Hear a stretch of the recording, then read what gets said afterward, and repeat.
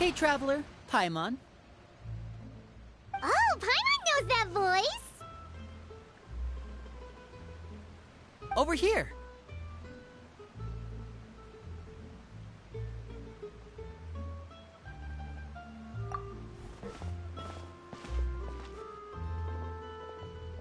To borrow one of the more popular turns of phrase at the moment, this appears to be quite the fated reunion. Running into you two out of the blue like this has really made my day. I certainly wasn't expecting it. You can say that again. What brings you to Poisson? Wait, Paimon's got it! You must be here for one of your magic shows, right? Actually, we've run into a bit of trouble on the home front, so Father arranged for us to stay in Poisson for the time being. Oh, are Lynette and Fremine here too? Yep, along with most of the other members of the House of the Hearth.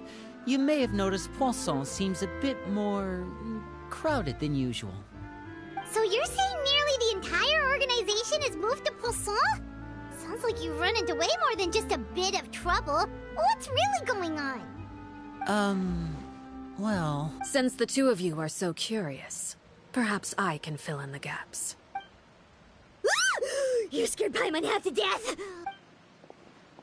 Father, you're here. You know...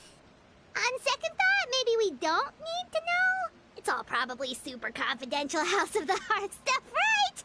We totally weren't trying to pry or anything.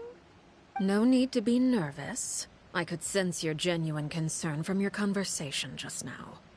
Of course, I can also understand your confusion. Sending so many Fatui here to Poisson, it's only natural that some might suspect an ulterior motive to be involved. I understand. I'm well aware you've had your fair share of confrontations with the Fatui in the past, and I can't exactly guarantee that we'll remain on good terms in the future. As for right now, however, I would say we have little reason to be at odds, wouldn't you agree? The House of the Hearth could stand to be more open with those who have worked so closely with us in the past. As for the issue at hand, well, it hardly relates to any ulterior motive. What sort of? A rumor that a certain phantom child is hiding away in the House of the Hearth. A phantom child? Ooh, just hearing the name is giving Paimon the creeps. A spirit that should have long ceased to exist is lurking in the shadows of the House of the Hearth. So I decided to bring the children to Poisson before continuing to investigate the situation. I expect I should be able to track down the spirit fairly quickly. After that, it's just a matter of resolving the situation, if you will. It shouldn't be much trouble at all. If you're curious, or if you still have some concerns, it might be advisable to stick around for a few days. I'm sure the children would be exceedingly pleased to welcome some visitors. Lenny, I'll leave you to entertain our guests. I have some matters to attend to. Of course, Father.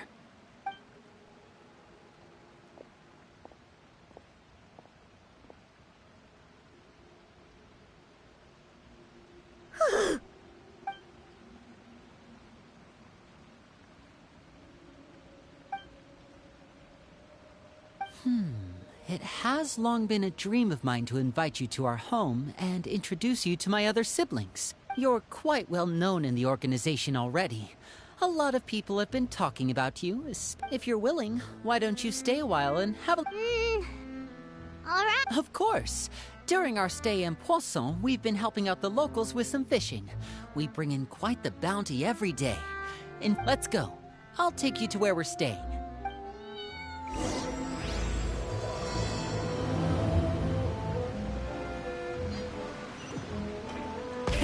Rev the engines!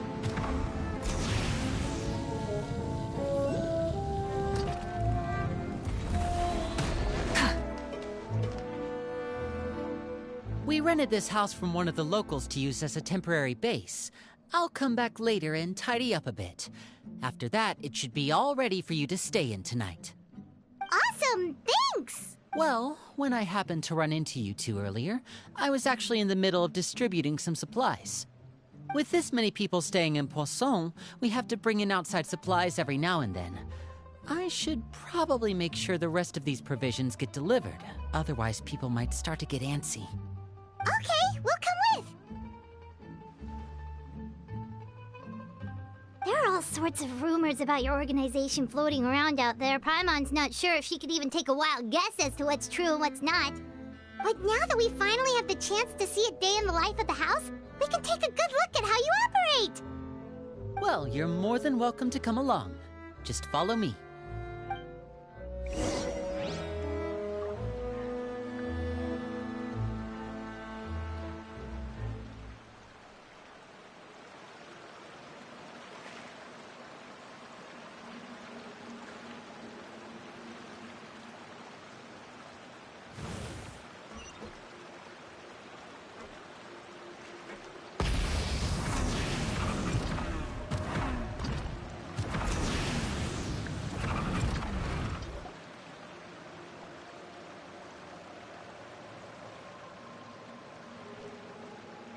Lini! We're finally here. The supplies. I'm assuming you've... Brought them with me? Yep, here you go. Hello? It's the Traveler and Paimon! No way! Come here, everyone! Hurry! The Traveler and Paimon are here! One at a time, please. Don't crowd around. Oh, it's all right! Gotta say, Paimon didn't realize we were this famous. Of course! Father and Lini have told us so much about you. Father told us about how you helped Lini. According to her, you're a trustworthy friend. And as far as she's concerned, that's pretty much the highest compliment we've ever heard her give. As you can imagine, everyone's been very curious about you. I heard the Traveler is so strong that he can move a I heard Paimon eats so much that she can clean out the entire pantry at Hotel de Boer in just 3 days! Wait a second! That's the rumor you heard about Paimon? Oh, wait! When guests visit, you're supposed... Oh, we don't need something like that. Besides, we don't have... Come on! We insist! I can give you some of my new potions. Just pick your poison. And by that, I mean medicine or actual poison. I've got both. Huh? Or maybe Shaplo can teach you guys about stealth! He's super good at it! He's never been caught. Ah, now that's not a bad idea. I know you usually prefer to fight head-on, but it never hurts to expand your bag of tricks, right? When it comes to eliminating your enemies, staying quiet can go a long way. Trust me, I would know. I was poisoned not too long ago, and I'm still dealing with the after effects. So I'm not quite as good as I was before, but I can still give you some pointers. Wait, when you said gifts, Paimon didn't think you meant poison and stealth tactics. But those are the best things we can give you. Ooh, how about this? Tell me the name of some... All right, Fold, Selwar. I think that's enough suggestions for now. When it comes to being a good host, it's the thought that counts. You don't need a physical gift to make our guests happy. In fact, pestering them with suggestion after suggestion might make them more annoyed than anything. I would say your enthusiasm has certainly gotten across. Really? Awesome!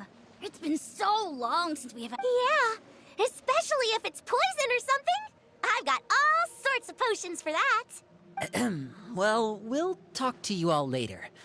All right, see you later.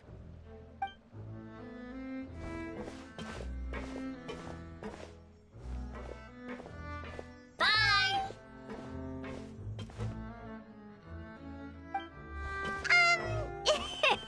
Lenny, about all that poison and stealth tactics talk just now.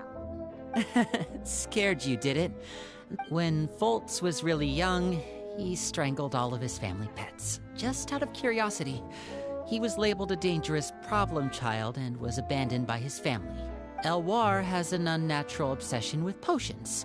Father has forbidden her from trying all the different concoctions she comes up with, but she still tries to test them in secret. You really have to keep an eye on that one. Chaplot is around my age. While I'm mainly responsible for collecting intelligence, he handles surveillance. I know you two probably aren't used to that kind of talk, but I can promise you they only had the best of intentions.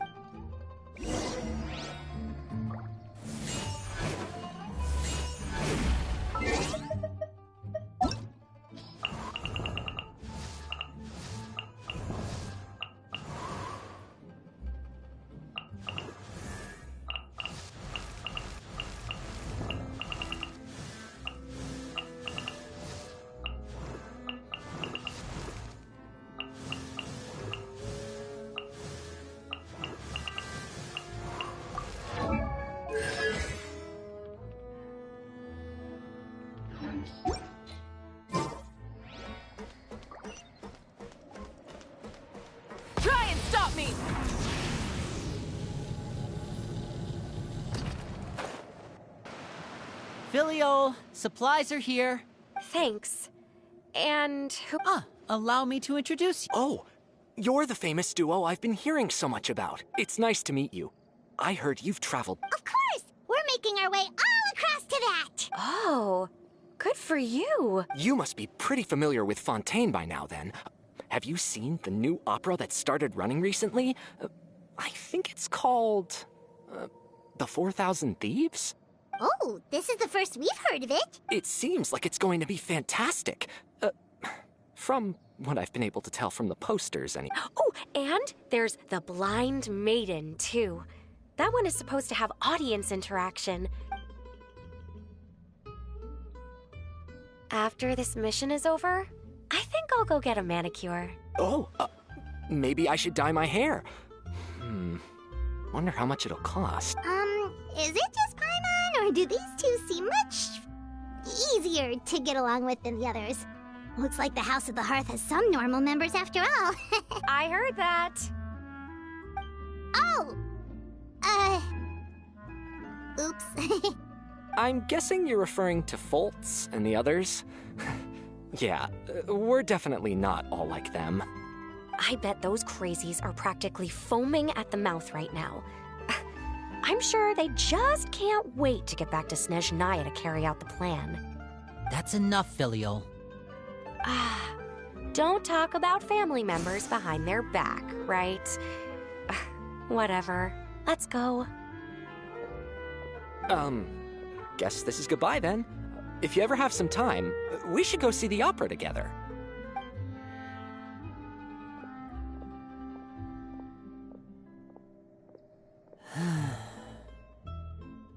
Well, that's it for the supplies.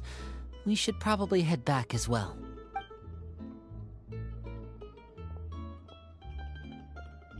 Well, they didn't seem too happy with each other. Seems like there could be something more going on here. You're right. We're only here as guests after all. Oh, Linny's getting super far.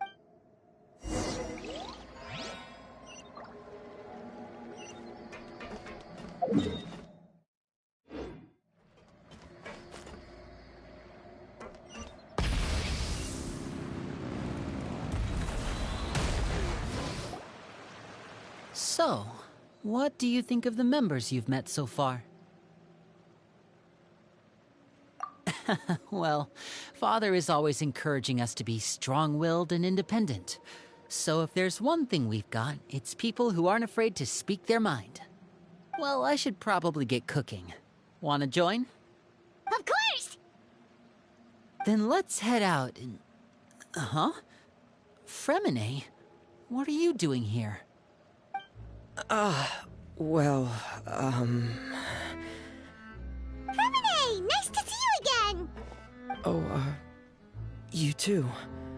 I heard you're here as guests of House of the Hearth. Welcome. We were just going to make some food. Why don't you come along? I could use some help in the kitchen, and I seem to remember you mentioning you wanted to make seafood soup for the Traveler in Paimon. Seafood soup? Oh, Paimon is drooling already. Were you looking for something just now, Fremine? It's nothing. Yeah, we've got some left over. Some food and water. No problem. Give me a second here. Food, water... Wait a minute. What do you need all of those for? You're not on any mission. I thought I'd grab... Fremine, you remember what I told you? You're not like me. Your lying skills still need some work. Tell me what's going on. Maybe it'll be better if we gave... This is the first time I've seen that kind of look on your face. Just...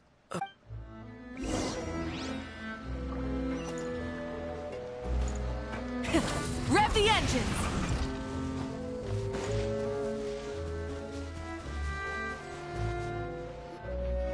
You're back! Oh, and you've brought... Hello, my name's Linny. Hi, Linny. I'm also a child of the House of the Hearth. You can call me Clairvy. Clairvy? It's nice to meet you. Does that name ring any bells, Lenny? No, not at all. That's not a name we have on our roster, I'm sure of it. What I'm not sure of, though, is how she managed to sneak in. She must be the phantom child Father's been searching for. From the looks of it, I'm guessing you were... No, I haven't told anyone. For how long? About... So ever since we got to Poisson, then. Do you have any idea what you're doing? I know what I'm doing. Really? 'Cause from where I'm standing, it looks like you're hiding the very person... You know the rules of the house, Fremine. I know you do. Father doesn't tolerate any form of... I've thought it through. And, Linny, don't you remember last year? Chaplot nearly died after getting poisoned during that one mission. He wasn't able to get back before the poison started taking effect. That night, while I was sleeping, I heard a voice telling me to go save him. I opened my eyes, but I couldn't find that feeling of being haunted, of hearing voices. It's happened many times in the House of the Hearth. I'm sure you've noticed. So what you're saying is... that was her? She was the one who spoke to you that night? Unless there are other spirits roaming around the House of the Hearth, I don't think there's any other possibility. If Clairvy were our enemy, it wouldn't matter whether she was a spirit or an actual child. I would have acted without a second thought, because that's what Father ordered us to do. But she's been living with us, helping us from the shadows all this time. I think that makes her family. I couldn't just hand her over to be dealt with. Not when there's so much we still don't know. So what's your plan then? You can't keep her... I haven't thought that far yet. I don't want to disobey an order from Father, but I also don't want to put Clairvy in danger. Come with me. There are a couple things I'd like to say to you.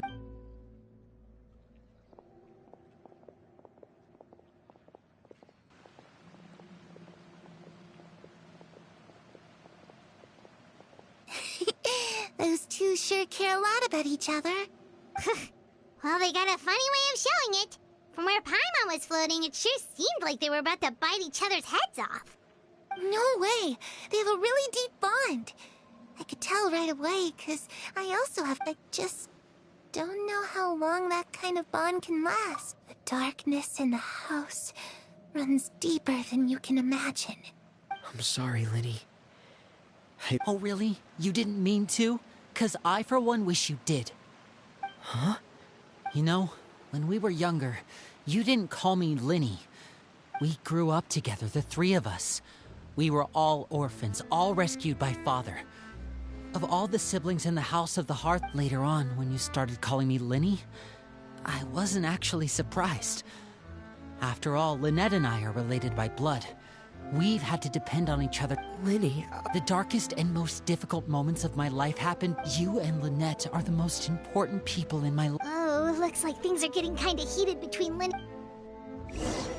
Oh, it's raining. I should put my clothes away.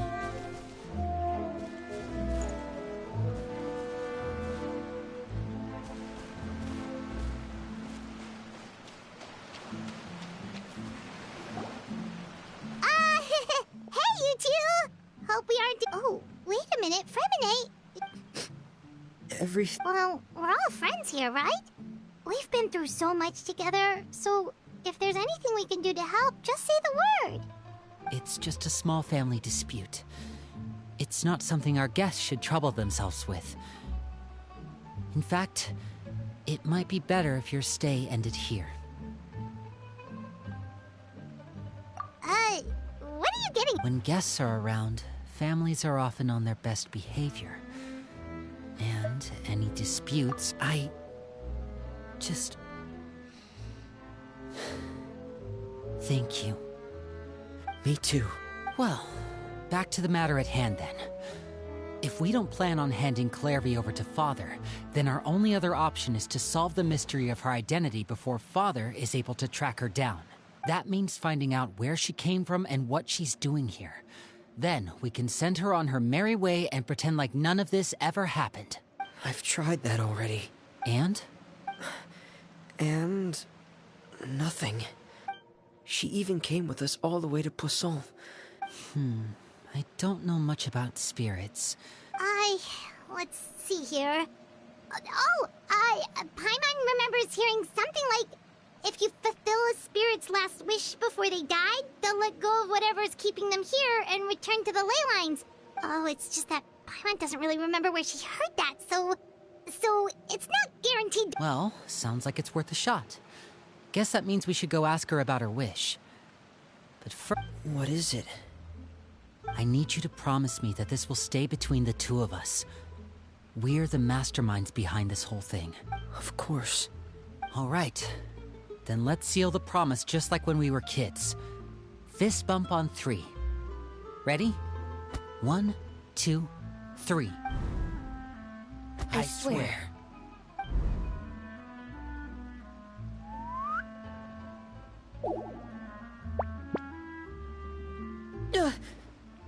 Whoa! Lynette! But what a surprise! What brings you here, dear sister? And, when exactly did you get here?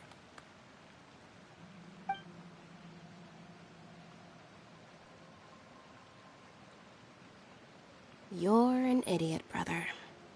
And you too, Fremine. You 3, Traveler. And you 4, Paimon.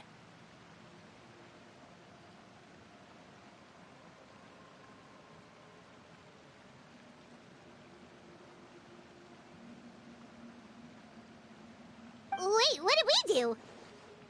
I've seen Clairvy around the House of the Hearth before. I hadn't seen her in Poisson, so I figured she must not have come with us. But it turns out, you were just hiding her. I heard you talking about your plan. Rather than steering clear of the situation, I'd rather fully join in.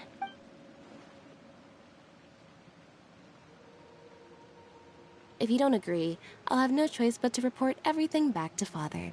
Simple as that.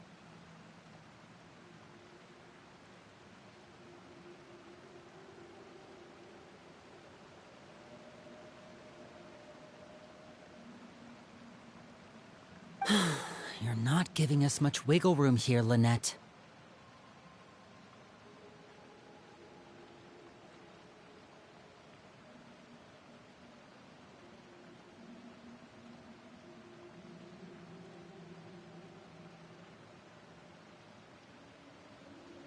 Well, I guess we're all in this together then.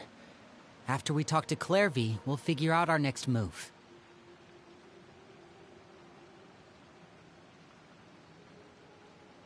There's no time to lose. Let's go.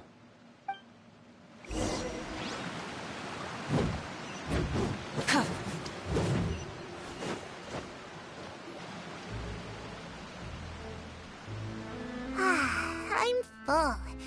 Thank you for bringing me this food, you guys.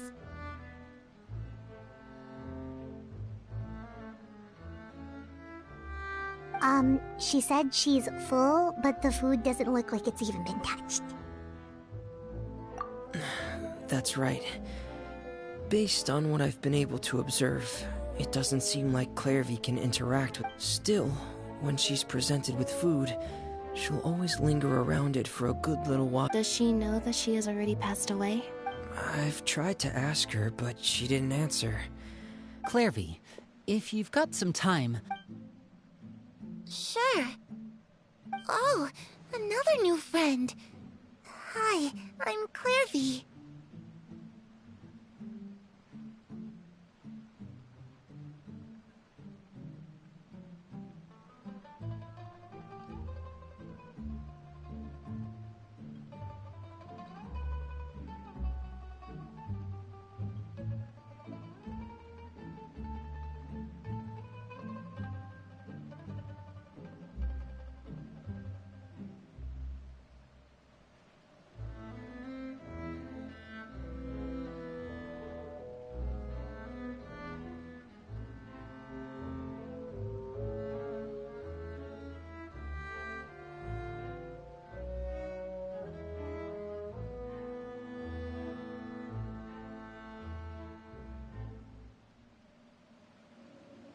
Hello. Clairvy, how did you join the House of the Hearth? Huh? The knave brings you here, and then you can't leave. It's just that your name, it's not on the roster. And I've never seen you before.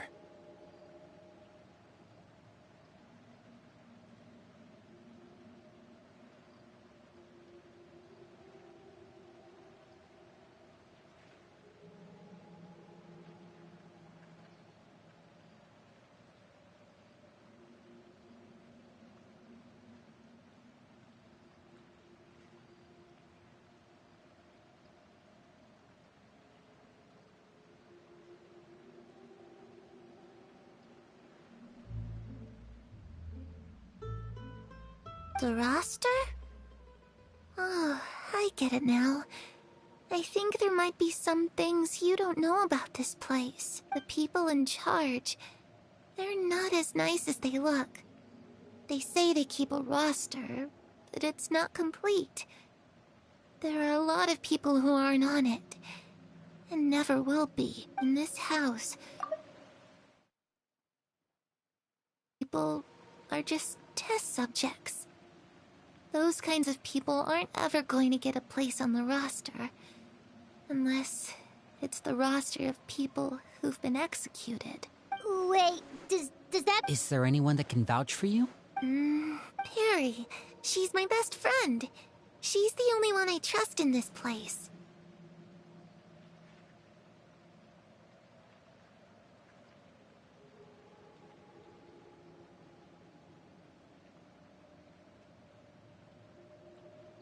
Have either of you heard of that name before? No.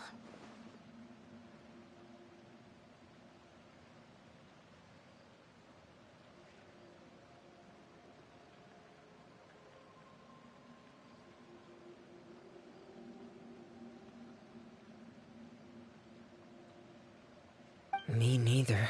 Clairvy, Perry. Neither of those names are on the roster.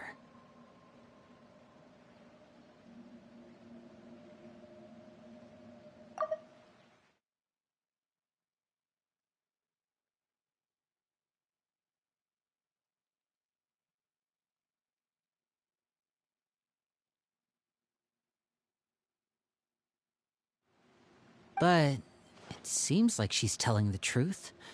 Either that, or this kid's already got a bag of tricks bigger than mine. Maybe we should try a different... What? It can be anything you want. Just imagine. It's your birthday, you're blowing out the candles.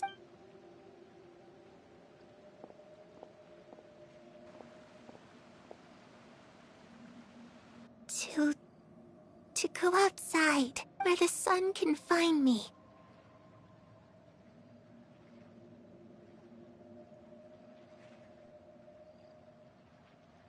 That's... it?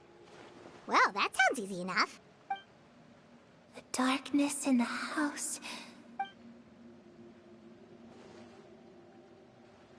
Okay, time to divide and conquer. Listen up, I'll try and find a way to use basic illusory magic to take Clairvy outside and bring her somewhere with sunlight. Lynette, try and find the list of executions that Clairvy was talking about, and see if her name is on it. Fremine, you stay in Poisson.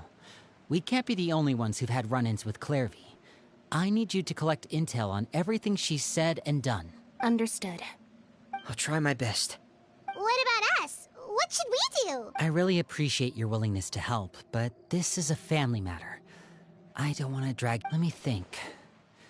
Since Father considers you to be guests, maybe you could stick by her side for a little while.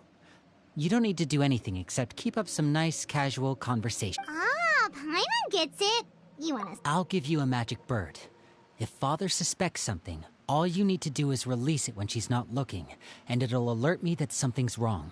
Of course, that's only as a last resort. If Father doesn't seem to notice us, if the worst-case scenario happens and we're discovered, just tell Father everything. We're not going to let our guests get punished for our own actions. That's where we draw the line. You too. Okay, this is where we part.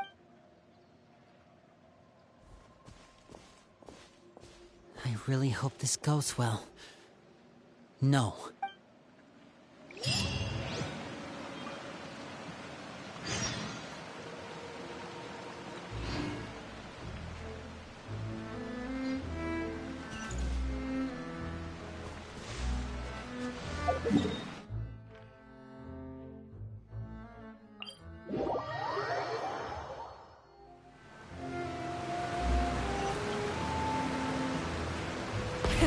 Rev the engines!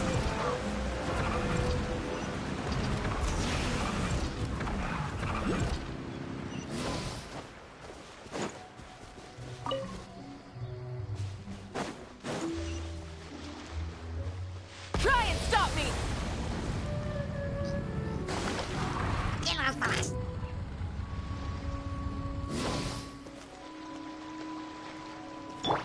Dodge this!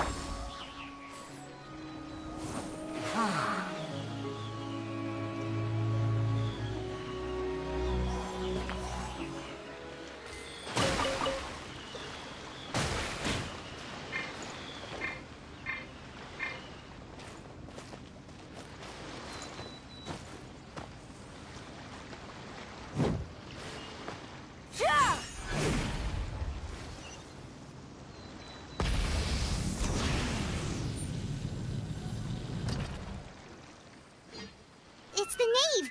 And... child! Hey, aren't you supposed to be in Snezhnaya? Oh, it's you two. I didn't expect to run into you here. I was unconscious for quite a while after the fight in the Primordial Sea. I couldn't have that now, could I? Not when I've still got unfinished business. What sort of unfinished business are we... It has to do with Skirk, my master. I really wanted to meet up with her. I still have so many questions for her. Oh, okay. Unfortunately, no. While the House of the Hearth is adept at collecting all manner of intelligence... Basically, unless Master feels there's a need to meet with me, she's not going to be found.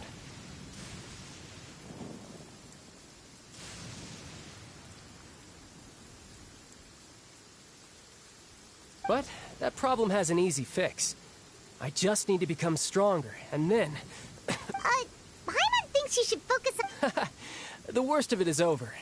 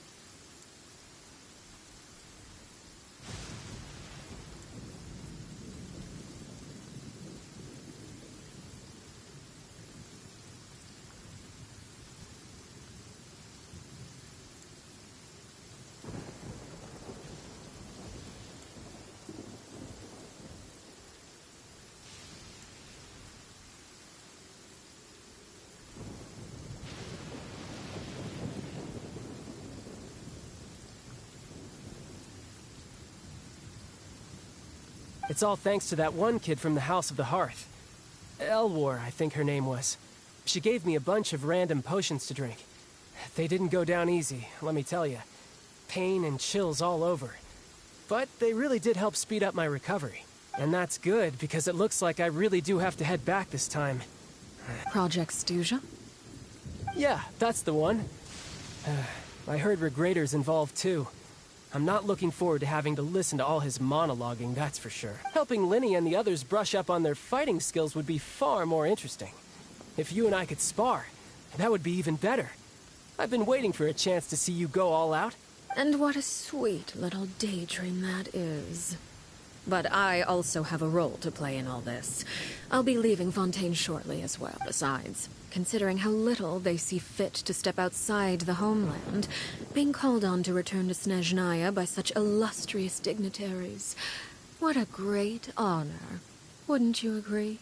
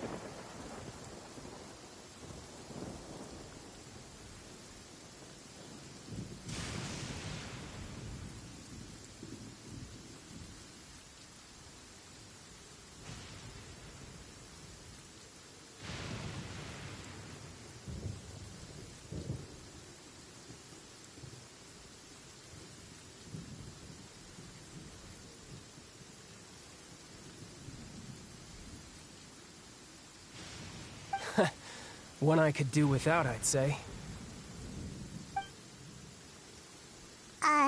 Is it just Paimon? Or does it kind of seem like they're...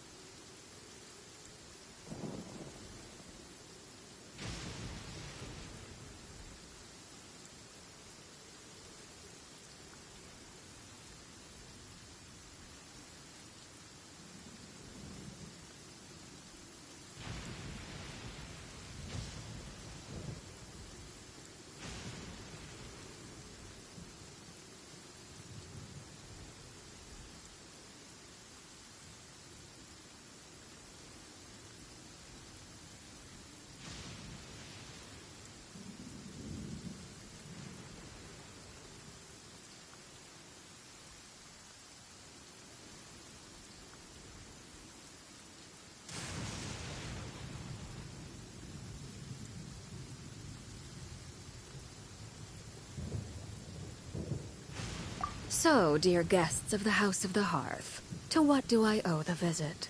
Well, right! We're super close to Linny and the... Is that so? Introductions have already been made, have they not? Oh, well, you see? There's only... Good question. I'd also like to know. The fact that you have to ask tells me our intelligence work has been quite successful. Telling you the answer to that question would only serve to undermine that success. And we can't have that, now can we? Spoken like a true diplomat. That was some expert sidestepping right there. Well, if there's nothing else, I think I'll take my leave. I still have a small matter to resolve at home. Wait, don't go!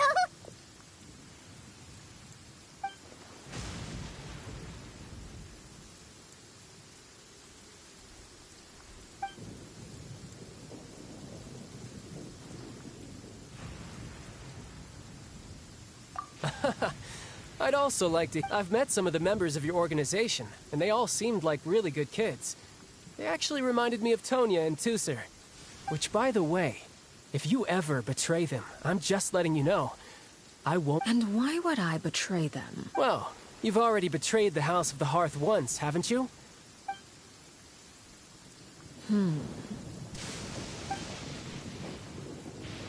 Okay, I admit. That's just what the old man told me. The rooster, I mean.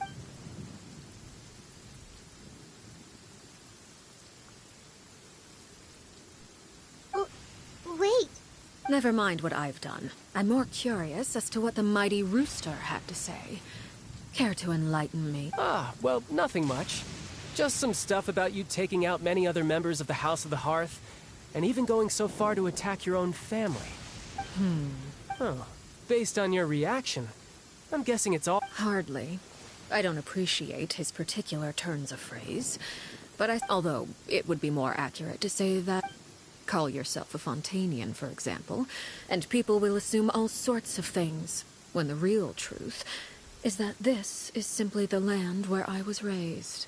Huh? You're not actually from Fontaine? But then why did you try to help out with the prophecy and everything? I was trying to protect the children born in Fontaine. Claiming that I myself was a Fontanian simply made it easier to operate. People would hardly suspect a fellow Fontanian of having any ulterior motives. Who wouldn't want to save their homeland, after all? The primordial sea wouldn't have any effect on me, but it would have caused great harm to the House of the Hearth.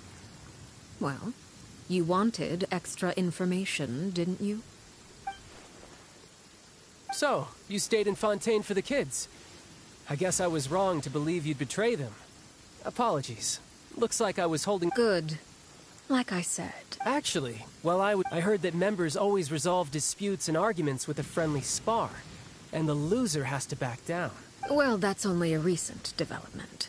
In the past, such spars weren't nearly so... They were that hot. Well, the current atmosphere's not half bad. I'm a bit... Having a lot of family around means dealing with a considerable amount of bickering and scheming. Once Tonya and Tusser enter their rebellious phase, I'm sure... Just imagine. Tusser becomes obsessed with plucking out strands from the rooster's mustache, while Tonya decides to dye her hair 42 different colors. Okay, okay. I get the picture.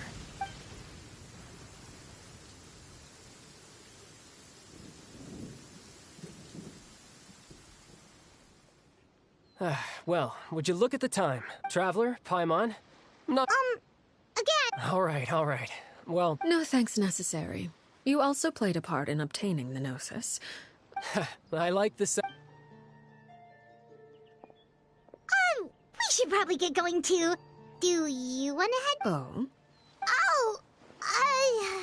What are you... I'm rather enjoying the evening breeze.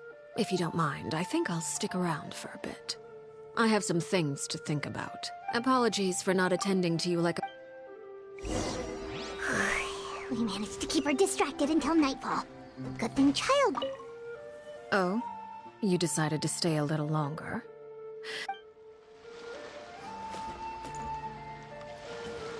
Oh, I wonder if Liddy ran into any issues. Let's hurry back and see how everything went.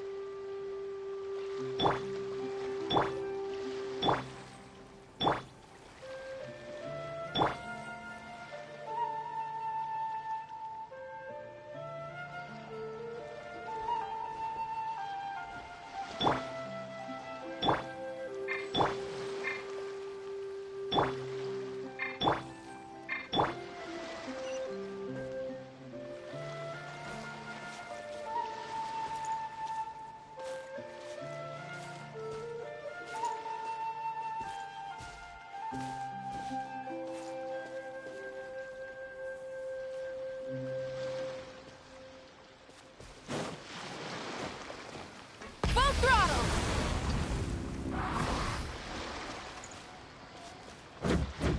Yeah! Yeah!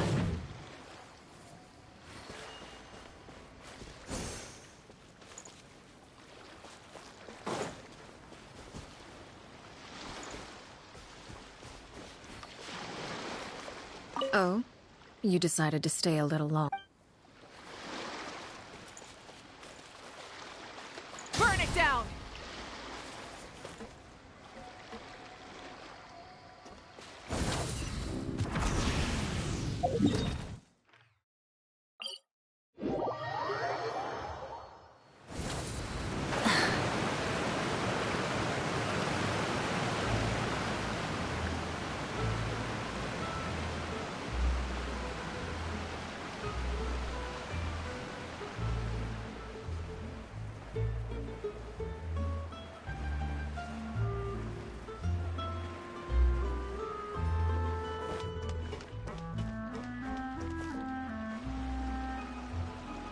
Lenny, how did everything go?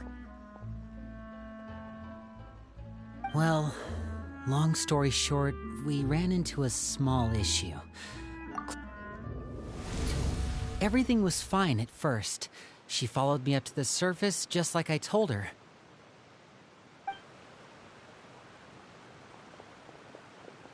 But as I led her out of the shadows and into the sunlight, she vanished. I turned around and there she was, standing at the edge of the shadows, silently watching me. Huh.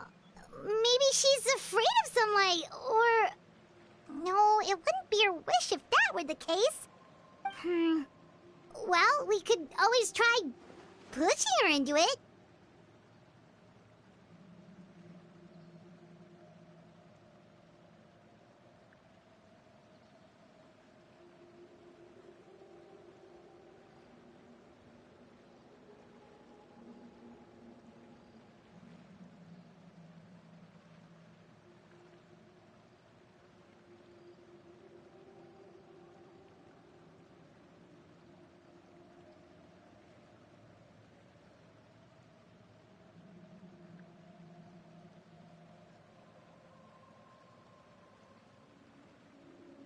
Oh, true. I've pretty much tried it all already. Nothing worked. Eventually, the sun went down, so all I could do was bring her back here. How did it go with you, Lynette? Good. I've got the list. It's right here. Really? Well, what are we waiting for? Let's take a look!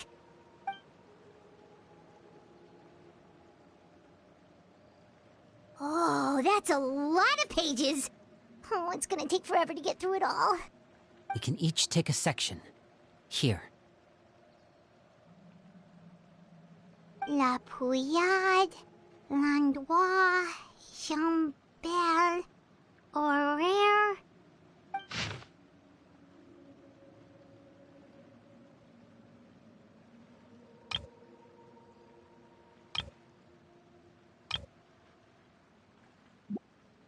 Oh, yikes. That Horaire guy has a huge scar on his... Ah, I've met him before. Did he... Well, I asked if there was someone he was interested in. It was only later that I learned he really did have someone he liked. He risked everything to escape so he could be with her, but... it didn't work. One day, Father asked to see him, and, well... I never saw him again after that. Wait, so that means... the knave, she... It may seem cruel, but it's just one of the rules of the house. Betrayal is not to be taken lightly. We know too many secrets to come and go as we please. So, if you do try to leave, you pay with your life.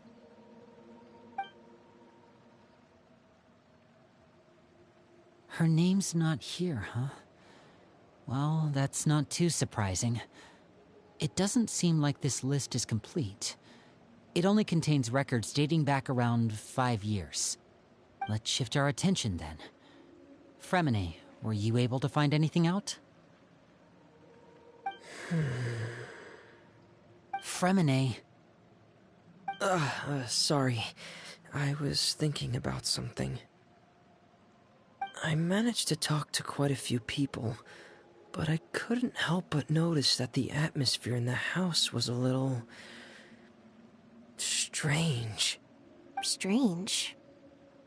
Yeah, I mean, I know there have been arguments in the past, times when people haven't gotten along. Chaplot and Filiol are a good example of that. Oh, those are two of the people that we met while delivering supplies. Paimon can see how they might not get along. They had very different vibes, and their, interests seem to be pretty different as well. That's to be expected, actually. Father brought us all here, shared her knowledge with us, taught us how to fight. That's one thing we all share. But that's also where the similarities end. Not all of us feel the same desire to stay here. As members of the House of the Hearth, we're also considered part of the Fatui. And to a lot of people, that's an identity they never asked for. Certain members get older and realize they want something else for themselves.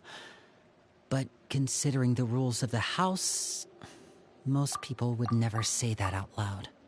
People like Chaplot and Foltz are loyal to Father and her vision. They're proud to be part of the Fatui. These kinds of conflicts have always been there. It's not like Father is in the dark about any of this. Well, that's true. But it just feels like things have gotten worse lately. Filiol and the others... it seemed like they were meeting in secret to talk about something. I can't say for sure, but I think they've met Clairvy. You think she's been inciting them to act out? No, not exactly. But I wouldn't be surprised if she said something to them about the darkness in the house and how deep it runs. She's told me about it before. Experiments being run on children. People being used as pawns on the battlefield without so much as the strength to survive. And they just believed all that? Without any evidence? Clairvy's words probably gave them the excuse they were looking for. Whether they actually believe them to be true is secondary. This is all because of Project Stuja, isn't it? Whoa. Hold on a second. What's this Project Stuja all about, huh? This is the second time it's come up now. Sorry, but I'm not sure of the details either. I only know what Father has told us, which is that it's something the Rooster and Regrader have been working on together. Apparently, it has to do with the Fatui strategy. Because the House of the Hearth was so successful in obtaining the Gnosis. Wait, but isn't that... Key role is just another way of saying dangerous role. Father thinks so too, but she's in no position to refuse. It's just that we'll lose a lot of members in the process. Participating in the plan, it's an honor in name only. What they're really trying to do is subdue us. The existence of an intelligence organization outside their control makes them feel uneasy.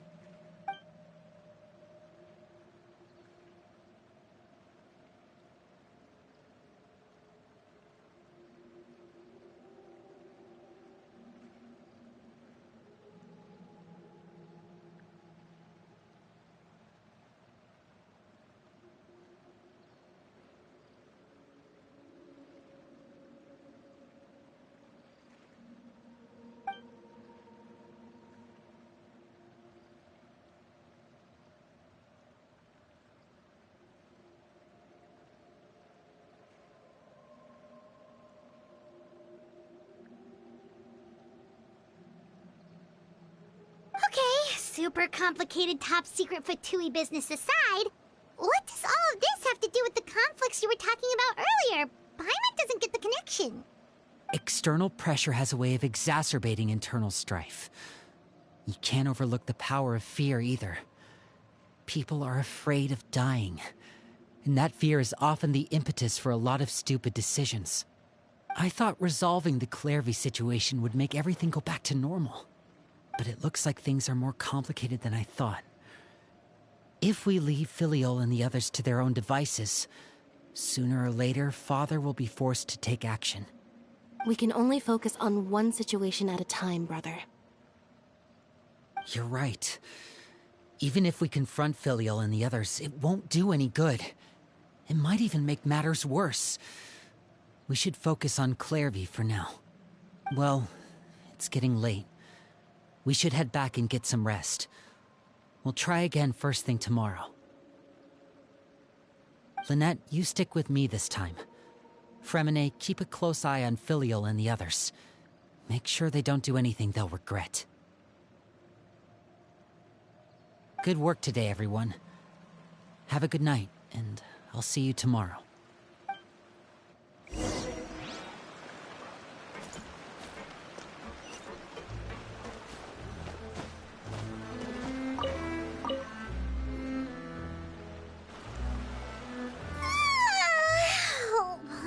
Looking forward to an early night, but she can't sleep at all.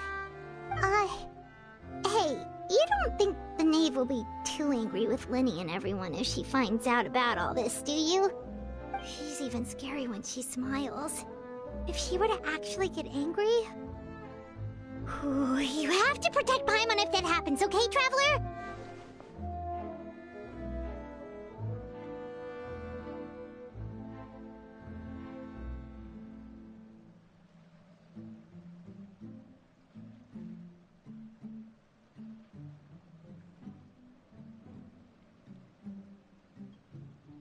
Oh, well, in that case, we should just plan on running away. We'll grab Linny and the others and we can make a break for it as fast as we can. Look! Look over there!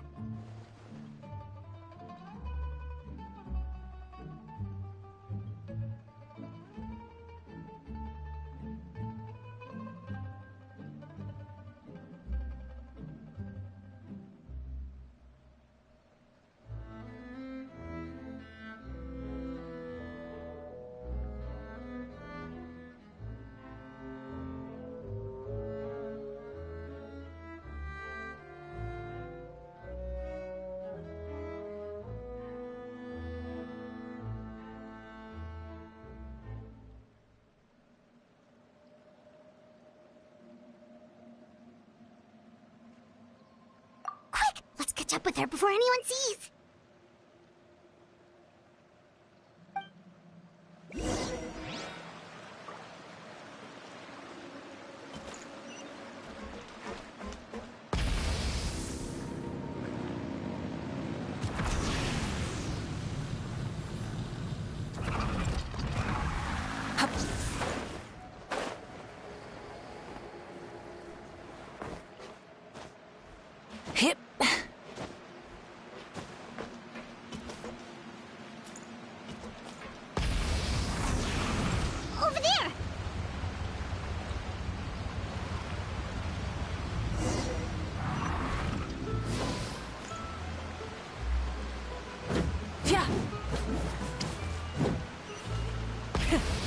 the engines! Oh, where is she going? Oh, if someone sees her, we're toast!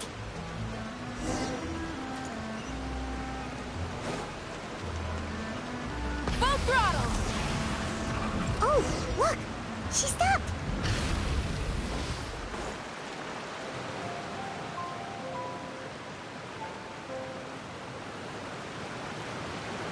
Clairvy! Shh. I opened the window while no one was looking. Look how pretty the outside is.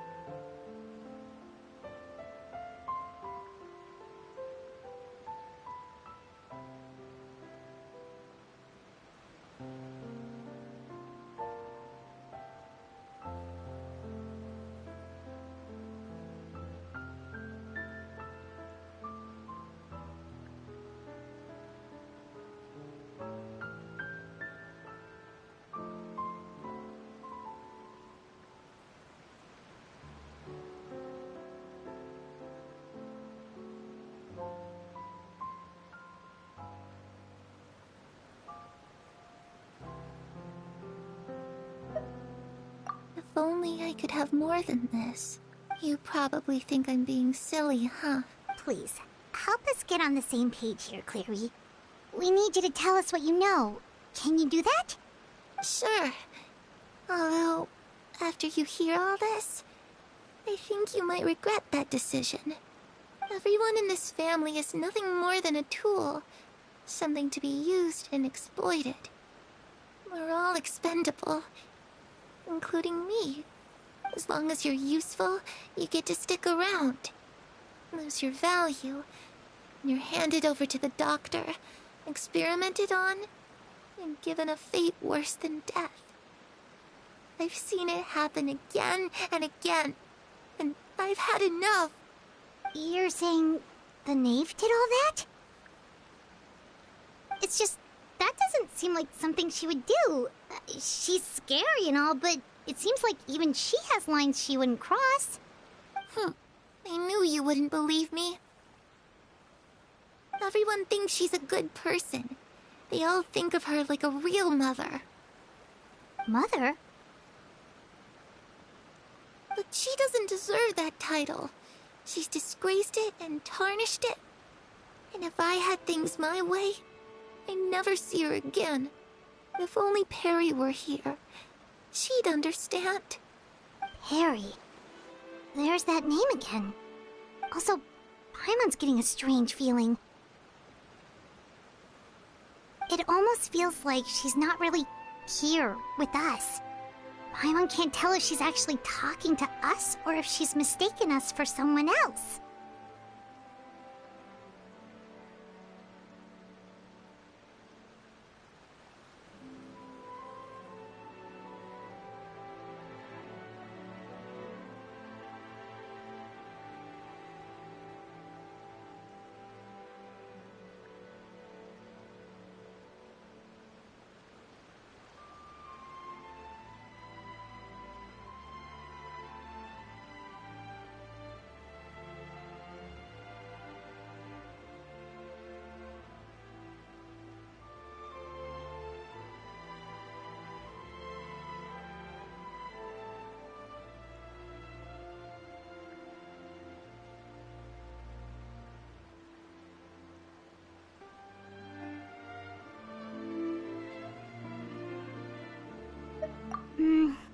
Well, in any case, It seems she looks so young.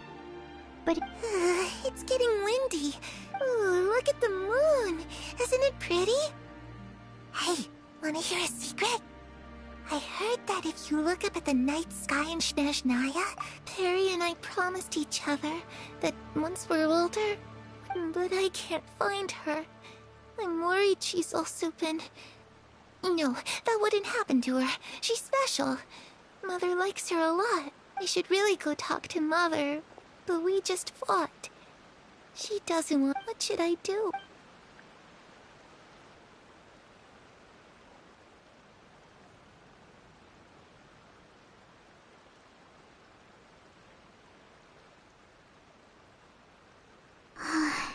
Paimon really doesn't understand. Well, let's head back.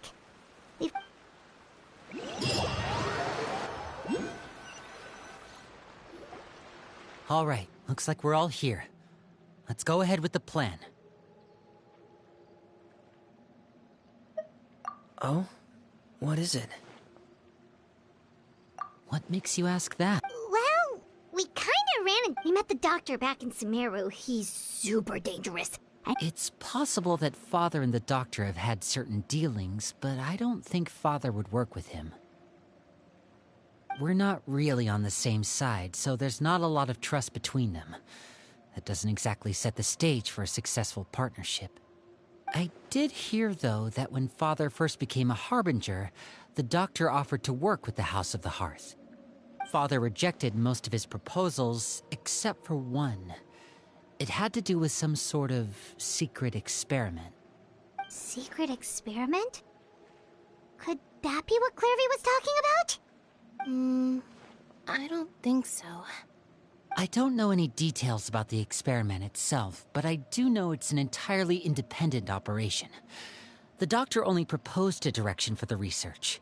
That was the extent of his involvement. I still don't think that counts as working together. The details of the experiment are confidential, but complete records are kept on all participants. That doesn't seem to be the case with the situation Clairvy referred to. I know you don't agree with some of the Fatui's methods, and I'm not asking you to. But I am asking you to trust us on this. The House of the Hearth has its own principles. There are certain lines we're not willing to cross. Alright, that's good to hear at least. Clairvy seems to think the knave and the doctor worked together to do something horrible. If that turned out to be true, Paimon doesn't know how he would even face you guys. It's just that it doesn't seem like Clairvy is lying either. The easiest thing to do would be just ask the knave directly, but Paimon doesn't think she'd tell us.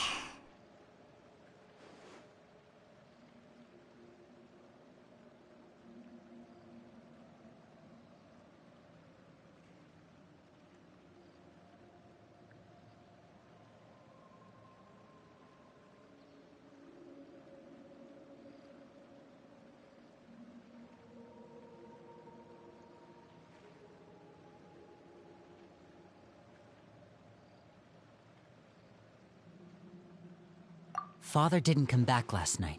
She's probably still near the shore. We'll be counting on you to distract her. Lynette, you're with me. Fremine, you know what to do. Be on your guard, everyone. All right, let's get to it.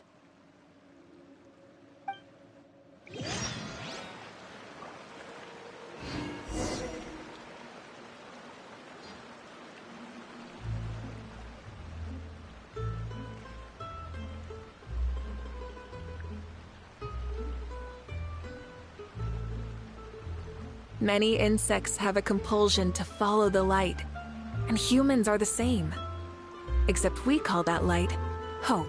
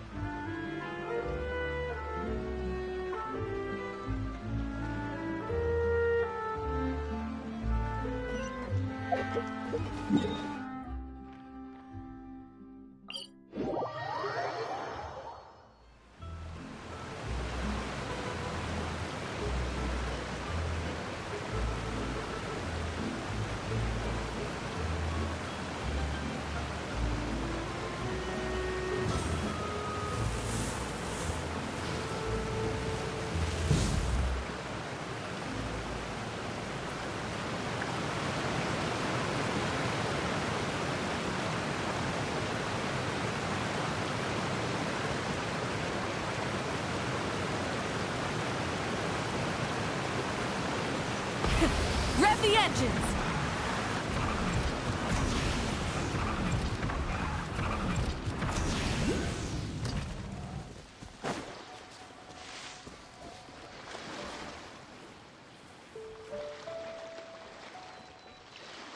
Ah, it's you two again. I must say, you look a bit pale. Did you have trouble sleeping last night? A little. Perhaps if you had less on your mind, you'd be able to absolve yourself of such troubles. So what are you planning to do now? Catch up on some sleep? Or should I give you some time to rack your brain for a topic to discuss before I ask any questions? Although I must profess to being curious. Without child here, how do you plan on distracting me?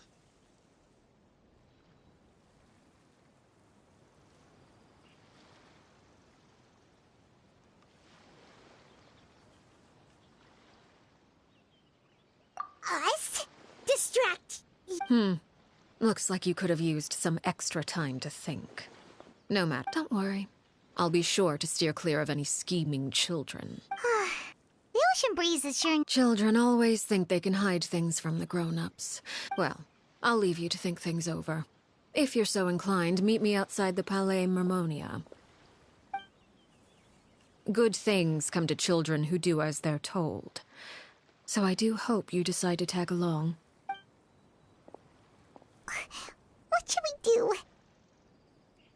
She clearly knows about everything we've been doing, and Paimon doesn't think it...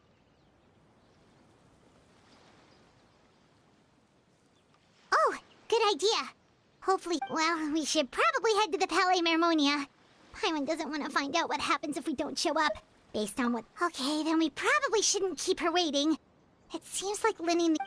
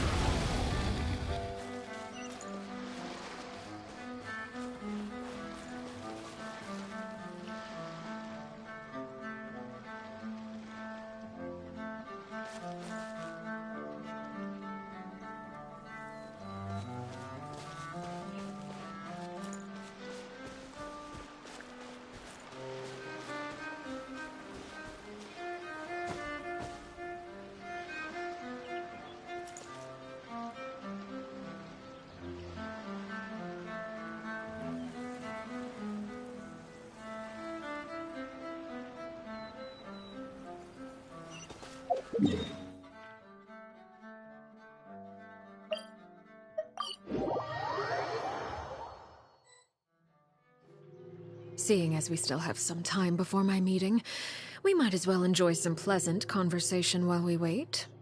I'm glad to see you get along with my children. Being surrounded by good companions is necessary for a child's development. You're not planning on doing anything to them, are you?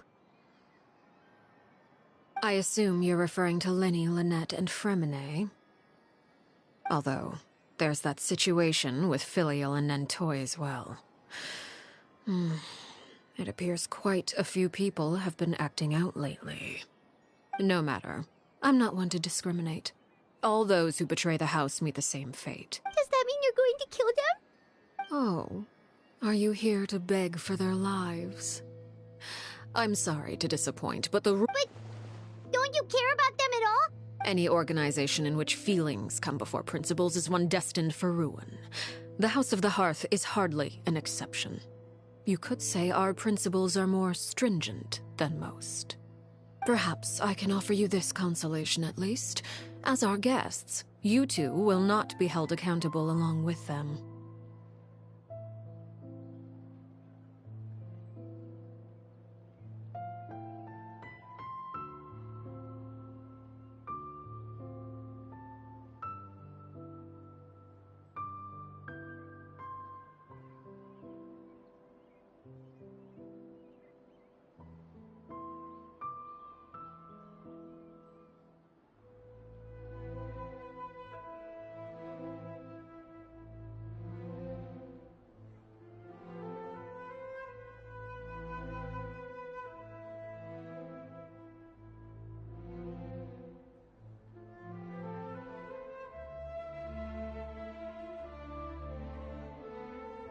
I would imagine Linny, Lynette, and Fremine will be able to keep their lives. As for Filion and Toy and the others, I'm afraid there's little I can do.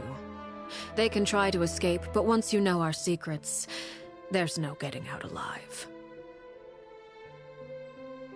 But that's awful.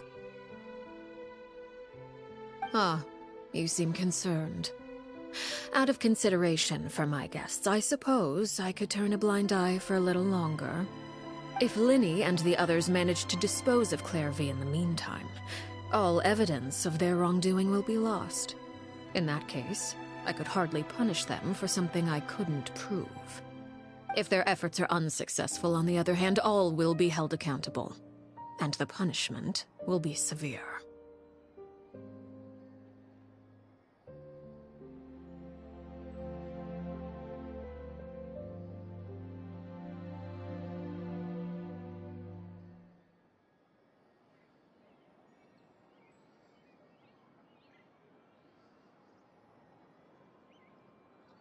Of course. Oh, and here. I believe this belongs to you. Do try and keep better track of it next time. It takes a considerable amount of time to train a bird like this. It would be such a pity if you were to lose it. Permanently. Wait, where did you get that? Well, I'm afraid that's all the time we have to chat. Now, for the matter at hand. I asked you to meet me here because I have business at the... You? Well, time to go. Looks like we wrapped things up just in time.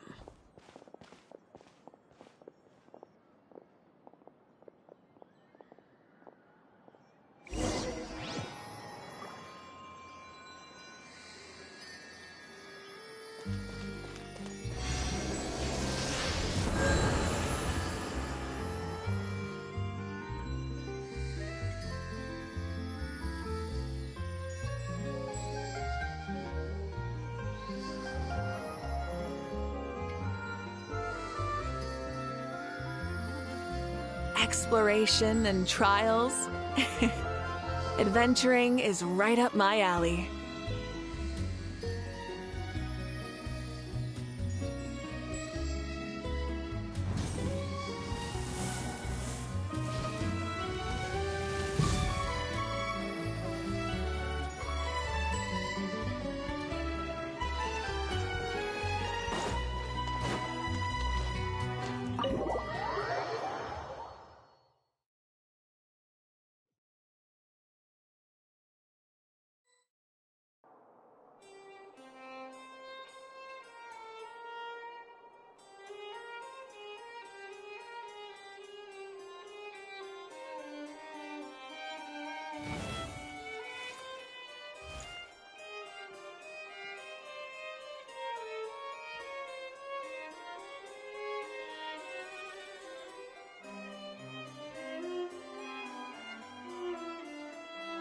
Full throttle!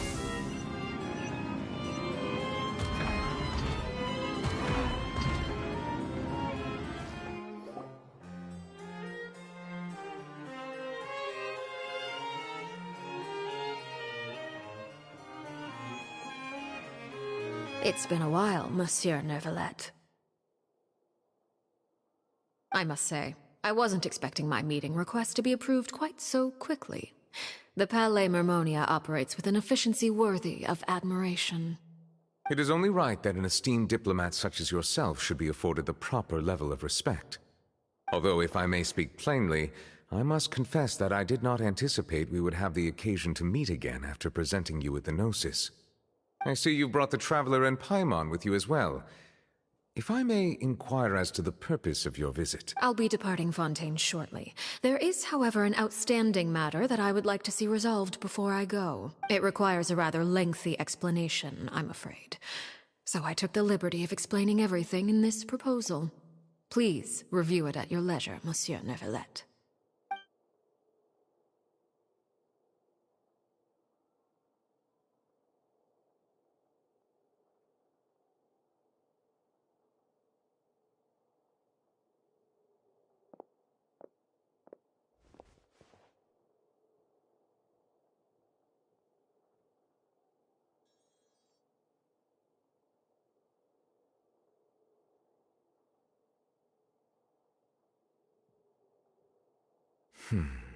I understand your request. However, at the risk of causing offense, I must admit that I fail to see why you would wish for such a thing.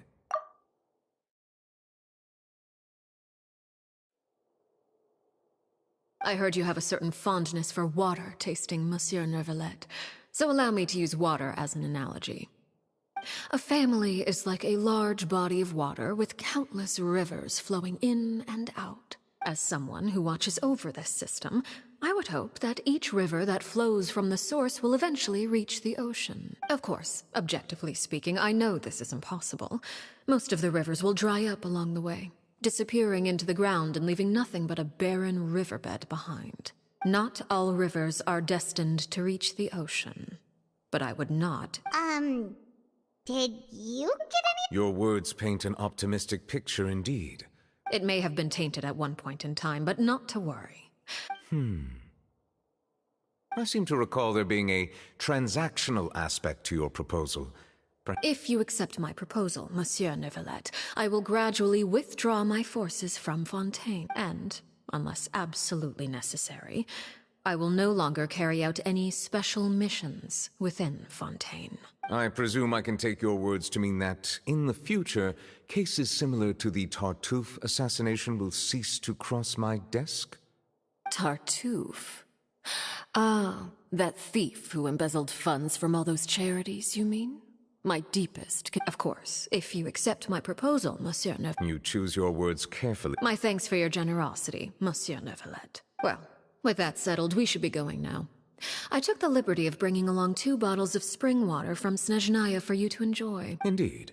I trust you would not... All right, Traveler Paimon.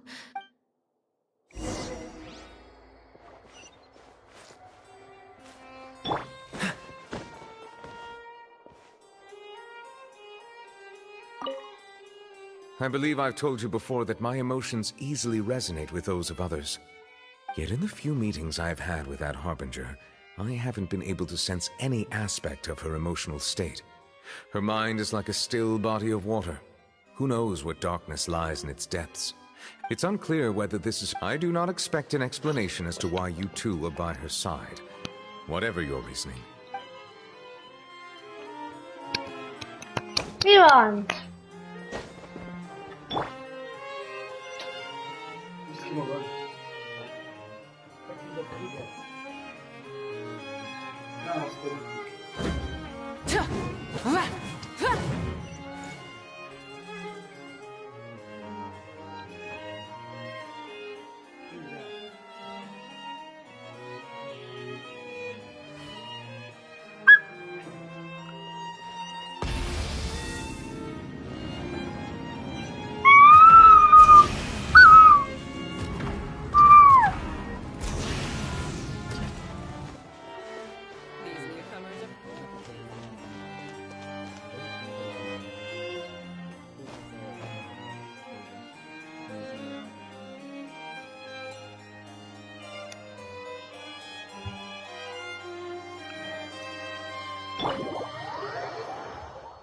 Mikor váltottam egy Noelre?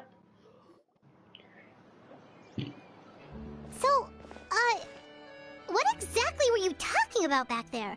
Paimon only heard you mention some rivers, a large body of water, and then some kind of irrigation scheme. You really want to know? I would imagine there might be more pressing concerns at the moment. Winnie, Paimon really hopes everything's going okay. Hello, hello, hello. Oh, Paimon recognizes that look. You've got your ticket cap on, don't you, Traveler? A heti napló eheti műsorában Archinót láthatják, amint a Monstrat nevezetű, avagy térnek zúgolt városban, sétál és... Nem Monstrat.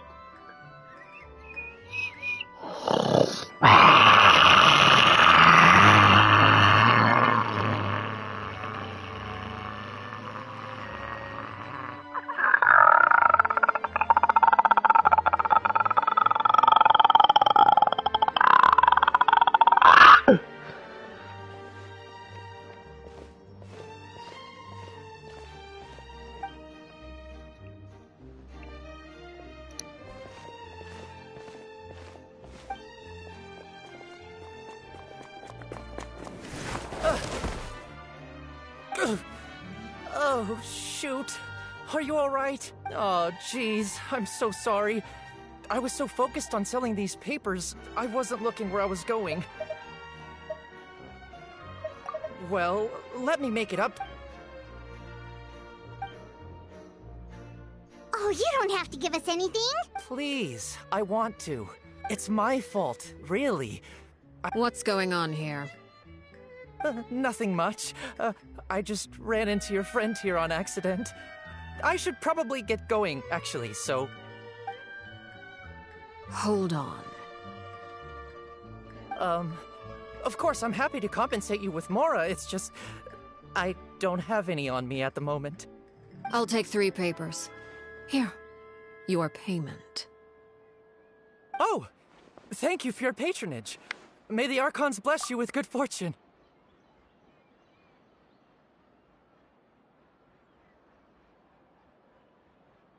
If only I had the chance to run into such generous customers every day. I should probably just take on a smaller inventory though, right? I'm getting married soon, so sometimes it's hard to not get ahead of myself.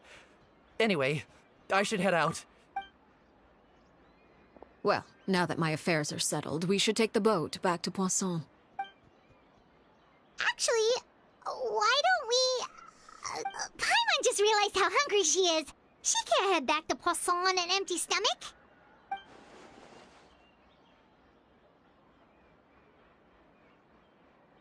It appears you two are under the... That being said, I could be persuaded to give Linny some extra time. If you agree to my request, I'll even answer some of your questions. You're quite curious about Claire V. Wait, why are you being so... You overestimate yourself. You don't have the talent for bad things. Then what can you possibly... The most important consideration in a negotiation is that both sides receive something wonderful. When the time comes, make the choice. Okay. That is for you to decide. Then we have a deal. Follow me.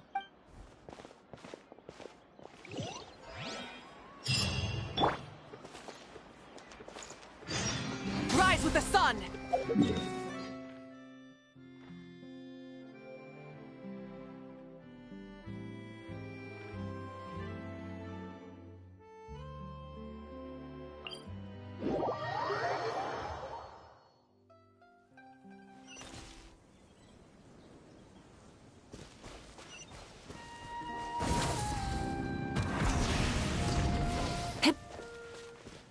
Try and stop me!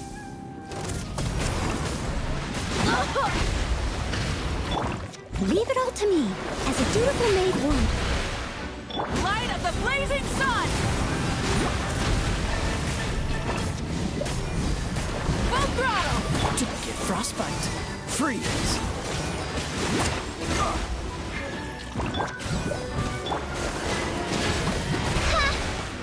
I summoned... Try and stop me! Incinerate! Rev the engines! The flame burns on.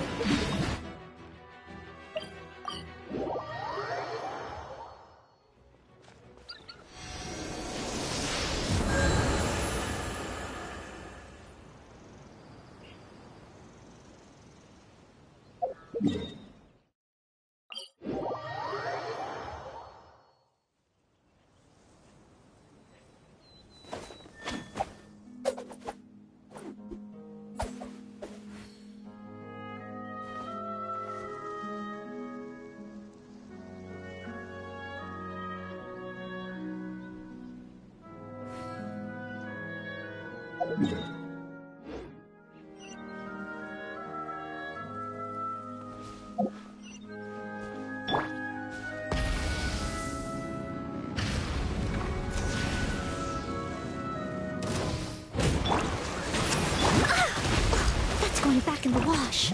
I must leave no stone unturned. I'll catch up. As you wish, main Fräulein. No rest for the wicked. Burn it down! But they still need me. Cool it!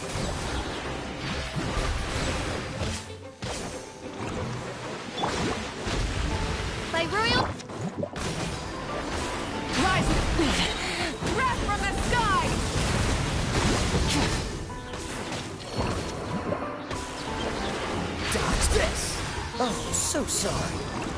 Shadow Raven, let night fall! This realm is no home for a princess.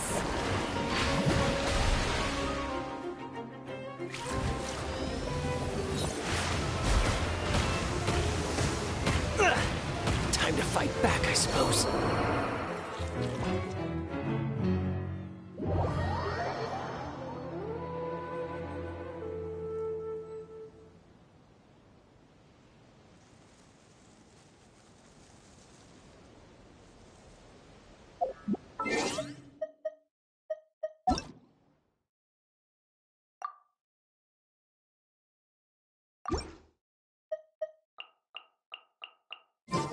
Come on, let's get moving. We're not frozen.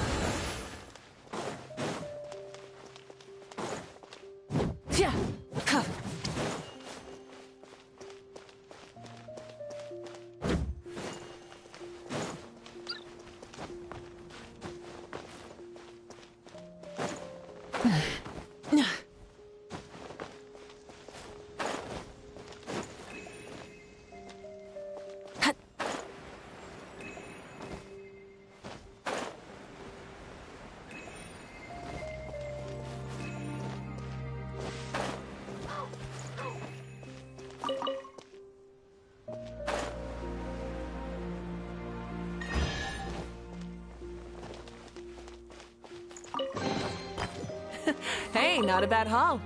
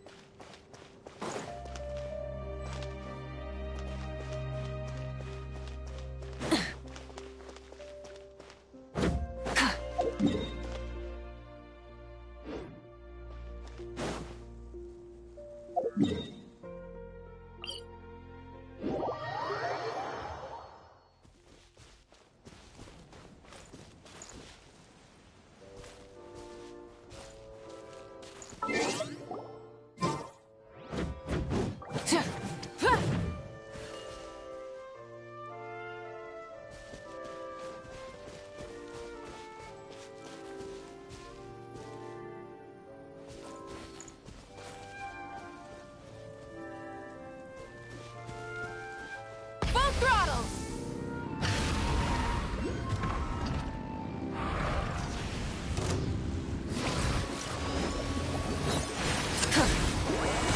Freeze! Full throttle!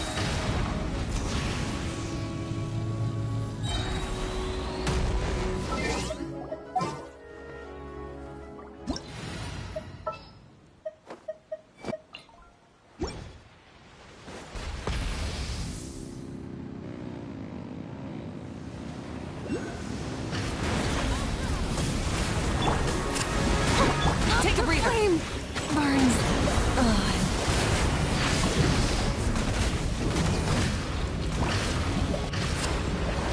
Try and stop me!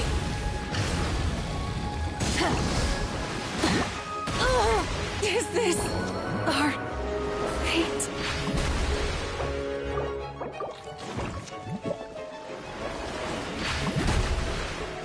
Oz, reveal thyself!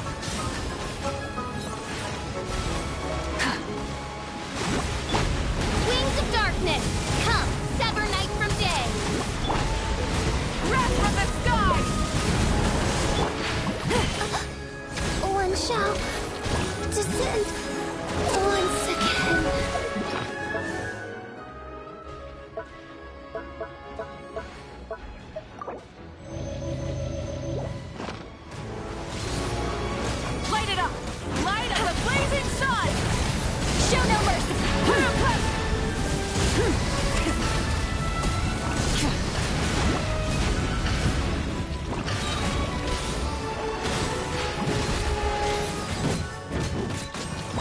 with the sun!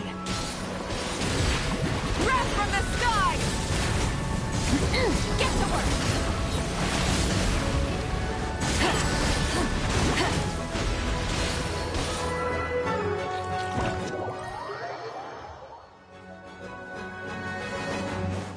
Try and stop me! Take me! Earth below.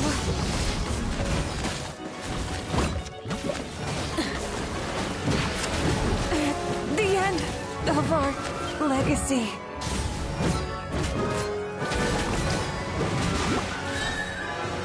Light of the blazing sun!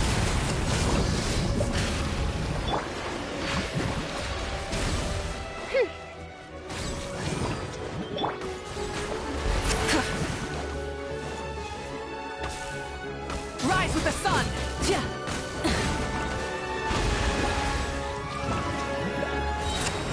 Wrath from the sky! The flame burns on. Oz, reveal thyself!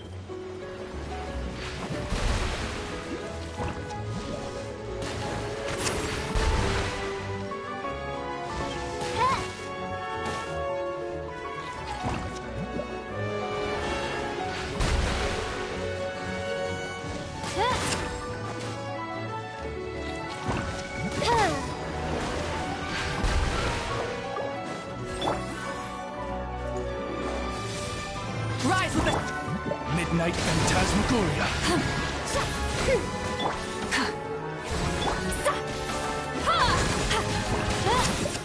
I summon thee! Fräulein.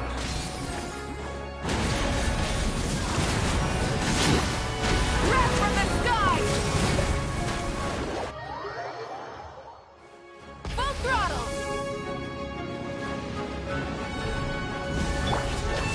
By royal Try and stop me!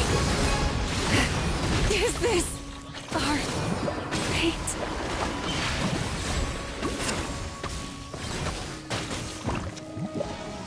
You two! Time to end them! Light of the blazing sun!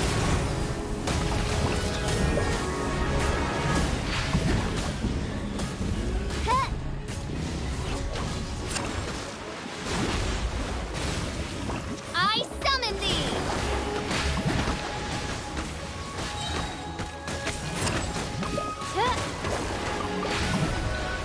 Midnight Phantasmagoria! No rest for the wicked.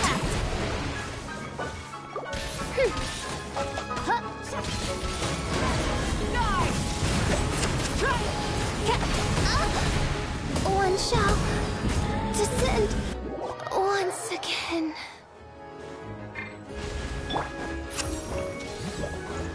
Full throttle! Pyroclastic surge! Take me! Stars above.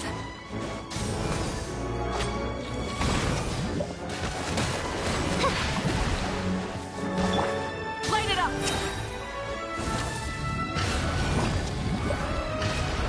Light of the blazing sun! Oz, reveal thyself!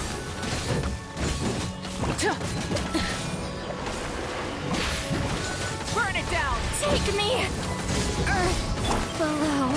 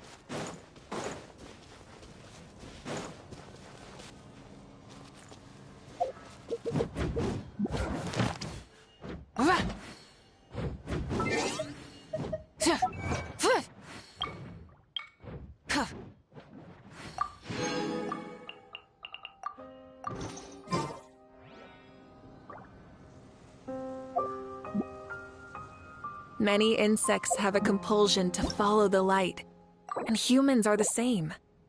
Except we...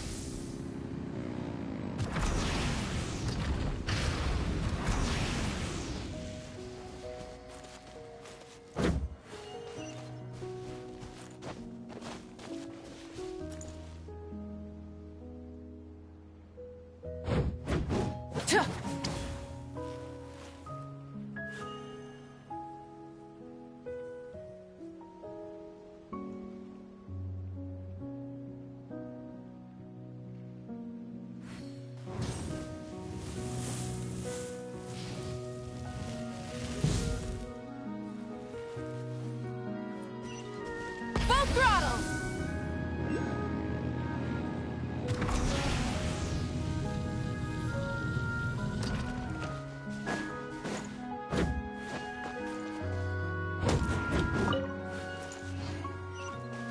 Try and stop me!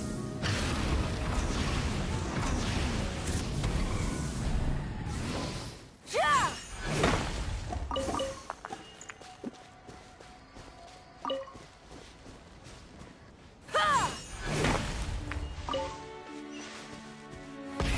Rev the engines!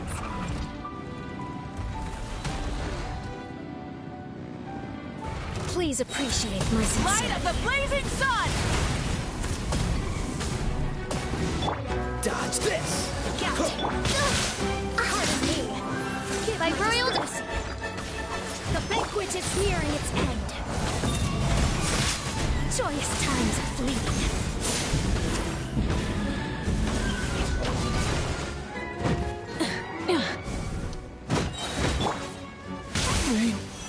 Fräulein. Full throttle! Steady as stone. Free! This moment will be frozen in time.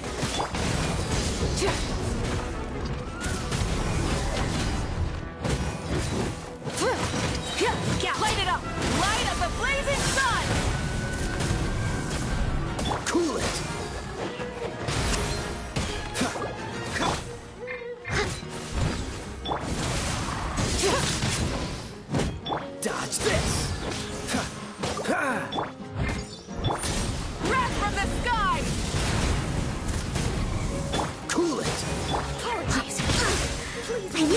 was my honor to serve you. Freeze! Scout! This doesn't look good.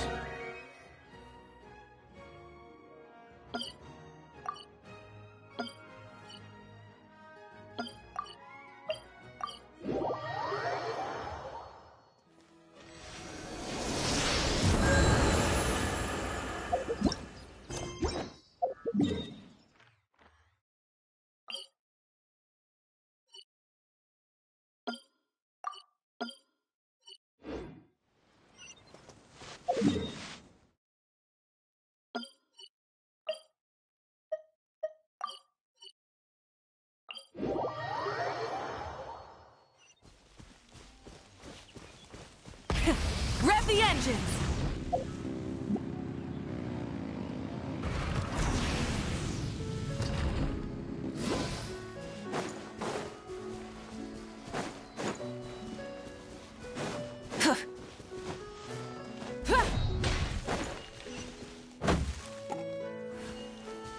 Try and stop me!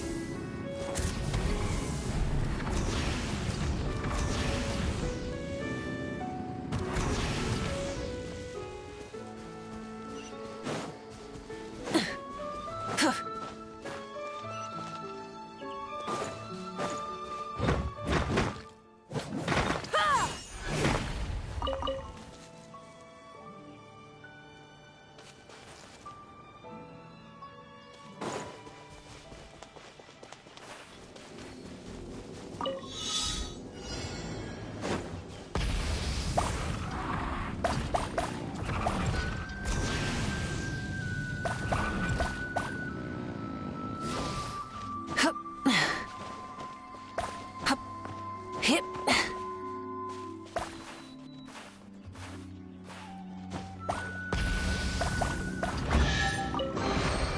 The rewards of an adventure worth remembering.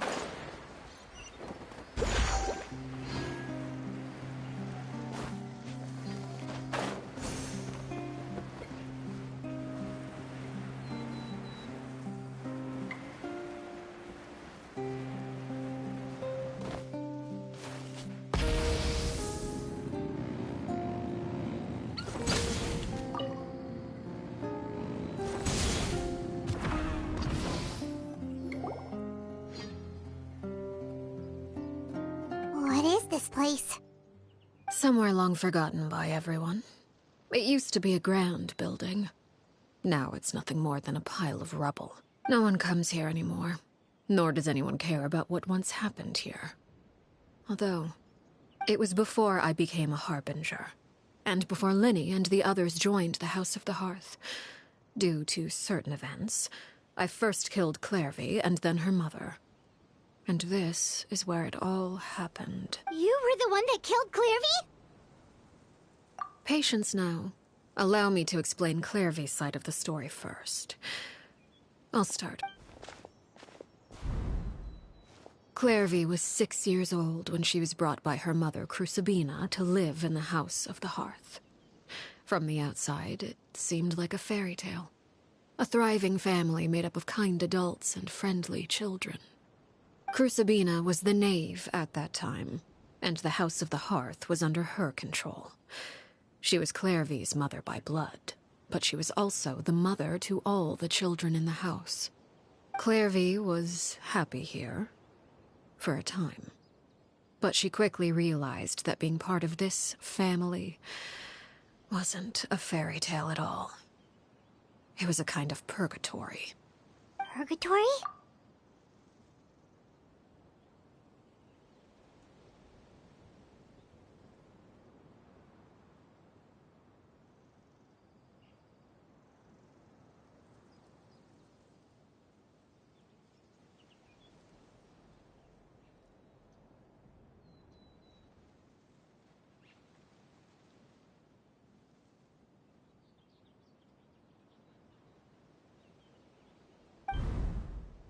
Exactly.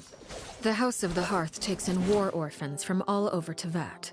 But as for how to raise them, That depends entirely on the person in charge. Crucibina came up with a novel idea.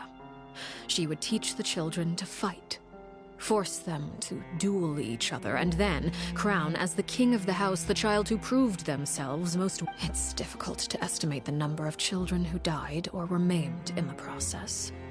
They would be handed over to the doctor to be experimented on.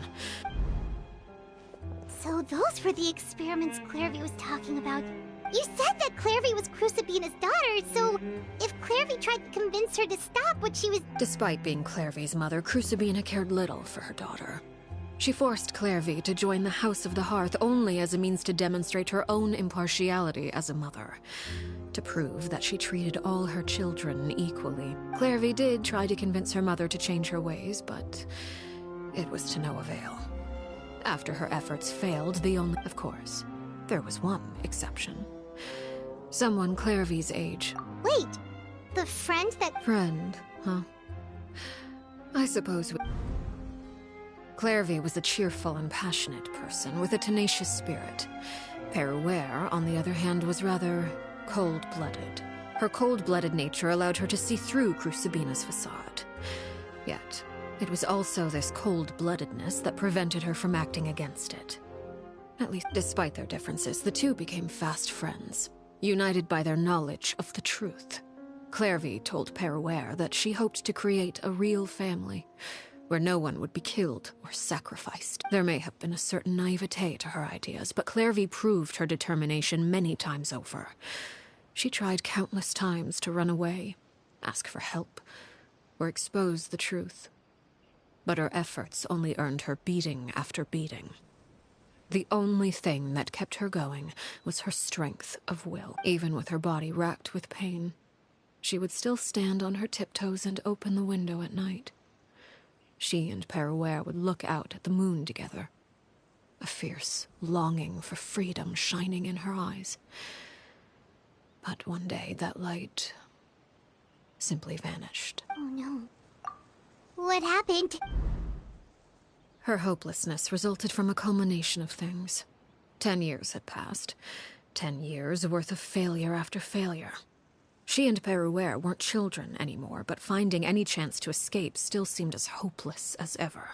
It was during this time that Peruere suggested a new plan.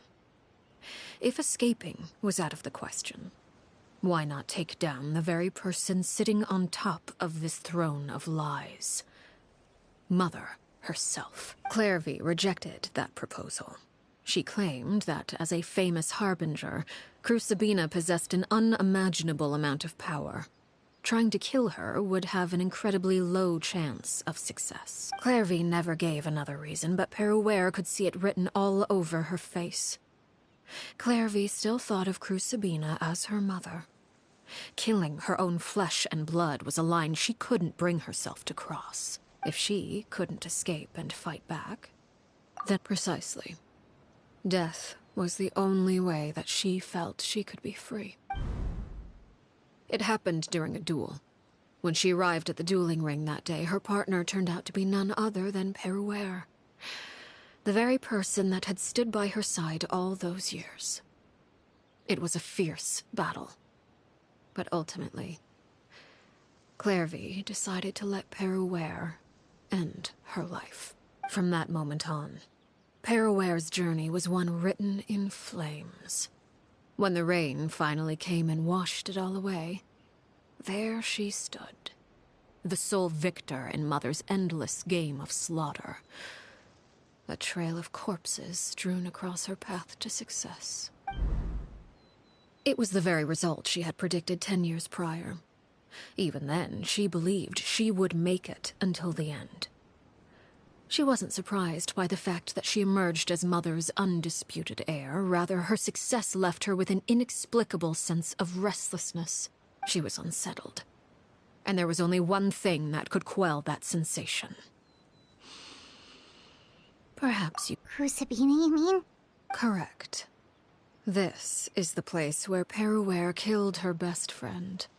A mere year later, this is also the place where she fought tooth and nail to kill the mother they shared. The moment she acted, any conception of what was right or Peruer won the battle, and became a harbinger herself.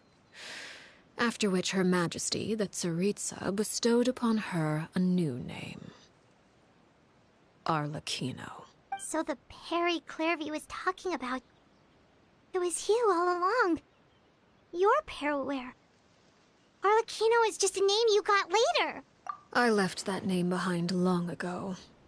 I must say, hearing it now does bring back memories. After I defeated Crucibina, the moniker of Mother died with her. I chose to forego the title she called herself and even chose to give up my own name. I rebuilt the House of the Hearth under a new identity. Not only as Arlecchino, but as father. And that is where the story ends. Yeah. Based on what you just told us. I suppose you could call her an illusion born of flame. Her existence is like ashes to a fire. Something left over in the wake of blaze and ruin. You see, a certain power runs through my veins. It's not unlike a curse. Of course, the chances of those shadows morphing into a sentient... Clairvy died when she was 16 years old.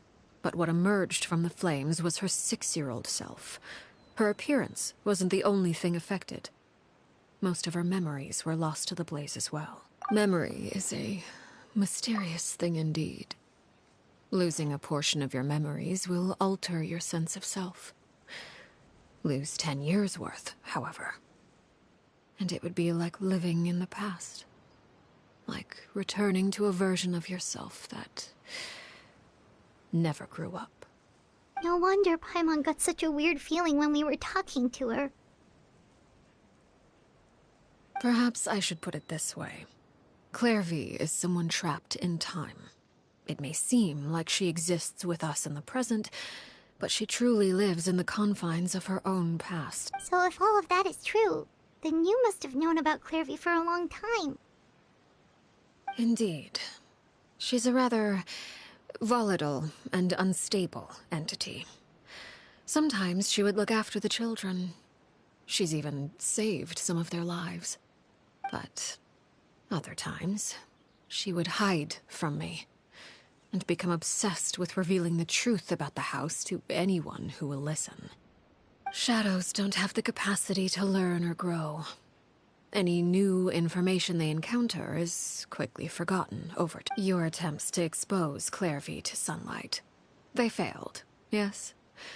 The reason is actually quite simple, but no matter. All I have to do is kill her again and all will be resolved.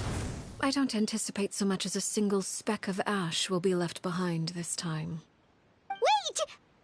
Paimon can understand why you might want her gone, but isn't there another way? So what if she's trapped in her 6-year-old self? She's still your friend! At least talk to her first! It's too late for that. She broke the rules, and now she must be punished. That goes for Filial and Nantoy as well. She's had quite the effect on them. I hope you understand. The difference between Crucibina and myself lies in our formulation of the rules, not our policy for enforcing. Is this really what you want to do? Whatever could you mean? Don't you want to say a proper goodbye at least? Whether as a killer or as a father, there are two things that must be avoided at all costs. Anger and sorrow. Anger makes you impulsive. Sorrow causes you to waver. Well, it appears it's about time to proceed. Before we arrived, I told some of my well-behaved children to bring our troublemakers here by nightfall. I do believe I've kept my end of the deal. I gave your friends quite a bit more time. As for what happens now, we'll just have to wait and see.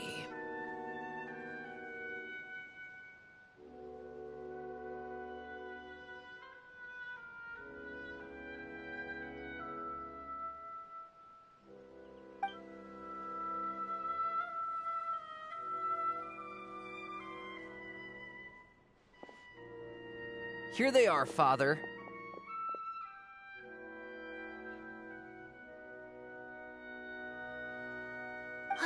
You gonna execute him? Seeing something like that would actually be a first for me.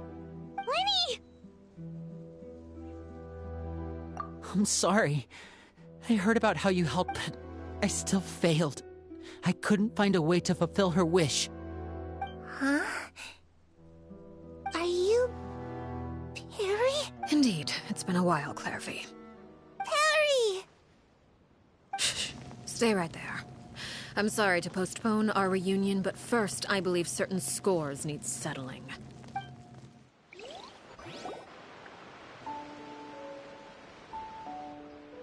Father, let me explain.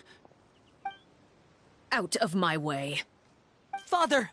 You chose to conceal a threat to the house. And for that.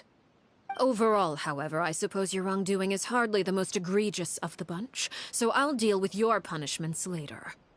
As for right now, the more pressing concerns are the traitors among us. By traitors? Do you mean us? Father, let me explain. We didn't mean to... Fultz, why don't you share what you heard? Yes, Father. Secret Midnight Meeting number 3. Participants, Filial, Nantoi, Sato, Toddy. Nantoi clearly said, if only Father wasn't the one who took us in. Sato added, I'm sick of this life. I just want to live as a normal person. Filial was the worst of them all. She called us crazies and said a bunch of mean things about Father. I did not! You're lying! Fultz is trying to frame us. It's not like I'm the only one who heard those things. After that, you and Toddy and a bunch of other people started talking about Clairvy. You were using all those things Clairvy brought up as an excuse to question Father. We're birds locked in a cage. The only way out is to destroy it. That's what you said, wasn't it? You little... You just want me gone, don't you? What did I ever do to you, huh? And you, Sheplo, have you forgotten who stood by your sickbed, watched over you, and changed your dressings? Come on, let's hear it then. What's your reason for all this? You're wrong, Filial. We don't want you to die. You're our... Liar. You wouldn't be doing this if that were the case. We all live, and a single betrayal can cost dozens of us our lives. It's not like it's never happened before. That kind of thing? That's why the House of the Hearth cannot tolerate any form of betrayal. Ever since we came to Poisson, you've had 7 secret meetings. A lot of the things you talked about really crossed the line. You've been spying on us for half a month? Wait a second. Now that I think about it, the move to Poisson was just a way to make it easier to spy on us, wasn't it? Because we were all in one place. You've had this planned all along. Filial, Nantoi, I'm sorry. I owe you both my life. I owe Clairvy too. If it weren't for all your help after I got poisoned, I wouldn't be standing here today. If this were any other situation, I would do anything to repay that kindness, even if it cost me my life. But rules are rules. I'm sorry. My hands are tied. Why? Why? That's enough, Filial. We made a mistake, and we should own up to it. We broke the rules, plain and simple. And now we have to face the consequences. I'm sorry, Sheplo. Fultz. I'm sorry, Father. We accept our punishment.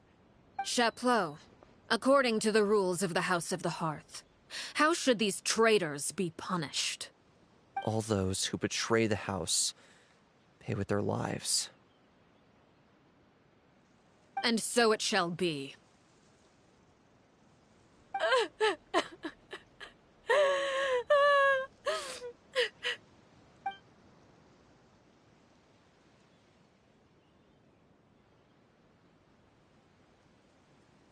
Father, please wait!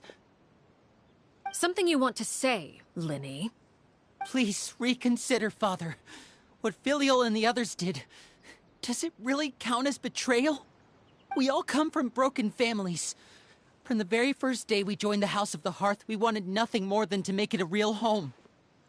But the truth is, none of us know what a real home should look like. I'm not saying I have all the answers. All I know is this.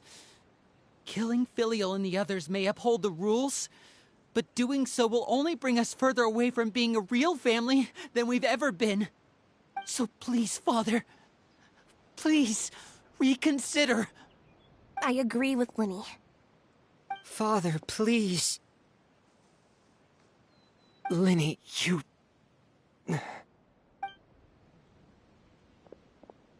I also agree with Linny. An order, once given, cannot be... However, given the extent of your... Our weapon? Father, are you referring to a... Precisely. The rules of the house will not be altered. However, resolving disputes with a duel is also one of our rules, one that also applies to me. Demonstrate a sufficient showing of strength, and I shall offer a concession. Impossible.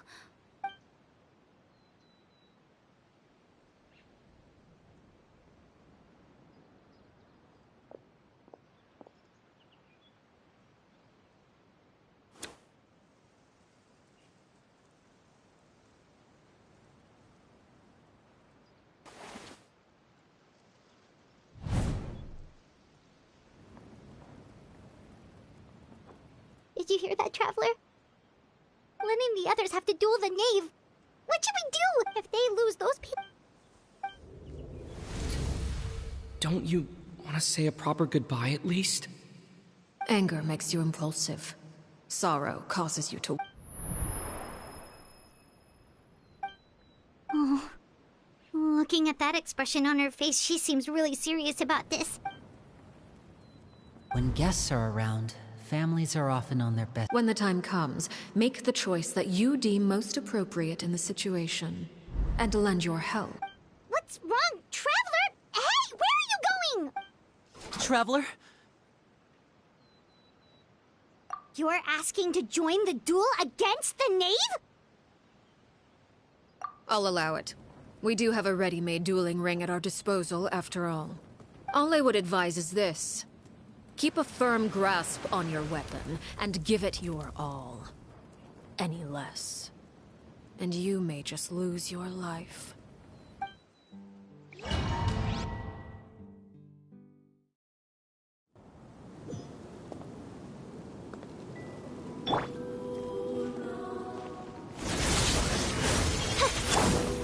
Leave it all to me.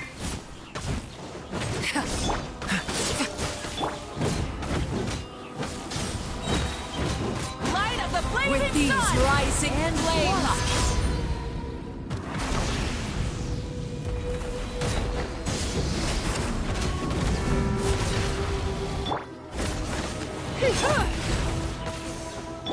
Dodge this!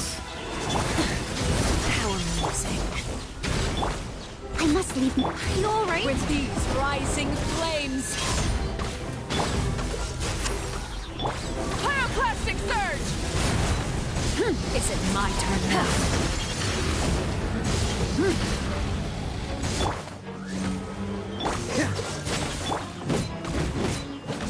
If I really have to draw my blade...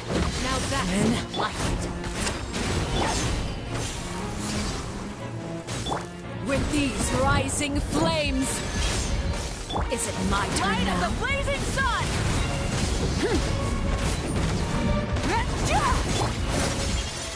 And voila! Burn it down! Spare your energy. Running is of little use. Pyroclastic surge! Oz, reveal thyself! Have a taste of purgatory. Hang in there! I summon the...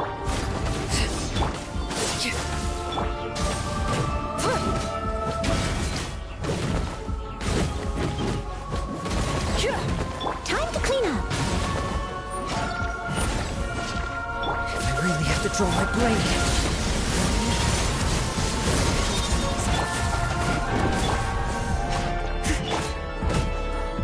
Rise with the sun!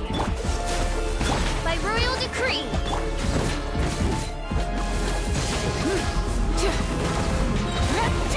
And voila! With these rising flames! Shadow Raven, let night fall! Wrath from the sky! Is it my turn now? No more mistakes. No rest. This world will be frozen. Light it up! Hang in there! Closer now.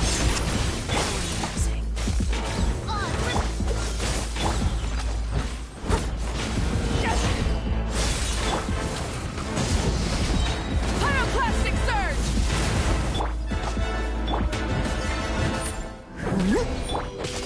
What's the... Getting here! Countdown has begun. Like a fly tangled in a web.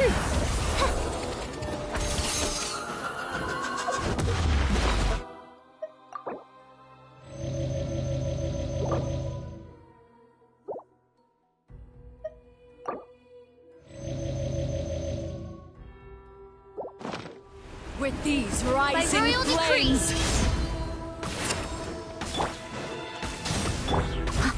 Is it my turn? Now's our chance! Not bad. One shall You're a worthy opponent. descend once again. Someone needs assistance.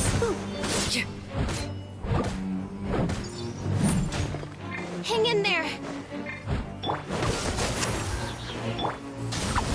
Spare your energy. Running is of little use.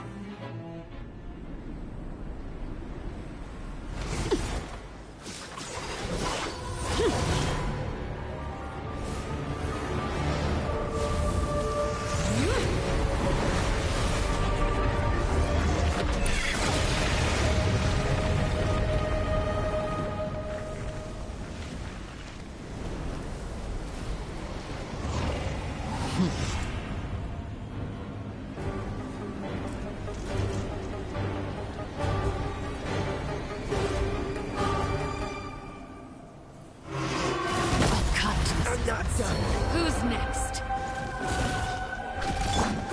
I must leave no stone unturned.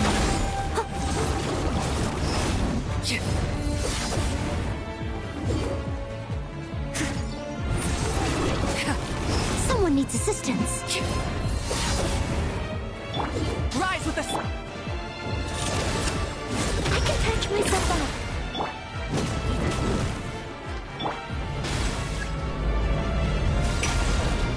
Let's see. Now's our chance! Over here! I'm a disgrace Who's next? to the knights.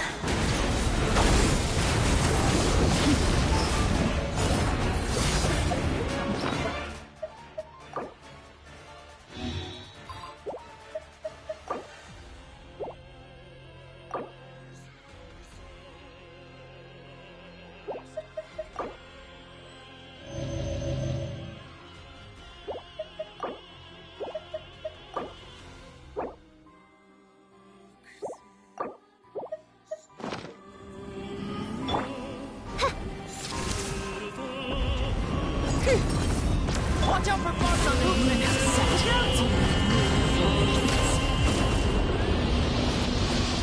Struggle in vain. On, reveal thyself. Burn it down! Over here! Now's our chance!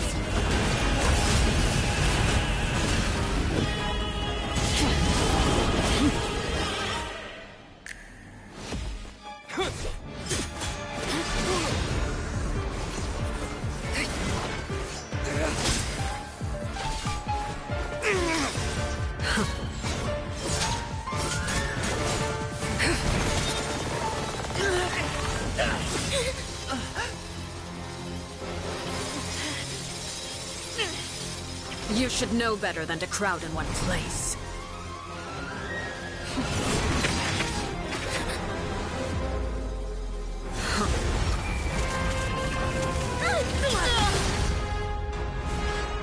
Oh, I know. No! I'm sorry, Father!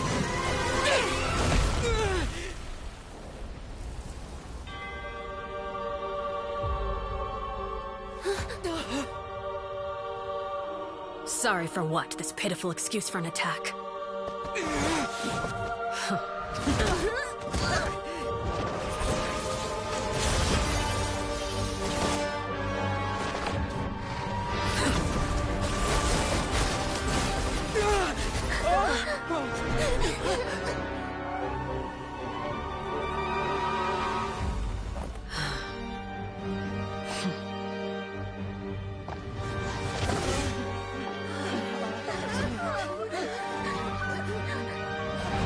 Father, no!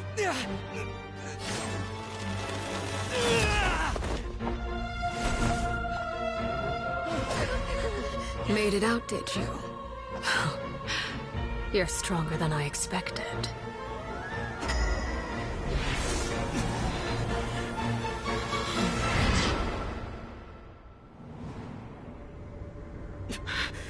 A crimson moon? I can't move.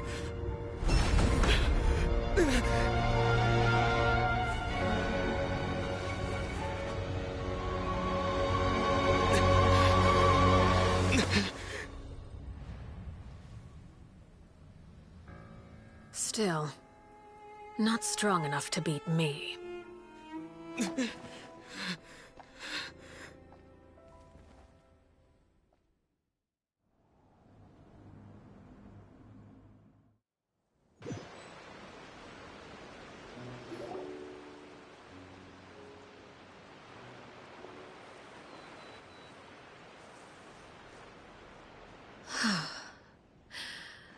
I believe we can end things here.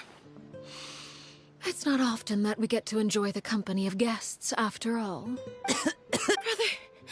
Lini! Given that I am the victor of this duel, as agreed, the punishment stands. No!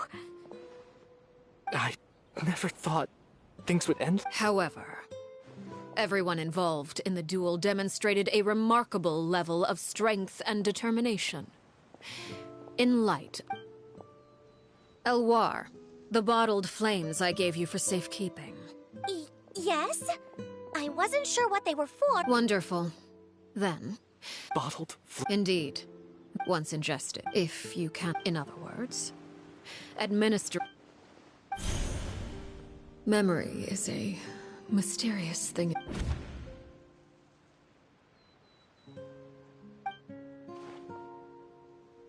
So, you're just letting us go, Father? You misunderstand.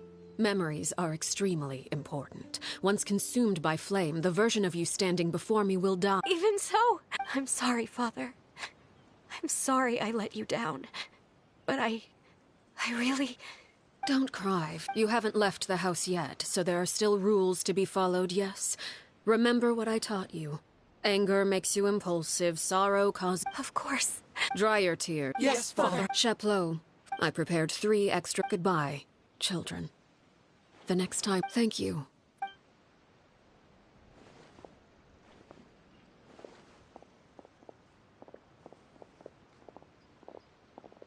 Father... Let's go.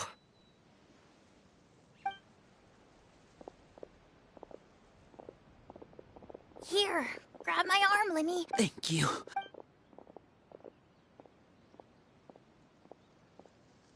Clairvy.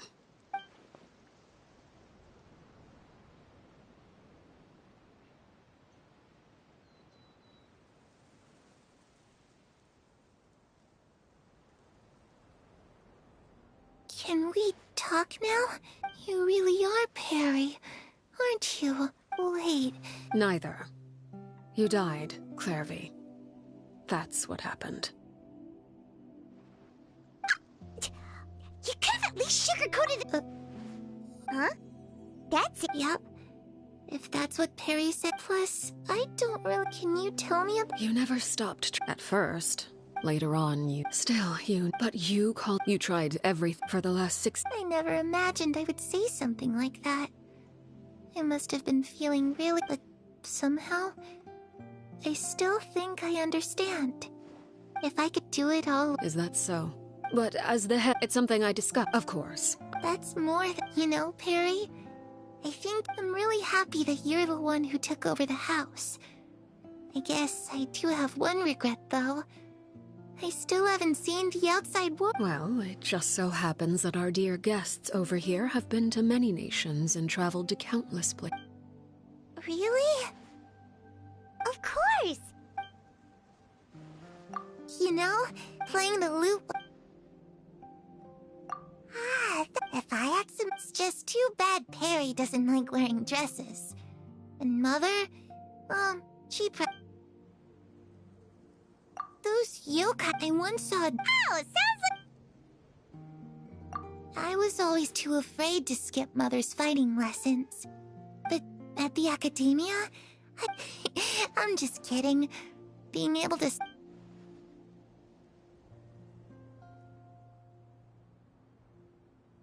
The situation was super dangerous. Lenny and Lynette were accused of committing a crime, and they were going to have to stand trial at the Opera Epicles. Oh no, that must have been hard for all of you. What happened next? Don't worry, we were able to turn the situation around super quickly. All thanks to Detective Paimon, of course. How'd you do that? Come on, tell me. Okay, so it was like this. After the failed magic show, we rushed to the scene and...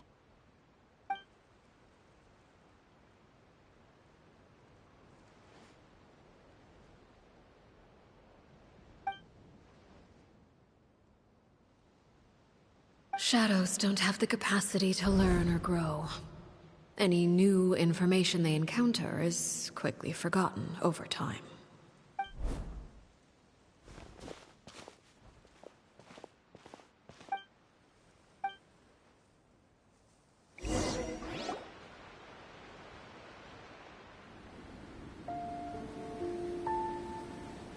Clairvy, you've worked tirelessly from the shadows to overthrow the House of the Hearth.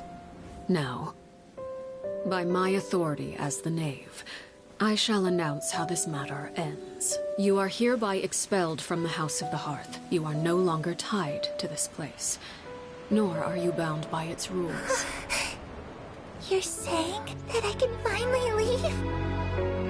I get to experience the outside world as well? Oh, I almost forgot. There's no getting older for me.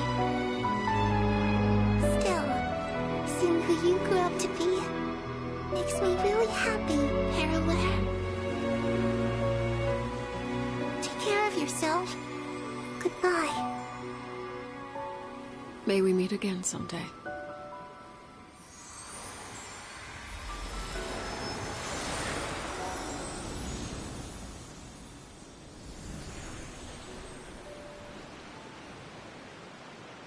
Clairvy. She left so soon. Paimon didn't even get to finish her story. I also have certain sentiments left unsaid. I wanted to tell her that the Aurora... But a shadow's... Whatever regrets. Father? It's Linny! Hey, Linny!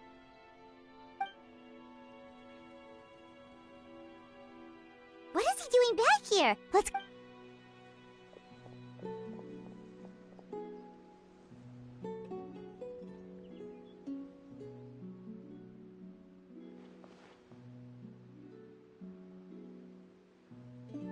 Father, the bottled... And you? What... Lynette and Fremen... I'm sure you're well aware of the expectations I have for... I must admit. I'm rather... I just... You're brave. You would do anything...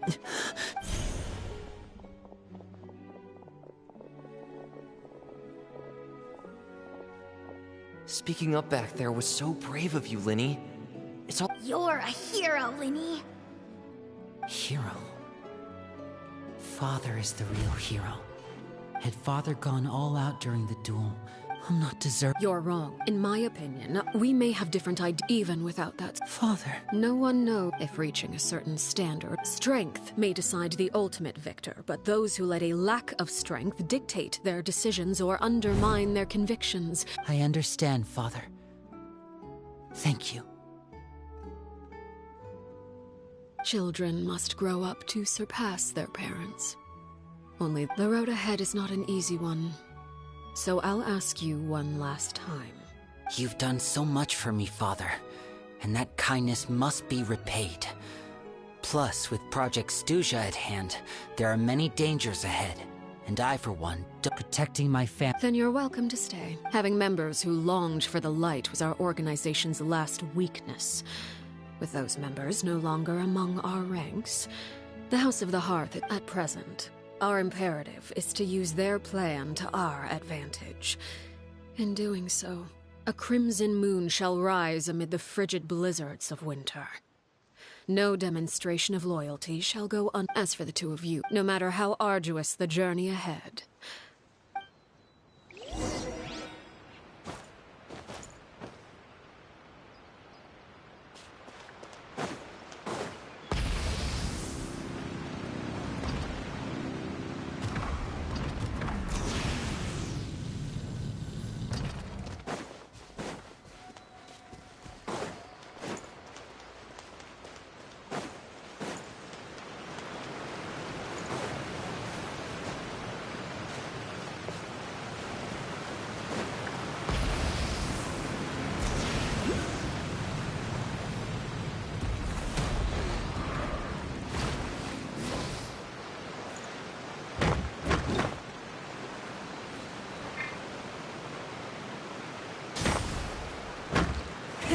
Rev the engines!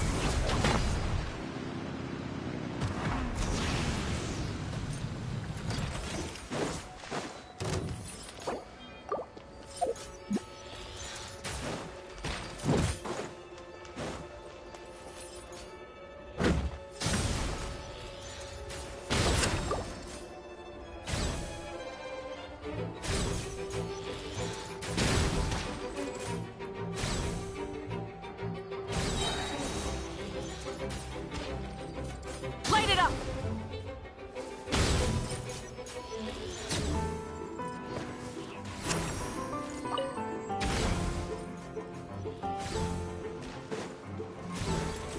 Pyroclastic surge!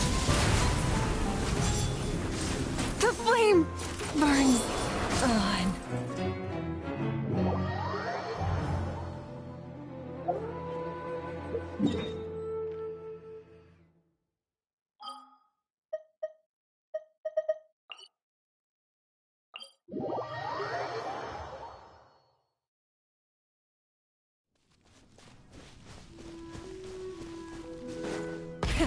Rev the engines!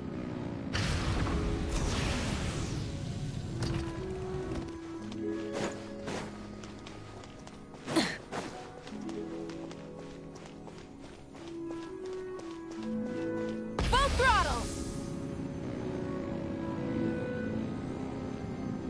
How about we explore the area ahead of us later?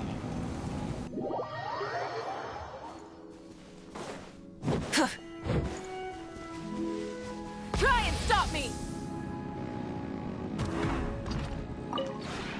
Maybe you're not used to the place at the moment.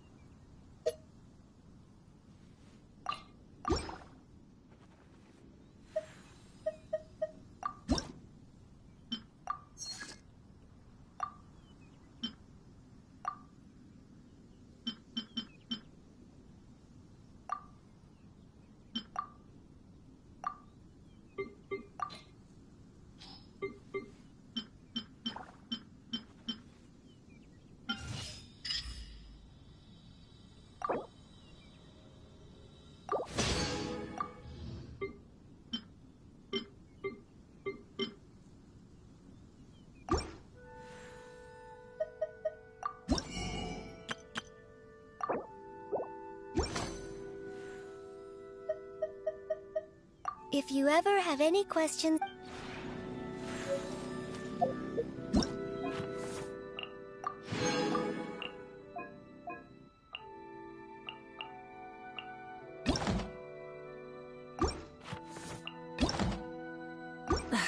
Instead of confining themselves to the heavens, God should broaden their horizons in the world below.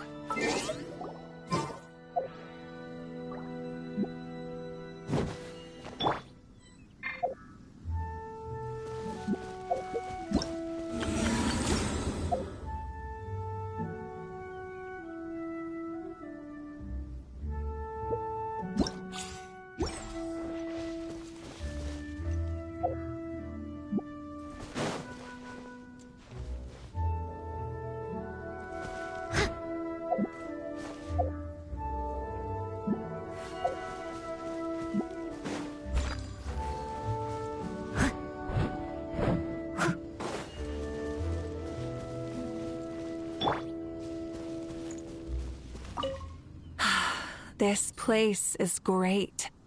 So quiet and serene, like nothing could ever threaten the peace. I admire what you've accomplished here, traveler. I hope Natlan enjoys a similar tranquility one day. It's great. It feels like a vacation spot, almost like the people of the springs. Before I became Pyro Archon, I went to the hot springs all the time. It's the perfect place to unwind and meet people from all walks of life, Outlanders included. But that kind of free time is few and far between these days. I'm sure you've been from the environment behind collecting ingredients, crafting furnishings, and planning the layout and design. The role of Pyro Archon simply makes it easier for me to... It's all right, based on what I've seen. I hope Natlan enjoy.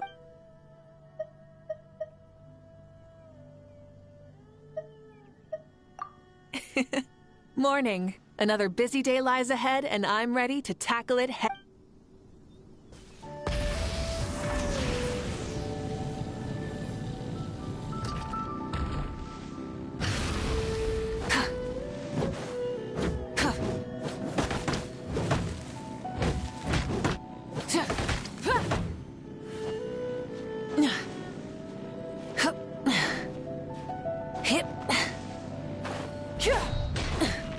Burn it down! Try and stop me!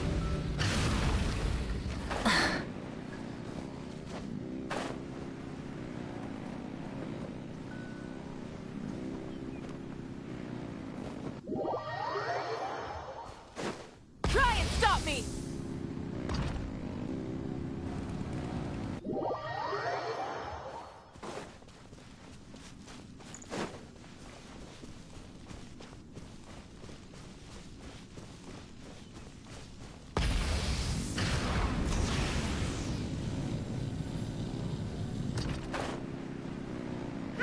Explore the area ahead of us later.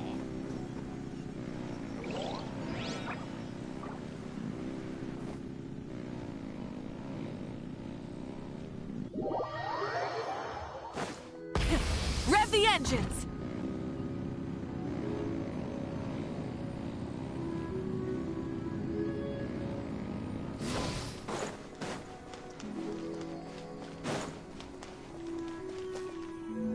Try and stop me!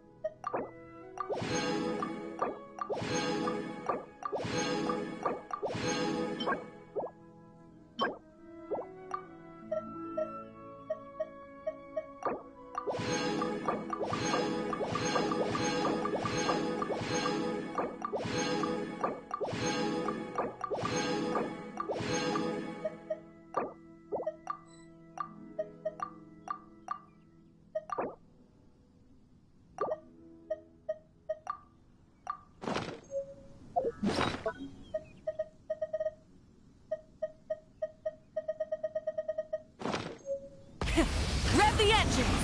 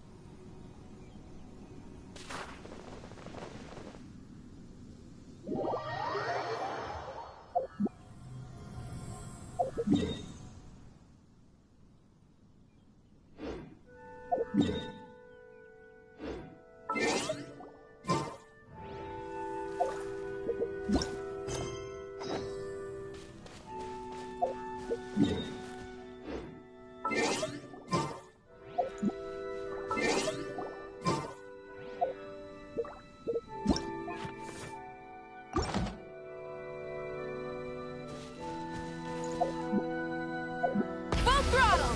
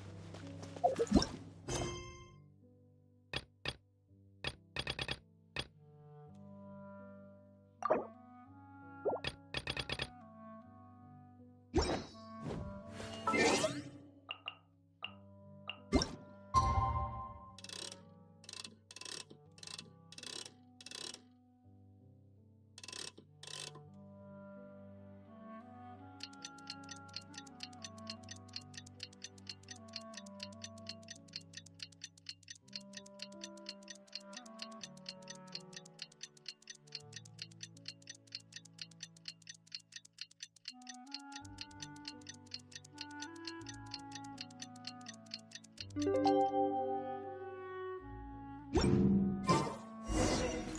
Linny say that Lynette and Fremine were recovering?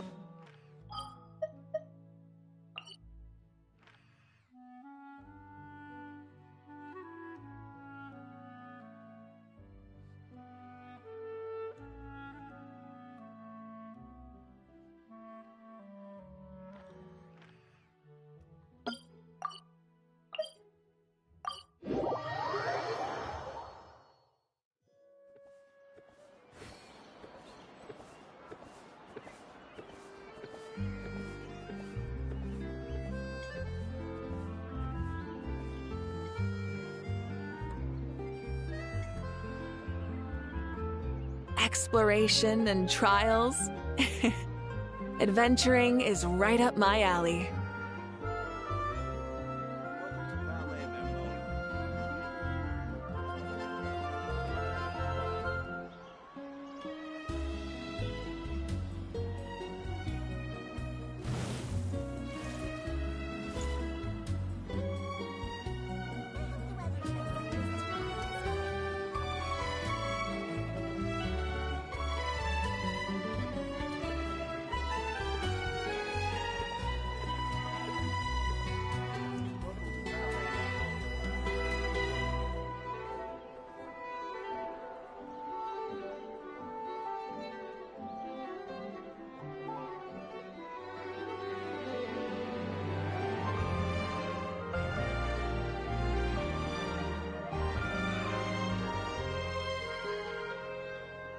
Rise with the sun!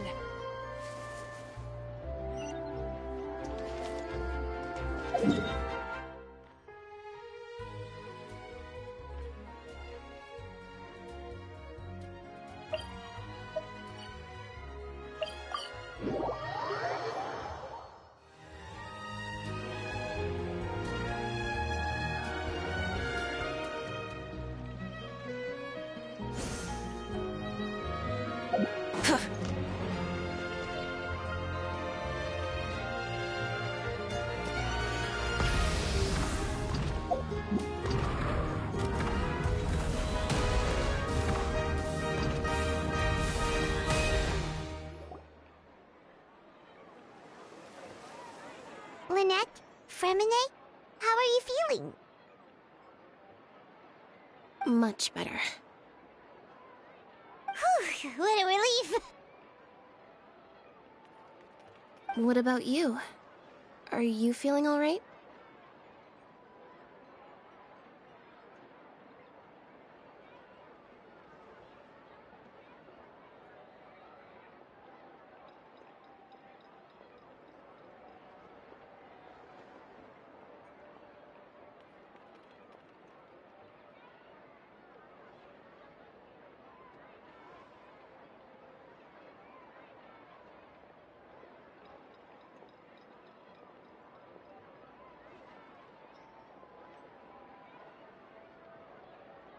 I knew you'd come out unscathed.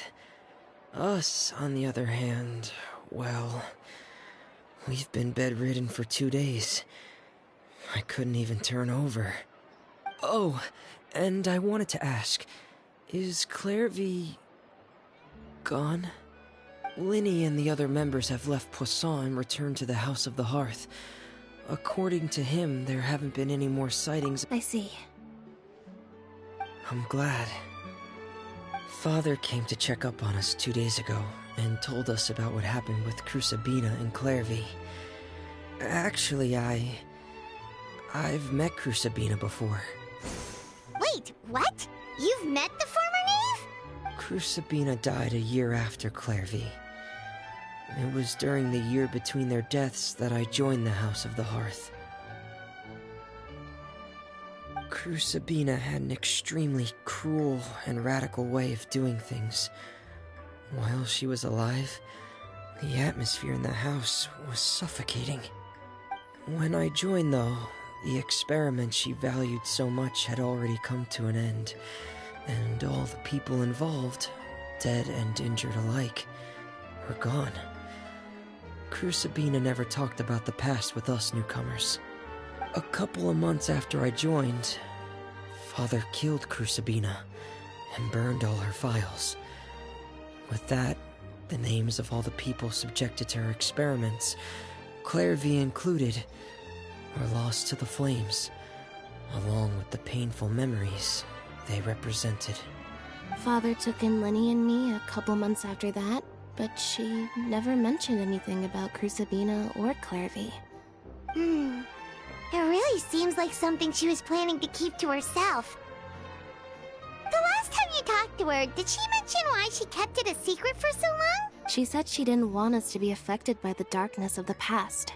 She was worried we'd develop a false sense of gratitude towards her if we knew about it. The foundation of a family should be free of any corrupting influence. Whatever happened in the past, it has nothing to do with who we are now. And that's what Father told us in the end. But I still thanked her for everything. It was only after hearing about what Crusabina did that I finally realized how insignificant our lives could have been. The members of the house meant nothing to her. To say that she valued them in any way, even just as a tool, would probably be giving her too much credit. If Father hadn't taken over the House of the Hearth, I probably would have already... Father rarely brings up the fact that she saved us. She doesn't believe that being indebted to her should be what ties us together. But even if we didn't owe her anything, we would still choose to stay. Because this is our home. We may have arguments or times when we feel wronged. Some people may even choose to leave. But as long as Father is here, we will always have a home. Whether the path before us is bathed in sunlight or shrouded in shadow, we'll follow Father wherever she chooses to go. So I wanted to say thank you for helping us make it through this crisis. Without your help, we could have lost a lot more along the way. Oh, we didn't do anything, really.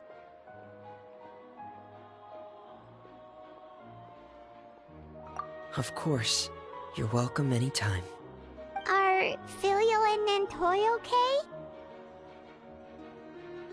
I actually saw them at a cafe this morning. They didn't recognize me. From what I could tell, they were drinking coffee and talking about one of the operas that started running recently.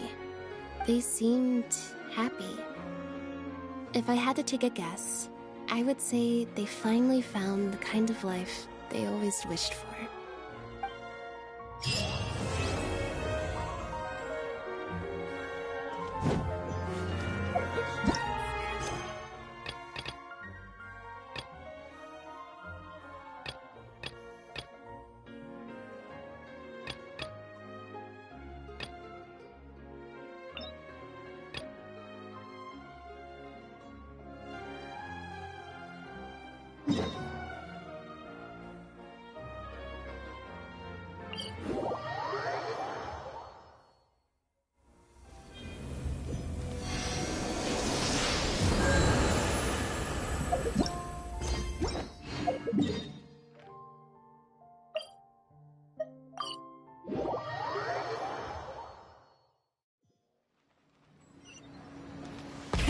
Rev the engines!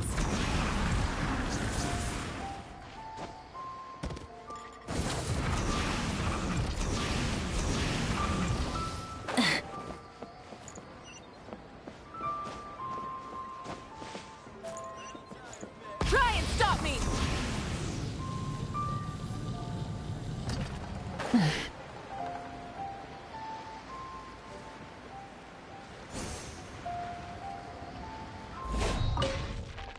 Excuse me, have you perchance seen any evil spirits? Oh, my apologies. You're not from around here, are you? This question must sound a little confusing to you. I'm Chong Yoon, a local exorcist from Liyue. Evil spirits have existed since ancient times. They lurk among the shadows in the lands of Liyue, stirring up all sorts of trouble and mischief. It is my duty to exorcise or destroy them, and protect the citizens here from their evil doings. It's work that must be done, much like any other job. That's all. Sorry, I digress. Judging from your response, it seems you aren't well versed in the realm of evil spirits. But that's understandable. If I may ask, have you sometimes even the most trivial matters in that case, I guess I'll just have to try my luck with only some scattered reports, really. Nothing too significant yet. But if you're interested, I can tell you I read a flyer that said, "The test of courage is now being held on Wuwang Hill. Bring your best friend and test your courage together." Then, recently, the sounds of footsteps and shouting have been heard outside people's windows at night. The noises have frightened the children, and they are unable to sleep. And a huge shadow has appeared in Guili Plains. It flies and swirls, summons down fireballs, and makes all sorts of strange noises. Cases such as these might actually be worth our attention.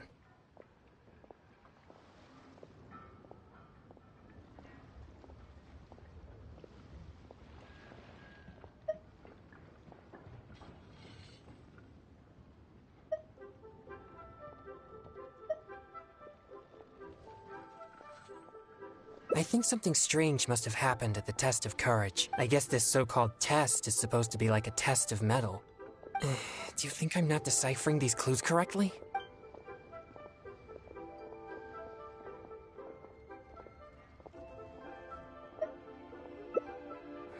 I think the clue about the test of courage is the most relevant one I have so far. If strange things have been happening at the event, then evil spirits may well be the cause. But there's an unusual requirement for this event. You must be a team of 2 people in order to participate. Huh? Strength? Anyway, if you have the time, you seem to have a good eye for discerning these clues. With your... thank you. We should make haste. If there...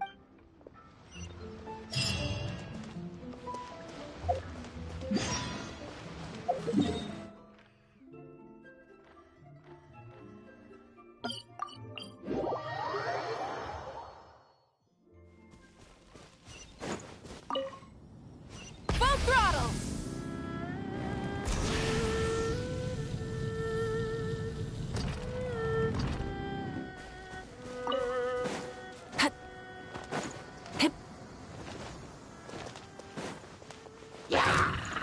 Burn it down!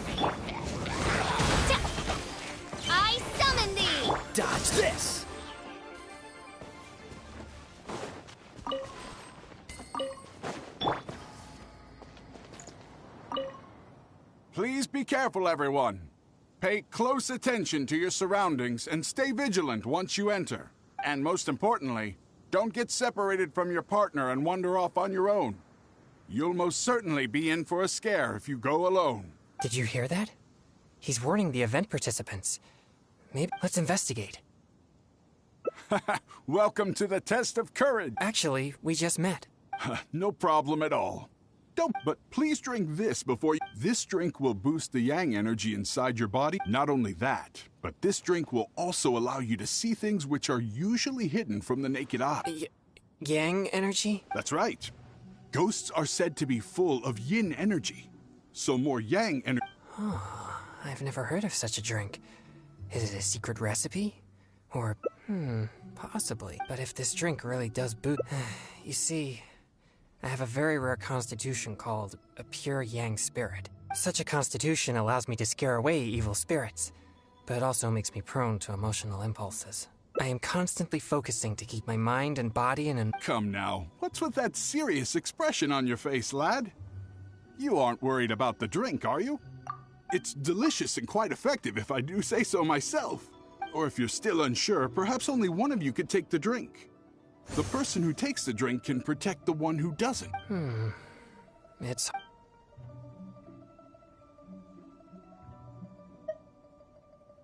All right, here it is. Haha! Yes, that's...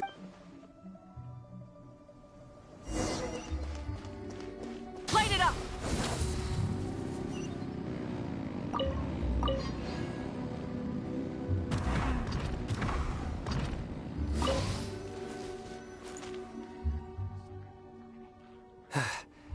So this is the test of courage. They could all be in grave danger if there really is an evil I'm not too sure where we should start. But these innocent participants are completely oblivious to the potential... What? Please, enlighten me. You mean... being... I see. Maybe you're right. I mostly spend my time purging evil spirits and practice. Besides training, I also need to constantly focus on my own emotions so I rarely have any time for leisure activity. Well, either way, let's check the area for any evil spirit.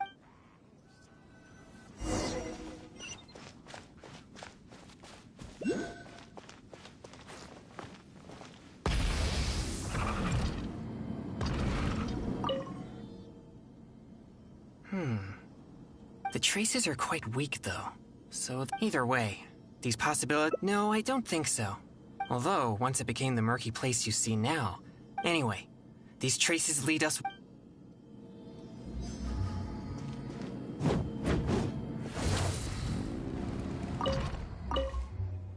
This is all your fault. This place nearly scared me to death. All right, don't lose your temper. We're leaving now, okay? To think I used...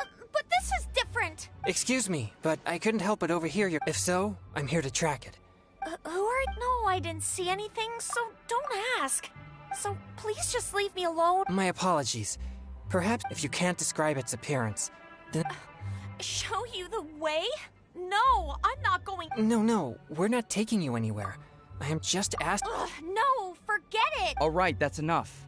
Listen, if you keep talking like that, she might actually end up believing in that nonsense. Can't you see she's terrified enough already? You could go find whatever... My apologies. Yes, I'm just... Isn't it a bit strange for an exorcist to come to the test of courage looking for evil Oh, I think I get it now.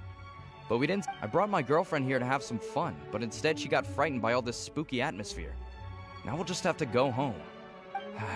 I'm not too sure what you're looking for, but we did see some dark shadows making strange noises. Thank you very much. That's very helpful. Well, you heard it. It seems... But why would they ever want to come here if they get scared so easily? Interesting. I have never had any fear of evil spirits, so perhaps I'm unable to understand their feelings. It's amazing that you're able to pick up... Anyway, let's keep searching the...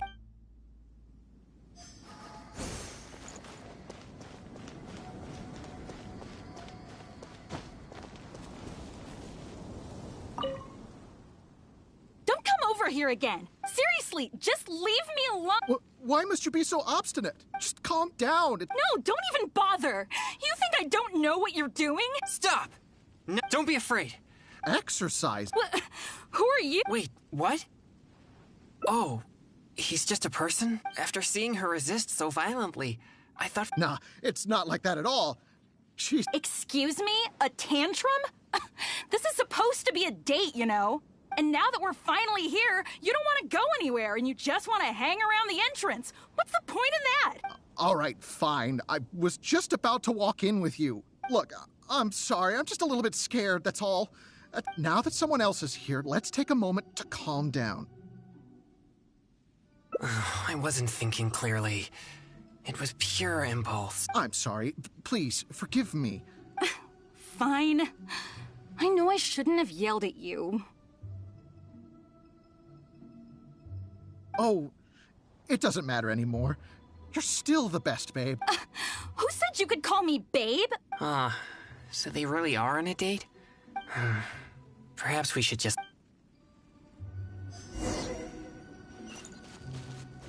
Try and stop me!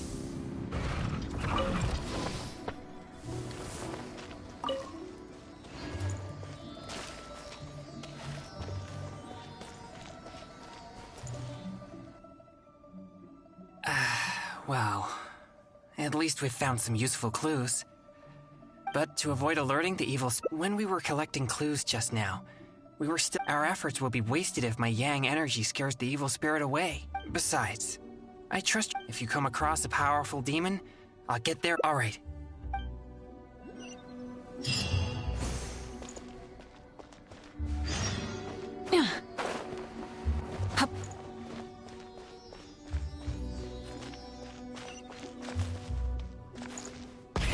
Rev the engines!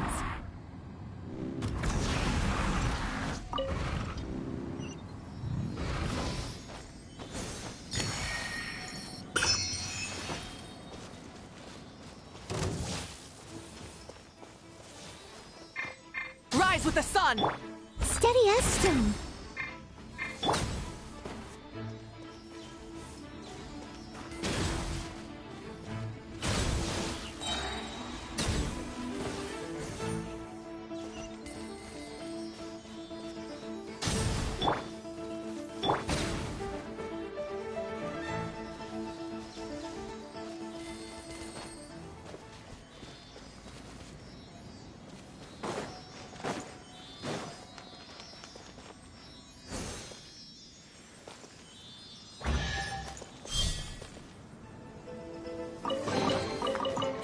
Hey, not a bad haul.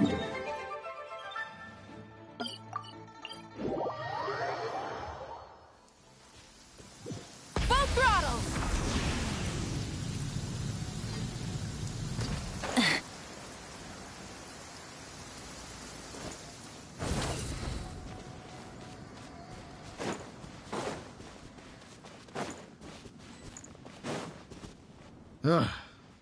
I'm beat. I wonder if I took the... Huh? Never mind. I work here pretending to be a ghost, but now's my break. Of course. How could there be real ghosts here? No one wants to see a real ghost, neither us nor the participants. They just come here for the atmosphere, or should I say, the chance. Everyone wants the chance to feel the thrill of excitement. When people find themselves in a scary situation, they'll say things that they'd never dare to otherwise. Okay. I should get back to work now. Hope you and whoever you're here with have a fun time.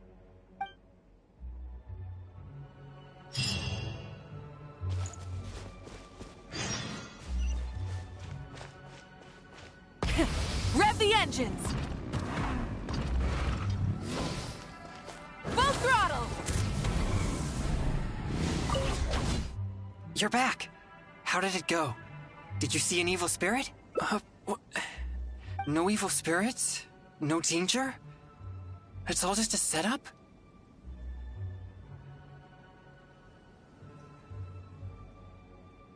I see. In that case, I suppose there's no reason for us to... I'm sorry. This has all been a waste of your precious time. Yeah, at least we checked the test of courage together.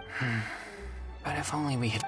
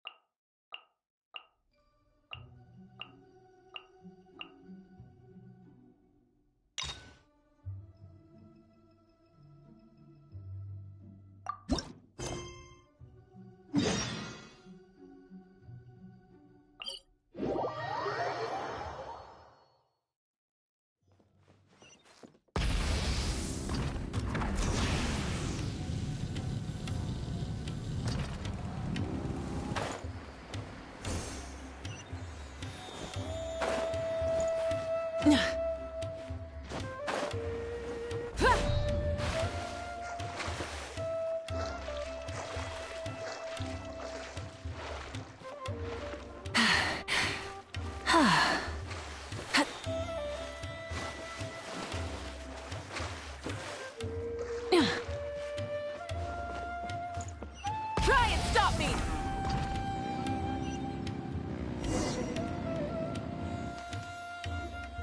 I thought I told him to spray it with water to retain moisture before. You can't treat a glaze lily like a cactus.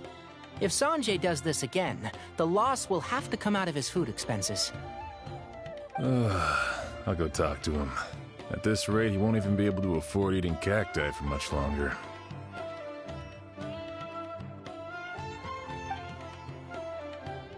Hey, Tainari!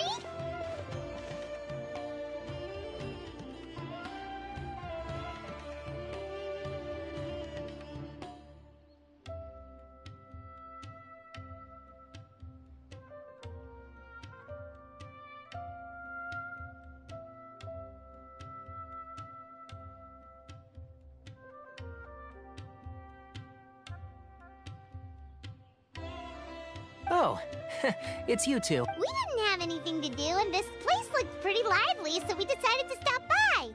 But, what's with all the flowers around here? Well, Port Ormos is currently organizing a flower exhibition featuring flowers and plants from all over Teyvat. So, the exhibition includes even so.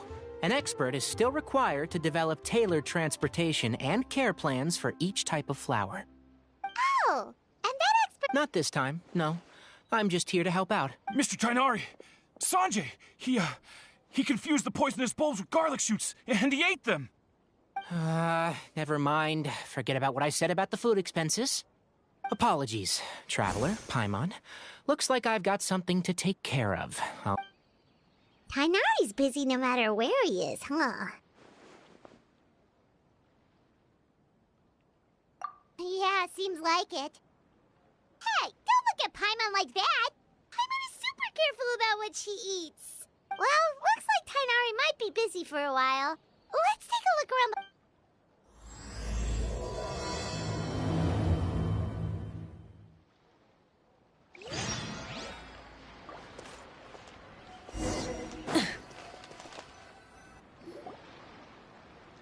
Wow, look at these flowers! They smell so... Huh?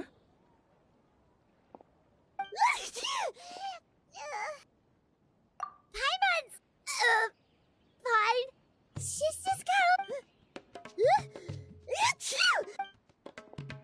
Rainbow roses, glaze lilies, and Cecilia's? It's...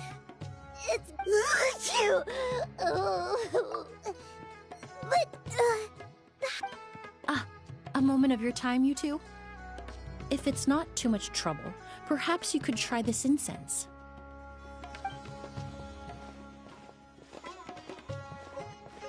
Incense? Oh, that was fast! Paimon doesn't have to sneeze anymore! Think nothing of it. From your attire, seeing as we're both travelers from abroad, it's only right that we... Oh, so you're here for the flower exhibition I suppose that's accurate. Allow me to introduce myself. I'm Emily, a perfumer from Fontaine. Paimon is Paimon! Thank you so much. The traveler, right? I've heard a lot about you from this... What happened back there? Why did Paimon start... Have you ever heard of hay fever? To put it simply, when inhaled, certain pollens can trigger abnormal physical reactions. But Paimon has seen these kinds of flowers before. Well, we're all different. The factors that can trigger a reaction to certain stimuli vary by person. But there's no need to worry. Pollen allergies can be effectively mitigated with the use of medication. Oh, well that's... Traveler, Paimon, there you are. I left in such a hurry, I forgot to warn you about all the pollen in the air. Emily? What a coincidence. It was nothing, really. We happened to run into each other shortly after my arrival, and I offered them a bit of help, that's all. I'm more curious as to why you thought the Traveler and Paimon were in danger. Allergies are highly unpredictable. If you were concerned the pollen might trigger a reaction, that must mean something similar has happened. Remember the first time we met? You fainted after inhaling Spirit Borneal.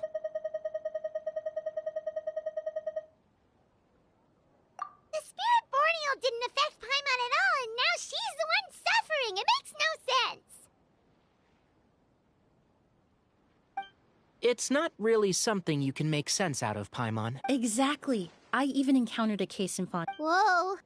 Good thing Paimon isn't allergic to anything. In a manner of speaking, although you could say... In addition to medicine, Emily is also very knowledgeable about botany. She's taught me a lot about the native flora around Fontaine. And that's where my expertise ends, I'm afraid. When it comes to breadth of knowledge, Tighnari certainly comes out on top. A flower expert? Oh, Paimon's got it! You must be the expert. Wrong again, I'm afraid. Well, I did come for the exhibition, but only to inquire about the Auguste variety. I'm not involved in any official capacity. Oh, Paimon was sure she got it right this time. It's a kind of flower that was once popular in Fontaine. The perfume made from it also bears the same... Auguste, huh? In an ancient language, the word is said to mean sacred or noble. It's sometimes used as a name for people as well. That reminds me. Are you familiar with the Perfume Mania? Was an event that occurred in Fontaine nearly 20 years ago. It all started when several merchants released their own lines of high-end, expensive perfumes, marketing them as must-have luxury products, the very symbol of elegance itself. No one anticipated the absolute frenzy this would create on the market. The demand was twofold. What some saw as a status symbol, the value of these products became... But at the end of the day, perfume is just perfume. The market value greatly exceeded the intrinsic worth. Luckily, the Palais Mermonia recognized the danger and intervened before the craze could truly spread. Many profiteers and scammers were thrown in jail as a result. In the end, only a few wealthy families were affected when the bubble popped. What does all this have to do with that Auguste you mentioned earlier? Well, during the craze, the most popular perfume was none other than Auguste. The demand far exceeded the supply, to the point where it once sold for 10 million mora a bottle. 10 million? Then what about now? After the mania ended, most perfumes returned to a normal price. Its namesake, the flower used to create it, went extinct. As a result, no new bottles of Auguste have been made, and the Indeed. The Auguste flower was not a natural variety, you see. It was specially cultivated for use in perfume making. When the bubble popped, all the flower beds used for its cultivation were destroyed in a fire. The variety has never been seen since. But didn't you say you came to the exhibition to look for it? Yes. I came to investigate a certain rumor that the Auguste flower has reappeared. Traveler, we should help Emily look for it. I have to agree. Emily wrote me to ask if I could look into the rumor, but the forest rangers haven't received any reports of new plant species recently. Even if I can locate the flower, I'm afraid you'll be disappointed, Paimon. I don't have any grand Mora-making endeavors planned. Divine, noble, one of a kind, all beautiful sentiments to be sure, but to me, they overshadow the very essence of the product. When it comes to perfume, I want people to forget the price and the prestige and focus on the beauty. Wow! Of course, there's also a more practical reason. In recent years, low-grade counterfeit versions of Auguste. Every so often, someone will claim to have recreated the unique scent of Auguste, and the rumor mill will start comparing the counterfeits to my own work. Okay, that's more like the reason Paimon had in mind. Ever since that rumor started, 3 new perfumes claiming to be made from the Auguste flower have appeared on the market. If I can dispel the fanaticism, then I'll be free from all the stories and added meaning and just focus on making what I like. That makes sense.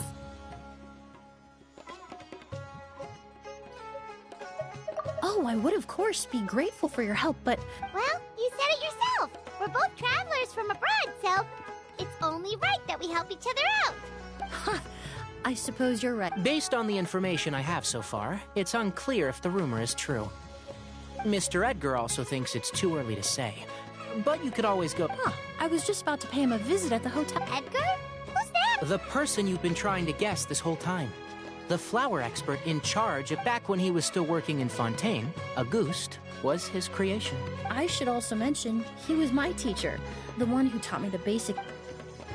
So this guy was a famous perfumer in Fontaine, but then he came to Samaro to teach people from Fontaine? It sounds confusing. It's a long story. If you're interested, we can talk more about it when we see him. I need to stay back and keep an eye on things here at the port. If something happens, don't hesitate to find me.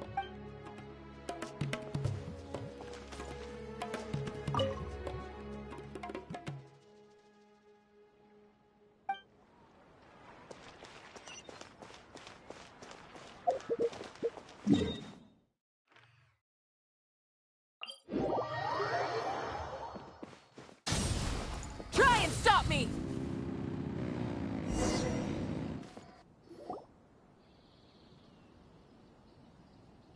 Oh, look at all the flowers! Apparently, the exhibitor paid a large sum to rent out the hotel. Yeah, what if guests come early? They won't have anywhere to stay. Also, renting out this big of a hotel, how are they gonna make that mora back?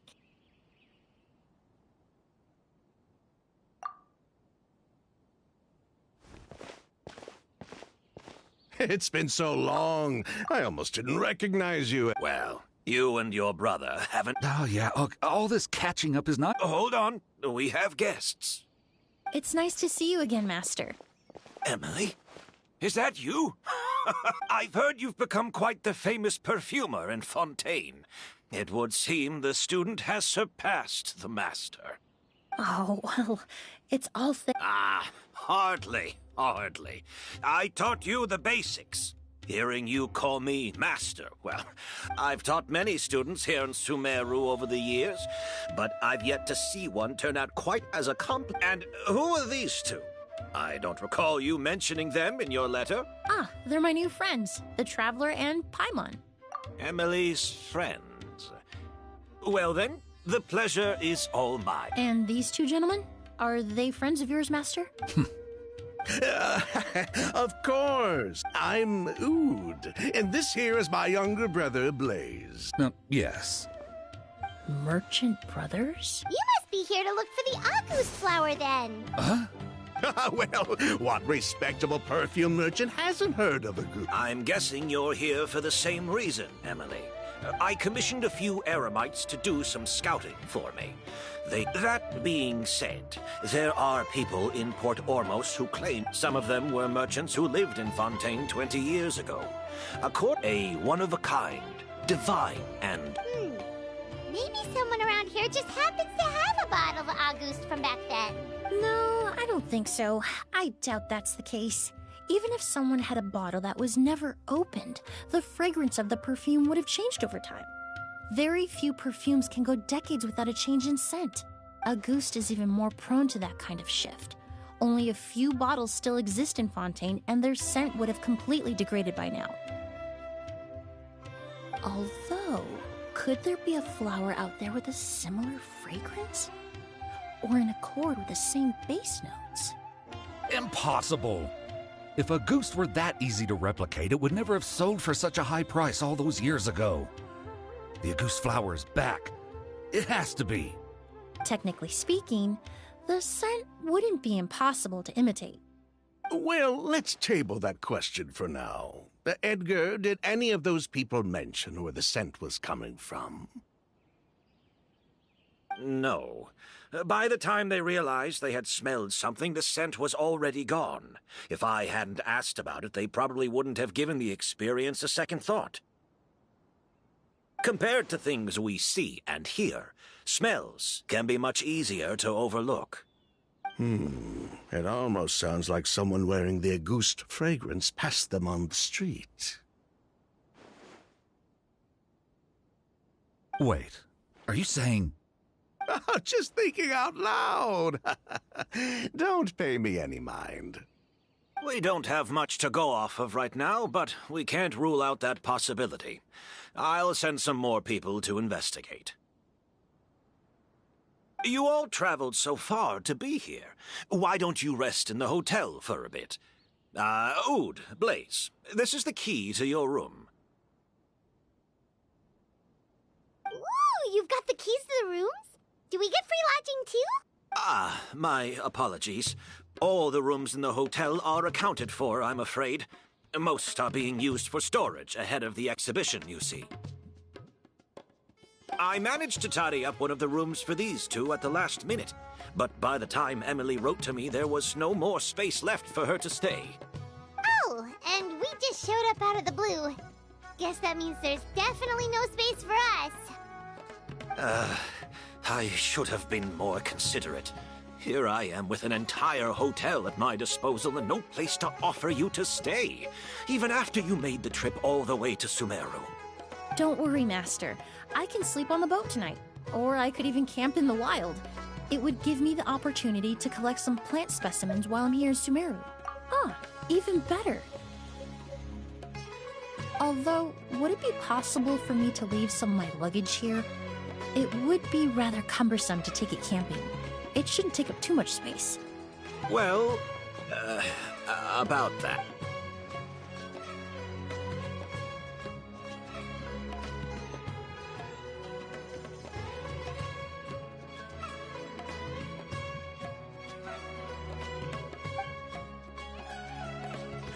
Of course, no trouble at all.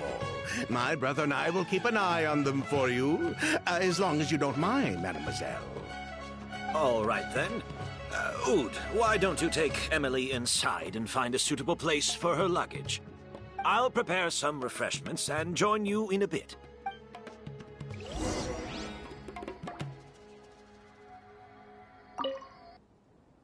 I'm sorry I couldn't offer you. It's all right, Master. I'll be sure to make...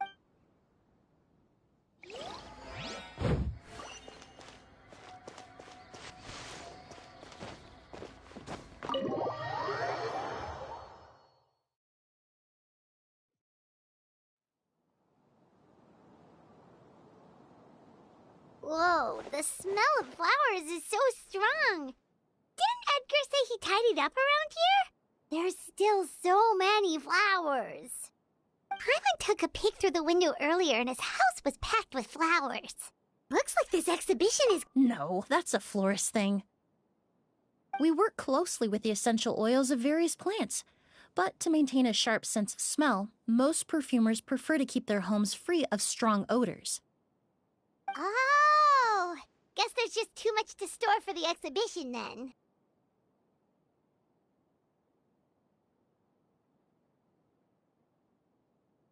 Oh, this room seems to be a connected suite, and my brother will be staying on the other side of the suite.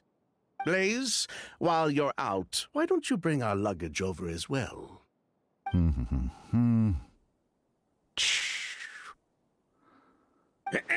Blaze! Yes, of course. All right, then. Where can we find your luggage, mademoiselle? Blaze will go fetch it for you. It's still at the port. In addition to some daily necessities, there's also a case of amber wine that I brought back from Fontaine. Could I trouble you to bring that back as well?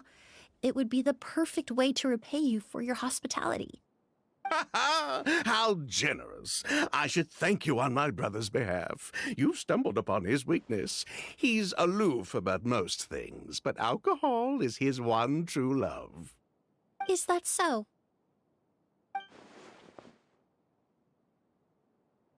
Mr. Ood, Mr. Blaze, thanks for... Hey! What are you doing? That's Master's voice.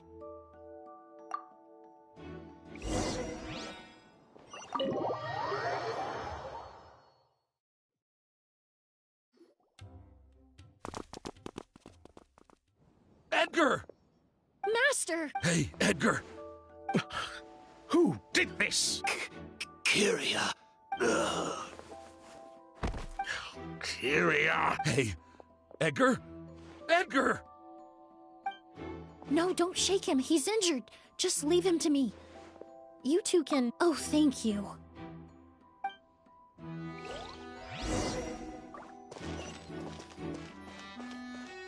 I checked. Oh, but that's impossible. It's not like that kid can just grow some wing. Oh, the culprit, I mean. It's not like the culprit could...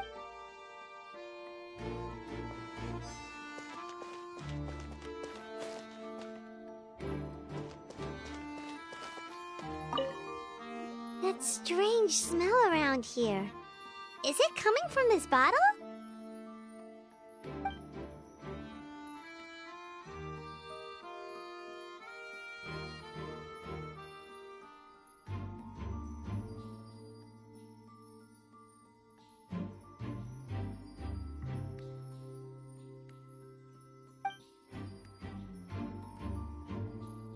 Oh, really?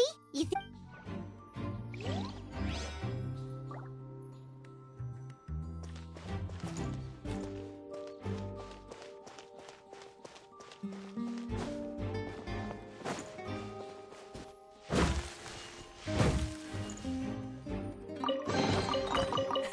Hey, not a bad haul.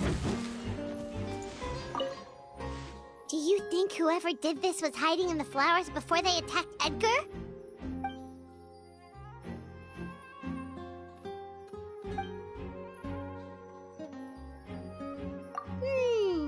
True.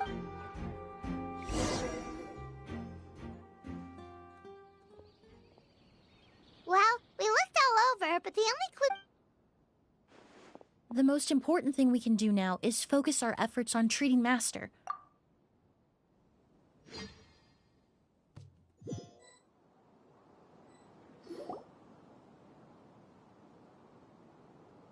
So, how's he doing? When I administered emergency treatment, I discovered a residue in his nose and mouth. Master was he's still unconscious and inducing... Ah, yes. The scent is the same. But first, I do believe there are two people who could shed some light on the situation. Mr. Sylvain, Mr. Lucien. Wait, you... Hey! Were you talking to us, mademoiselle? Before arriving in Sumeru, I asked a friend from the Special Patrol to look into the creators of... There were 4 people in total.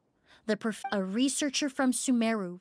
The 2 brothers capitalized on them. In the end, they were sent to the Fortress of Meripede for falsifying their accounts and destabilizing the market. If you do the math, they should be out of prison by now. And what does that have to do with us? There are countless merchant families in Fontaine. You gonna accuse them of being criminals too?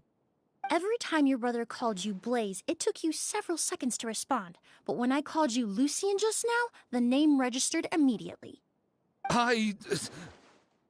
Ah, Miss Emily, out of respect for your position as a famous perfumer in Fontaine, I'm inclined to believe that was simply a poor attempt at humor.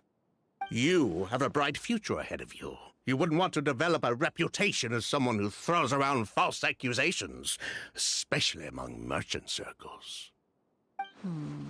You claim to be regular perfume merchants, and yet, when I brought up amber wine, you took it to be alcohol. What?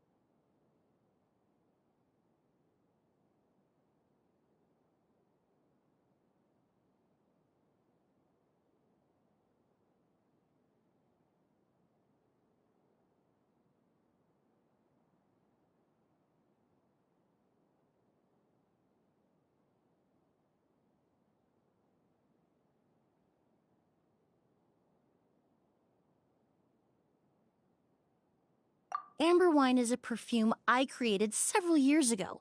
It wasn't particularly renowned, but I'm certain any respectable perfume merchant in Fontaine would know of it. Unless, until recently, they were living somewhere completely cut off from the perfume world. Somewhere like the Fortress of Meripede, perhaps? Emily, you little...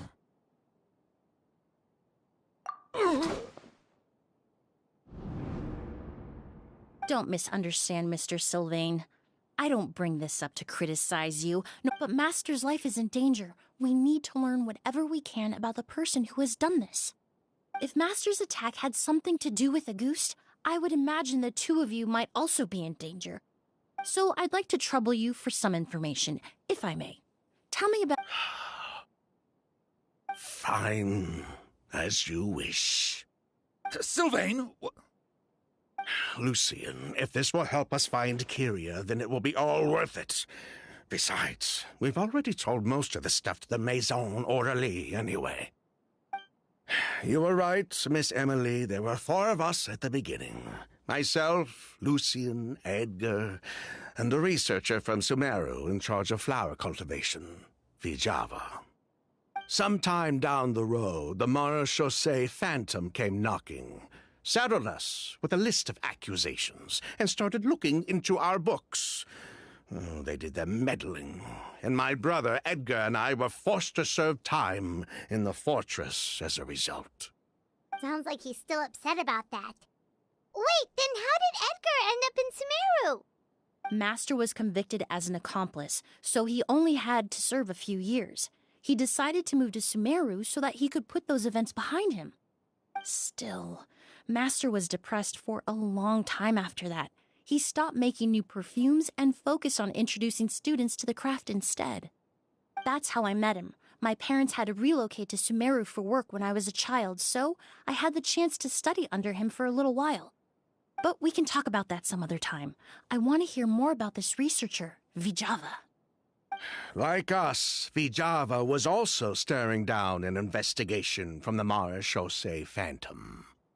But before the Phantom showed up at her door, she set all the flower beds on fire, along with much of the mora we managed to earn.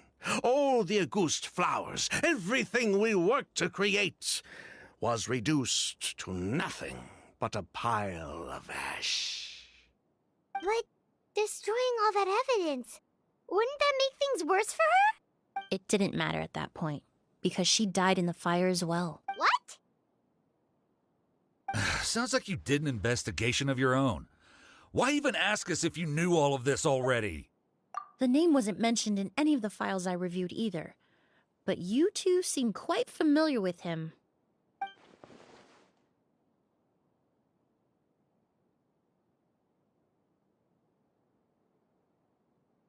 Kyria was Vijava's younger brother.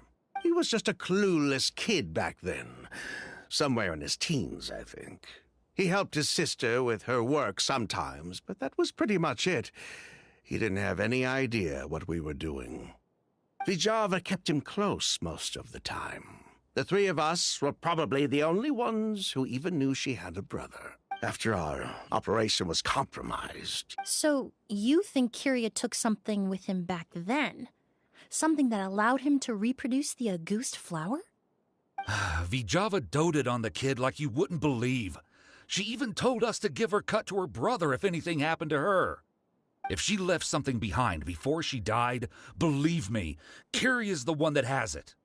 And judging by the liquid in that bottle, the Auguste flower wasn't the only thing he reproduced. He managed to replicate the perfume itself. So the liquid Edgar was forced to ingest really was Auguste. Wait, does that mean Auguste is poison? Poison? No. Of course not. If Auguste could be considered a poison, we wouldn't have even sold half a bottle back then. Edgar fell unconscious because Kyria forced him to drink perfume.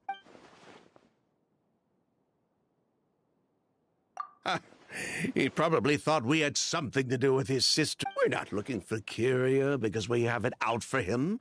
We just wanted to see how he was doing.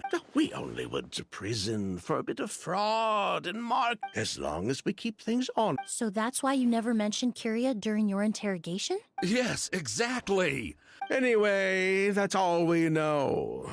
If you're looking for information on what's in a goose, or what to do if you ingest... Well, at least we're able to say for certain that the substance Edgar ingested was in fact a goose.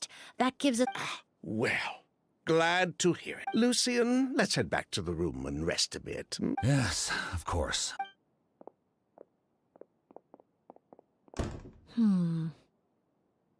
Huh, you think so too? But based on Sylvain's tone of voice just now, I suspect further questioning will only result in more made-up answers. The way you exposed them like that, just based on a hunch? That was genius! Oh, right! Earlier you said you were only sort of a doctor. Oh yes, that's because most of the patients I encounter are already dead. So you're Close. I'm actually a forensic cleaner. Once the forensic team and the Marechaussee Phantom are done collecting evidence from the scene, I'm in charge of clearing away the final traces my patients leave on the world. In fact, with just a small alteration to the formula, basically there are two sides to forensics. Those who collect evidence to expose the truth, and those who clean up the smells, bloodstains, and other substances left behind at the scene. I've learned a lot in my line of work, and I've witnessed a lot of death. But this time, we may still save the patient. Actually, Traveler, could I trouble you to report back to Tainari and the office? I'll stay here and continue to look after Master, now that...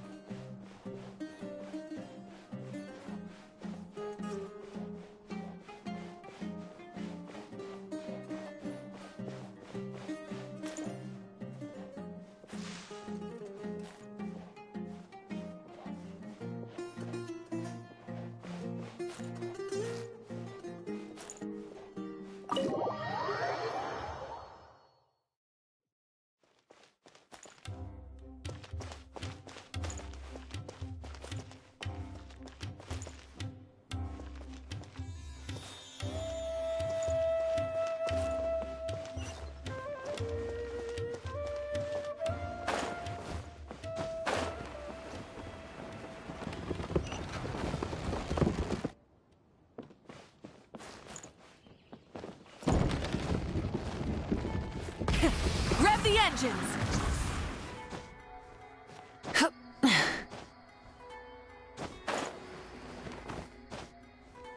Hip.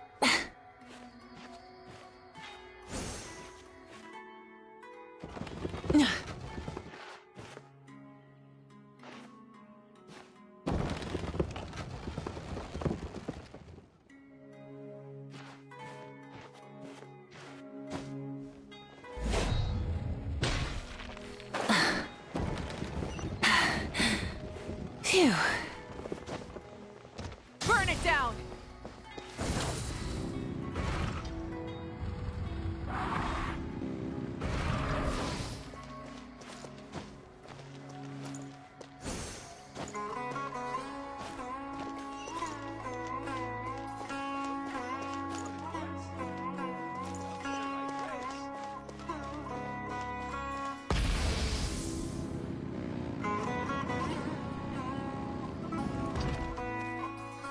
Whoa, why the rush? Did something happen? What? Edgar was... He's the most famous perfumer in the region. Someone who's helped countless people around Port Ormos. Sheriff, have you received any reports of a suspicious individual fleeing through the bazaar? No, but we've got eyes all over the area. I'm sure someone's seen Kyria. I'll start gathering my forces. We won't let him get away. What about you, Tainari? I'm sure the sheriff can handle things over at the scene, and I doubt Emily needs my help looking after Mr. Edgar. But she said she's not a real doctor. Then she was far too modest. She may not be a doctor by trade, but not to mention the fact that Mr. Edgar's condition is related to perfume. Emily is certainly... As for me, I'll head to the academia and see what I can learn about Vijava and Kirya. Oh, that's right! Vijava was supposed to be a scholar from Sumeru. Do you recognize... From Emily's letter, certainly, but that was the first time I'd heard of it. The academia produces a lot of scholars, and there are plenty of graduates who choose to pursue a career outside their darshan. I didn't have time to look into it earlier, but now it seems like Vijava's past could be critical to getting to the bottom of what happened to Mr. Edgar. I have friends in Sumeru City that can help me investigate. With any luck, we'll have news to share by tomorrow. I'll leave you and Emily to watch over things here in Port Ormos.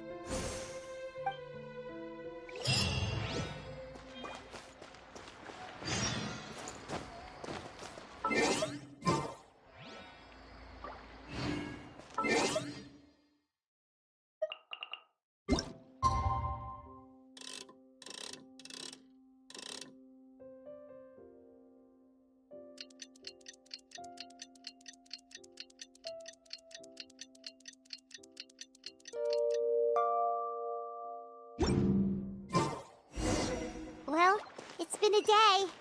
Wonder if Tainari's discovered anything. But things weren't looking good with Emily's master yesterday. We should check on things at the hotel first.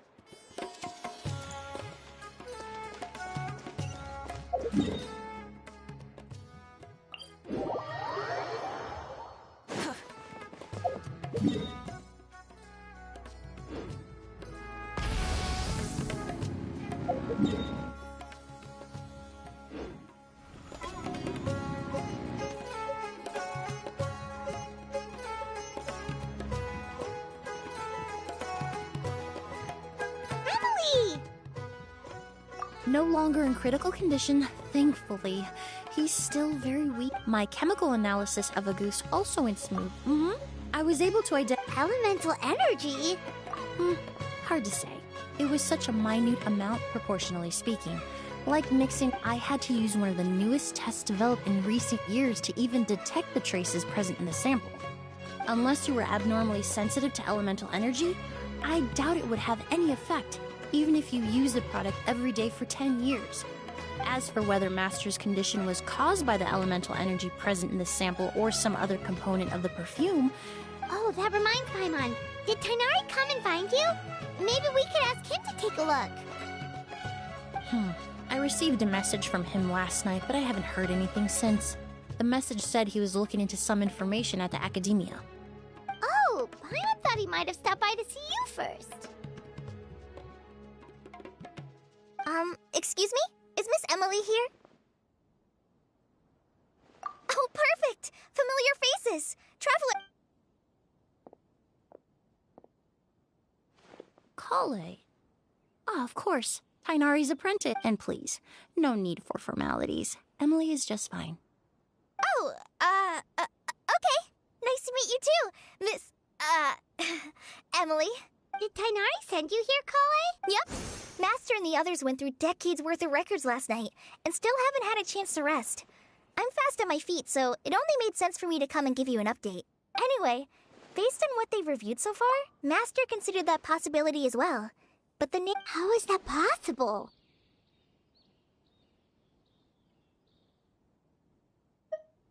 It's starting to seem very likely. If we want to figure out her true identity, I'm afraid another conversation with those two merchants might be our only... Hey! Lucian!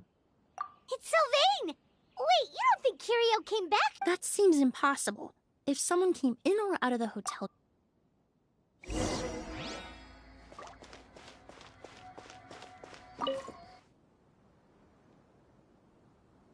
It's locked?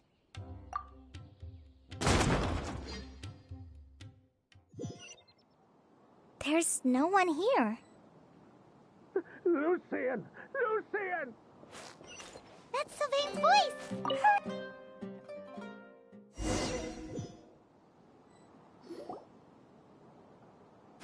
Lucian! Lucian! Come on!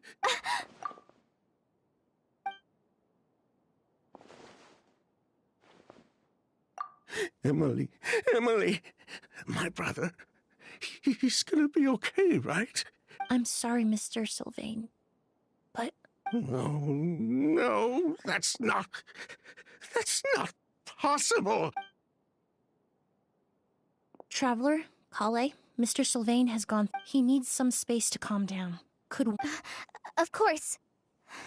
Leave it. Thank you both.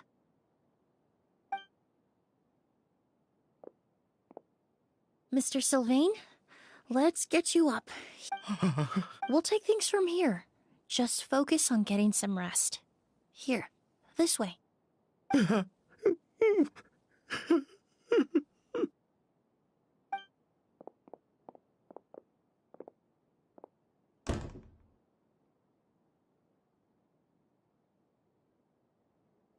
Poor guy. He's like a shell of his former self. He may have made some bad decisions in life. Good person or bad, the death of a loved one is equally painful. All the moments he shared with his brother... If Kyria really was behind this, then what? Lucian can no longer speak, but the traces left behind by his death most certainly can. Traveler, I've got things covered here at the scene. I'll leave you to contact the sheriff.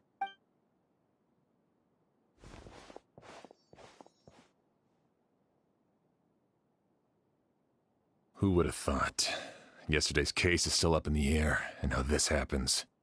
Miss Emily, I heard you're an experienced forensic doctor. Have you been able to discover anything? Oh, I'm not actually a forensic doctor. I did take a look, though. Judging by the temperature and rigidity of the body, it appears the time of death was sometime last night.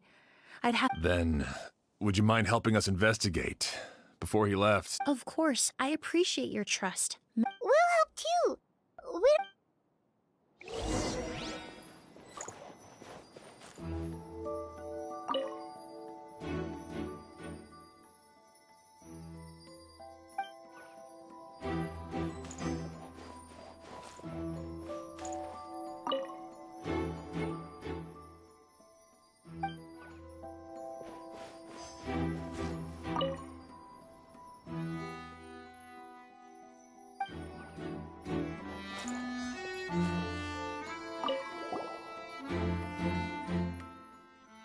And the windows are shut tight too.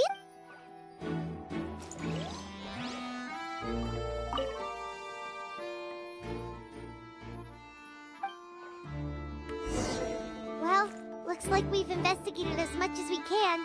Let's go report back to Emily and Shiam.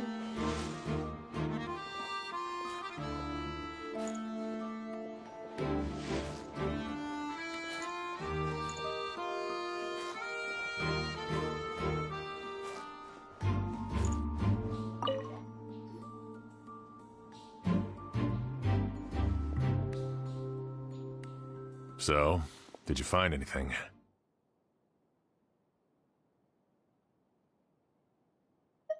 Paimon can show you. Here, it'd be something like this.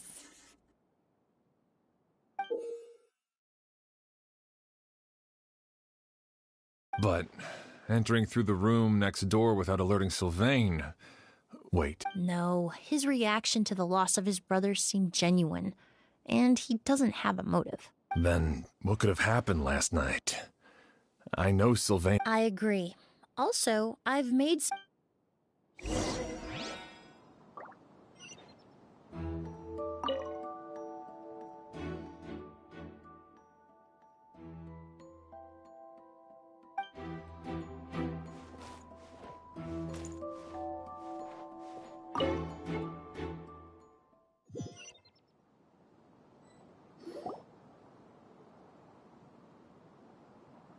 Mr. Sylvain, I need you to tell me everything you and your...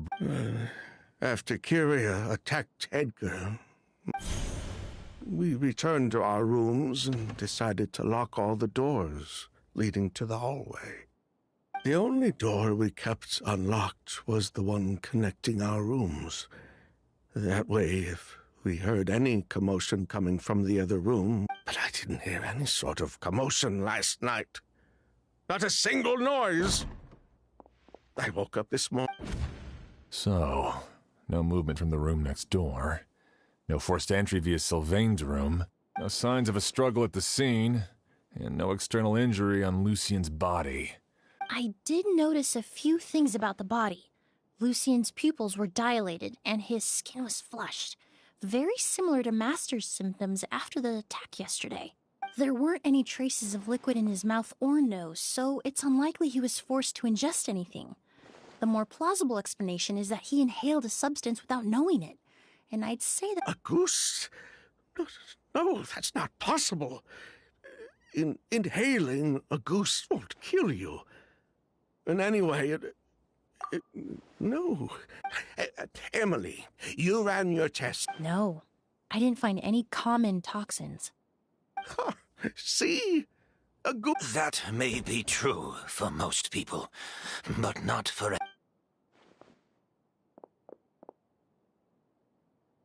Master! Edgar? You're up and about already? Thanks to Emily. Sylvain, no matter how hard you... Edgar! Even if we could keep it a secret for another 10 or 12... No, he would never...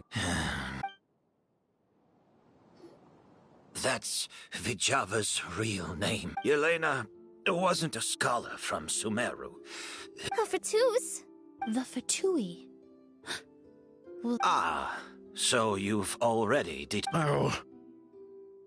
The August flower was created with the mutative and distorting power of a delusion. A delusion? The Fatui, delusions. I never would have thought Auguste was hiding this many secrets.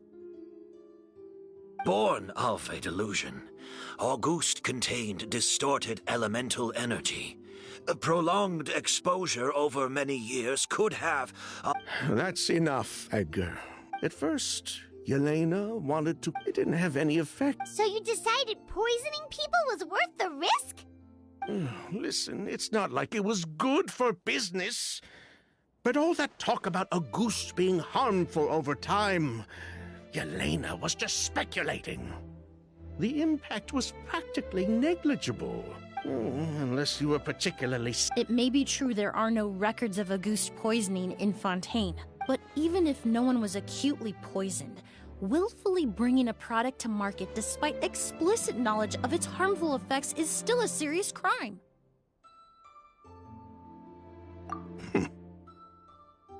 That explains why you were so intent on keeping Yelena and Kyria's involvement a secret all this time.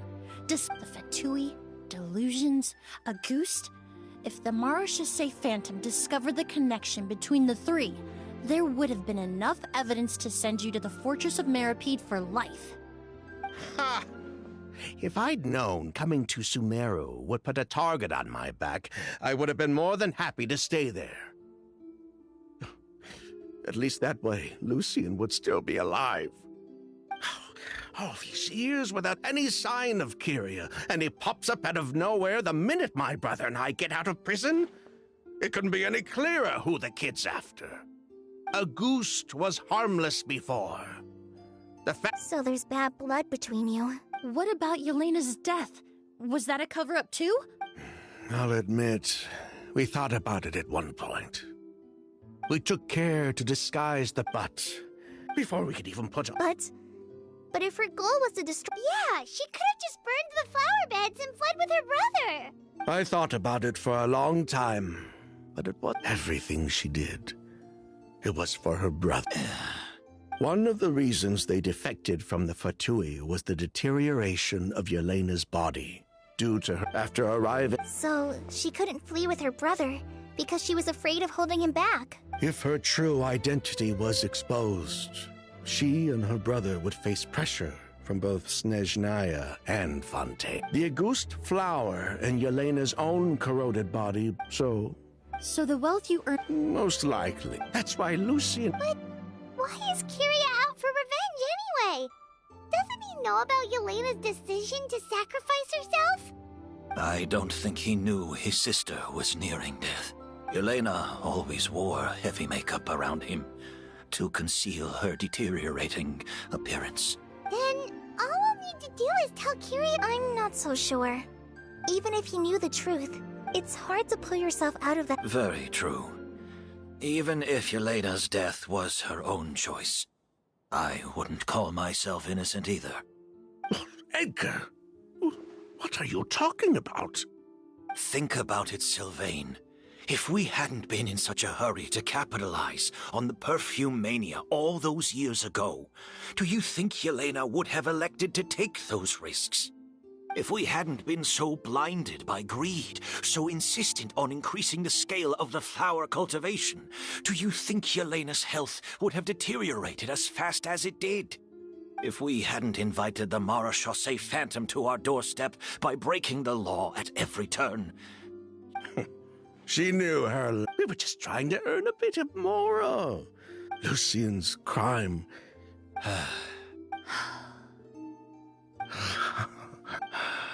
Fine.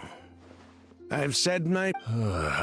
3 people from Fontaine, 1 from Snezhnaya, and a crime committed in Port Ormos. What a headache. Well, we can only wait until the Academia sends someone to deal with it. I'm guessing we'll have to contact Fontaine as well. In any case, we won't really know anything until tomorrow. With the exhibition, we don't even have space in Port Ormos to detain anyone. The hotel could suffice. Although with Sylvain's mental state... Mr. Edgar, are you saying... If Sylvain is... I'd just like to take... As for Sylvain, I'm sure he also has some goodbyes of his own. Would you be willing to grant that request? Well, all right. I'll talk to the man we grew to know in Sumeru proved himself to be a good person. Your request is granted. You have my thanks, Sheriff. Happened tonight? Oh, you mean the possibility that Kiria might try to finish what he started? Yeah, all we know is that he uses a goose to poison people. But we still have no idea if he targets Sylvain or Edgar again. We might not be able to stop him. That may be true. But what if we take advantage of this situation? Master, no. That's too dangerous. If Kiria learns we're being taken away tomorrow, his last chance to enact his revenge would be tonight. In other words, you want to use us as bait to capture him. Capture? Not necessarily. I just want to talk. Afraid? This is my only chance to make him pay. I'm spending the rest of my life in prison anyway. I can't just sit back and let him ride off into the sunset with our fortune. As for the danger... I'll admit, it could work. Then I'll station some of my men around the hotel. If we have your assistance as well, our chance of success would be even higher. I still have some reservations. But if you insist on carrying out this plan, I won't... I'll also keep watch. Although I think Sylvain and myself, if Kiria noticed another person in the room, he might decide to turn back. And besides, it's possible he's already transformed Auguste into a potent toxic gas. You mean if he doesn't see a way to get his hands on the two of you, he might get so desperate that he'll just start using Auguste on everybody? If that were to happen, everyone's standing guard. Even the innocent citizens in Port Ormos would all be in danger. That's why everyone else needs to keep to the shadows.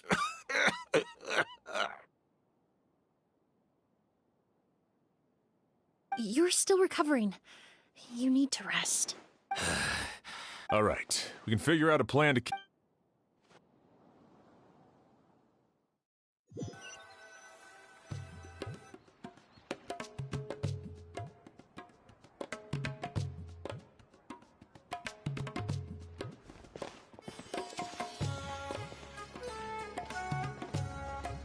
Have you heard?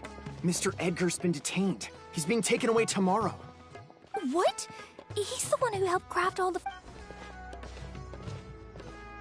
He taught my child how to make perfume. How could this happen? He hasn't been convicted yet. Let's just wait and see what the court has to say. Oh, everyone on the street is talking about the rumors. No matter where Kiri is hiding, let's head back to the hotel and take a break.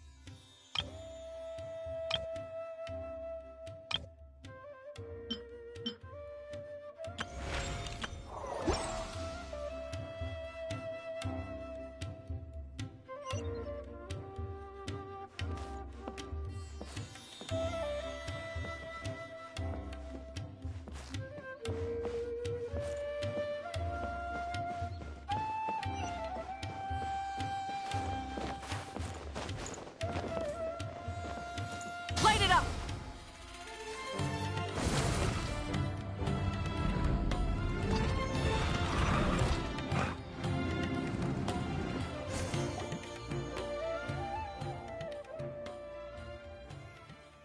Emily! Chef Xian wants to talk to you. Thank you, Kale. But first, here. I prepared a kind of herbal tea that helps calm the spirit. Why don't... Oh, that's very kind of you. But I'm okay. Oh, it's not good to be so tense. Was it that obvious? You seem very preoccupied with Kiria's revenge.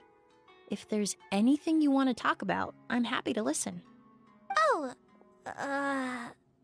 Hey, Emily, Kale. Oh, are we interrupting something? No, not at all. This will be easier to talk through with you here anyway. I've just been thinking. If Kiria has the capacity to commit murder while remaining completely undetected, why didn't he target Sylvain along with Lucien last night? There was just a single door separating them.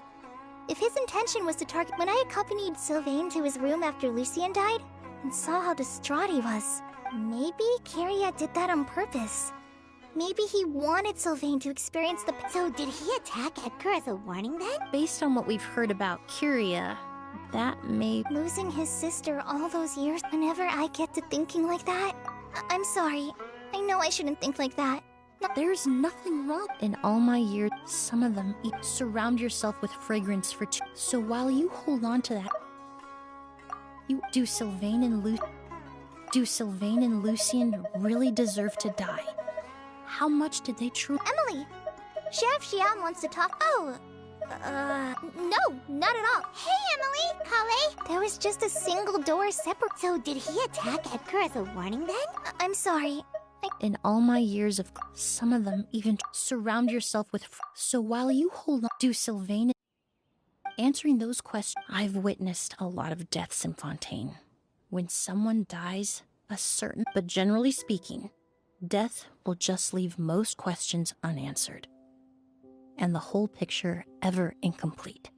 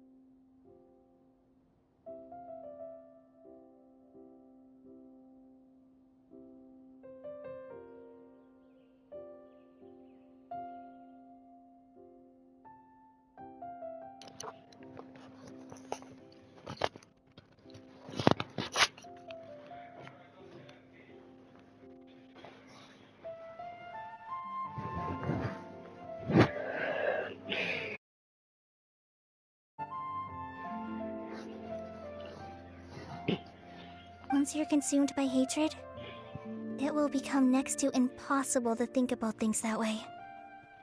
For someone like Kyria, I'm sure right and wrong lost all meaning a long time ago. You're right. The fact that we can approach these questions from this perspective, but that also makes... I understand Kyria's decision, but I still want to stop him. Huh. The fortunate...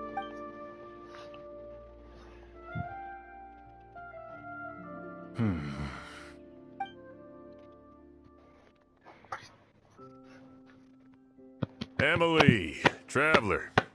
Huh? Edgar. Oh, it's you two! Didn't you head back to your room to rest, Edgar? Is it really okay for you to be out and about like this? A little. Besides, I don't have much time left in Sumeru. We could do that for you, Master. No need. I've grown attached to these flowers, and this is my last I would imagine Sheriff Sham is here for a more important... The Night Watch! You mentioned earlier that we... That's right. I've stationed some of my men around the surrounding area, but we still don't have anyone standing guard next to Sylvain's room. Exactly. After some discussion, we conclude... And Emily's expertise is sure to come in handy in a pinch. Sounds perfectly reasonable. I'll be glad to have your help tonight, Traveler.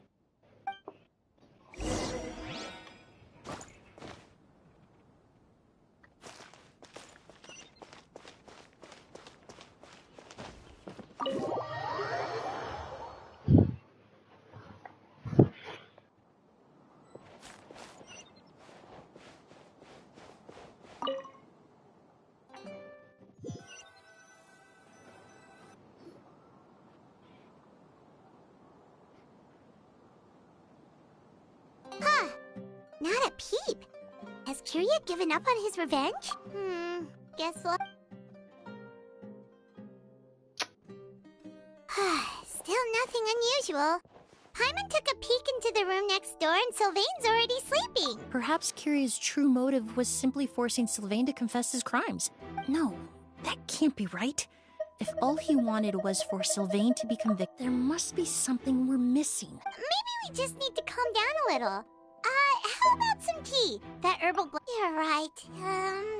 Maybe we can look for a different distraction then. Oh, there's a glaze lily here. Paimon didn't notice it earlier. Flowers, glaze lilies. Oh no! Sylvain's room! Quick! Wait, what?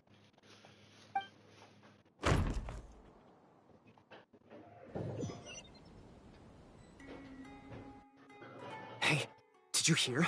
It was the older of the merchant brothers, right? Yeah, I think his name was Sylvain. Poor guy was murdered in cold blood. First it was Mr. Edgar, then that merchant named Lucian, and... Listen up, everyone. This is an active crime scene. Please, no loitering.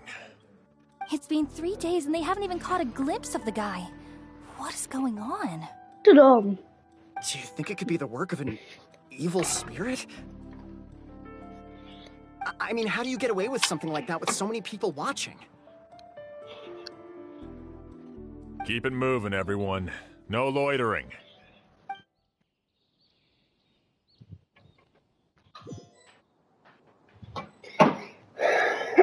Oh.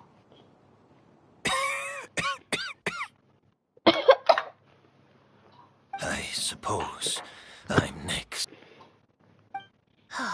He doesn't consider your crime to be worthy of death. You were the only reason I managed to survive, Emily. I never did thank you for that, did I? Even if I wasn't there, Tainari was also in the vicinity. He would have been able... Is that so? I suppose I have exceptional students, caring friends, and the respect of my peers. If it is indeed my time to go, then I'll die without regrets.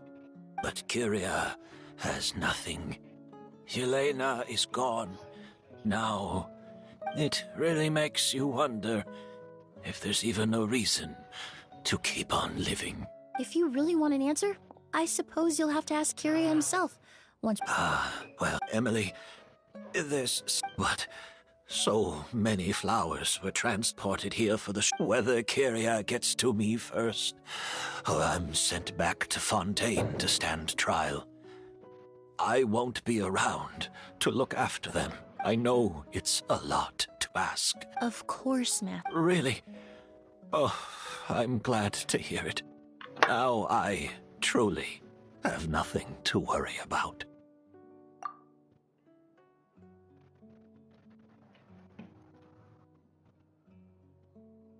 Sheriff Sham still has some questions for me, so Go ahead. Best not to keep him waiting.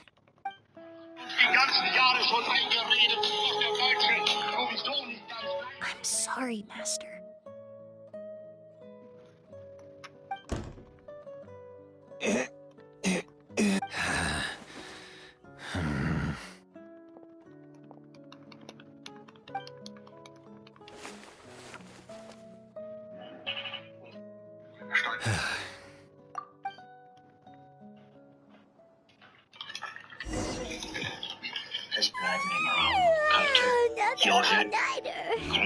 Paimon sure hopes Emily's plan will go well. Oh, but Kali still looks quite worried. Let's go talk to her.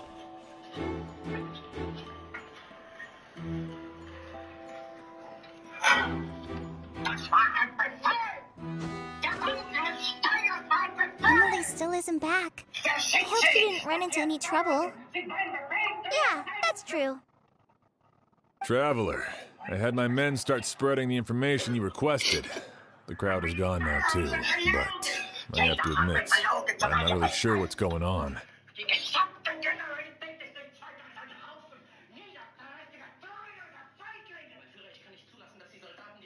After listening to Emily's plan, I started getting the materials together and arranging personnel.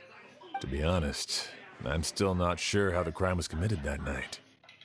The clue was right in front of us the entire time! Let's go! I'll show you where the culprit hit a goose.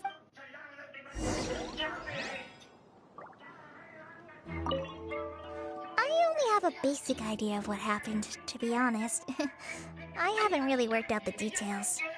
Ah, so you're saying I'm the only one who's completely in the dark.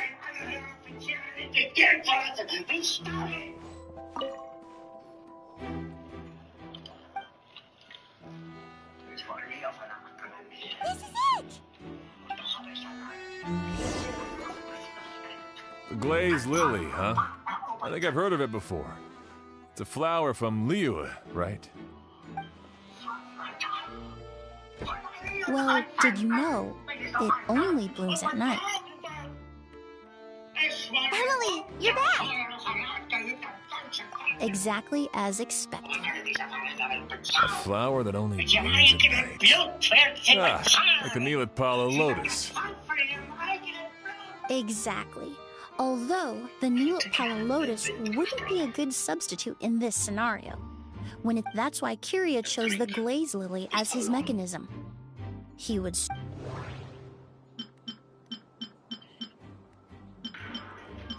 There's a sticky substance on the edge of... If you stick the petals together with slime condensate, then, in the daytime, the glaze lily... That's right! He applied a diluted form of slime condensate to the petals to stick them together, and enclosed a sample of agouste in the center. That way, the agouste would remain trapped inside during the daytime, unable to seep between the petals and evaporate into the air. This also allowed the culprit to plant the poison well in advance, However, the diluted slime condensate wouldn't be viscous enough to prevent the petals of the glaze lily from opening at night. So by nightfall, the flower would bloom, thereby forcing the target to inhale the agouste trapped inside. And Kyria could execute his revenge without having to step foot inside the room during the night. By the next morning, the sample of agouste would have nearly fully evaporated. The glaze lily would have already closed... Wait a second. You're telling me this version of agouste is so toxic, and how did Edgar even survive ingesting a whole bottle of the stuff? That's because a ghost is just as dangerous now as it was all those years ago. The level of toxicity has never changed. Only a small subset of people are truly at risk.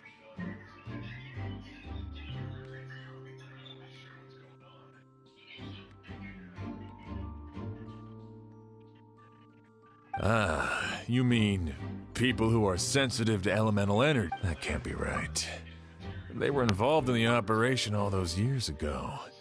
If the stuff gave them a bad reaction, they would have known from the very start. I wouldn't use the word allergic necessarily. It's more like they're susceptible to its effect. You can think of it this way. It's not that Sylvain and Lucian are innately sensitive to elemental energy, but that Kyria found a way to ensure that they would be. In Fontaine. All kinds of us. The incense I smelled in Sumeru. Skull. All chemically produced essential oils. That stuff gave us a lot of trouble when we first came to Sumeru. Ah, yes. I definitely remember that.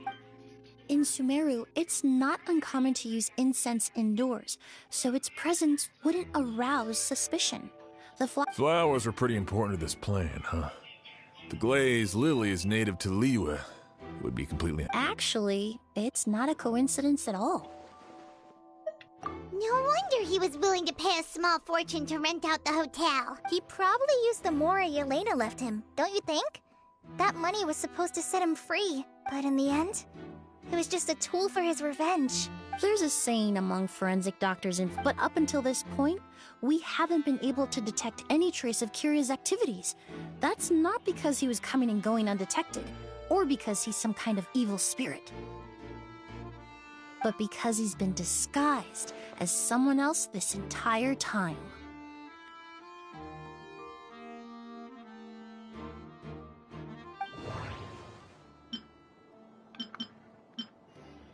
The mora spent to rent out the hotel. It all points to one person.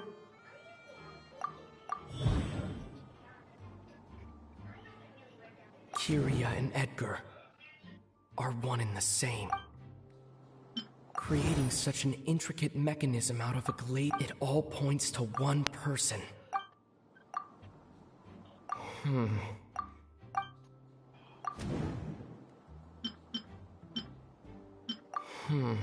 That doesn't sound... But Kyria was only in his teens back then. He wouldn't even be 40 years old by now. Edgar's lived here for so many years. Bad news, Sheriff. Mr. Edgar was attacked. What? A dark shadow-like figure just ran out of his room. It was giving off a really ominous aura. But before we could even react, the figure up and disappeared like some sort of ghost or something. By the time we got a look inside the room, Mr. Edgar was gone. Do you think Kyria kidnapped him? I need you to think very carefully about this. Are you certain that figure wasn't Edgar himself? I mean, Mr. Edgar was so frail. I don't see how he could have moved that fast. It would seem Master decided to tap into an ill-advised source of power. What? But that's so dangerous with the condition he's... But why? No.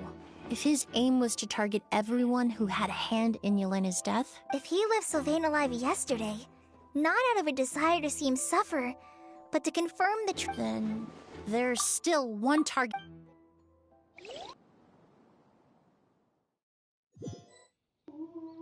The shadow-like figure ran in the direction of the elevator, and my partner immediately chased after them. We should hurry before they're forced to confront each other. Where in the world did he go? Let's ask the merchants nearby. Ghost! It's all right. Please, calm down and take a deep breath.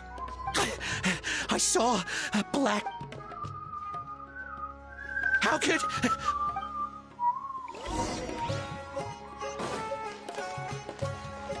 Full throttle!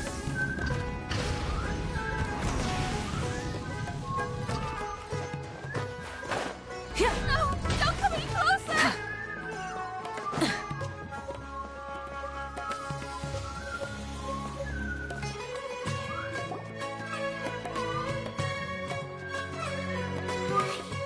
It's all right.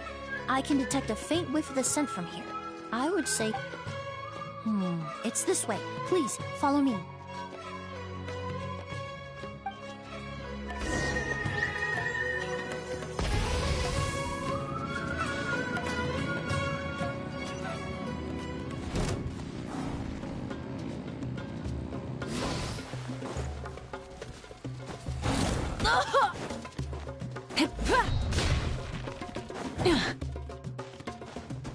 Rise with the sun!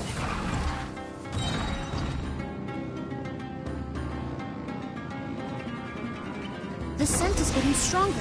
This must be the place.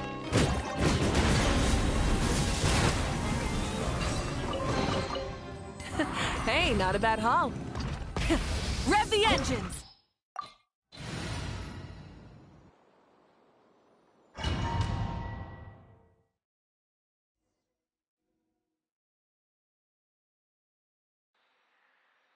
Oh! O's! Are you all right? Were you attacked? No, I'm all right. Let me take a look. The air definitely feels heavy. It smells nice, but for some reason, This feeling. Everything looks all right. It was probably just the stress of the change. I can't rest. Mr. Edgar is still in there. He's a good man. O's, you need to calm down and listen to me. But how is that? Mr. Edgar is 70-something.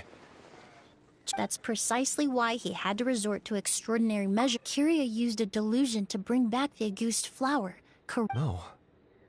He couldn't have. And what if the impersonation started before? I've yet to confirm it, but I suspect Kyria killed the real Edgar in Fontaine not long after his release from prison. While Edgar was incarcerated, Kyria started making preparations to replace him, including forcefully aging his body, studying perfumery, and planning the real Edgar's demise. The new Edgar then decided to relocate to Sumeru, seemingly out of an innocuous desire, and Sumeru fit the bill. As the years went by, he removed his disguise little by little and continued to refine his skills. that explains why Sylvain said he barely recognized Edgar back at the hotel. He aged himself decades beyond his years just so he could accomplish his revenge. I need to find Mr. Edgar. He's not that... What you really need is to get out of here and rest. No, Wait! This environment is likely being influenced by the delusion. Any discomfort, no matter how slight, should not be treated lightly. I know how to relieve your symptoms, Mr. Ooze. I'm sure Kyria... No, Edgar wouldn't want any more innocent people implicated in all this. Kale's right. The Traveler and I will take things from here. This leads me to believe those blessed with a vision... Actually, now that I think about it, I hate to trouble you. Thanks. Hear that? Traveler, for someone who's only... Don't worry. We're not going to... Gabi kaya? Gabi. Mister. Emily. Extract!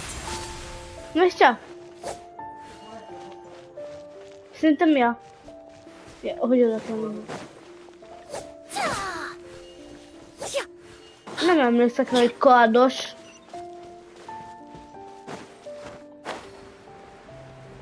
Monsters?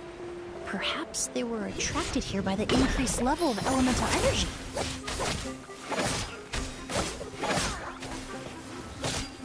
Shadow Raven, let night fall!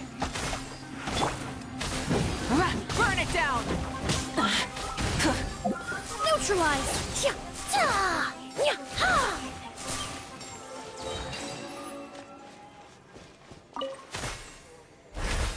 I've never seen these seeds before.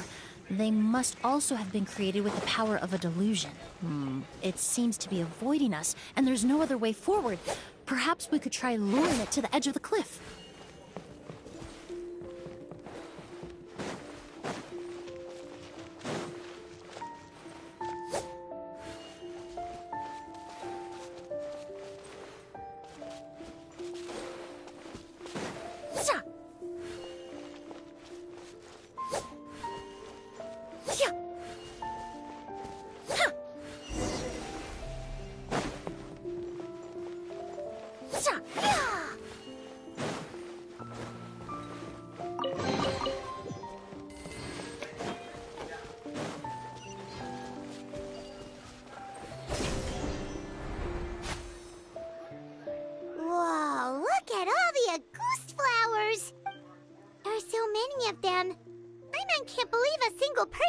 fear that statement is truer than you know, Paimon.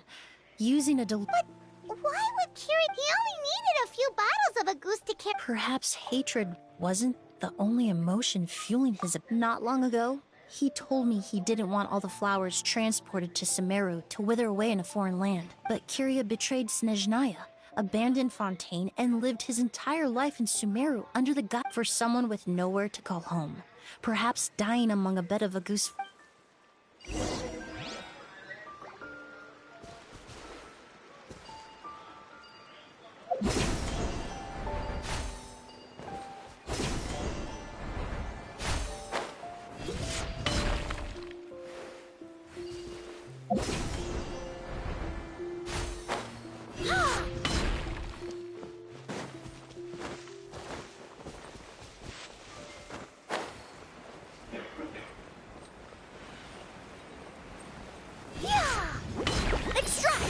This'll brighten up the place.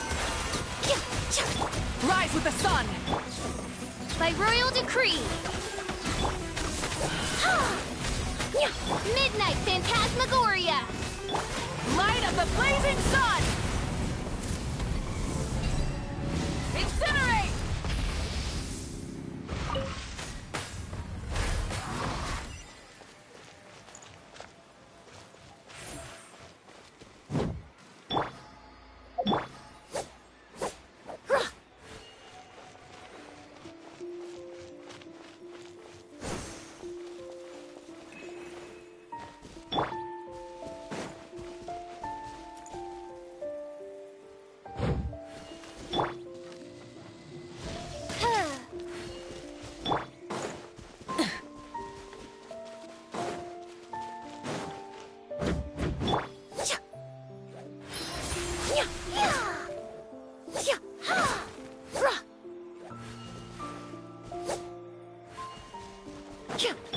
Full throttle!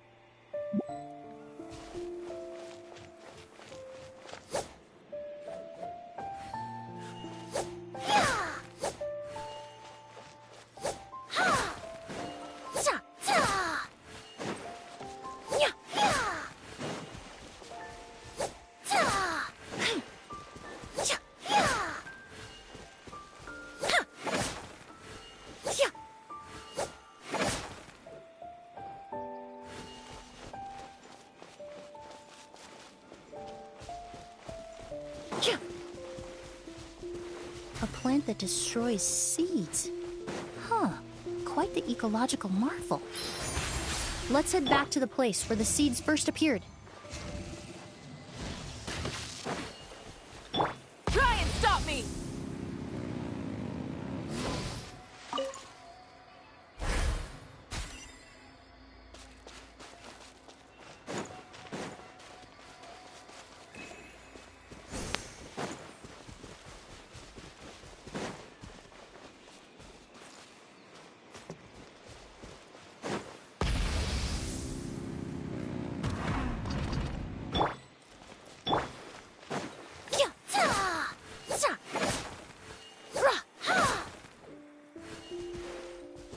Neutralize.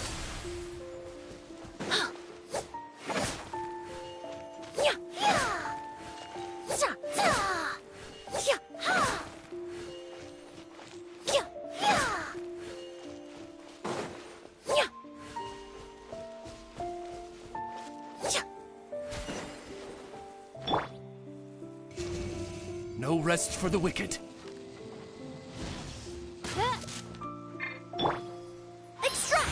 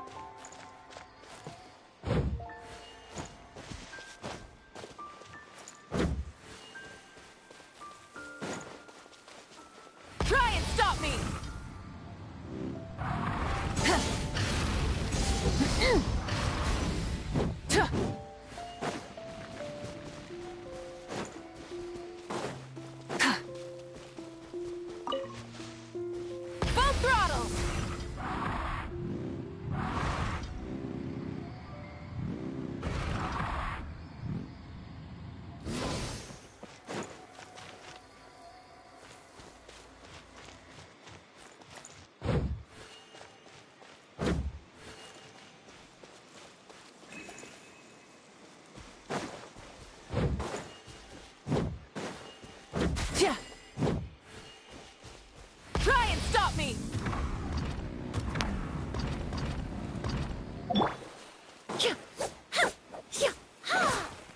Reconstitute!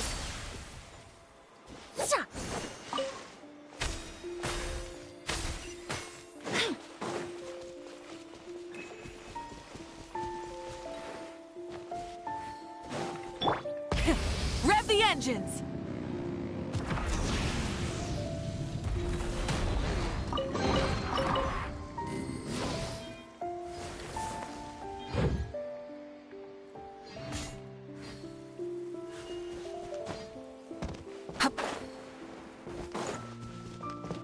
Oz, reveal the... Light it up! Extract!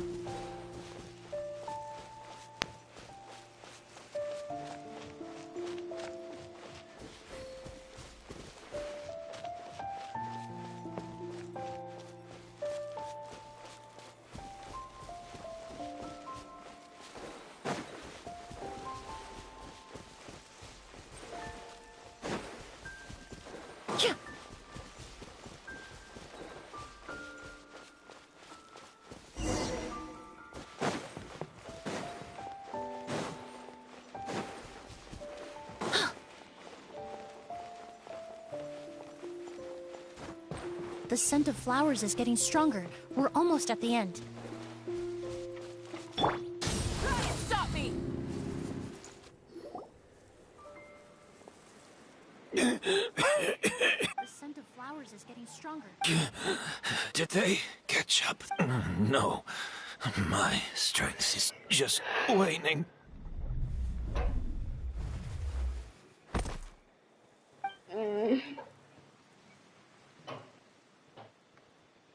But it doesn't matter. This is far enough.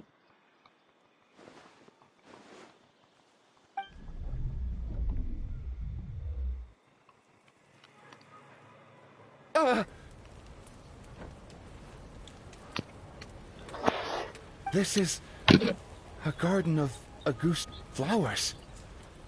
But it's not mine. It's the one that was set on fire all those years ago in Fontaine. Yelena? Yelena! You tried to hide it from me, but I always understood. The reason why you continued to use the delusion. The reason why you set your garden up. I shouldn't have listened to you that day. I shouldn't have taken the Mora and ran. But by the time I realized something wasn't right, there was nothing left. The flowers were gone. Maar megint. And so were you. I know I'm almost 20 years too late. I should have come looking for you earlier. I should have died with you that day. Yelena? Yelena!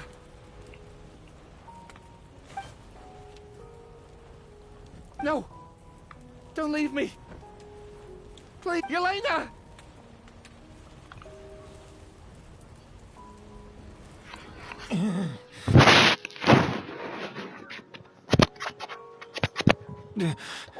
Emily, I'm alive.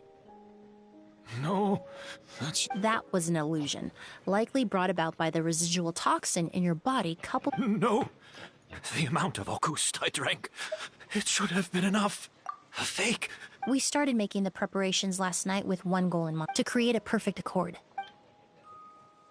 The accord is the basis of perfume making, the product in its most primitive form. Ambergris mixed with cedarwood, rounded out with a base note of agarwood. This is the scent of leather? Exactly. We're unable to extract essential oils from leather, but by combining other raw materials, we can recreate its essence. That is the purpose of an accord. Does that mean you can recreate any scent in the whole world? I'm afraid not. Certain fragrances in this world are simply one of a kind. That quality is what draws people in and fuels their obsessions. If I wear a goose to the ball, I'll also be one of a kind. Our competitor already got their hands on it. Perfume all in my It mind. doesn't matter how much it costs. I have to buy something better. This fragrance will be one of a kind no more. Myths can be deconstructed. Miracles can be recreated. All it takes is skill, experience, limitless exploration, and a little patience.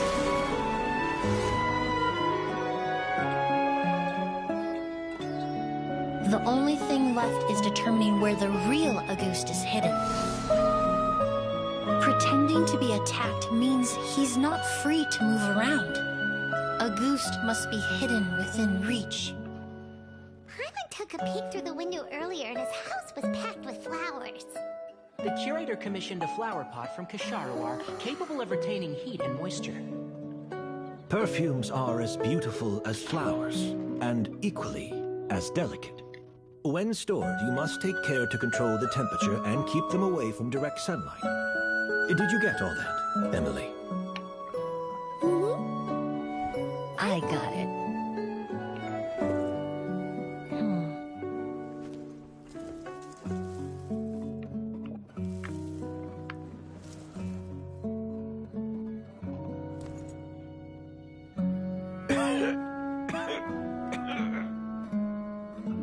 Did you hear?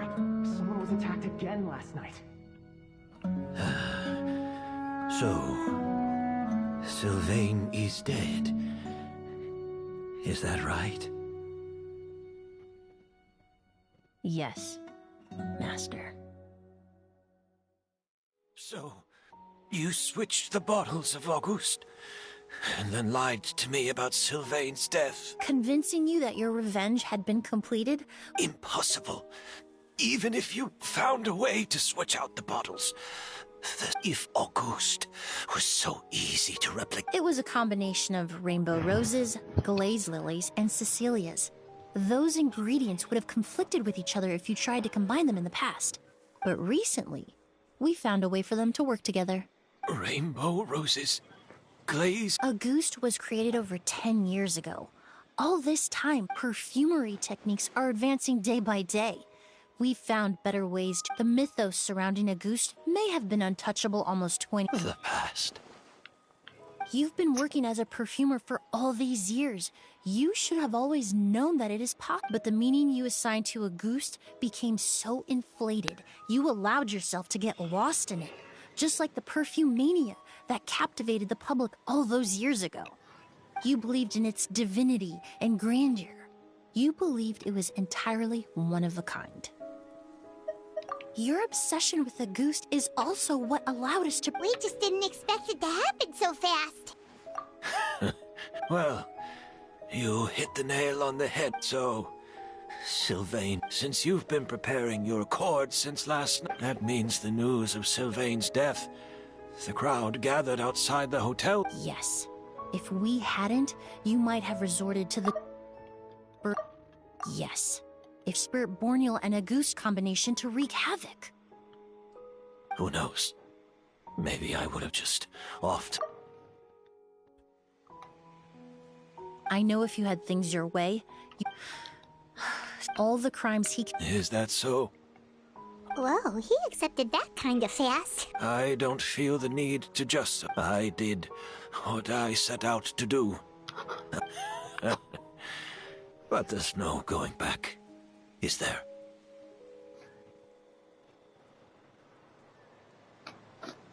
Careful, everyone. This environment is dangerous.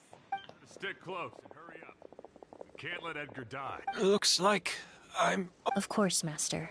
The combination. The scent of Auguste is complex and varied, yet the... So, as I was analyzing the sample yesterday... You're saying Yelena designed Auguste to have the scent of multiple flowers. Rainbow roses, glaze lilies, Cecilias... The perfumers of the past knew that if you combined their essential oils directly, they would just cancel each other out. It was a conundrum they could never solve. But if you cultivate a new flower species that intrinsically carries the unique features of those three scents, you can bypass that issue entirely.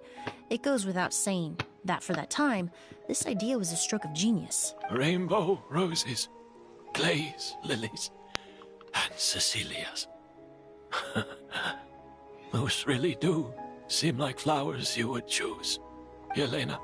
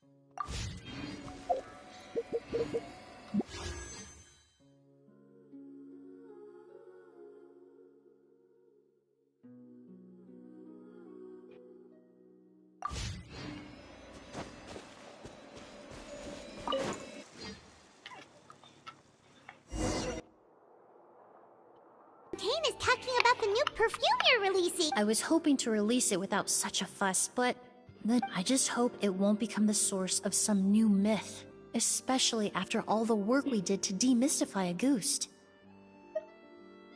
I did, although I made a few modifications to the formula to make the scent more. Also, I was hoping you could try out the fragrance before I officially release it and tell me your thoughts. Of course! A good sense of taste and sense of smell go hand in hand, you know?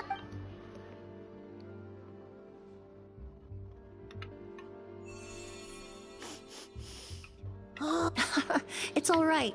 All feedback is worth considering. Besides, when it comes to perfume, commenting on whether it smells good is the most straightforward assessment you can ask for.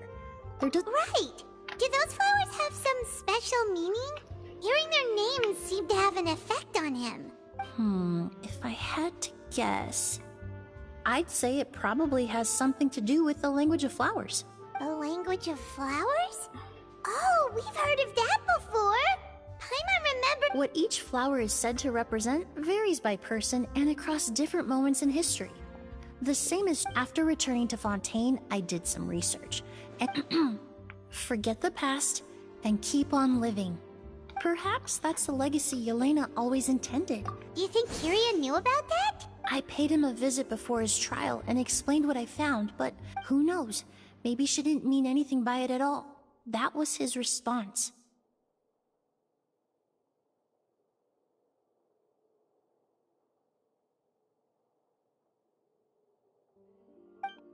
Yelena is gone. We'll never know what she was thinking. We can look, even if that is what she was trying to say. Avenging her death?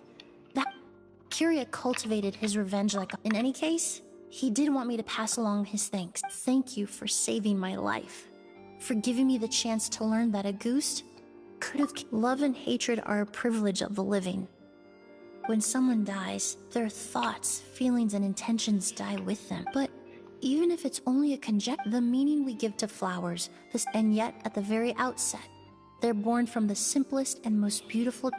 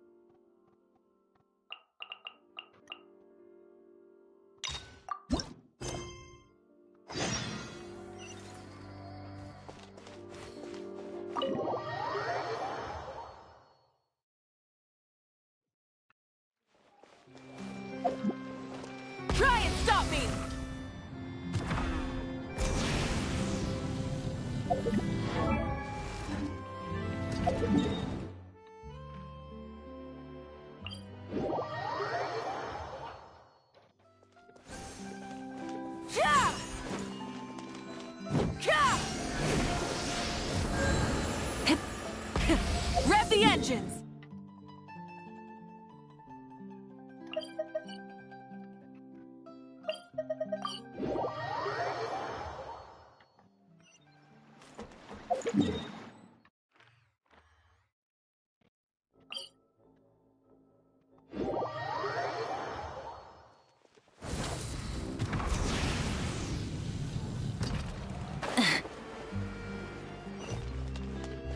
Full throttle!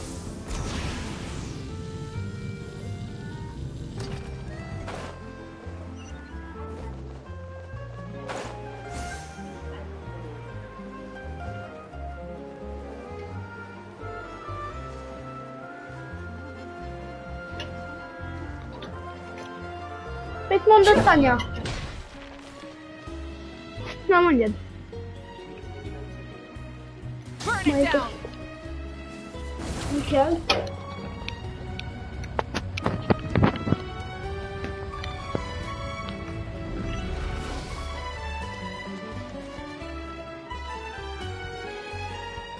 Well, if it isn't my dear partners. That voice! It's Navia! I didn't expect to run into you guys here today. How about you, Navia? We've wrapped up most of the rebuilding, but stocking up on materials, confirming construction timelines, discussing Well, though the victims have received, our financial situation right now isn't the best, so all we've been doing is signing agreements for the damages to be repaid at a later date. Though just pieces of paper now, they demonstrate our commitment. Whoa! Spoken like a true president. You're a really responsible leader. Oh, you bet. Between that and all the other errands I have, so before I came over this time, I took a page from Malusa's book and decided to make a list of everything. This way, it's easy to see which tasks you haven't checked off. And then, since Malus loved using shorthand, I decided to also follow his example and come up with some shorthand of my own. But after running a few errands in the city, I'm kind of struggling to even read my own handwriting anymore. That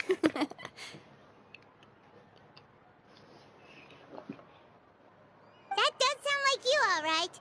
So what kind of shorthand did you use? Oh, want to take a look? Let Paimon see. This looks like a piece of kelp wrapped around a stick. The first one has to do with confirming the final payment amount for the fishermen, while the second one is a reminder to try the new burger that just hit the market. Okay, Paimon can definitely see how you might forget what each of these mean. Thank you for your advice. These are the kinds of things you only really figure out once you've tried them out yourself. I thought that as long as I understood my shorthand when I came up with it, I'd be sure— Well, now you know for next time. Anyway, I should have already— Worst comes to worst, I'll just make another trip. Ah, so you're going to head back now? Yep, that's the plan. You said you don't have any plans, right? So we can just catch a boat and head over. It's a bit sudden, but Paimon doesn't see why not. What do you think, Traveler? Then let's go. We'll take a boat over. Oh, you mean the aquabus, right? Like the Clement— Oh, sorry. I meant our own boat. The aquabus doesn't have a station near Poisson, so we'll use one of the Spina's boats. All right, follow me.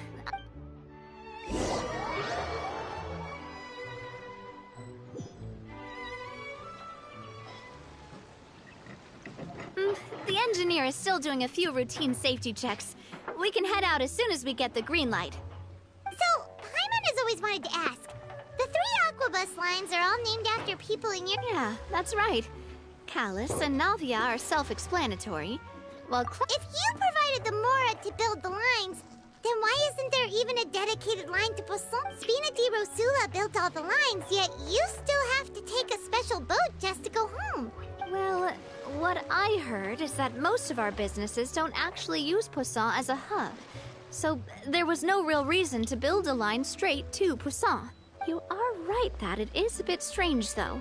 Yeah, that's what Paimon's saying. The aqua... Well, it is what it is. You know what my father was like. Even I often struggled to figure out what was going on in his head. But that would only be the case if, from what I've heard, the rights of all the other members of the Huh. Well, that explains why... Yeah, because I wouldn't just let him keep getting his way. He was just... not very agreeable. Boss, the boat's ready. We can head out. All right, then let's head out.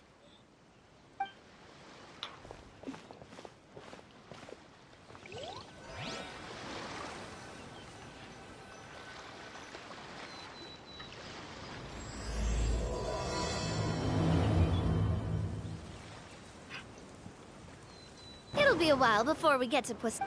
Navia, what was your mother like as a person? Oh, Paimon, sorry. She totally forgot that you mentioned... That's all right.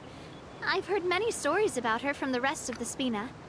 They've always said that they were sure we would have gotten along famously. While my papa was stiff like a board, my mother was supposedly super cheerful and funny. Their complementary personalities allowed them to make up for each other's flaws. My father would run the businesses and expand our reach, while my... Sounds like they were not just a well-matched couple, but fantastic business partners as well. Yeah, but those are just stories and anecdotes after all. But sometimes, I'd still look at the Clementine line and wonder, would the Spina and Poisson still be what they are today had my mother survived? Silver once said that a name is a kind of inscription, a way to... So, I will always... Over the past few weeks, I've also begun to appreciate how water can take in and hold our most... I've lost many beloved people and memories to the sea. Even though I cannot stop for them and must continue to keep moving, the fact won't change that they existed in my life. Of course, I still haven't really gotten used to a life without them, but I tell myself that I need to keep looking towards the future. Besides, I'm the president of Spina di Rosula. I've got to keep my chin up.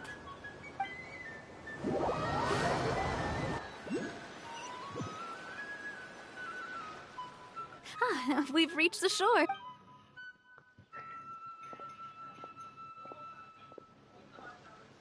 Navia, do you think she's doing all right?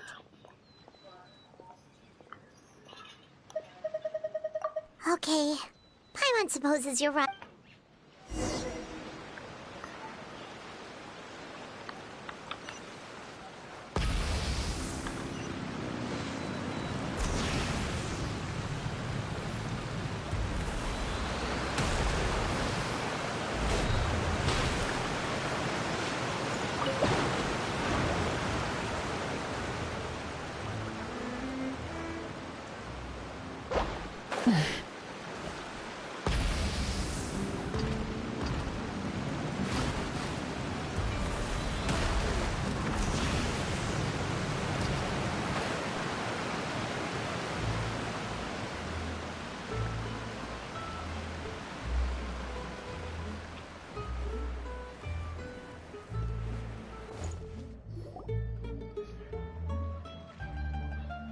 Boss, you're back! Traveler and Paimon! Oh, hey! Fancy seeing you again, Florent. Hey, I can totally take care of my... We did hand over some of Malouse's old responsibilities to Florent, though. It's been really nice to have him around to help... Thank you for the compliment, boss. As you see, I've been working close... Mr. Malouse was an extremely capable and respected member of the Spina. All right. There's no need to be so formal. Everyone's practically old friends by now. Were you waiting here for me? Did we manage to make any progress on the statue? Yeah, we contacted a sculptor about the job. You're commissioning a statue?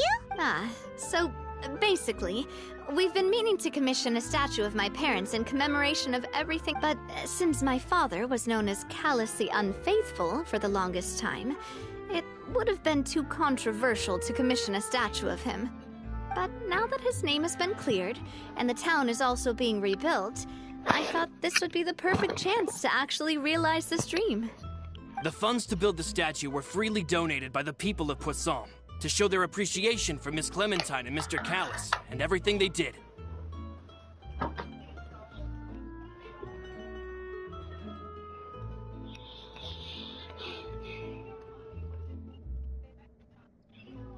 Me?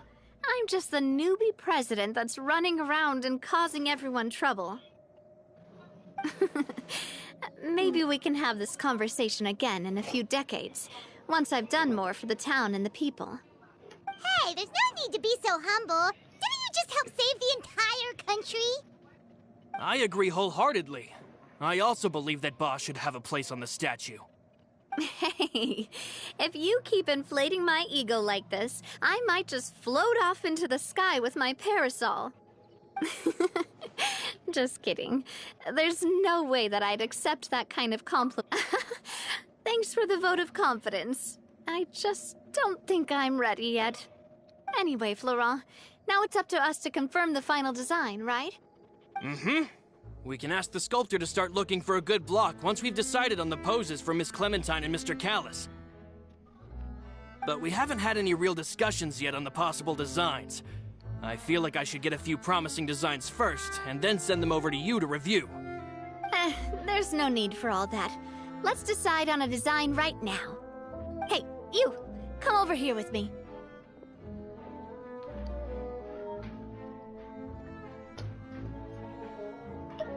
Modeling a few poses, of course. Here, just pretend to be Callis, and I'll be Clementine. Didn't you say on the boat that Callis and Clementine sounded like great partners? Well, then there's no one better to fill this role than my most valuable partner. Florent, let's grab some reference shots. You've got it, boss. I'll go get the camera. Well, what do you think? Got any ideas? Well, I've actually discussed it a bit with Florent before, but I could never come up with any fresh or original ideas. It's probably because my idea of them is already kind of set in stone. So, I want to pick your brain for a bit and see if you can come up with some new and interesting ideas. I'm all good here, boss.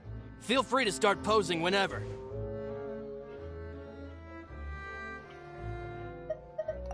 Imposing, huh? Oh, I've got it. Let's try this. This pose! It makes me recall Spina di Rosula's glorious golden age. But isn't Clementine's pose a bit too bold and heroic? Was she really that kind of person? If we were to stick with this pose, maybe people would wonder if she was actually the real boss behind the scenes. Well, tabloids did indeed speculate as much back in the day, but the Spina pulled a few strings and... Oh, Paimon was just kidding! Please don't make Paimon disappear. What Florent meant was that we asked the journalist to choose a new alias. You're right, though, that this may not accurately represent the image of her in our hearts. Let's try to come up with something else. Poke.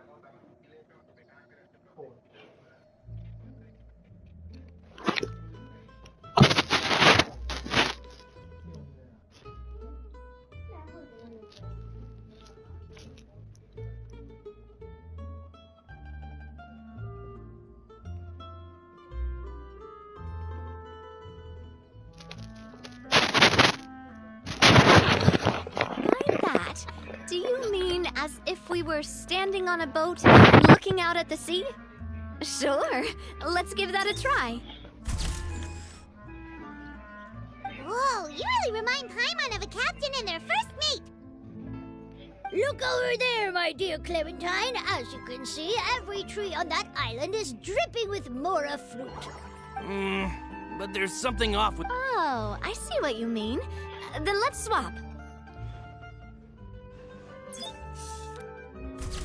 Well, Paimon is a fan. A statue like this would look fantastic on a boat. Wait, But then, since... Oh, okay. We'll try to think of something else.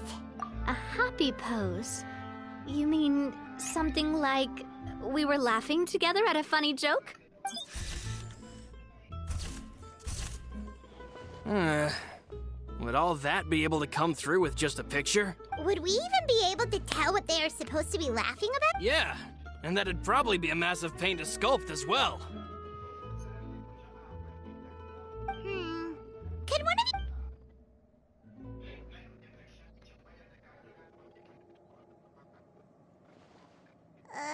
That actually sounds pretty hard to pull off. Forget it, let's try some...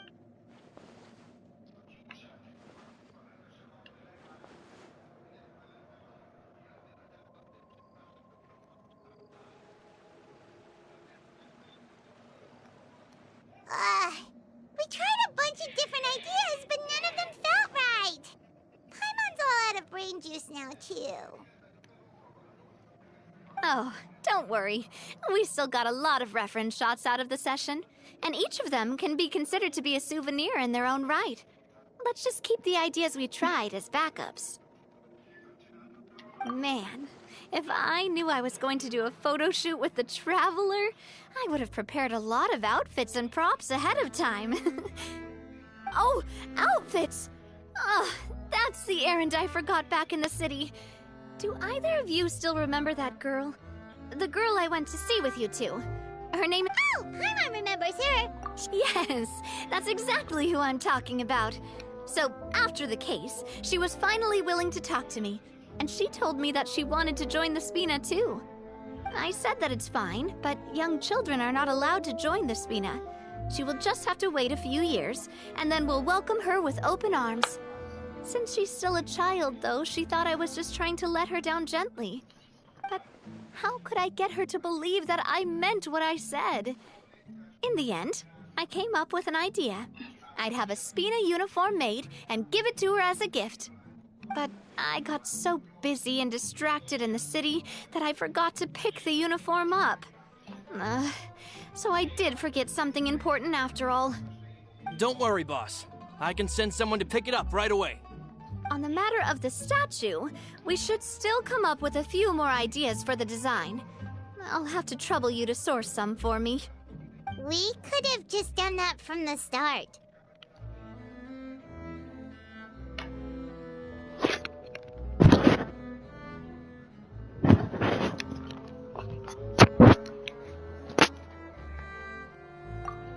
Yeah, you're right. They'll have some value as souvenirs at least.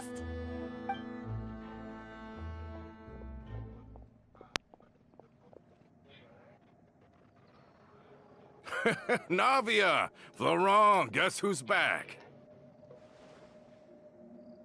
Huh? But aren't you supposed to... Oh, well, if it isn't Coulter. Back already from the Fortress of Meripede? That's right. I finally finished serving my time. Gotta say, turns out I was a lot tougher than I thought. After I got out, I immediately made a beeline back to Poisson. You could say that familiar, briny smell became a primal call, urging me to forget everything else and just come back home. You wouldn't believe how much I've missed Melissa's grilled fish. I dreamed about it every time I had to get a welfare meal down there underneath the sea. It's good to have you back, Coulter. You look as well as ever. And this guy is? Let me introduce you. This is Coulter, another of Spina di Rosula's members. He was found guilty and sentenced to the Fortress of Meripede some time ago. But, looking at it now, it was probably another one of Marcel's plots while he worked at the Confrérie of Cabrières. Wait, Mr. Marcel? What do you mean? He was involved in some sort of plot? Have you not heard anything at all about the water from the primordial sea case? Well, I know that Fontaine got flooded, but then the water levels miraculously receded. I thought that was all there was to it and didn't care to ask for any more details. Do you mean Mr. Marcel was somehow involved with all that? Oh, looks like we'll have to explain everything from the top. That case, a lot of things have happened in Poisson since then. First things first, let me introduce you to these two. They're my most trusted partners, and they've been with me through thick and thin. Now you could call them Spina di Rosula's VIP helpers. Oh, nice to meet you. I don't recall Navia ever generously complimenting anyone like that before. so you must be pretty amazing to get that from her. Yeah, we are indeed pretty amazing. But we've been cool since before we even met her. Wait, now you suddenly resist taking a dig at Paimon? Nice, nice. Spina di Rosula always seems to attract great people. Oh, that reminds me. Where are Malus and Silver? Aren't they always by your side? About that. Coulter, a lot of things happened while you were gone. They lost their lives, keeping me safe during the flood. What did you say? This isn't some kind of morbid welcome home prank, right? You're just scaring me on purpose because I don't know anything about what's happened. I'm sorry, but it's the truth. They weren't the only people we lost either. Many others, including Melissa, also lost their lives in the disaster. Malus and Melissa, dead. They're just gone? Malus, I was planning to give him a surprise gift once I ran into him again in town. I can't believe it.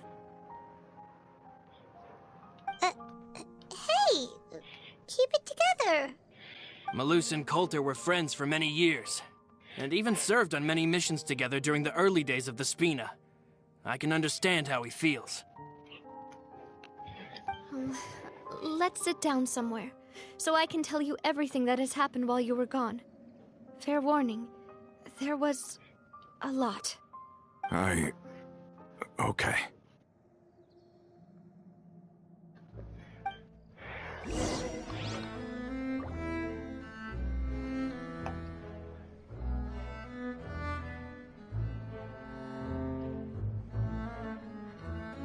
Dobjad ide azt a zsebkendőt.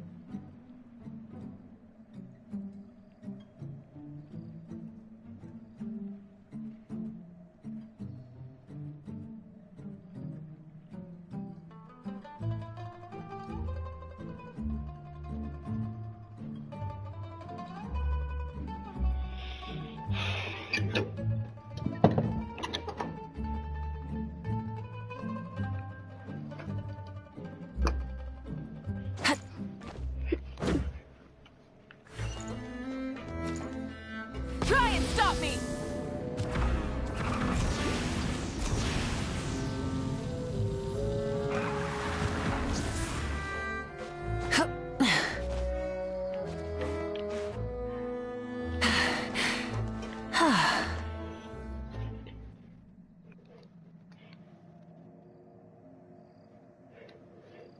All of this, it's unbelievable.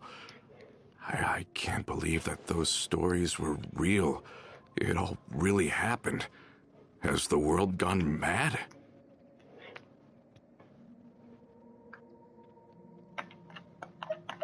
I think you and I both feel the same way about the profound tragedy of Melusa's loss.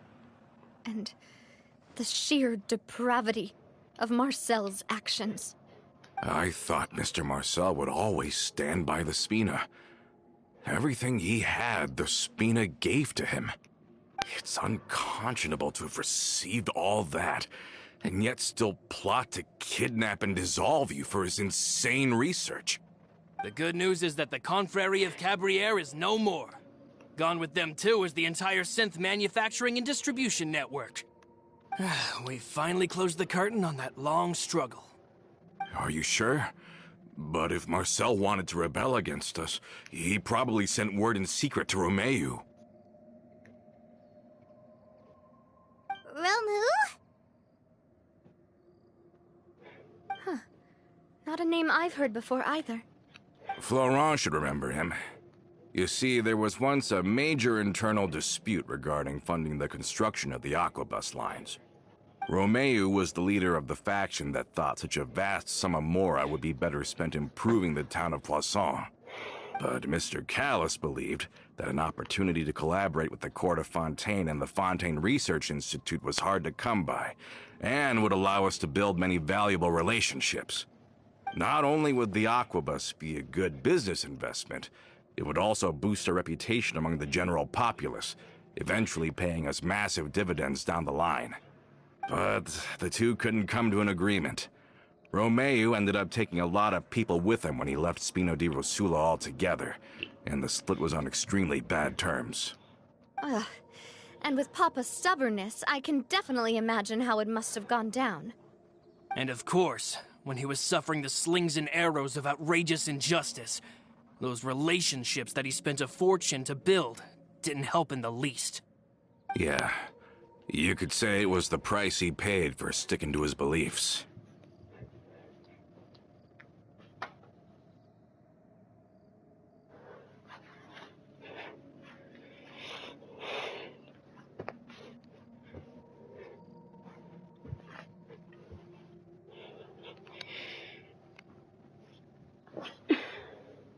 Oh, that's a good point. If Callis was really as stubborn as you say, then wouldn't he have argued with the rank and file all the time?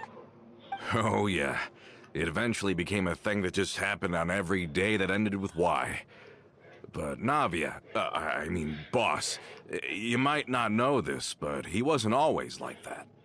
He used to be a lot better with taking counsel. With him listening to our advice, and Ms. Clementine also frequently on our side, it was pretty smooth sailing for a good many years. But on the matter of the Aquabus, even Ms. Clementine completely stood by Mr. Callis's side. Huh. I never knew. But from my perspective, Romeu's position had a lot going for it. Couldn't they have sat down and talked it out? I think the Aquabus was just the straw that broke the camel's back. On that topic, they eventually came to a rather radical conclusion. They believed that Miss Clementine lost her ability to serve as an impartial mediator when she became pregnant with Callis's child. So, they thought she had betrayed them? But that doesn't make any sense. Before she was their mediator, my mother was also her own person, and a member of the Spina. She should have the right to take any side she wished. Yeah, but to them, even taking a side was betrayal enough. They felt like their voices could no longer be heard once their sole mediator had gone over to the other side. Of course, Ms. Clementine then passed away, and Mr. Callis began to regard the completion of the Aquabus project as her final wish. With that, the last hope of reconciliation was gone. So that's what happened. From that point on, Romeu and his people cut ties with the Spina, and never gave us any kind of professional or personal courtesy ever again. Perhaps they've regarded us as enemies ever since they left. But even so, there is still no proof that they ever acted in concert with Marcel. I've also heard that they aren't in a good financial position, so they've been lying low for a while.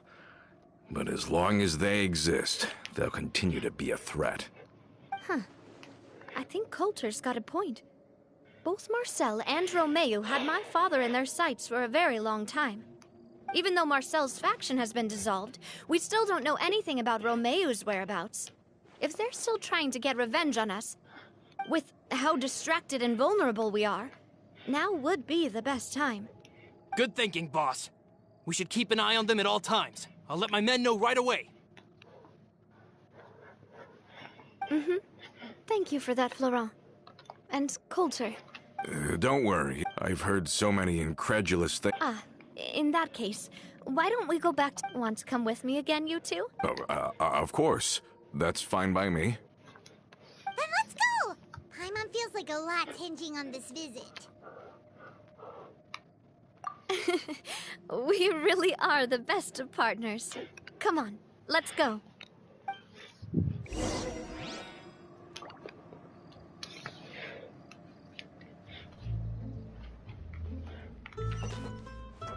Full throttle!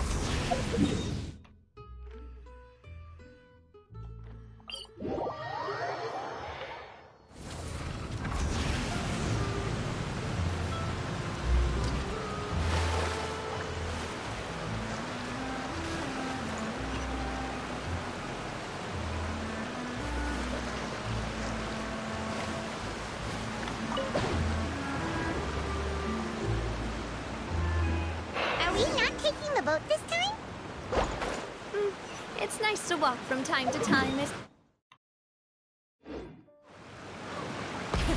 Rev the engines! Once we're there, we can stay a few days before we return. Sounds good. I haven't walked this road in a long time. Full throttle!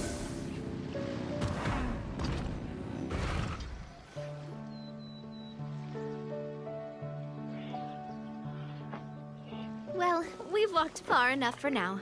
Let's take a break.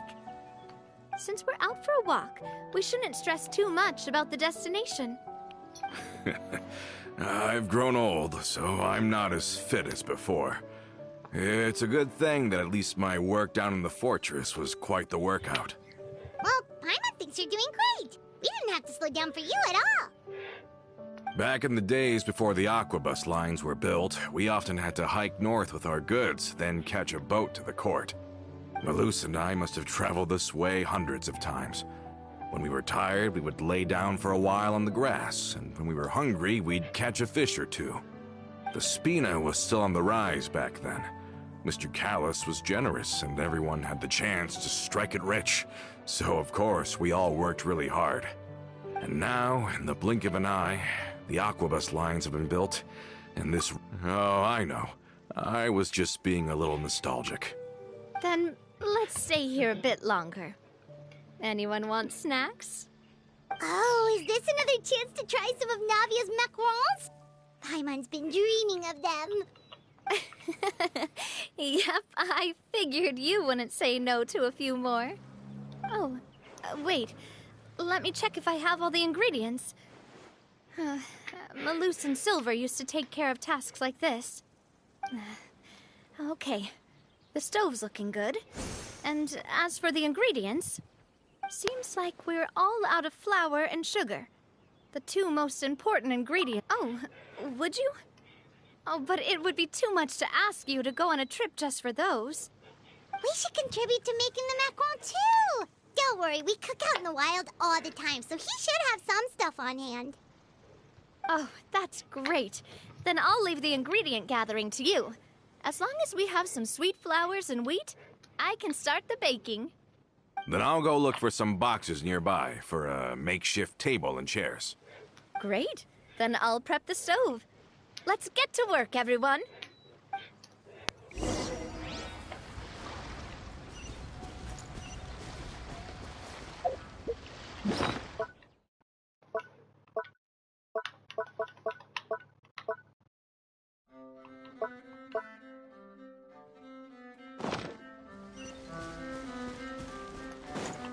Try and stop me!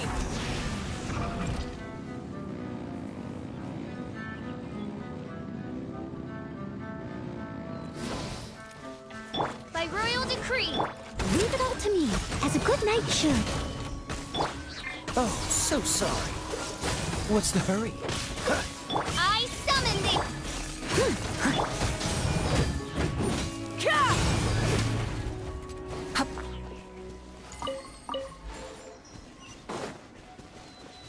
Full throttle!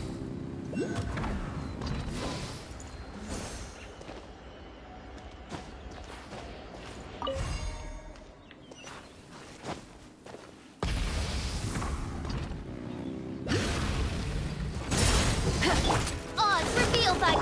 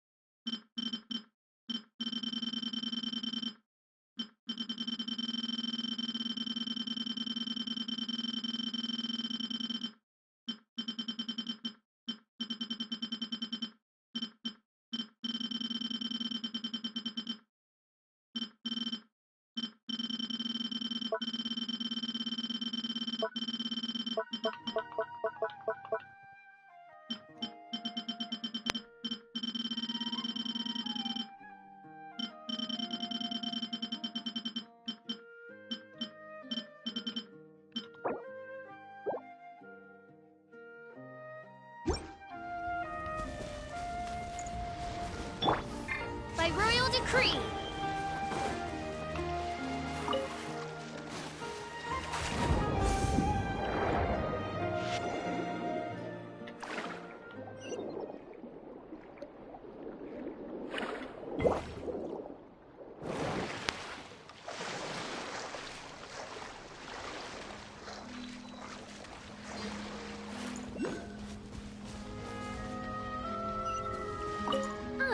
How did it go?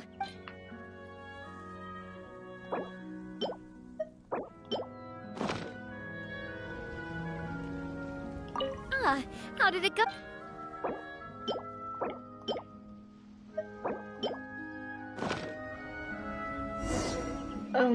You've all done your part. Whoa, these macarons look and taste magnificent! Your cooking is as good as ever, Navia. Boss's baking skills have always been famous.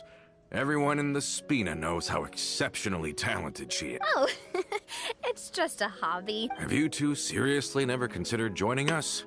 You're so close to the boss. I see. Is that why you have to always stay on the road? You just happened to walk in on our little reunion. It's actually been quite a while since we last spent time together. Adventurers never stay in one place for long. The name of Spina di Rosula would just tie them down. Besides, after everything we've been through together, I'm sure our hearts would remain intertwined even if we found ourselves on opposite sides of the world. Even if Paimon was far beyond the horizon, she'd still remember the delicious... I understand now. I will endeavor to make the most of this short yet fortuitous encounter, and enjoy every moment we spend together. We've got no wine with us, but let's still toast with water, in celebration of this moment.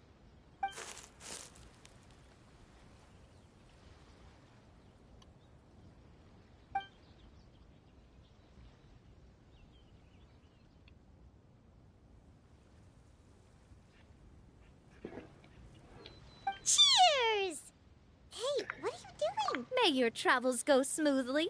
May the Spina continue to grow.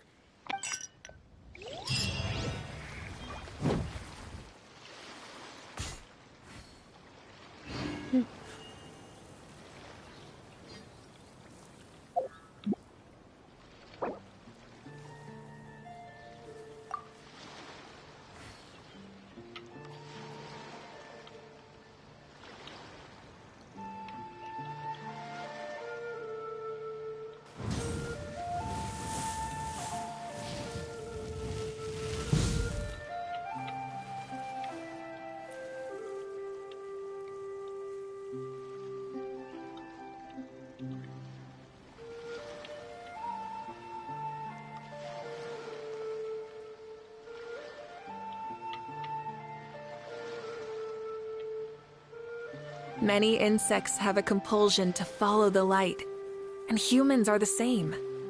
Except we call that light hope.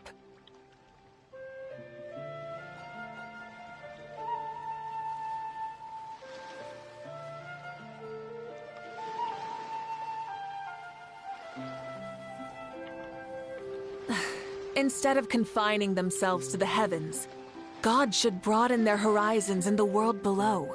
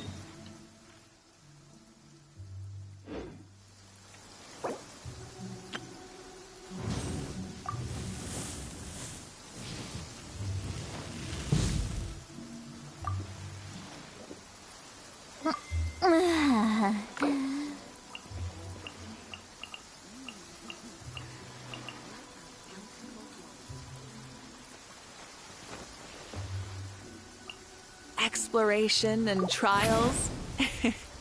Adventuring is right up my alley.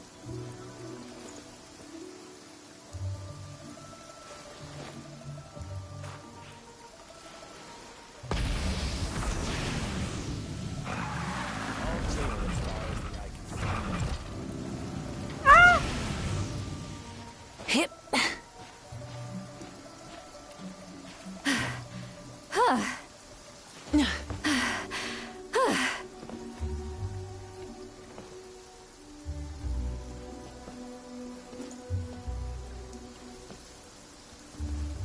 All clear as far as the eye can see.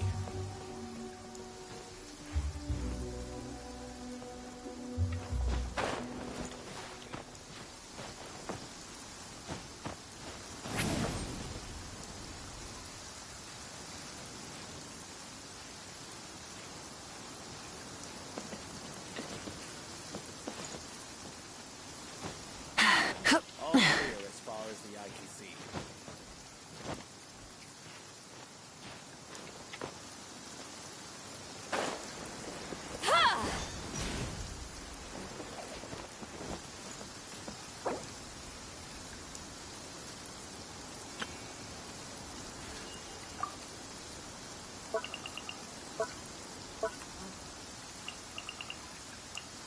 All clear as far as the eye can see.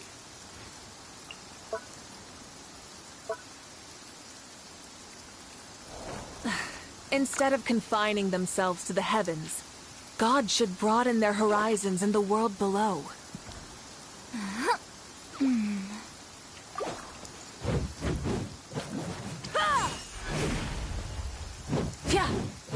All clear as far as the eye can see.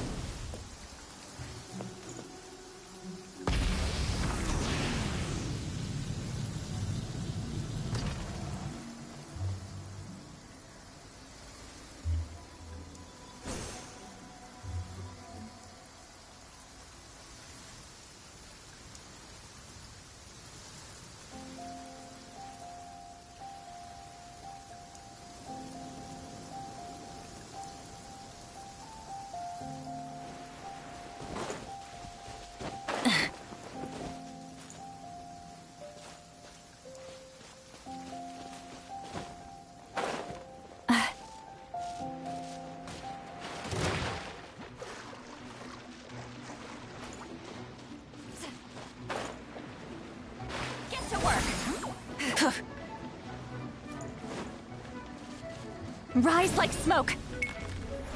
Full throttle.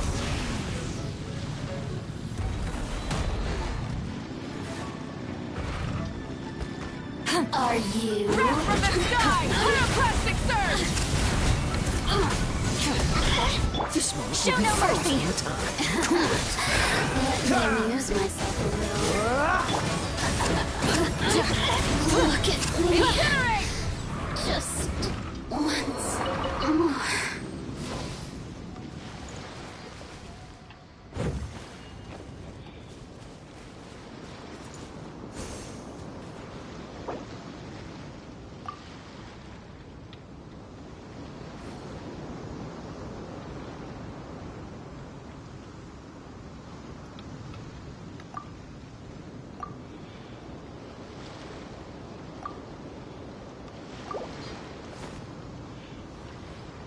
Many insects have a compulsion to follow the light, and humans are the same. Except we call that light hope.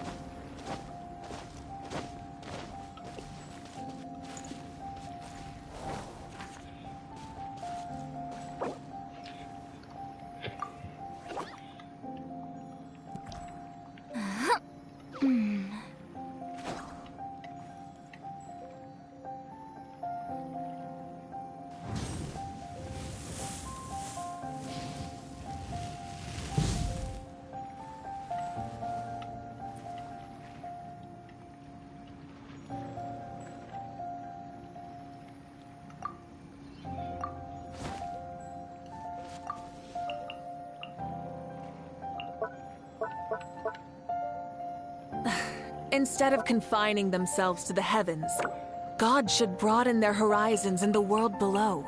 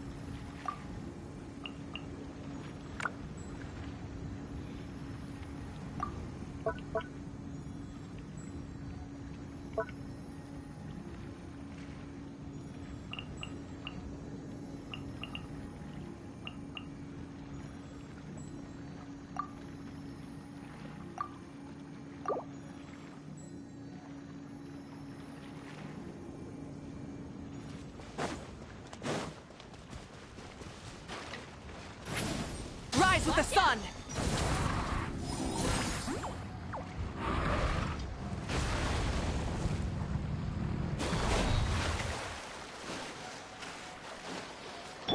Freeze! Burn it down! Get to work! Sky! Don't get frostbite. Cool it.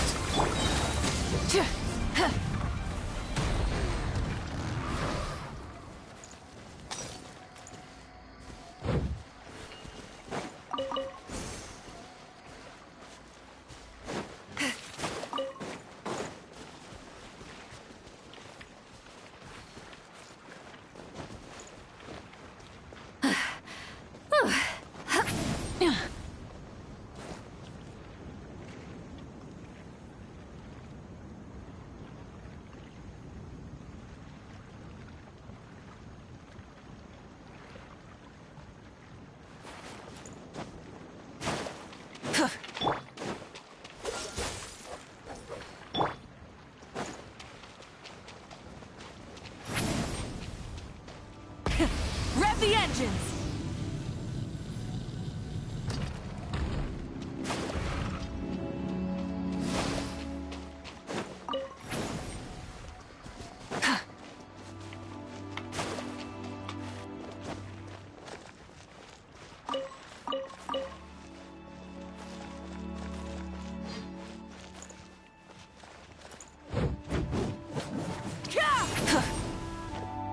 Full throttle!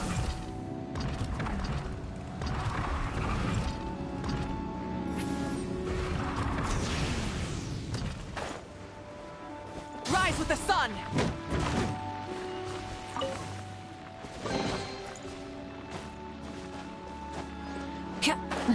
Take me up! Rev the engines!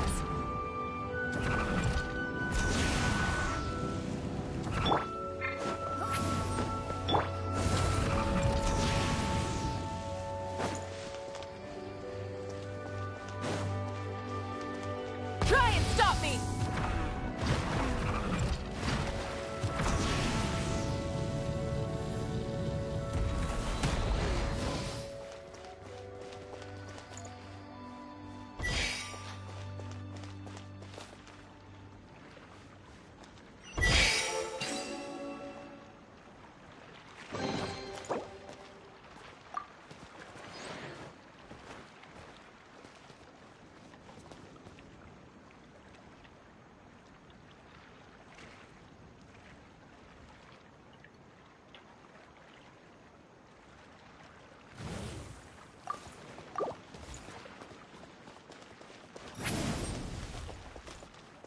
Full throttle!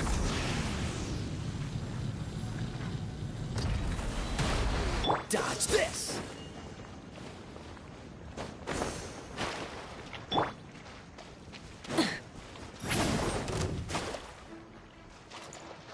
Light it up! Try and stop me!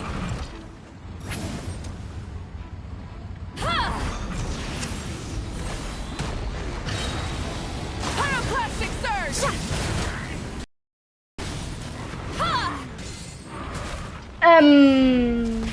Rev the engines!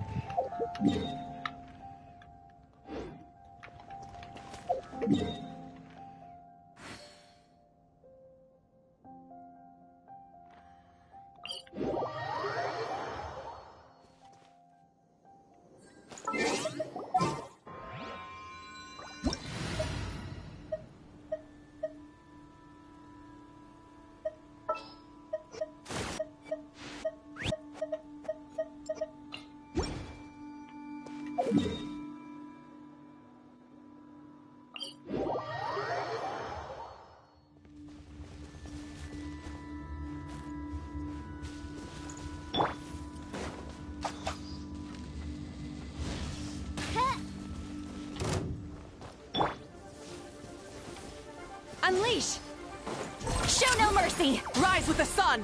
Tja.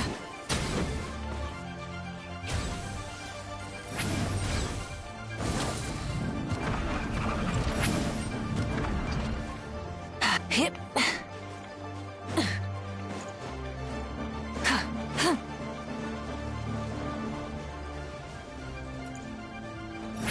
Burn it down!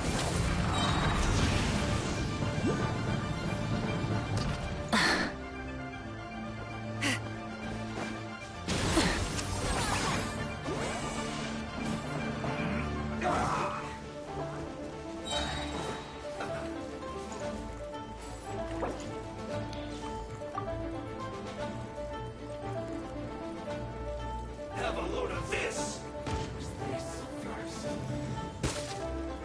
Detoxifying heat! This was well done! Light of the blazing sun! Shadow Raven, let night fall! Huh. Incinerate!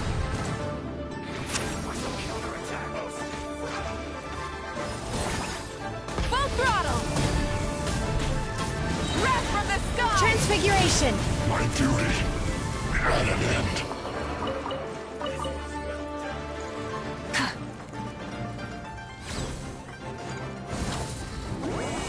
Try and stop me! Oh, reveal thyself! Huh. Midnight Cryo incarnate! Fantasmagoria! My will embodied! You need to hurry up! Rev the engine! By royal decree! Fulfill our task! No rest for the wicked. Shadow Raven, let night fall! I stop Pyroclastic surge! Roast and fry! Light it up!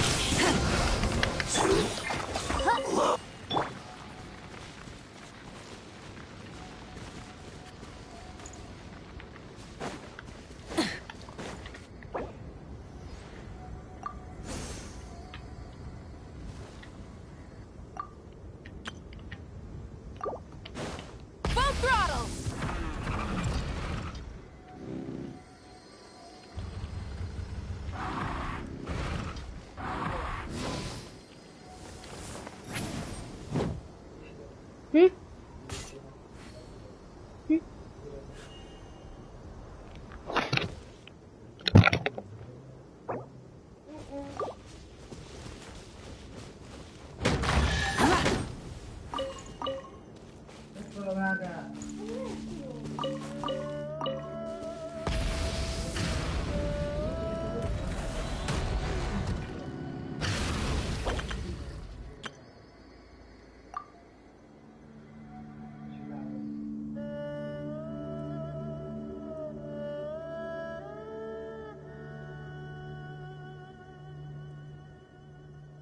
Many insects have a compulsion to follow the light, and humans are the same.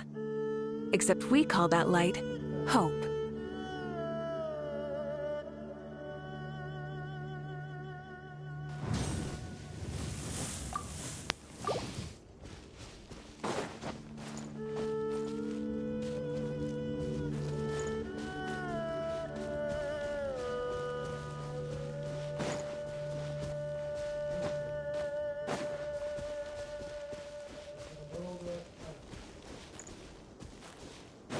Try and stop me!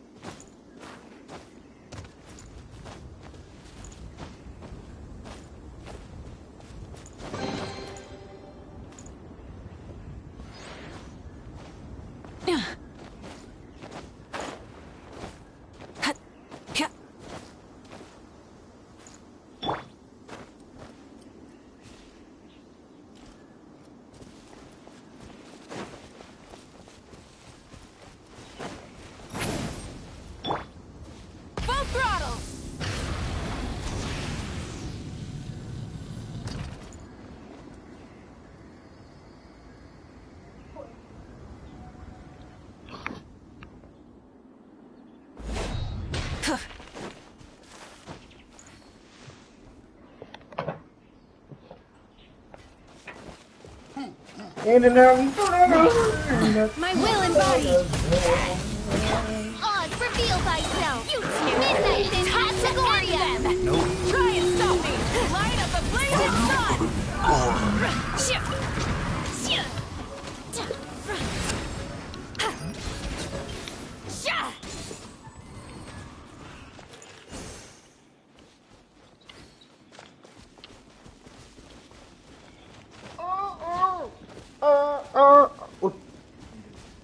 Mi? Sì? Mhm.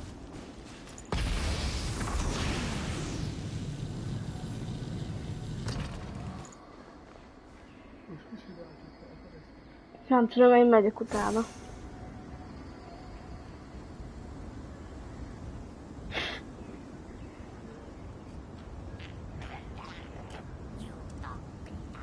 Jó dag, itt tele.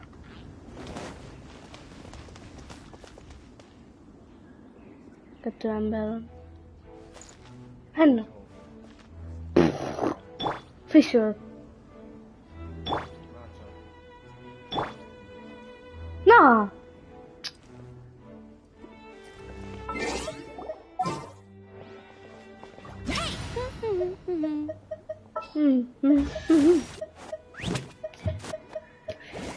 Több sanglingot. Rev the engines! Nice and spicy. Hagyjad már be.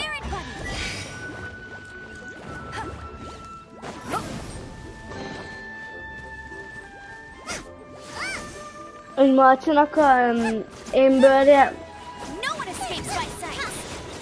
mennyi, hány szintes?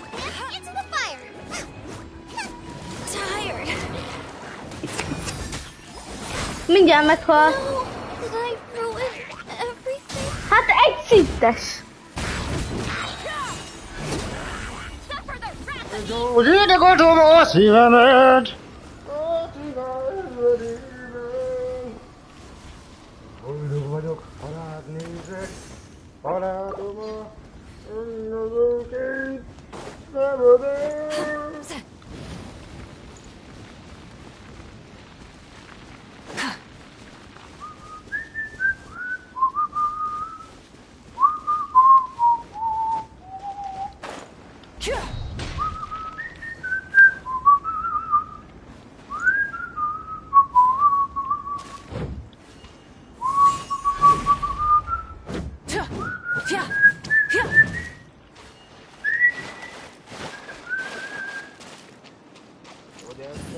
Hát ki ez?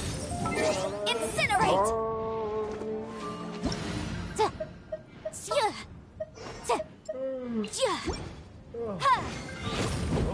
By royal decree, motion to compel.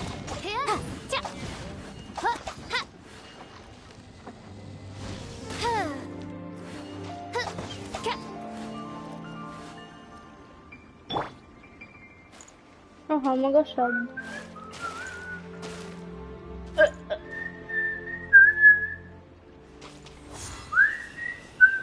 Hát mit csinál?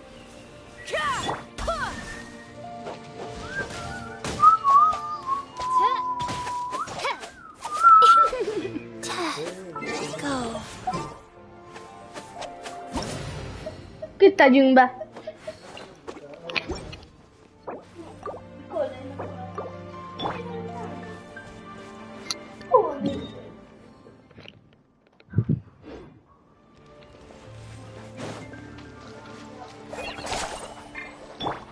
Try and stop me!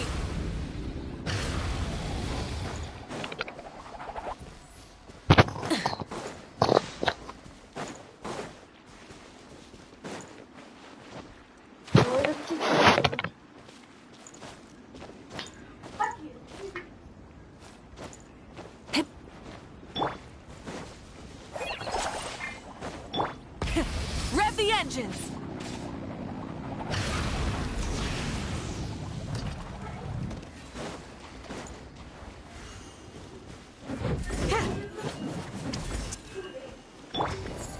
Let's fly and step.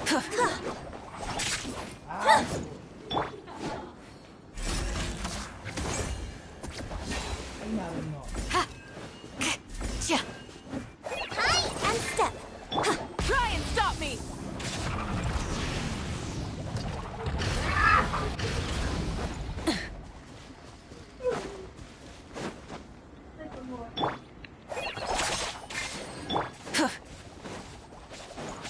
Light it up!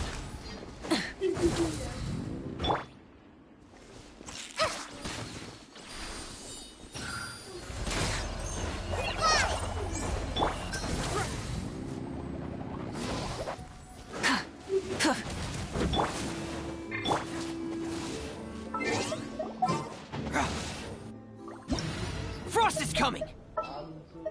Pear!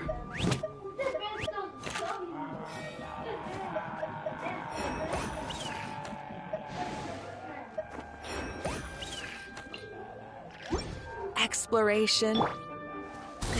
Sorry, pal.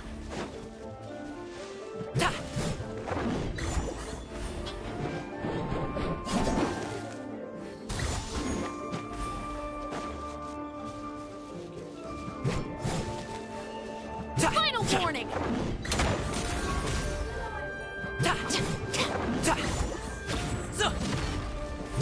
Congratulations! Pyroclastic surge!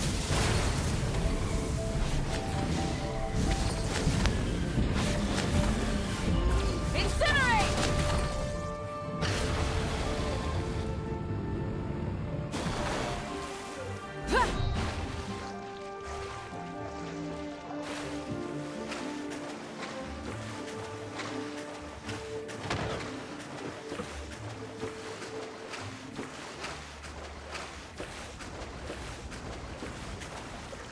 Rise with the sun!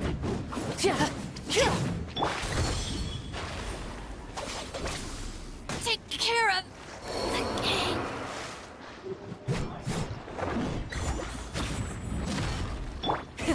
Rev the engines!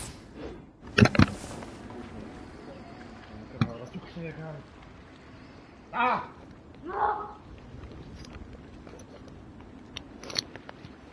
إنم ترى ليلتنا Eski.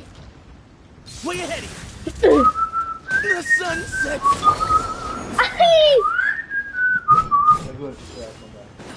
Chodź.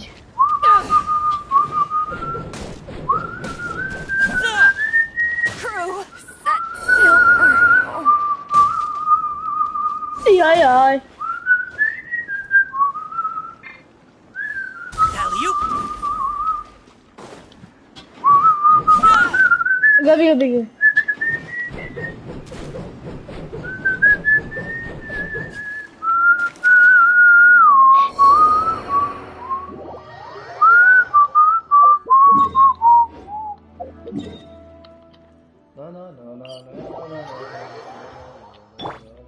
Rise with the sun!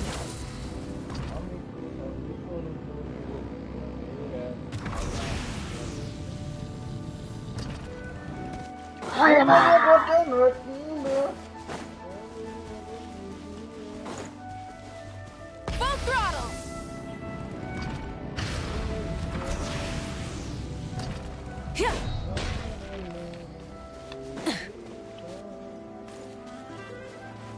Excuse me?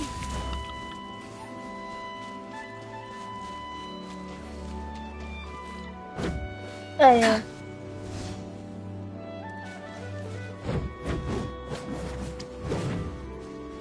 This isn't good. Thanks. Mit csinálsz? Ej!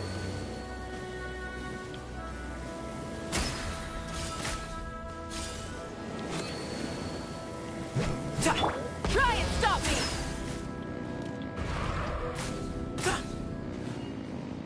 Excuse me?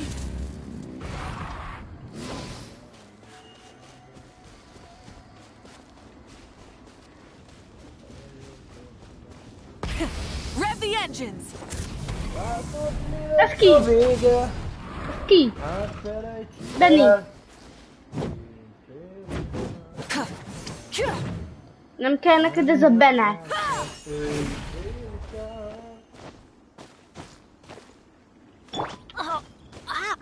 Mújt még! Mit csinál? Csak egy út. Hagyjam. Full throttle! Sorry, pal.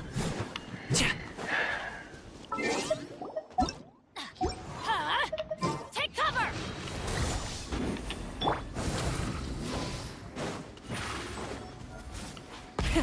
Rev the engines!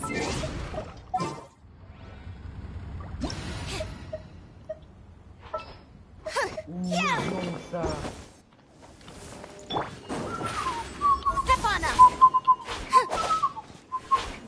Let the magic begin! Nagyon majd azért.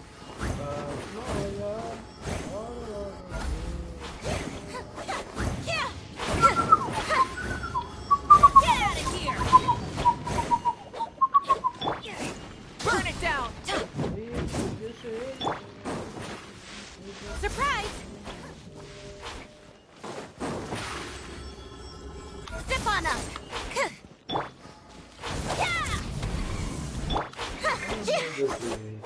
Vársz majd, nem? Hagyjál már.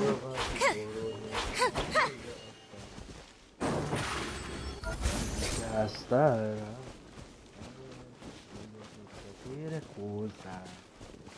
Majd azért. Vársz majd rám.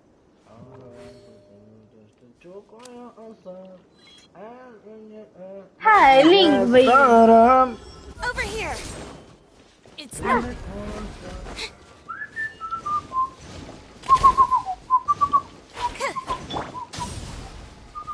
Take your true form! By ordinance divine!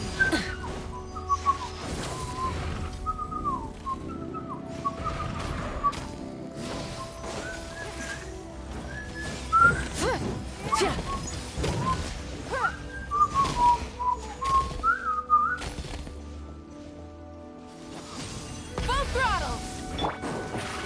Surprise! Ja, rákér mentél az elején. Rákérded a kényszered.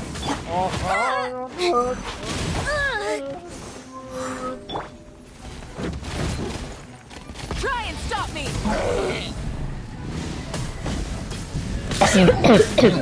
Hello! Incinerate! Over here! Light it up! Be amazed!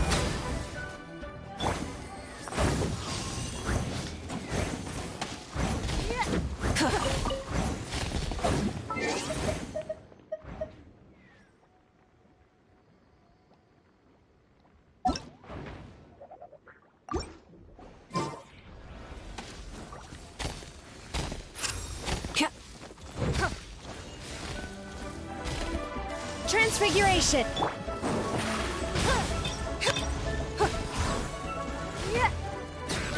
Give up!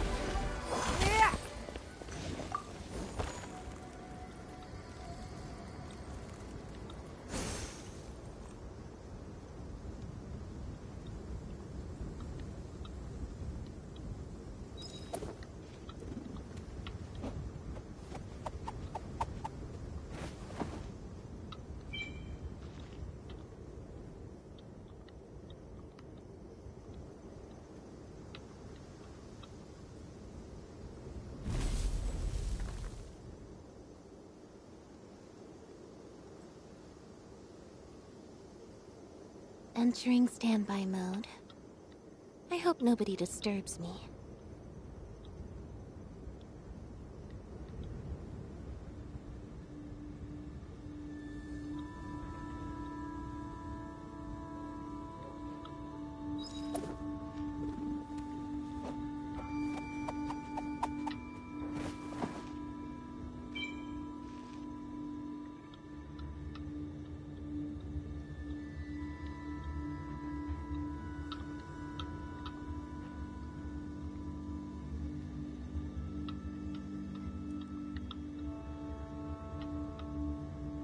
Tea is ready. Now it's time for a short rest.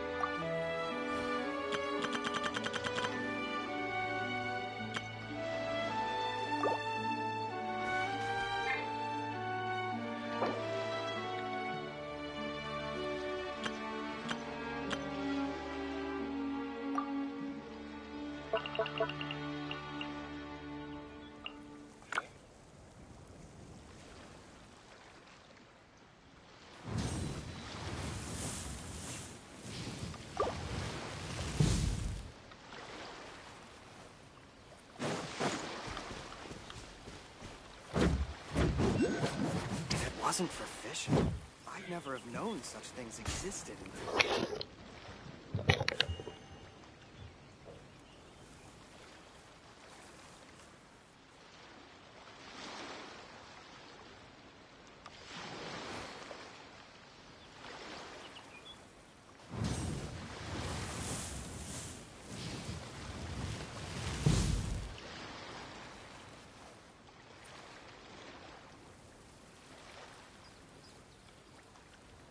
If it wasn't for fishing, I'd never have known such things existed until that.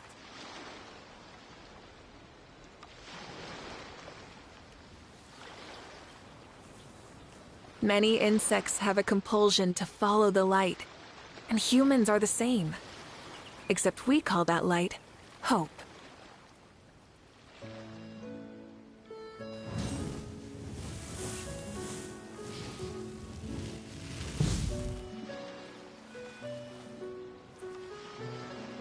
If it wasn't for fishing, I'd never have known such things existed until that.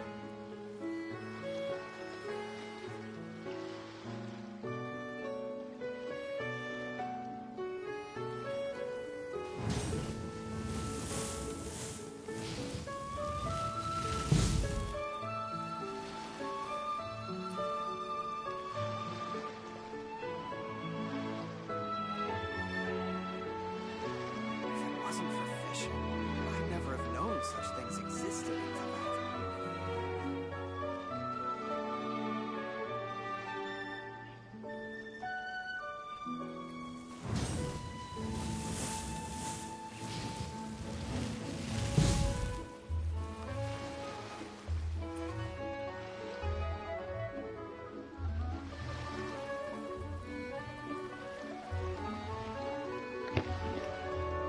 If it wasn't for fishing, I'd never have known such things existed until that.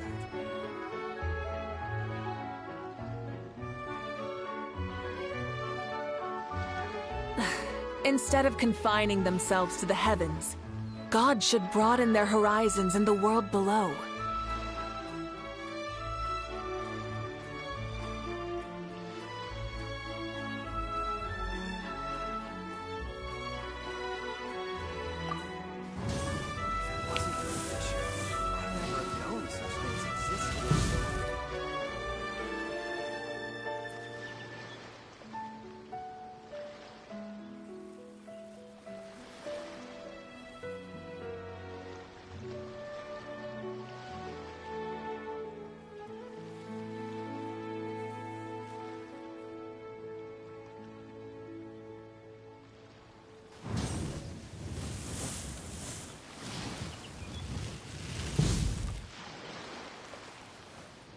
wasn't for fishing, I'd never have known such things existed in Tibet.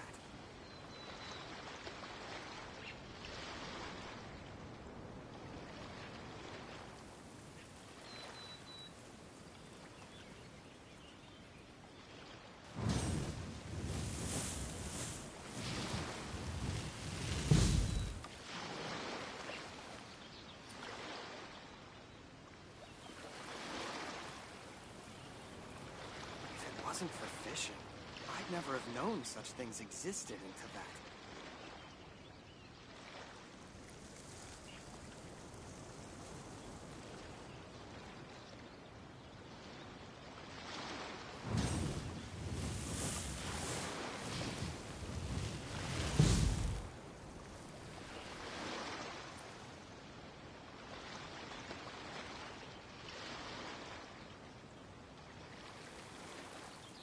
If it wasn't for fishing, I'd never have known such things existed in Tibet.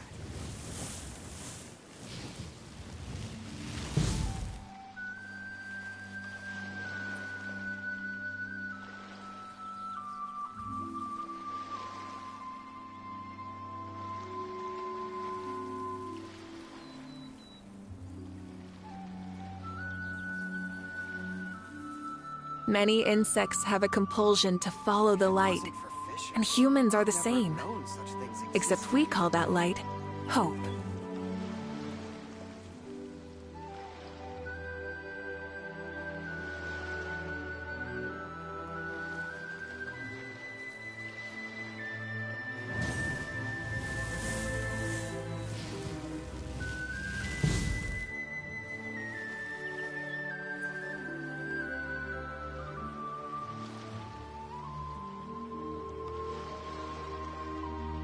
If it wasn't for fishing, I'd never have known such things existed in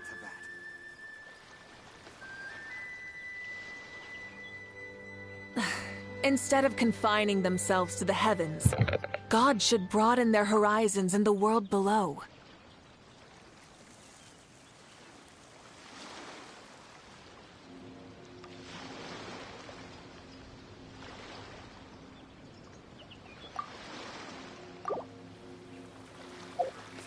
Many insects have a compulsion to follow the light, and humans are the same. Except we call that light hope.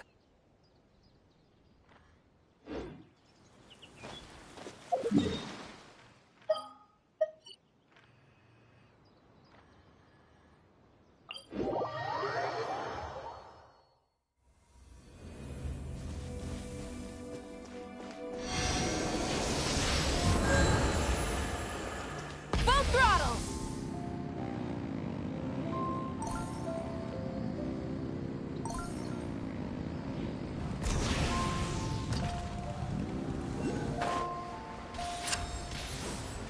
Yeah!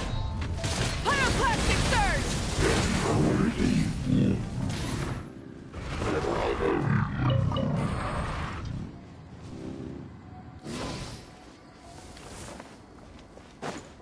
Try and stop me!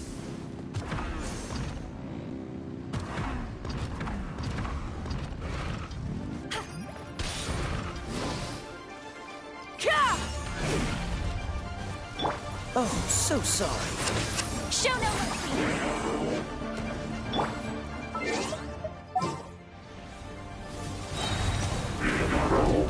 Light of the blazing sun! Don't get frostbite.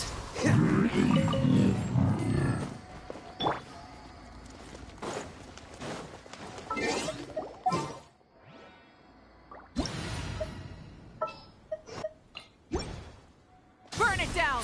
Try and stop me! Plastic surge! Oz, reveal thyself! I summon thee! No rest Suffer for the the wicked. wrath of the Wrath from the sky! Ha!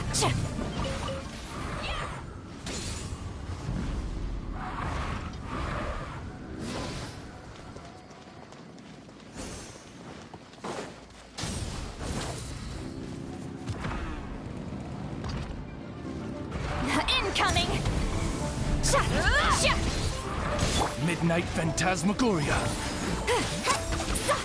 I summon thee! No rest for... Surge! Light it up! Cap! Light up the blazing sun!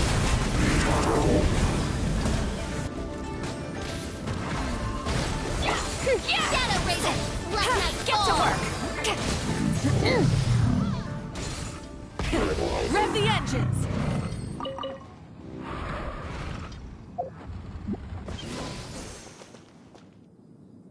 By royal decree!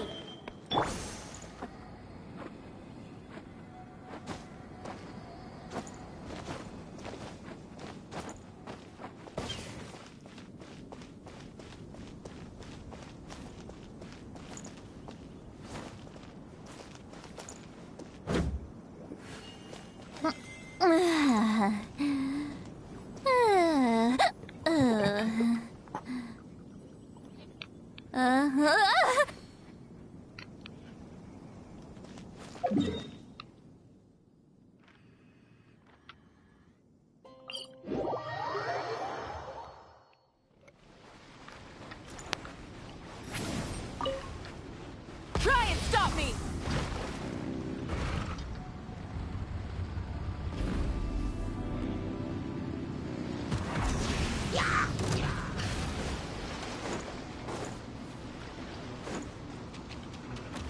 Full throttle!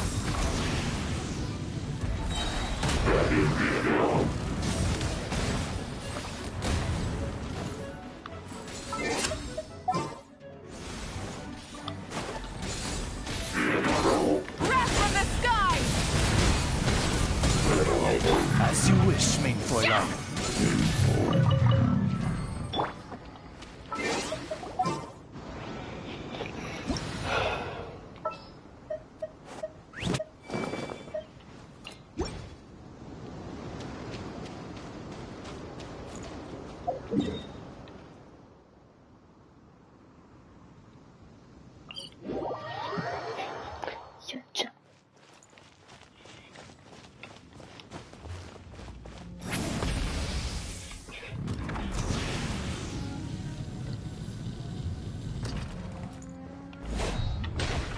I must leave no...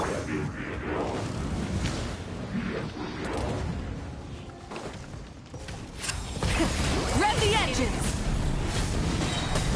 Pyroclastic surge! Time to clean up!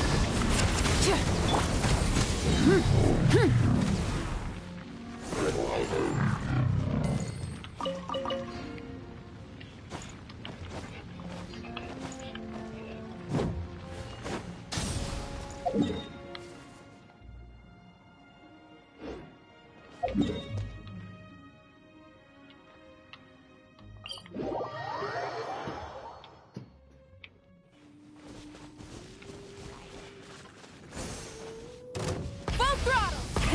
Rev the engines!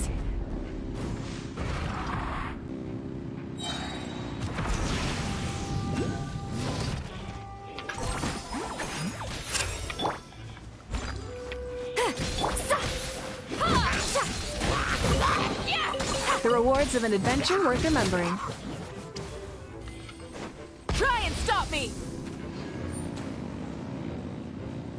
There Light you of are! the blazing sun!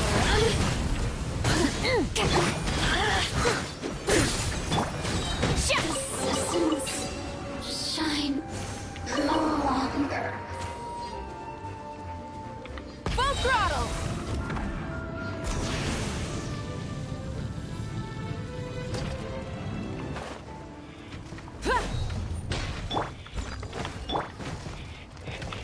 Breath from the sky! Rev the engines! As a dutiful maid would. Full throttle!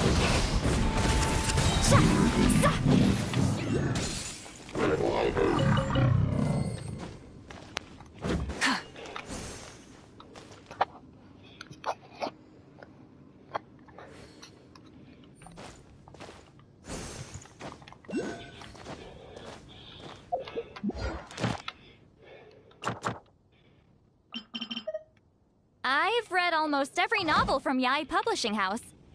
Pretty normal, right?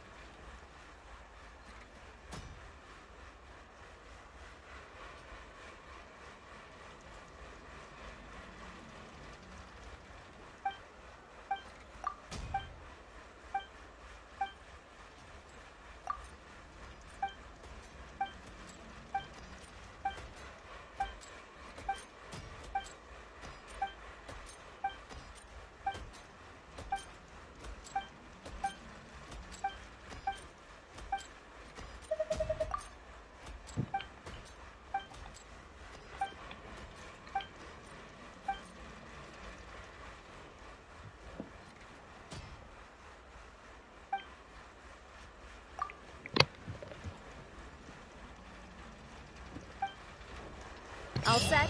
Let's move out then. I asked some old acquaintances in town to make Adele's uniform, so we should be able to pick it up right away.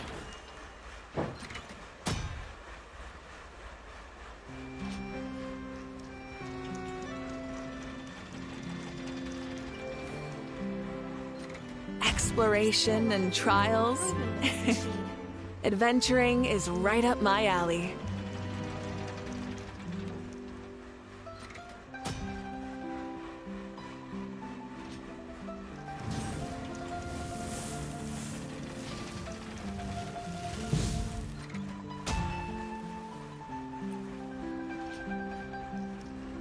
There's still a lot of room for improvement with this machine.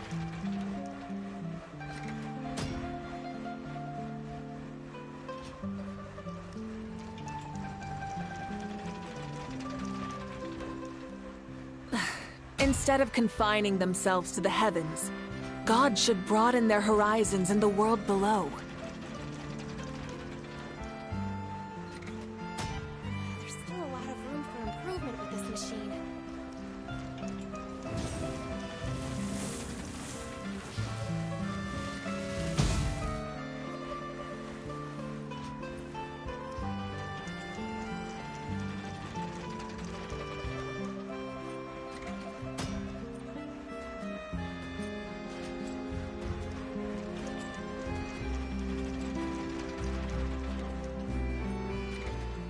There's still a lot of room for improvement with this machine.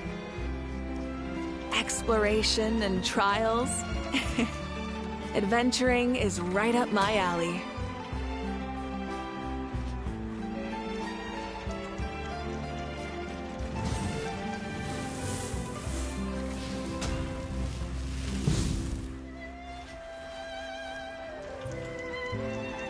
There's still a lot of room for improvement with this machine.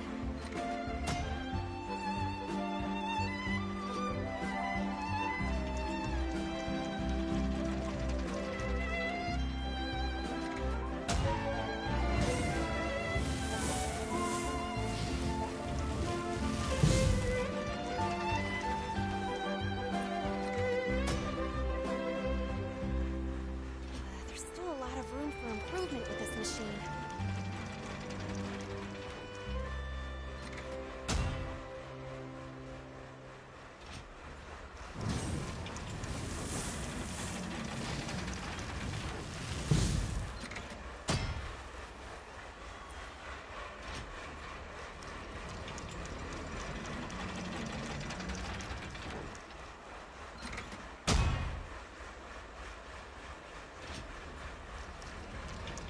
Many insects have a compulsion to follow the light, With this machine. and humans are the same.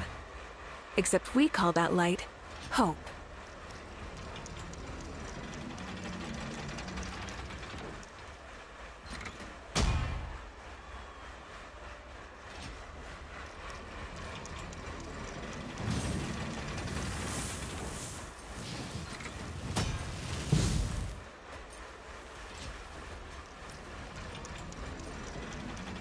There's still a lot of room for improvement with this machine.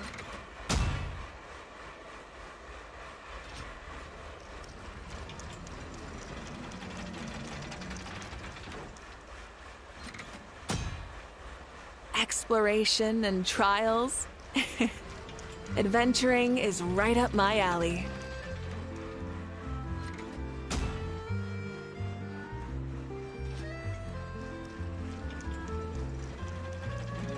There's still a lot of room for improvement with this machine.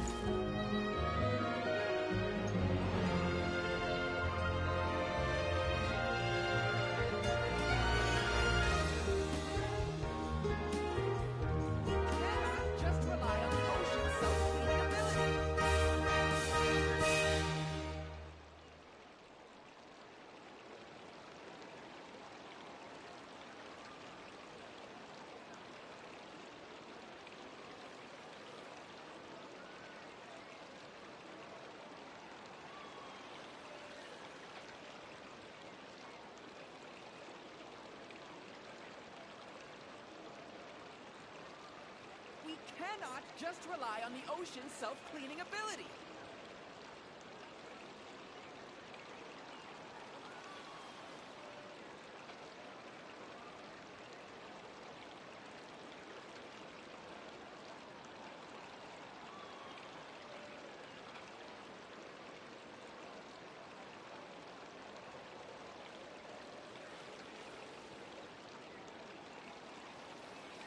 We cannot just rely on the ocean's self-cleaning ability.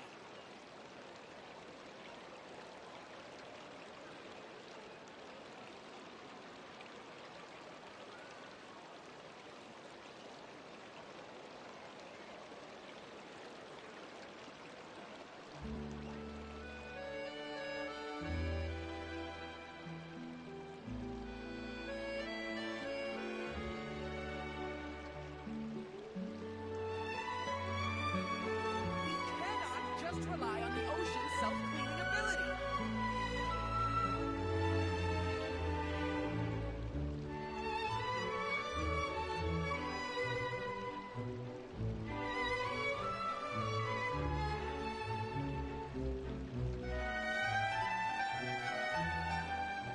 Many insects have a compulsion to follow the light, and humans are the same. Except we call that light hope.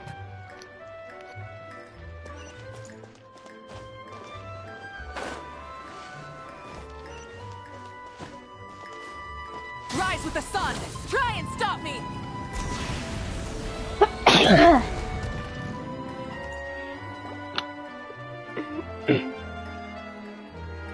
Hey there, Ludovine.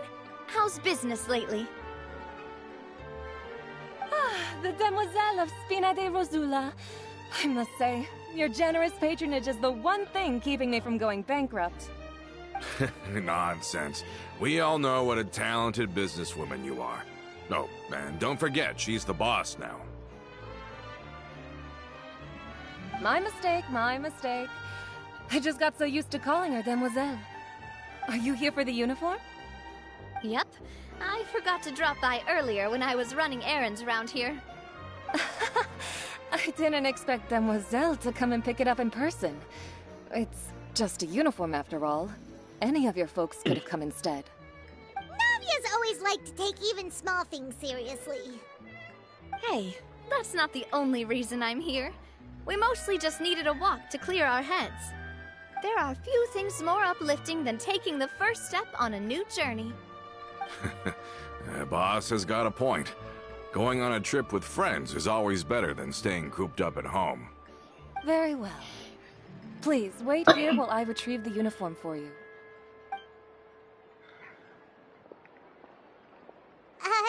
Can someone remind Paimon again why Adele wants to join the Spina? She hasn't given me any concrete reasons. All she says is that she really looks up to me. After we cleared her father's name, she became a lot more cheerful and outgoing. It's probably because she now knows for sure that her father was never a bad person. She said she used to be terrified of Papa, so as a result, she found all the rest of the Spina super scary as well. But the Spina is very different now. She mustered up the courage to talk to me, and felt like I could really understand her. Yeah, you could say that. By uncovering the truth about the case, I was able to give her closure at the same time. She said that she wanted to become someone like me. Someone who could lend a hand to others, instead of standing still and waiting for others to help her. From the sound of it, she'll be a wonderful addition to the Spina. I think so too.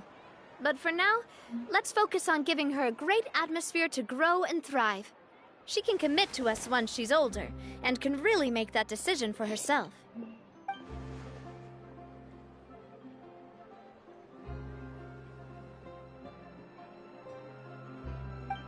Is something up, Traveler?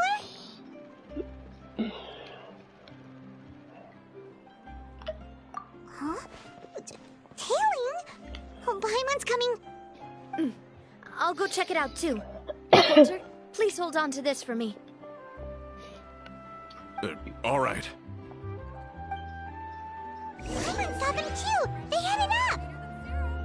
Stop right there!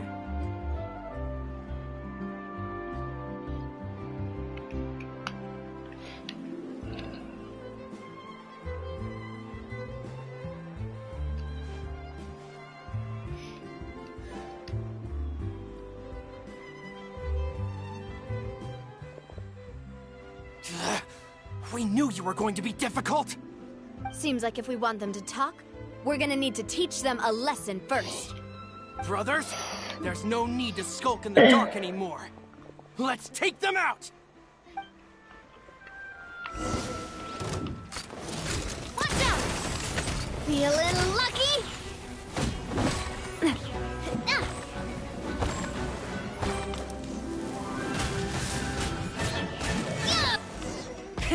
Rev the engines! Now, talk. Who are you? And why were you tailing us? Don't think we'll let you off easy if you keep silent.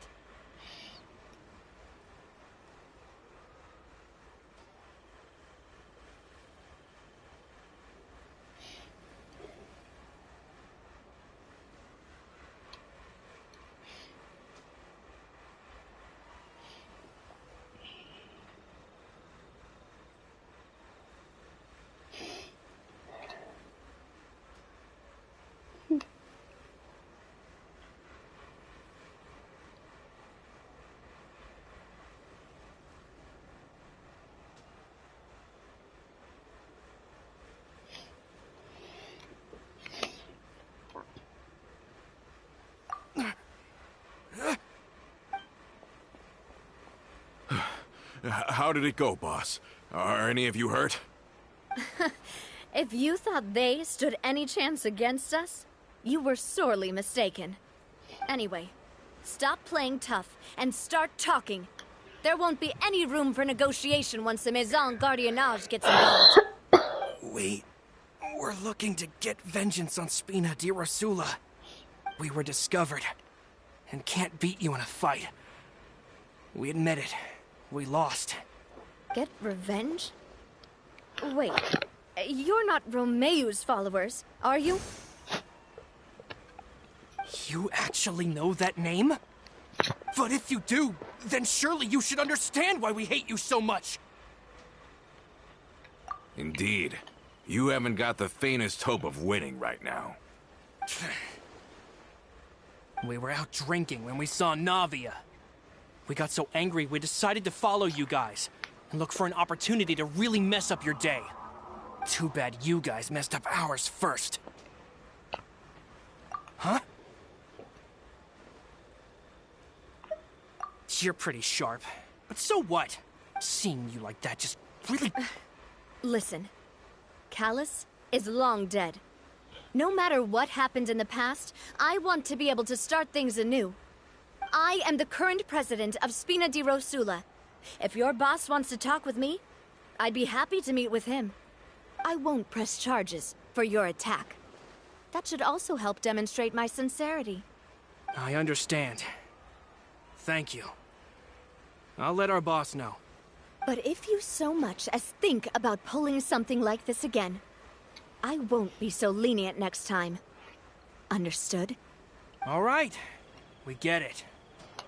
Come on, let's go. Are you sure it's okay to just let them go like that, Navia? I don't want to inherit my father's grudges, too. Moreover, when it comes to the Aquabus, I don't think what my father did was entirely correct either. If the other side is willing to talk, I'm happy to open the door for a reconciliation. Opportunities for new beginnings are all around us. I support Boss's decision as well.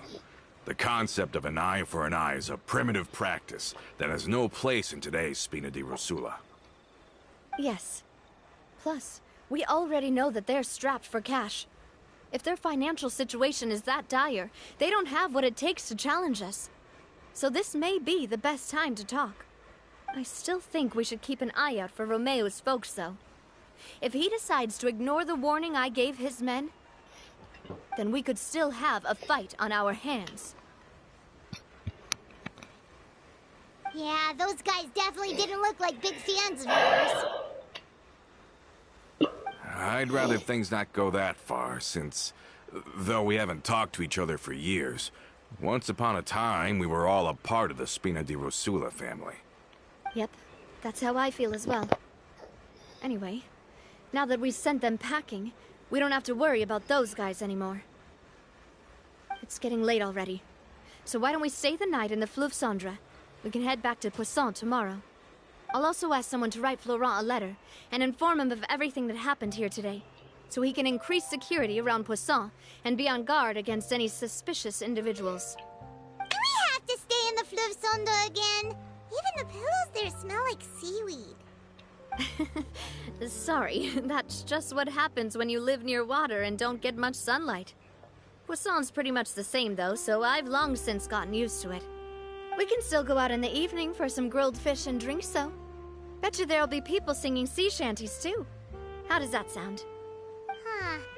That does sound pretty cool. Okay, Paimon's on board now. Let's go! Paimon wants to sing too!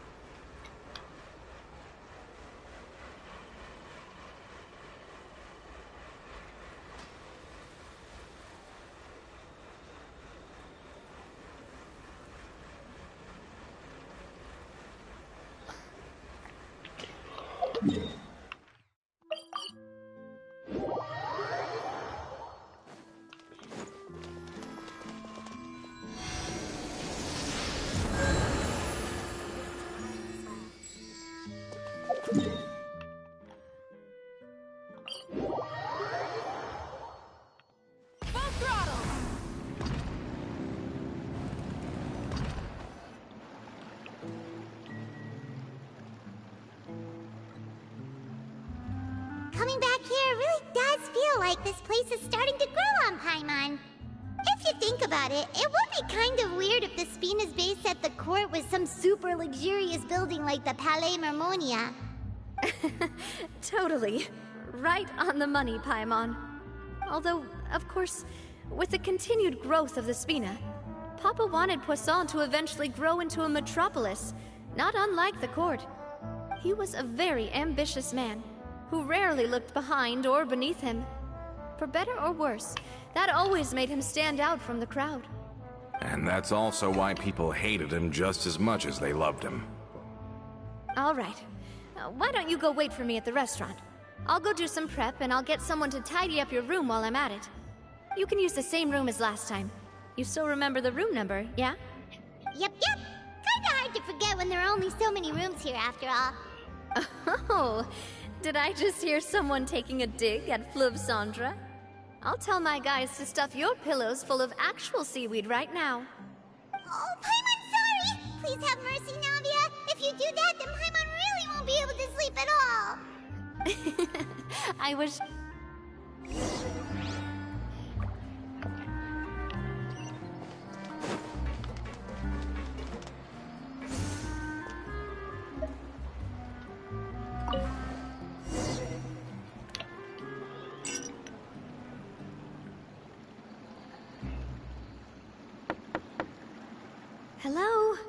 you asleep yet? Oh, no, not at all. I just figured that since we don't get to enjoy nights like these very often, we should try to enjoy it to the fullest. Wanna go fishing? I've got some rods and lures ready. Oh, so that's the prep you were talking about. Sure, we'll come.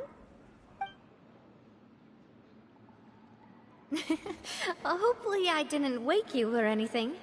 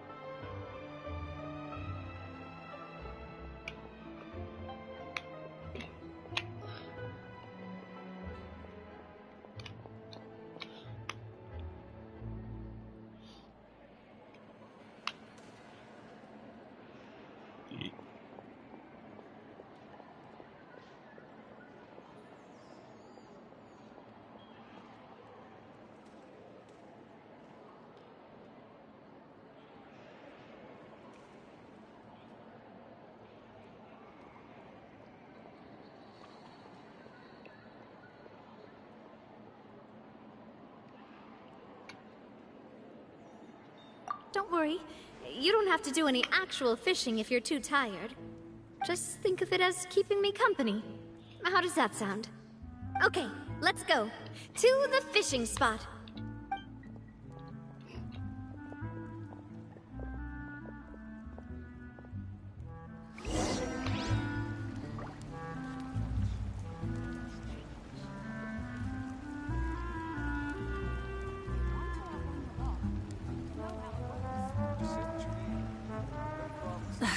Instead of confining themselves to the heavens, God should broaden their horizons in the world below.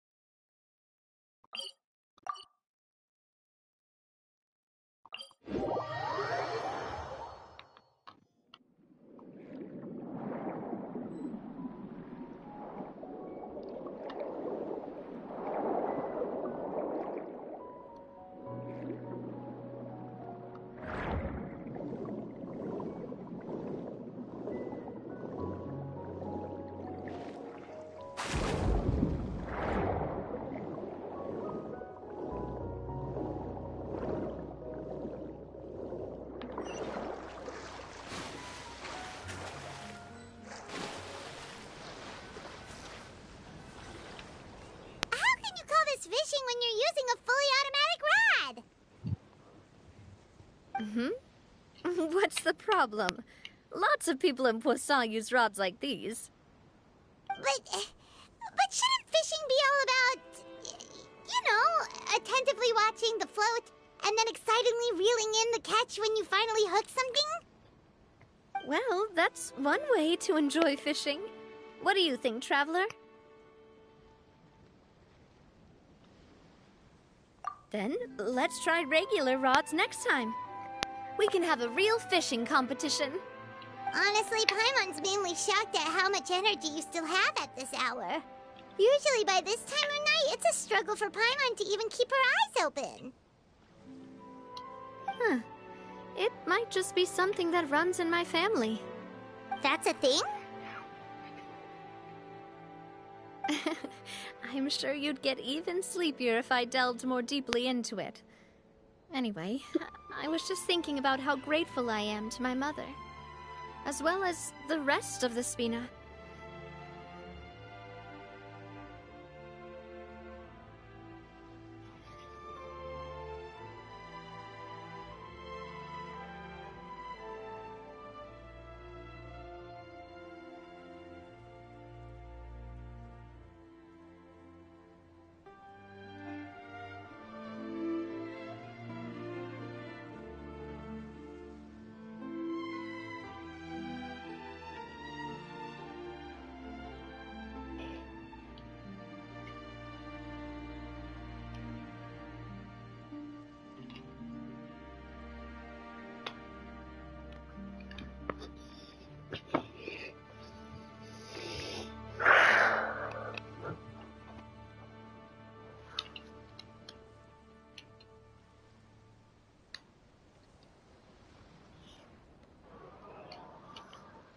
My father always had a lot of unrealistic expectations for me.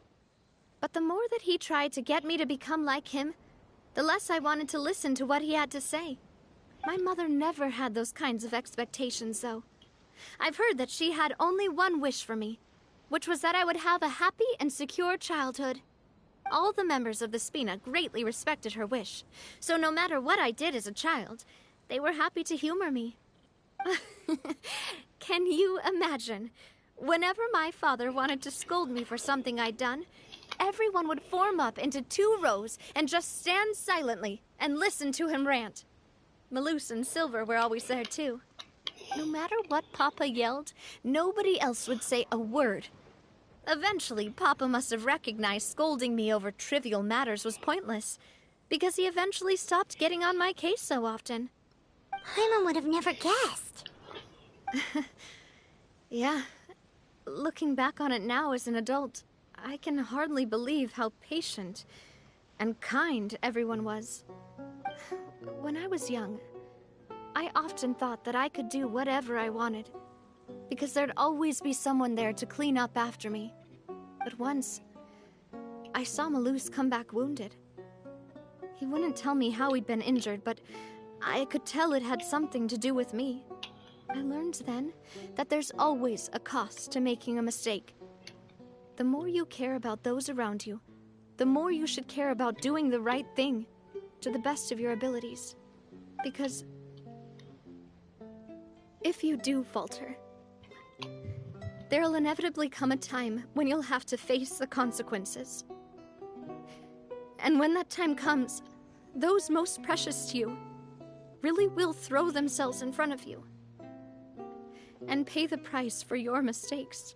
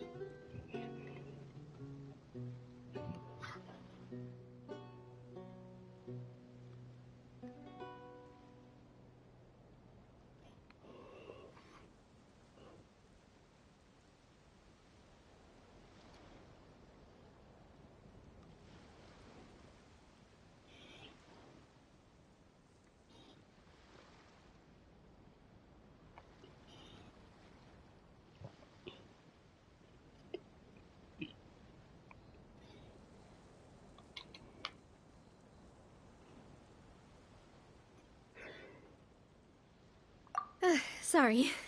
Sorry. I shouldn't have brought that up. I wasn't planning to talk about sad things tonight. Basically, I was just saying that the nurturing atmosphere of the Spina must have been my mother's legacy, rather than my father's. And if that's the only way that I can continue to feel her love, then I'd like to pass that warmth on. Is that why you let those guys go today? Mm-hmm.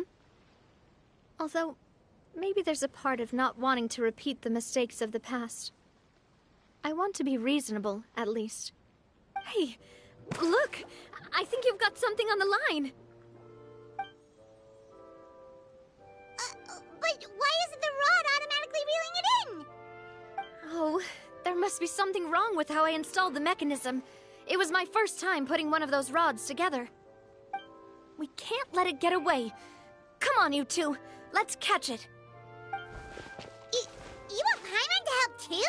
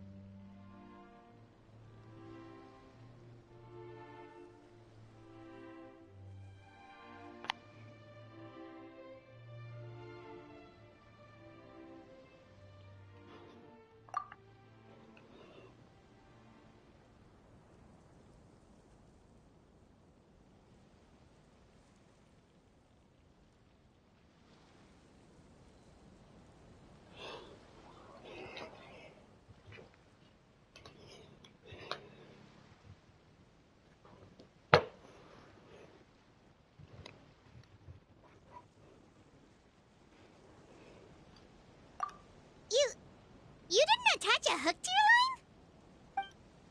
line?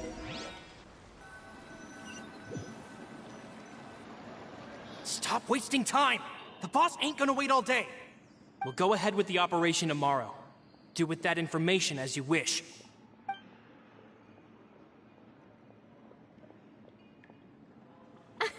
Well, your rod was missing a part too, so I guess that makes it fair. Well, if we're just talking about the number of missing parts, sure. Oh, never mind. Paimon really can't keep her eyes open anymore. All right, go to bed. I had a great time today.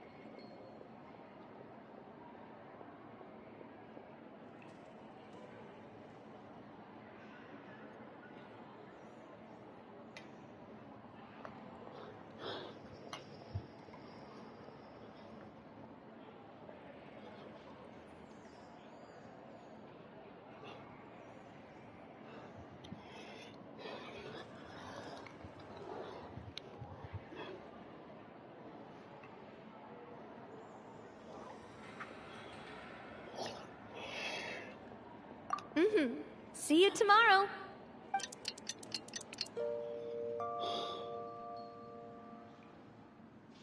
So how was last night? Did you get a good night's sleep? Paimon dreamt that she danced with the sea stars, so you could say it was stellar. Get it? Huh.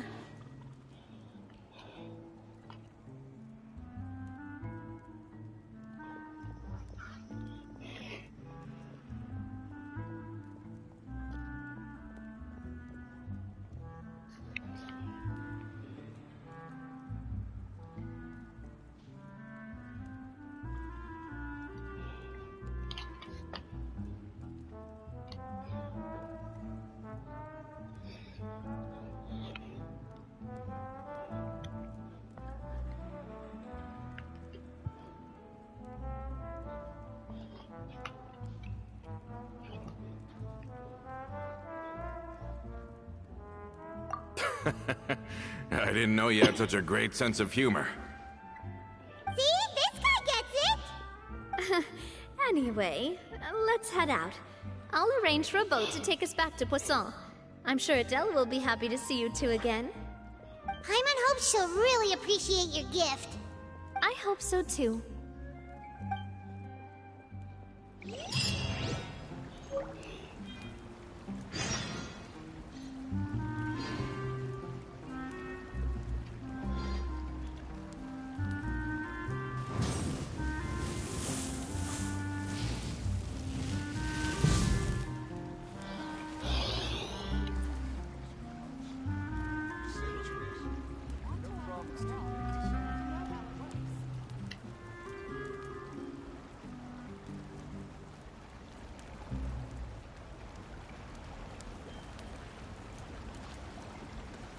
Many insects have a compulsion to follow the light, and humans are the same. Except we...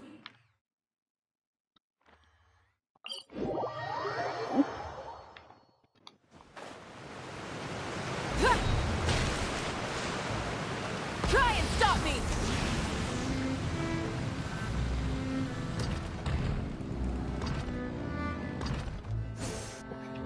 Adele, we're back!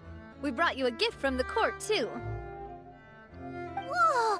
Thank you so much, boss! Don't call her boss, okay, Adele? Just Miss Navia would be fine. Oh, it's all right. I don't mind. Besides the gift, I've also got another surprise. Guess who's here? It's been a while!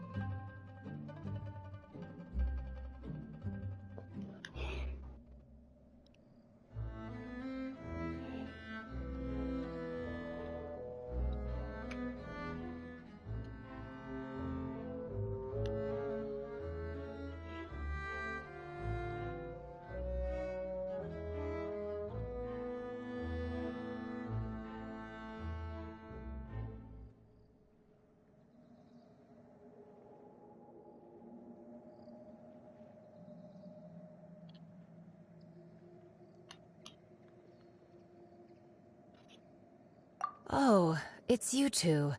It has been a while indeed. Thank you so much for your help on Jacques' case. I've heard that you also helped save all of Fontaine.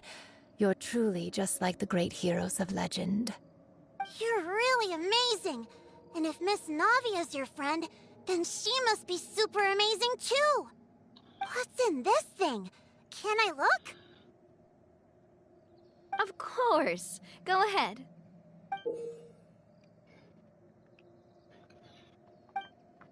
Oh, it's a Spina di Rosula uniform! Is it for me? Well, it's a gift for future you. When you first told me that you were interested in joining the Spina, I was overjoyed. But it's the Spina's responsibility to protect everyone as well. Being a member means becoming involved in all kinds of dangerous situations. And since you're still young, I don't want your mom to have to worry about your safety. So I turned you down then by telling you that you'll have to wait until you're older. But this uniform is a promise that you can join us once you're old enough to wear it. Oh, so that's it! Well, thank you so much, Miss Navia. I'll work hard and grow up as fast as I can. But you can't really grow up faster by working hard. You've got to be patient. Everyone, I'm really grateful that you remembered my daughter's wish and took it seriously. Thanks to the protection of the Spina, even though her father's no longer with us, we've still felt plenty of warmth and security. Oh, it's the least we could do. As long as you live in Poisson, even if you're not an official member, you're still part of the family. Boss! Huh? Is something up, Florent? I've got something urgent to report. Romeu and his folks have gathered outside Poisson and even shipped in a huge pile of explosives. What? Explosives? What do they want? It seems like they've been planning this for some time. We started investigating as soon as we received your letter yesterday. But Romeu and his folks must have gotten wind as well, because they abandoned their former posts before we could even check on them. We investigated their tracks and found out that they're after Poisson. Could they have smartened up since we caught them red-handed at the court? Seems like they've got no interest in sitting down and talking at all. We should have gone straight to the Maison Gardiennage. Sorry, I underestimated the situation. Well, too late now, I suppose.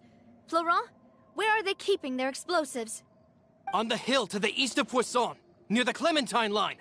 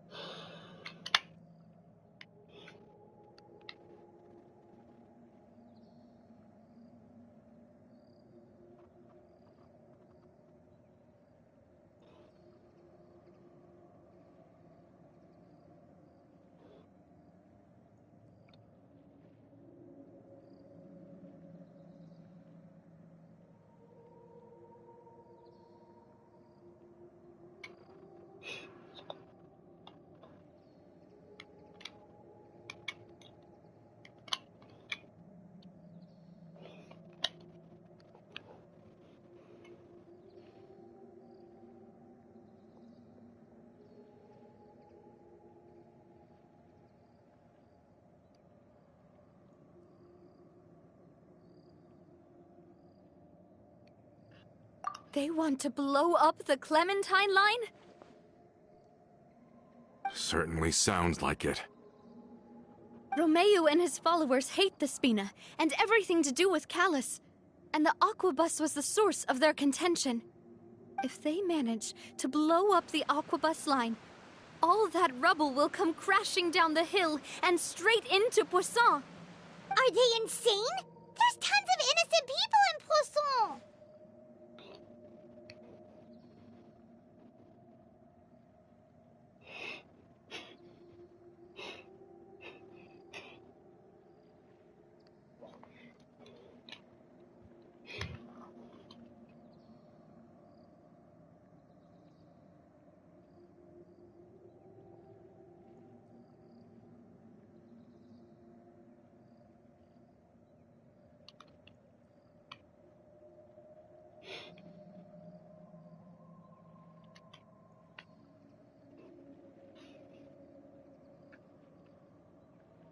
Yeah. If they've been planning this for ages, we have to issue an evacuation order to the townspeople and get them as far away from the entrance as possible. That should save them from the worst of it. Let's get everyone onto our ship. That should be the safest place. My dear partner, can I leave the Clementine line to you? If the explosives do go off, not only would the people of Poisson be in danger, any aquabuses using the line would plummet to the ground. Let's stop their insanity first, then settle the score with them.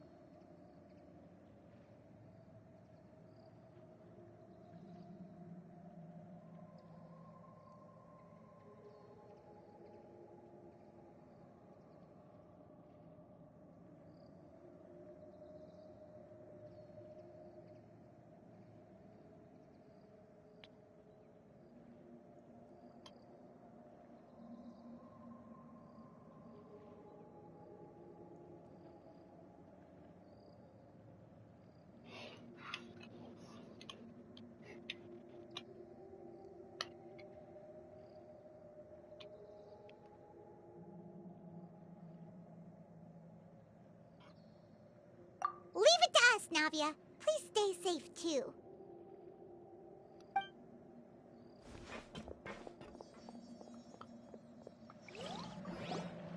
Let's go, you two. We've got to act fast. Miss Coralie, please take Adele to the ship.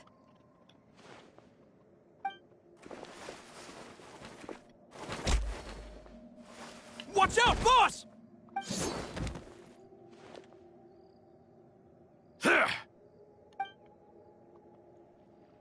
What do you think you're doing, Coulter? I thought all the annoying little hindrances had left, but I still couldn't get rid of you. You mean... this... Oh. Not quite. Though I share their positions on some issues, I've never cared for his more radical ideas. And that's because, out of the entire Spina di Rosula, I only... You better stick close to me. Romeo promised me that he would leave Poisson alone if I could just take you out. But it was like you were glued at the hip to that pesky traveler. You never gave me a chance to make my move. Romeo has lost his patience. I didn't have to be here today, you know. But I swore that I'd kill you, even if it meant being buried with you in the rubble. Why? Only someone as clueless about the past. You never saw the heyday of Spina di Rosula, nor did you ever live through the golden... But I saw it all, and it was all because of you, Navia. Clementine died because of you. Callus died because of you. Melusan Silver died because of you. And so many more dead. Everyone dead, all because of you. So the shock and grief you showed us before, that was in Act 2? Now you're catching on. I heard Malus was dead the moment I got out. Did you know? Down there in that blasted fortress, I spent a long time thinking about what happened and resolving to apologize to Malus as soon as I got out. Back then, because of that aqua bus, we had a huge fallout. I was convinced that all he cared about was loyalty, and that he had completely lost his capacity for critical thinking. The years passed by in a blur after that. I thought I had finally begun to understand him, and that he could help me relive the good old days again. But then he died, and it was because of you again, Navia. It's always because of you. I once loved the Spina and Don't listen to him, boss! Have you ever considered that? Maybe... Have you ever considered that? Have you ever considered that?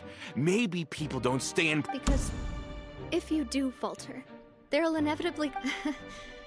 Yeah, but... Is that real? Shut your mouth! I, for one, really like Miss Navia. I don't know how to explain it, but... I'm sure Mr. Malus would be extremely disappointed in you right now. You've somehow managed to pin the blame for every mistake and tragedy in our history on the boss herself. Get out of the way, Florent.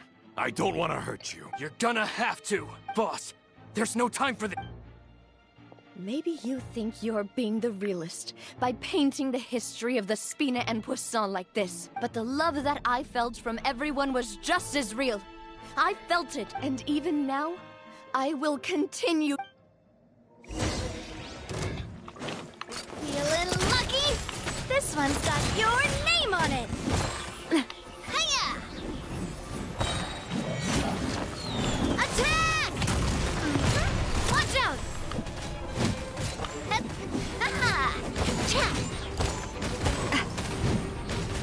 Umbrella warfare! Pyroclastic surge!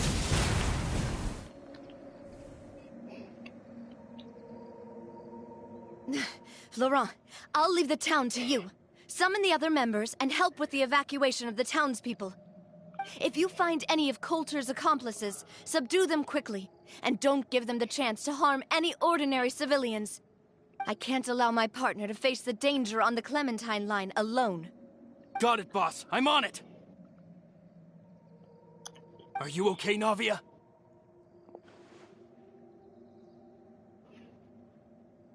I don't know.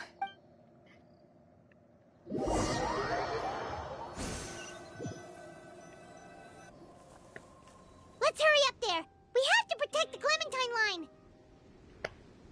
If they're gonna blow up the waterway, they must have planted...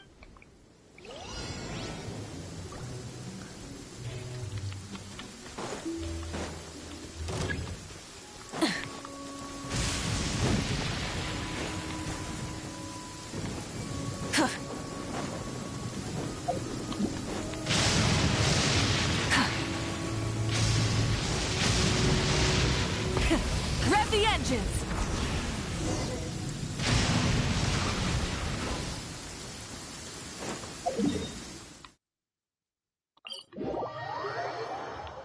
Oh, you're dripping wet. That must be uncomfortable. Let's take a break. I'll use my fire to dry you off. Light it up!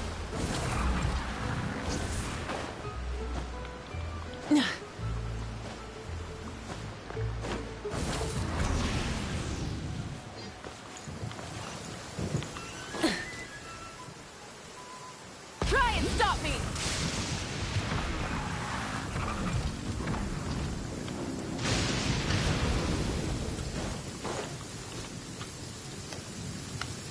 Let's hurry up there! We have to protect the Clementine line!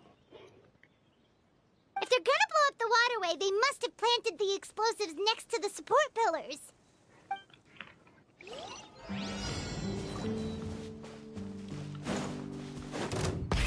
Rev the engines! Cool it! Wings of darkness! Come, sever night from...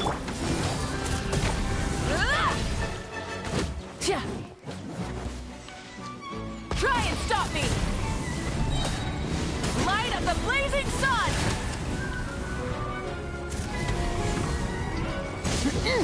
Dodge this!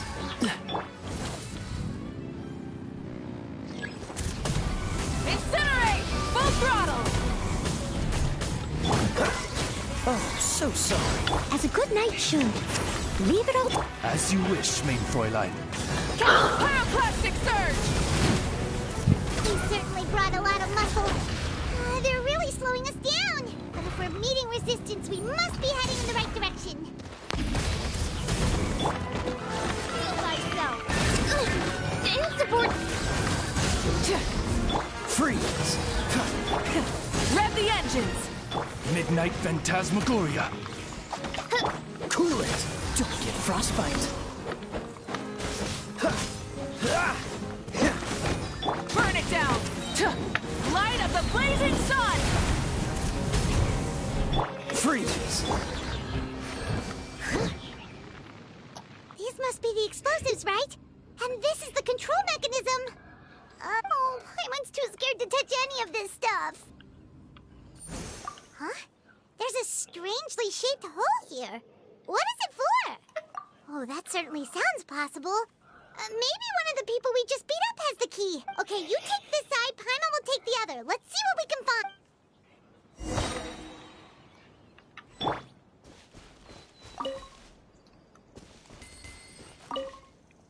Let me turn this guy over.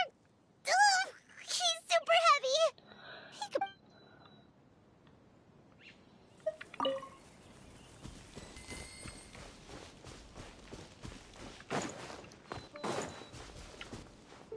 Oh, you found it! That's amazing!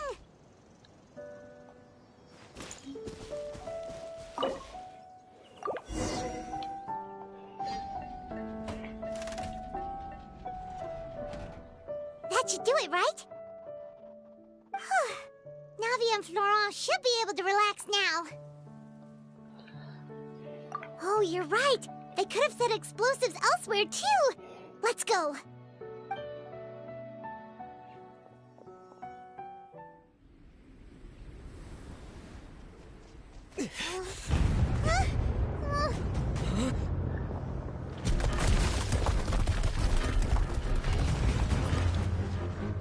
They're gonna bury Priscilla!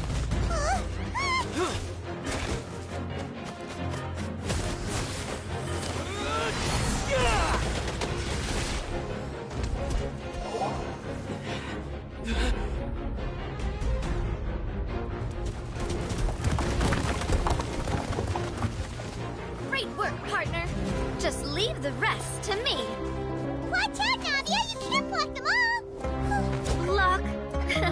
I'm doing this the Spina way.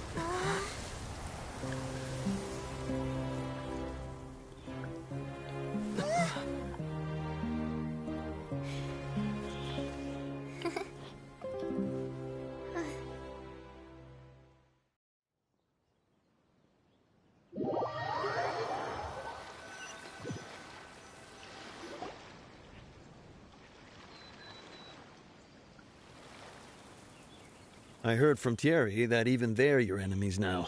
They were once a part of Spina di Rosula. Do you plan to settle this privately with them? I have nothing more to say to them. Regardless of whether their hatred and anger towards me or the Spina was justified, anyone who's willing to endanger innocent civilians is no longer sane enough to even be worth trying to talk to. Please prosecute them in accordance to the law.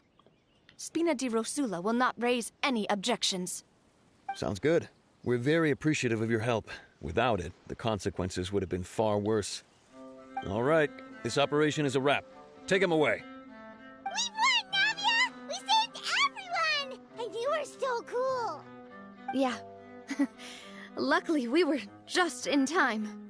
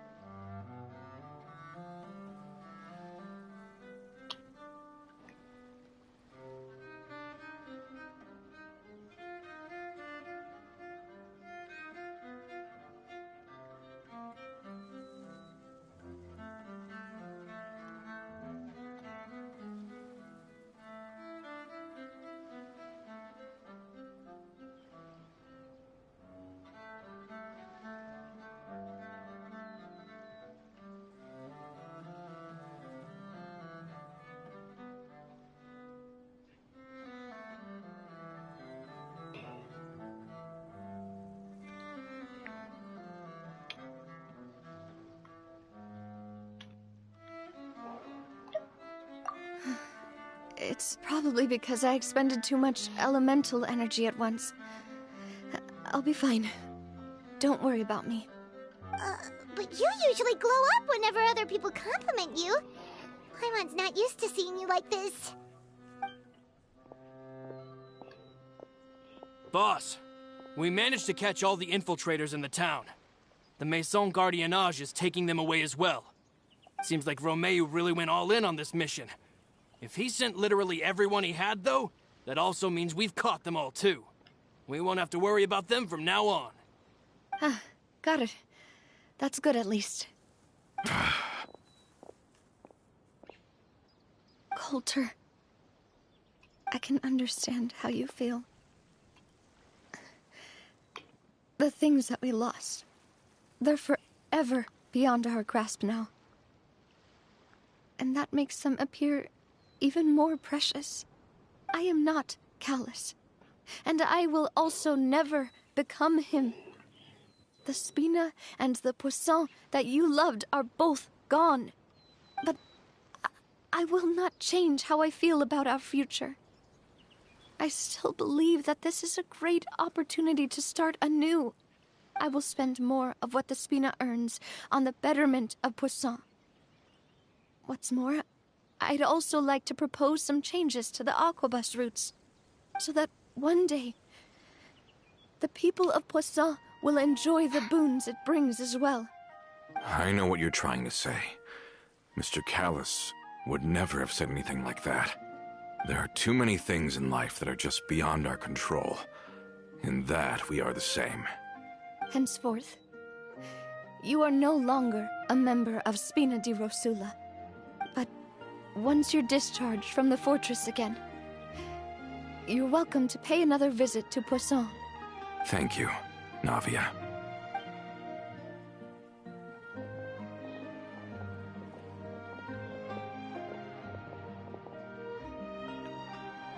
As I thought. Boss really is a kind and gentle person. She is also, I must say, a truly unlucky person. Thank you for protecting the Clementine line.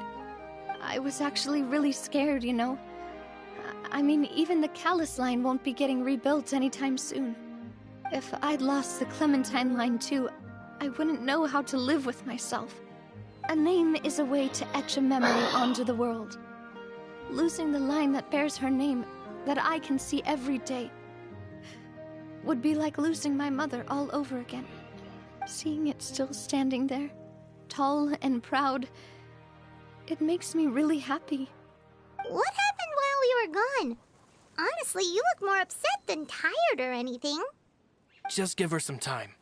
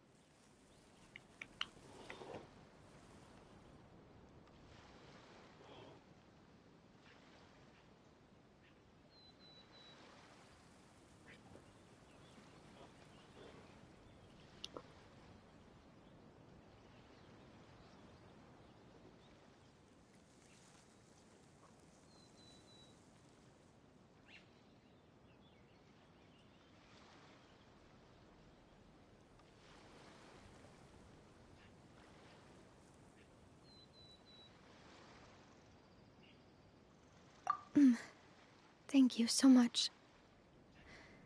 Can you give me a hand? I really don't have much strength left. Traveler, I want to ask you something. And please, tell me the truth. Do you really see me as your partner? Of course. That's good then.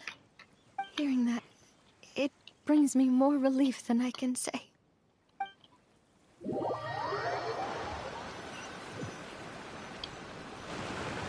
How do you feel, Navia?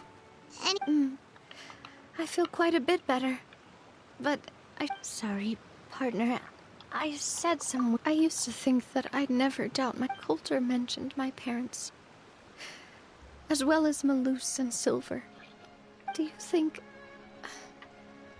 they ever regretted the choices they made? Don't think like that, Navia. You've already done more than enough. No matter what others think, we'll always support you to the end of the world.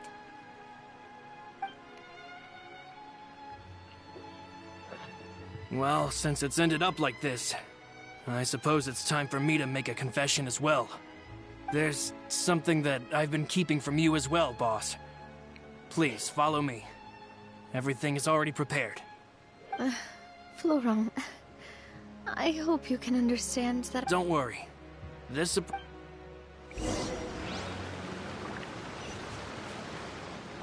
throttle!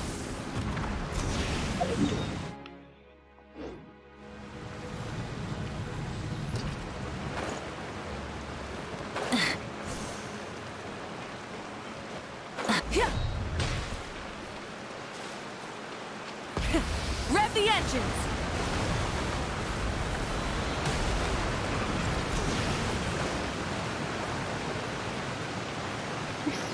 Quite so. Full throttle! Quite so.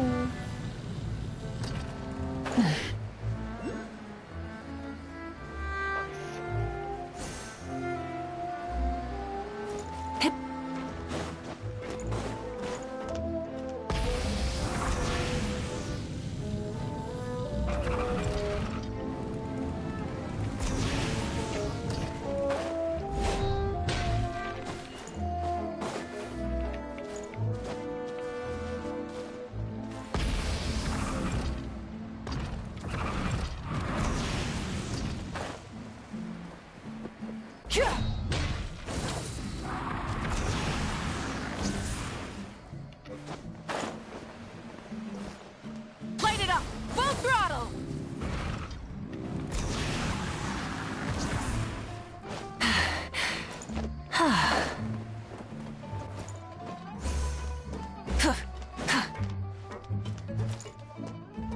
Try and stop me!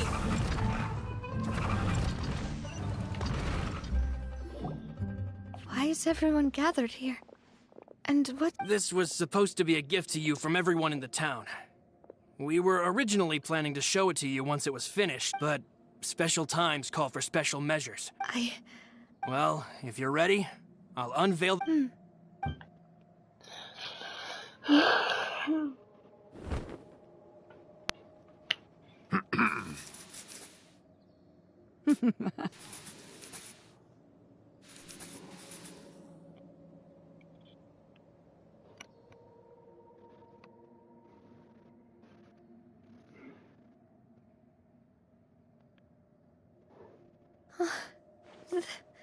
This Papa, Mother, and me. We designed the look for Miss Clementine based on old camera records, as well as personal... Wow! It is indeed. To be honest, we decided on the design a long time ago, and gave the sculptor permission to begin working. We only asked Boss to decide on a design so she wouldn't realize we had already started. How could we only have statues of Mr. Callis and Mrs. Clementine? Even though Boss is still young, we wanted to commemorate her contributions with this. I don't know what Spina di Rosula was like in the past. With Navia around, we're not worried about this place's future. We are gathered here today that we support you and That's what we believe as well! Thank you so much, everyone. This really is quite the surprise. I never thought that I'd have the chance to stand next to my mother. Not even in my wildest dreams.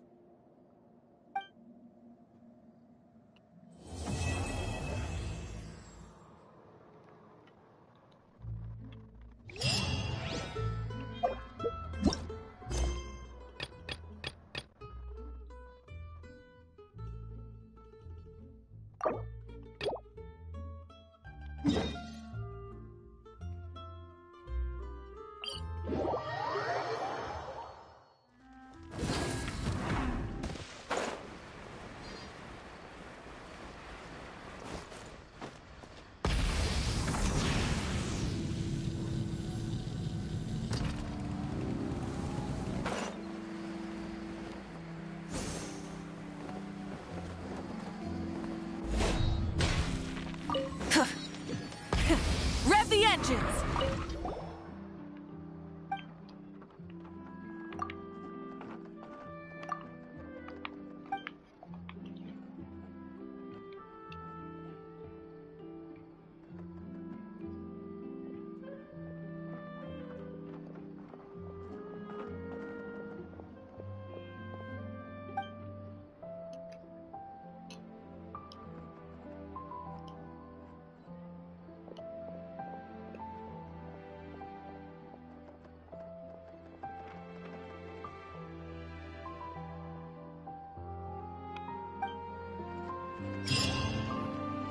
Hey, Catherine! It's us! Got any new commissions? Specifically one with a huge Moor attack, perhaps? Paimon's just being enthusiastic. It's always a pleasure to... Actually, we do in fact have a rather urgent commission that is still open. Don't worry about that. We were just... To put it simply, the requester is looking for a temp... But the troupe has also been experiencing... That does sound like a tricky situation. That's right. Our adventurers reached out to many actresses, but none of them were willing to take the job. There are only a few days left until the performance. If they can't find someone in time, they'll probably have to postpone the show. And delays tend to create all sorts of new problems. Got it. Oh, this one's a doozy. What do you think, Traveler? Any ideas? Even if we took the commission, neither of us have... If you're interested in helping, maybe you can't fill the role yourselves, but you might be... Oh, it's that guy, huh? No wonder, he looks like he just ate a sour lemon. Paimon approves! Let's go! Hello there! Are you the guy looking for a new actress? Wait, I know you two! Are you really willing to act in my musical? Wow, sounds like we're pretty famous in Fontaine already. But to answer your question, neither of us have any experience in musicals. But we heard that you're in a bit of a bind, so we figured we could at least try to help you think of a solution. Ah, I see. It's okay. I knew that asking for a volunteer was a long shot. If we can't find someone to step in, we'll have no choice but to cancel the show. It would be such a shame.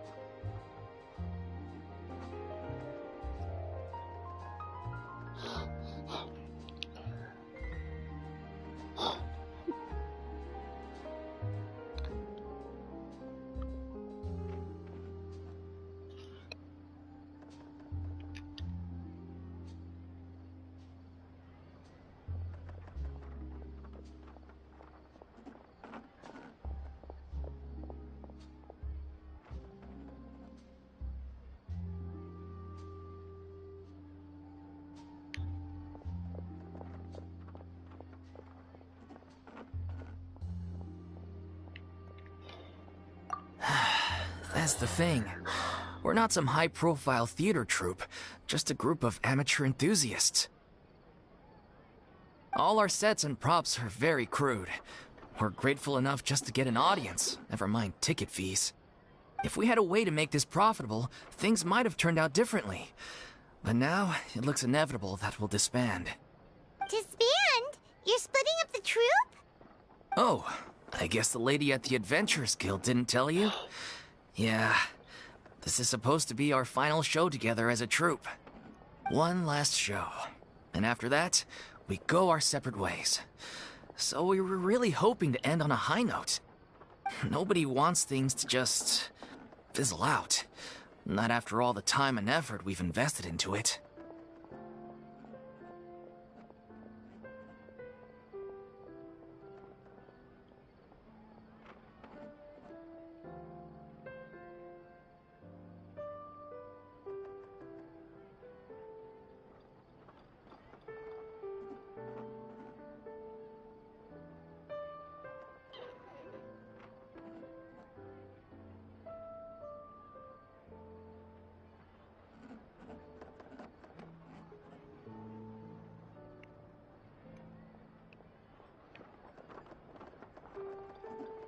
Yeah, the leading lady, in fact. She's been dealing with a chronic illness ever since childhood, and unfortunately, it flared up again recently. It really drains all her energy, so she's in no state to perform. The show just won't be the same without her. But for everyone else's sake, I still hope we can find a way to hold the performance on schedule. Got it. We have a clearer picture now. Let's see if we can come up with any ideas. What if we sponsored the show? Traveler, how much more are you carrying? Please, there's no need to go that far. I wouldn't feel right asking such a huge favor, and I can't promise that we'd ever be able to pay you back.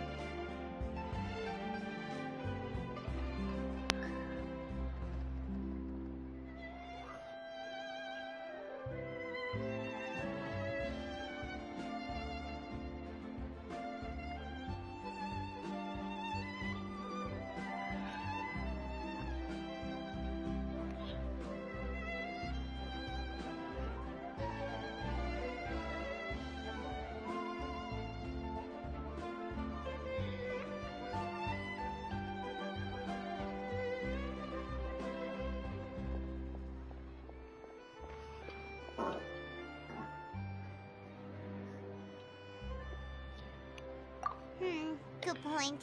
If the actress just goes through the motions for the Mora, that's not exactly rescuing the show.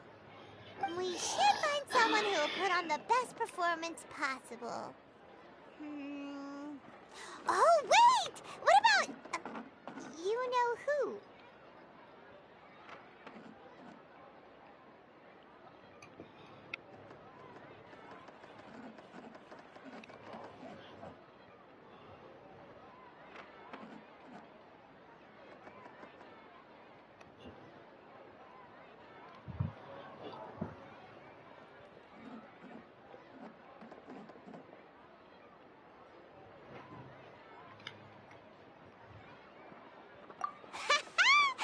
Farina were the best of partners. She's really good at performing, and she was once super popular with the... Who are you thinking of? Sounds like someone famous. Her! You're... Nope. Paimon doesn't actually know if she's performed on stage before, but Paimon's pretty confident that she'd be really good at it. You're not wrong there. She has actually performed in a number of big-name shows before. They were one of the reasons she was so popular. But even if she's no longer the Hydro Archon, she's still an idol to many people in Fontaine, including myself. I just think Lady Farina might feel a bit out of place in an amateur troupe like ours. Well, yes. Fair enough. I mean, if she was actually... I'm sure everyone in our troupe is... Of course, it all depends on whether she's interested. No point in stressing about that. And besides, things are different now. There's no reason for her to be all high and mighty anymore. Thank you for your help. I guess I'll just stay... Wait, where does Farina actually live nowadays? She used to live in luxury at the Palais Mermonia, but she's... As it happens, I have her current address here. I can provide it to you. When did I came over when things were starting to sound more promising. It is my duty to support commissioners in any way I can. Thank you, ma'am. Thank you. Well, now that we've got the address, we'll go find Farina. Back in a jiffy.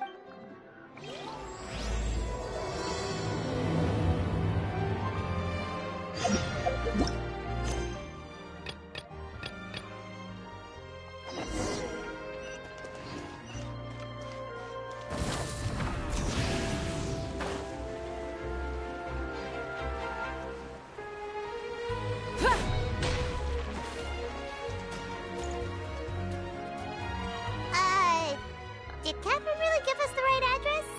She lives...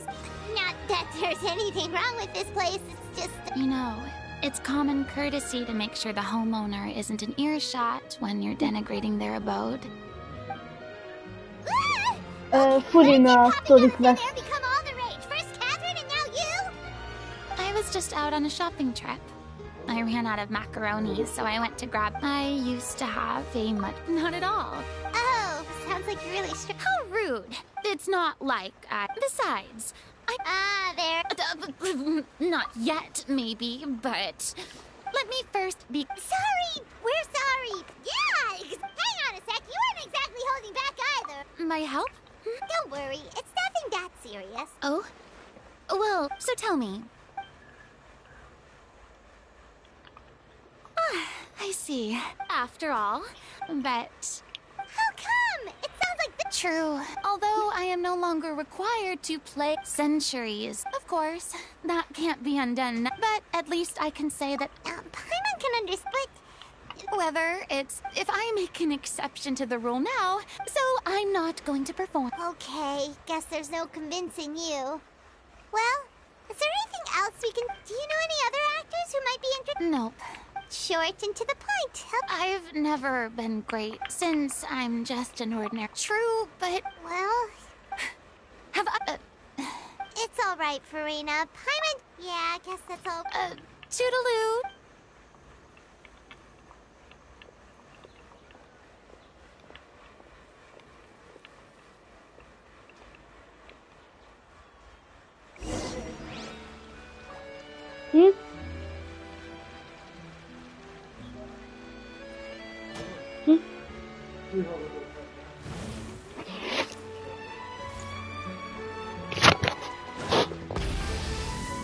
It's too bad, but we have to respect...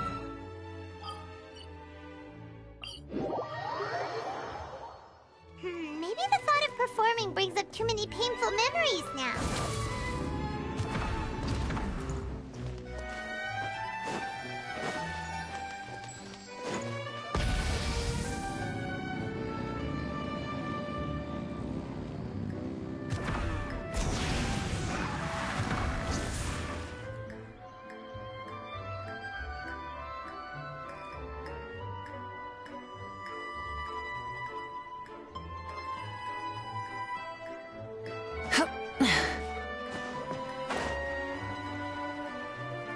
Hit.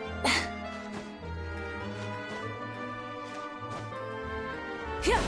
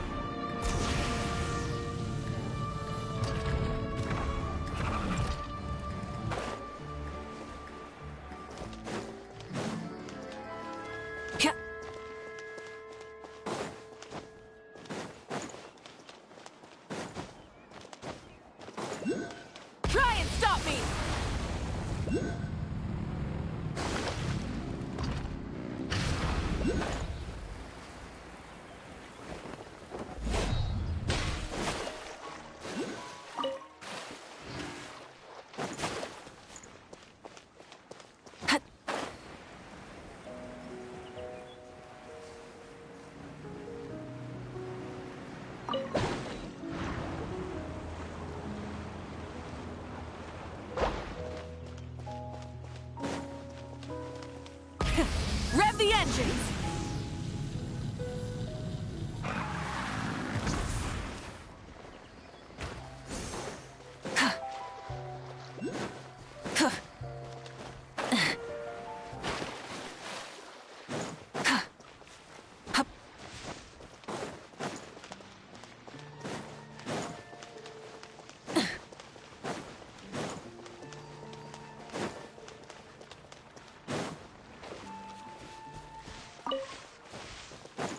Full throttle!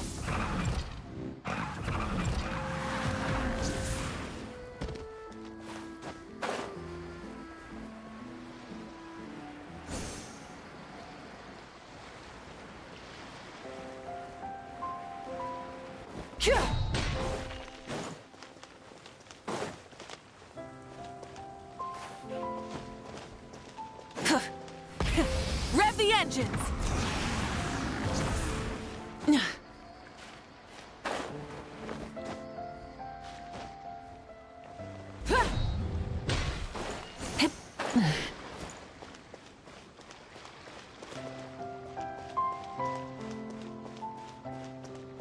Try and stop me!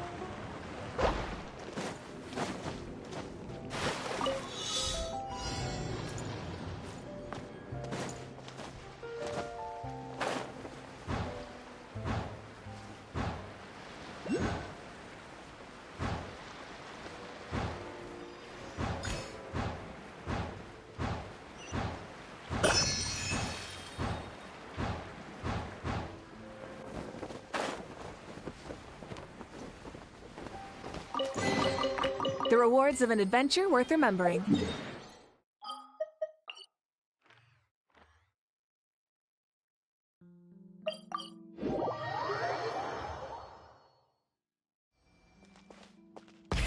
Rev the engines!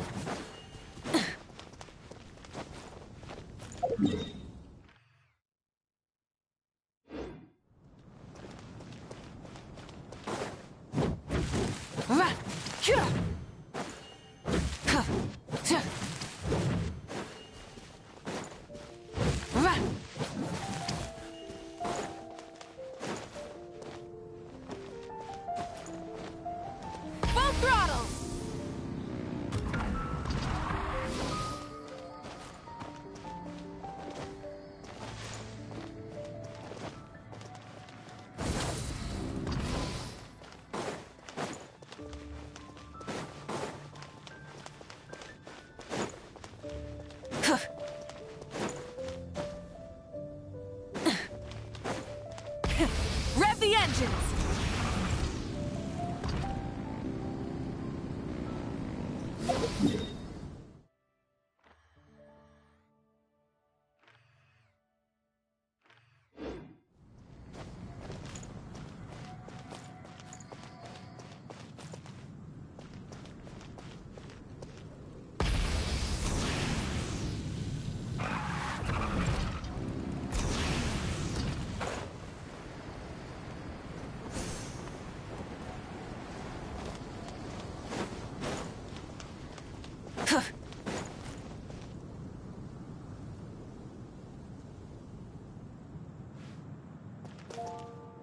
Full throttle!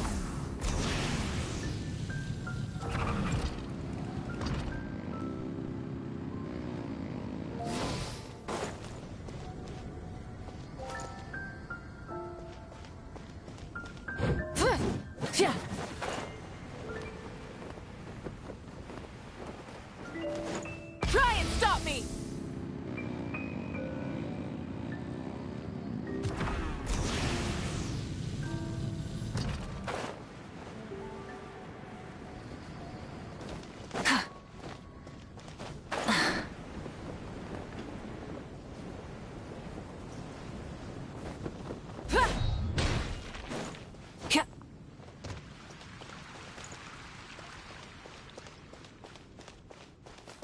Welcome. How can I help you?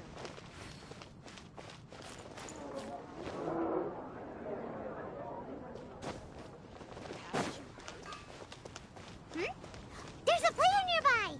That way! Let's go see!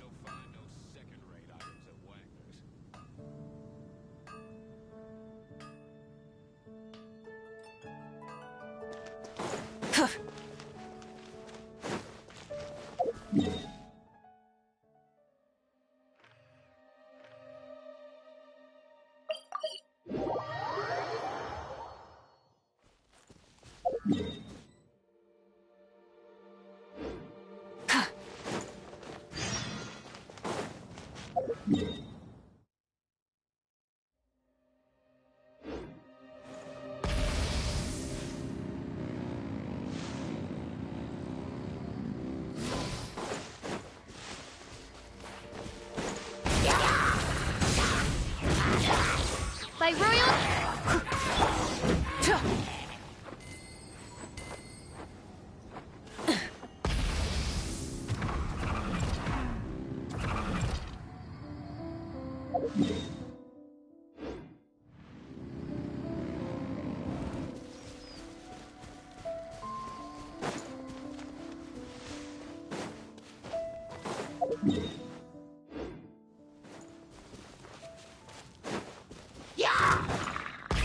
Rev the engines!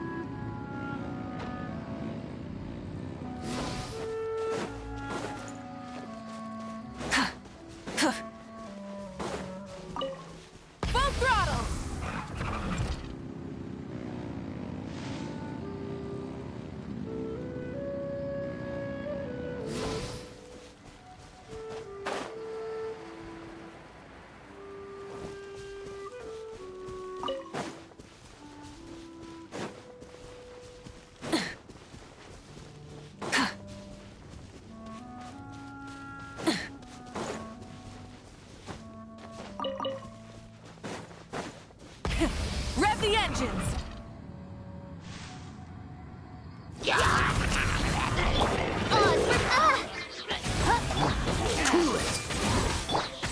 I must leave no... No rest.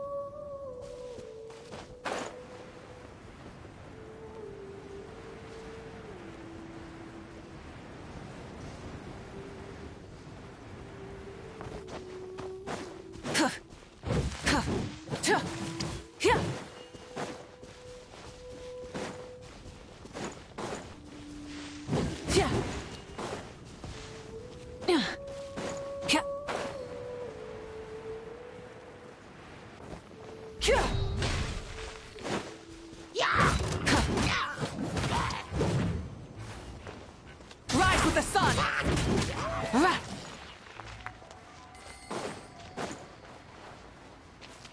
Full throttle!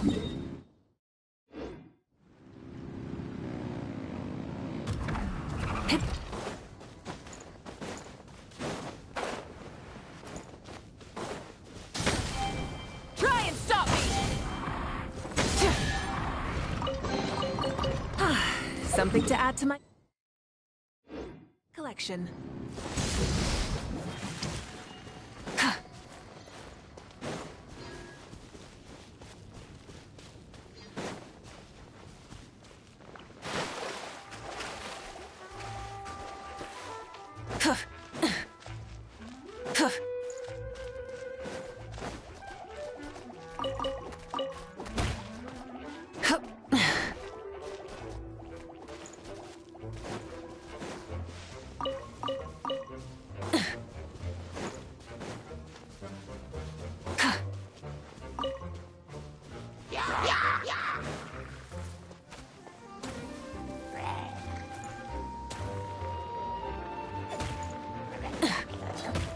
Switching gears. Burn it down!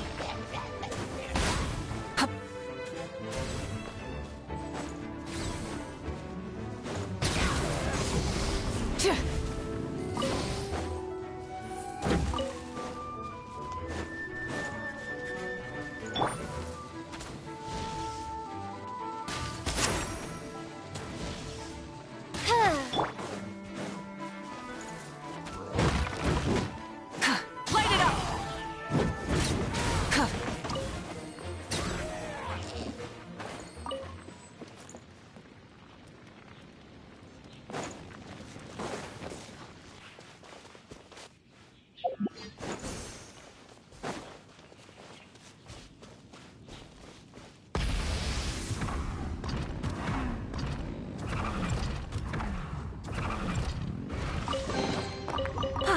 Something to add to my collection.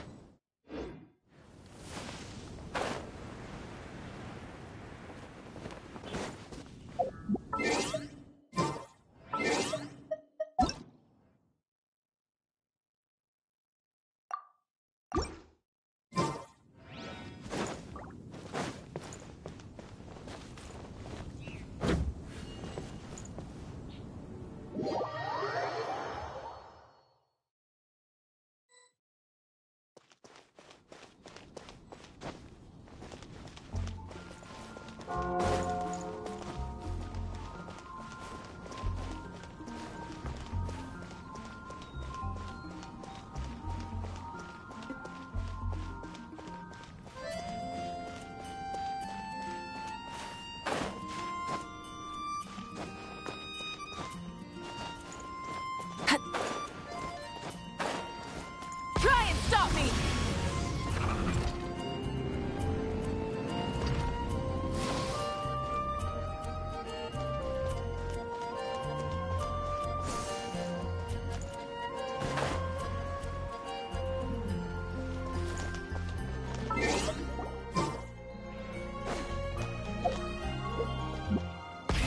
Rev the engines!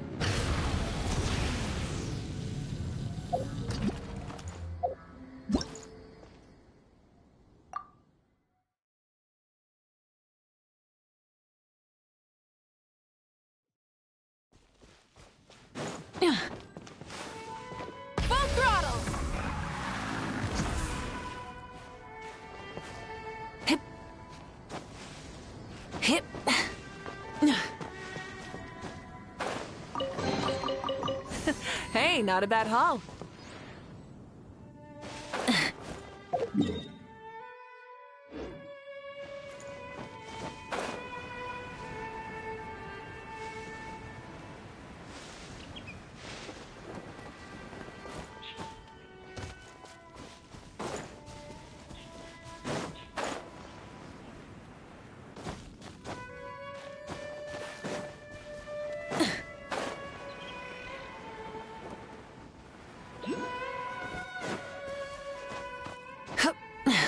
Hip.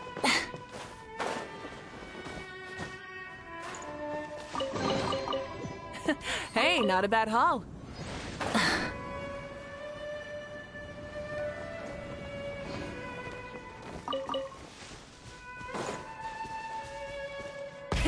Rev the engines!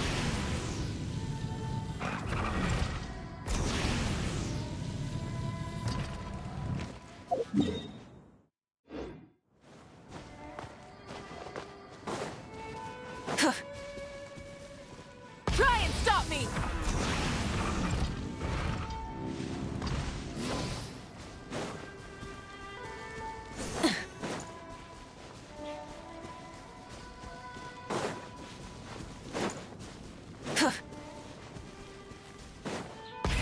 Rev the engines!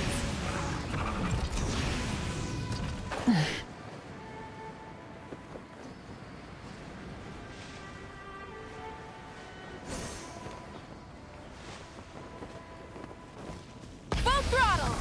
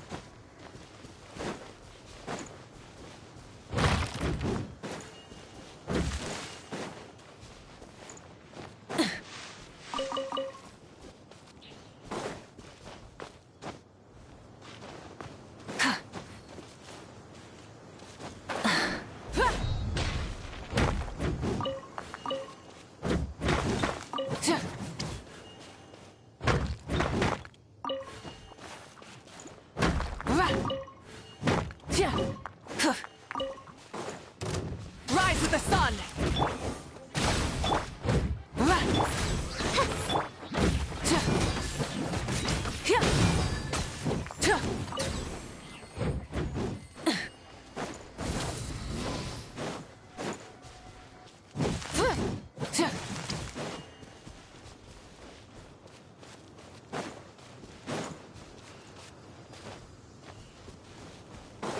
Light it up!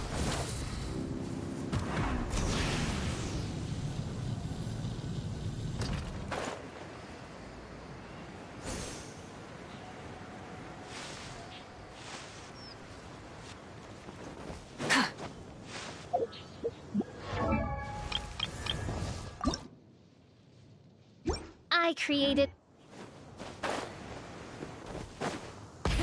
Rev the engines!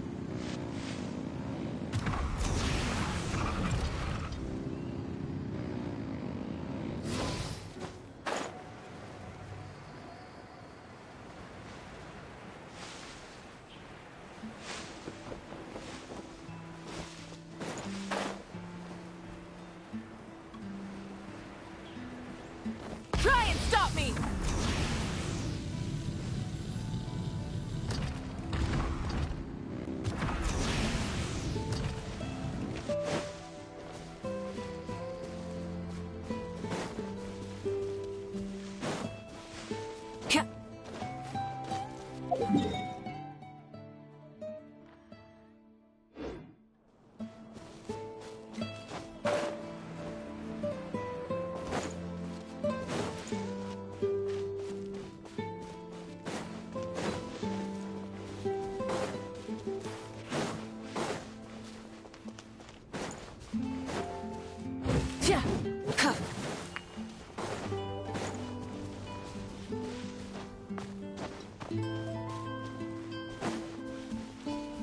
Full throttle!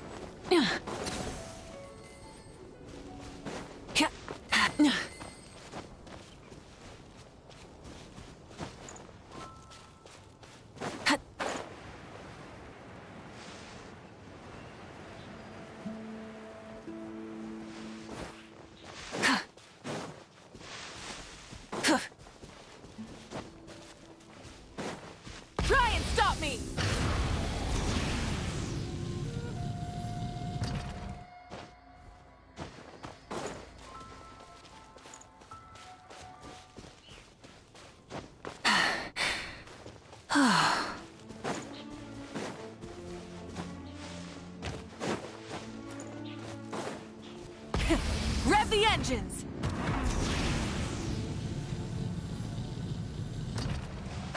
Yeah.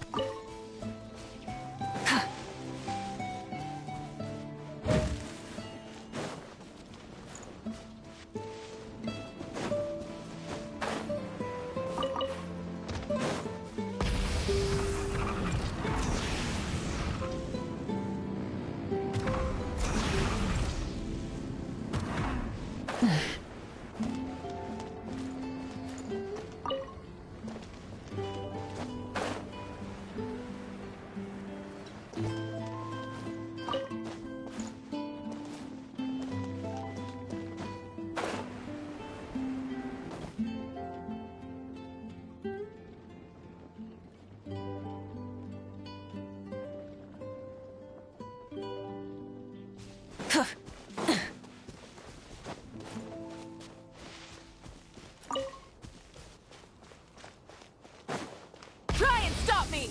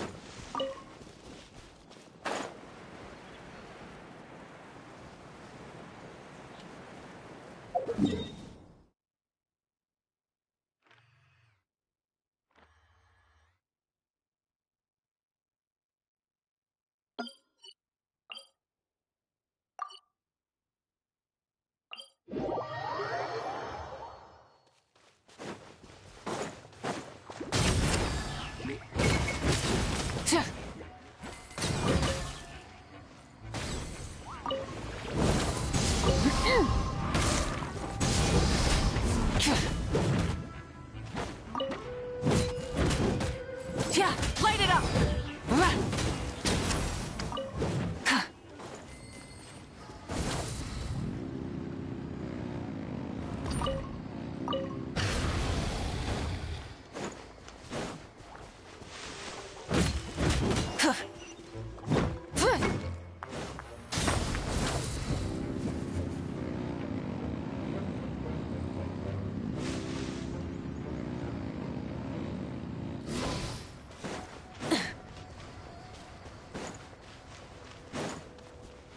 Burn it down!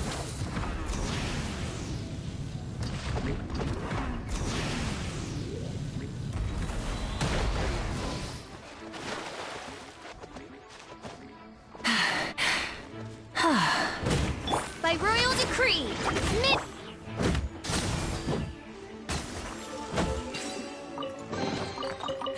Hey, not a bad haul.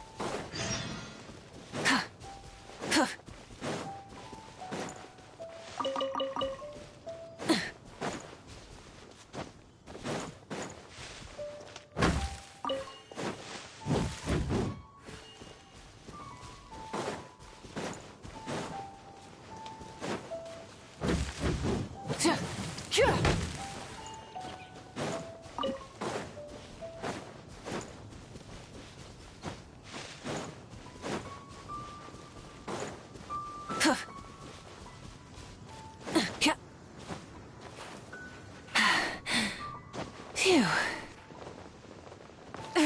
The end of our legacy.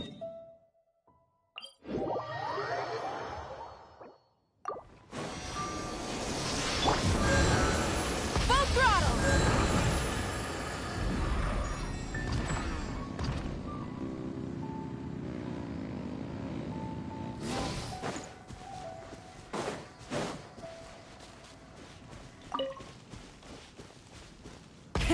Rev the engines!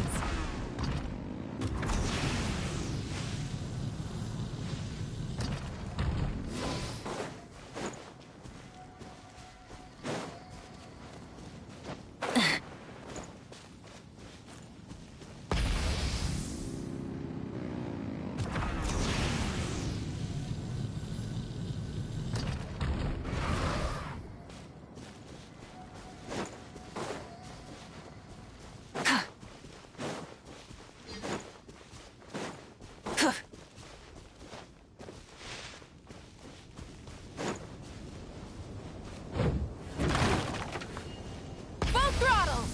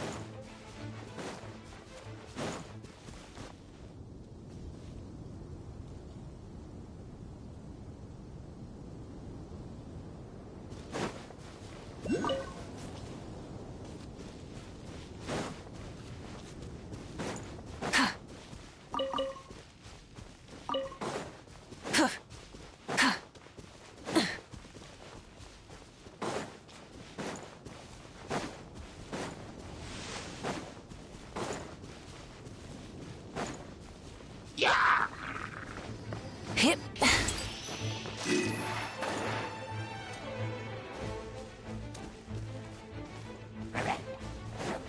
Rise with the sun!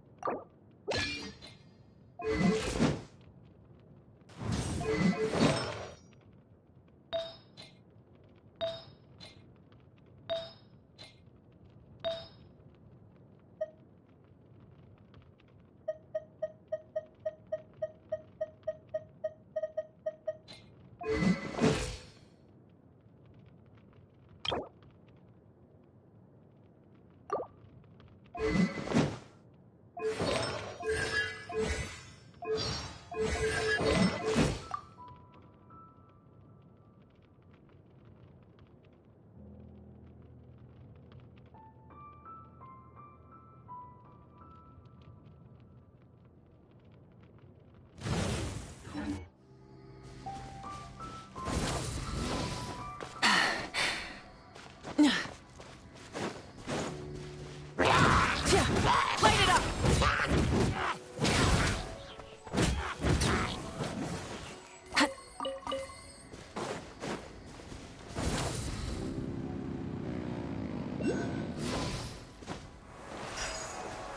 Try and stop me!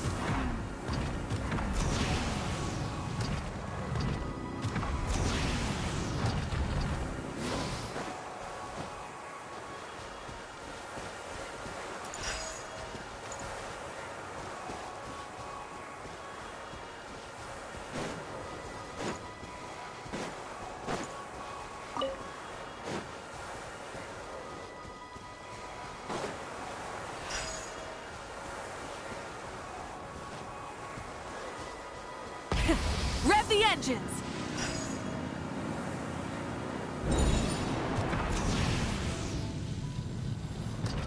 Full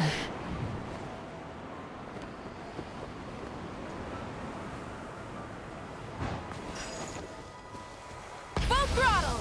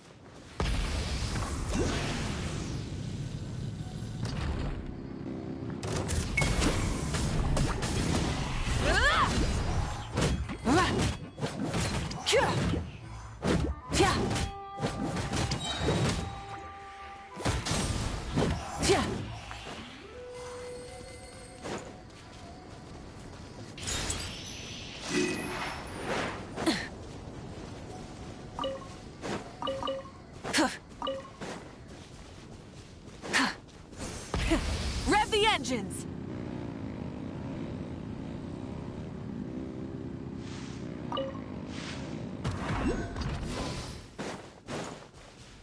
Yeah! Right. Odds for Burn it down!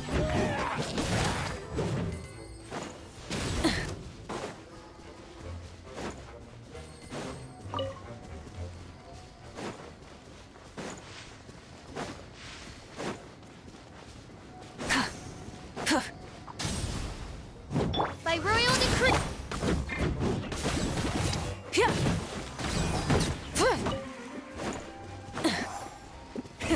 Rev the engines!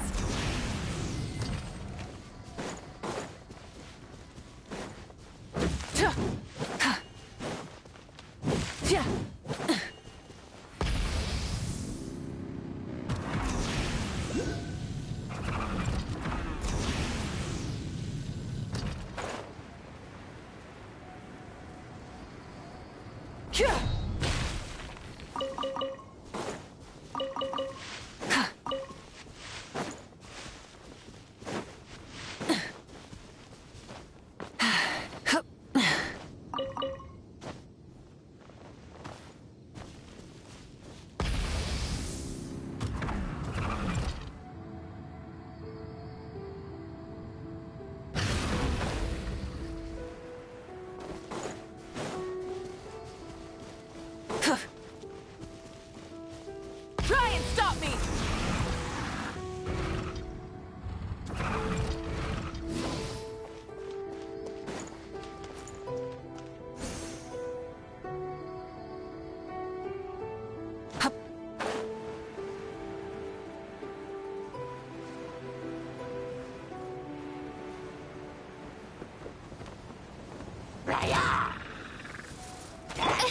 Odds for Light it up!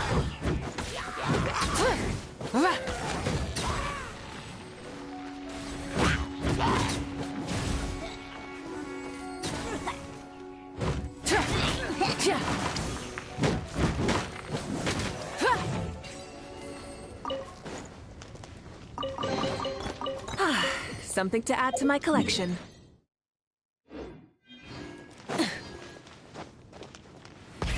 Rev the engines!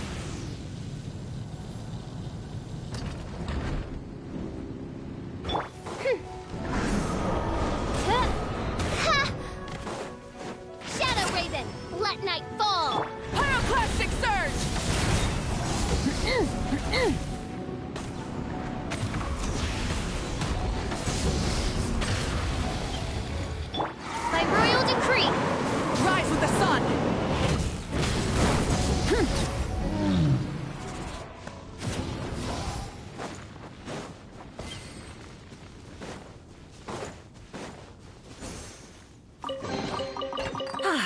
Something to add to my collection. Rev the engines!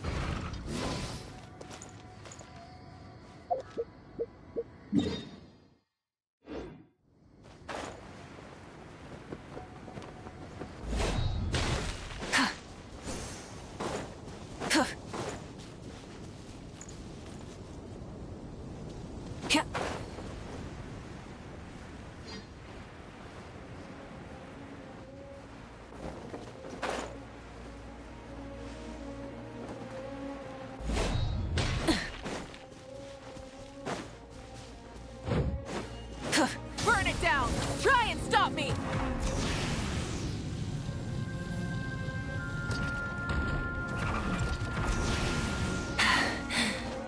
Phew. Hip.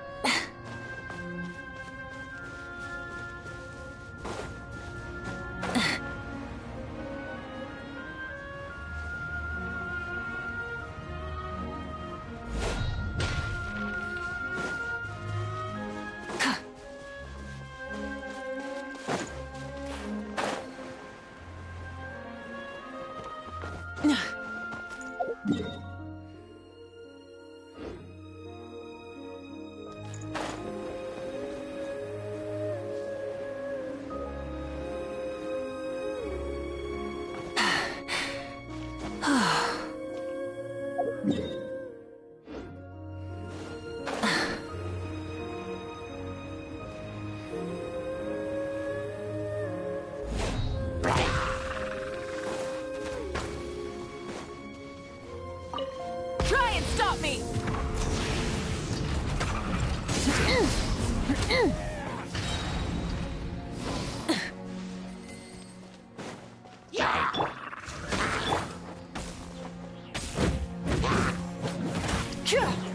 Light of the blazing sun!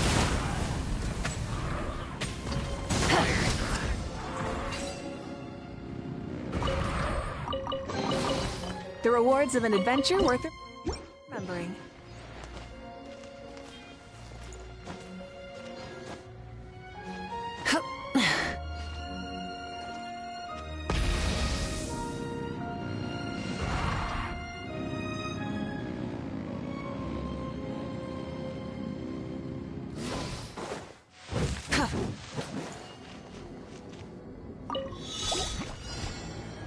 Odds revealed by... Rise with the sun!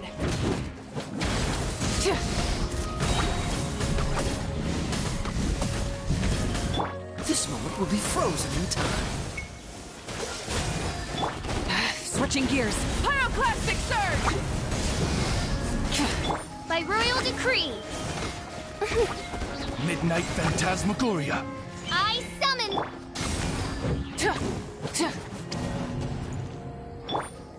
Leave it all to me. Time to clean up.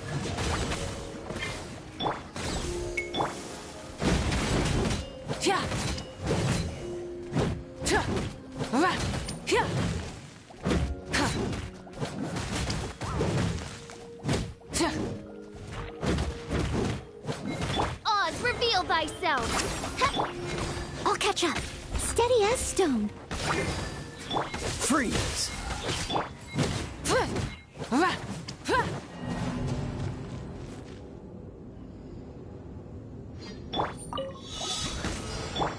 Light it up! Light of the blazing sun! No rest for the wicked. As you wish, main Fräulein.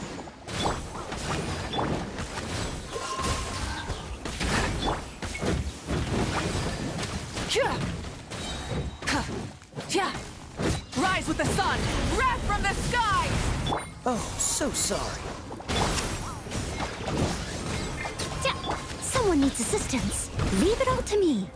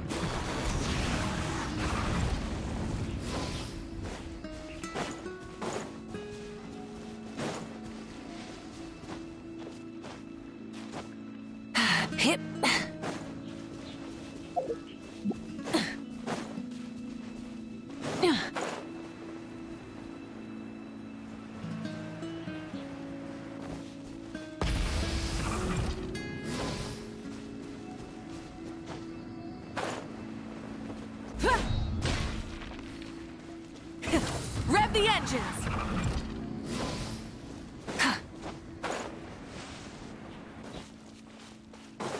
Full throttle!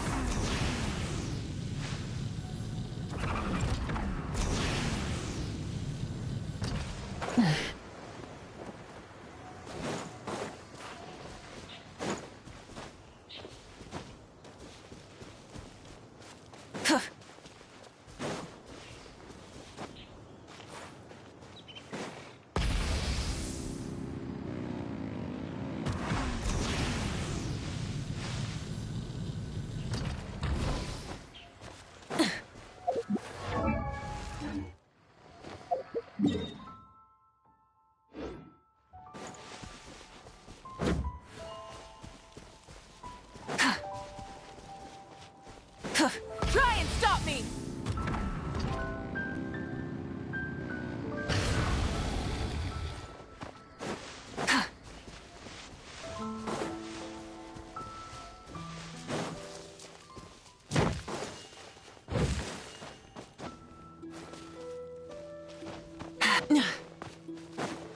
Full throttle!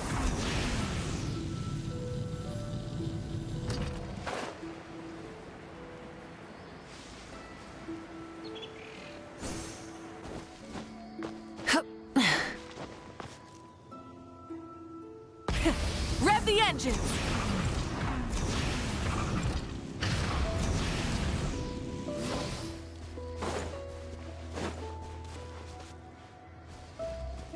Hip. Hip.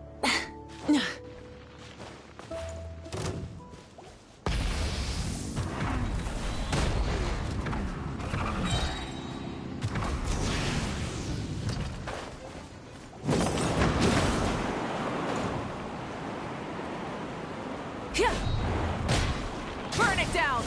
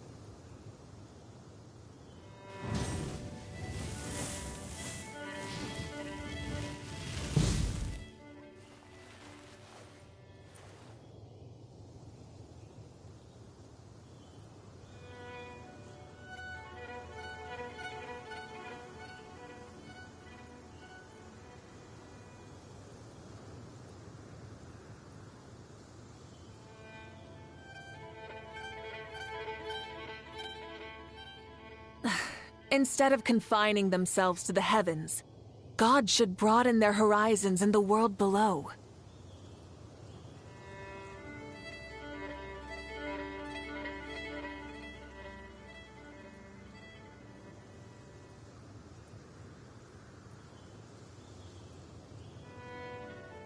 Many insects have a compulsion to follow the light, and humans are the same. Except we call that light hope.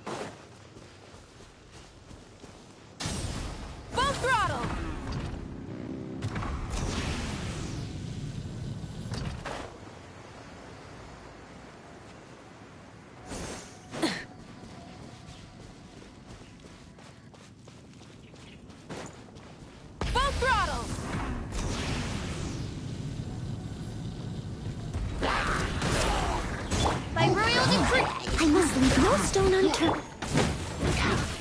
Wings of darkness! Come, sever night from day!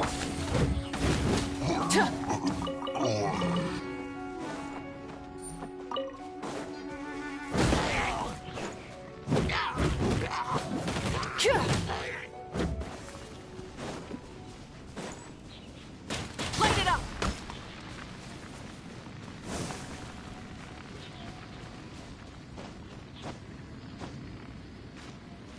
Hip.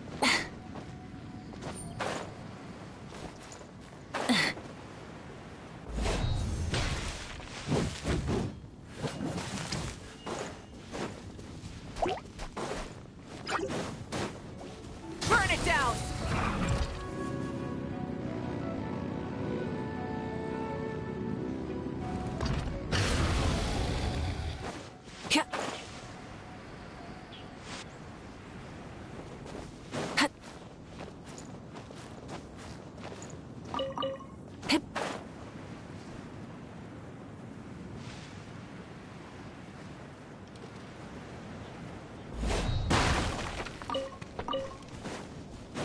Try and stop me!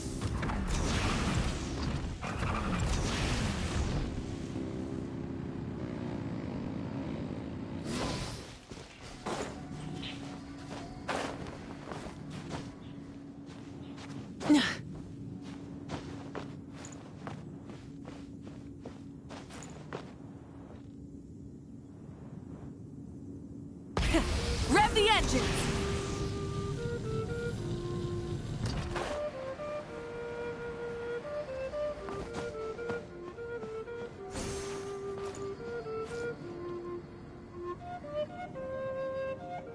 Full throttle!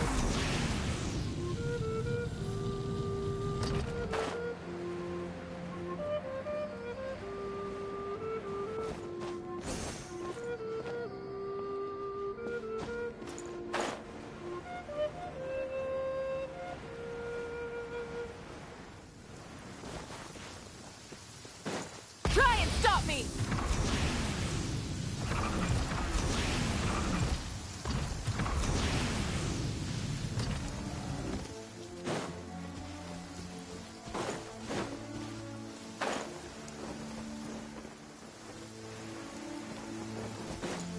Full throttle!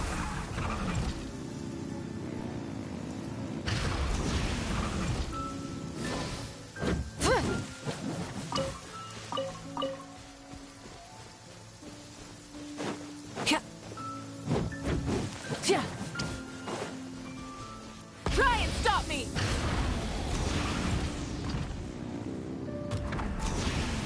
Oh, you're dripping wet. That must be uncomfortable. Let's take a break. I'll use my fire to dry you off.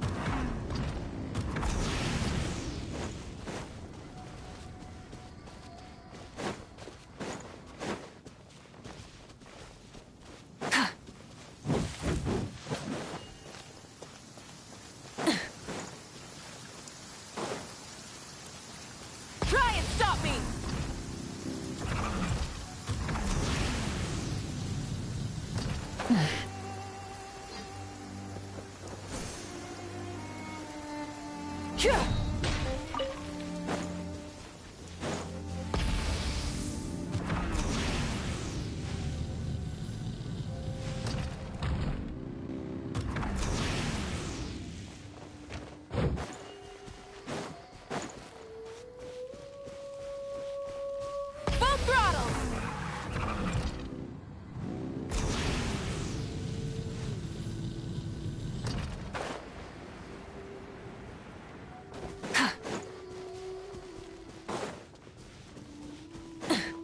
Light it up!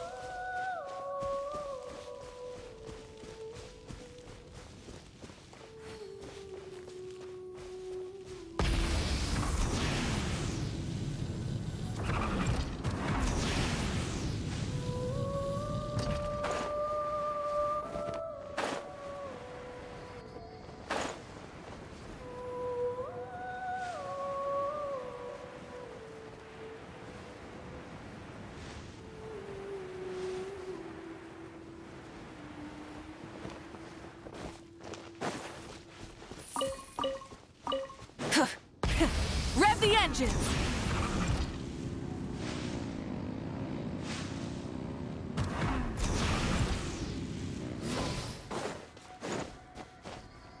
Hip.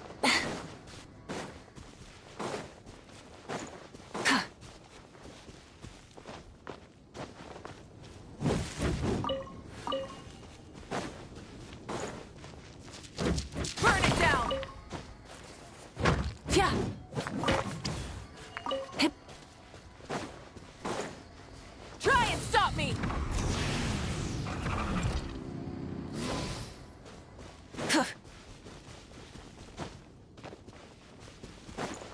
Full throttle!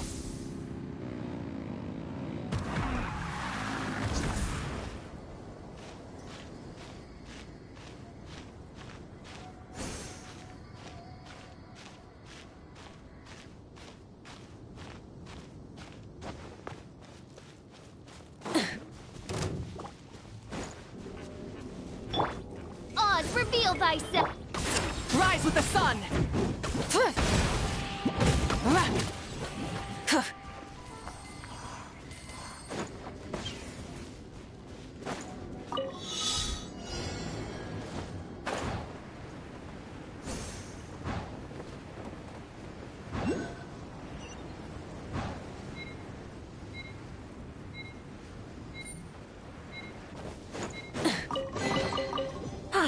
Something to add to my collection. Try and stop me!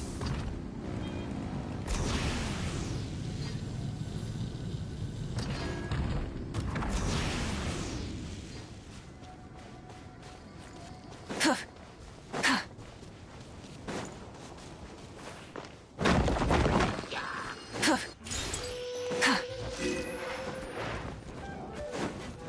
throttle!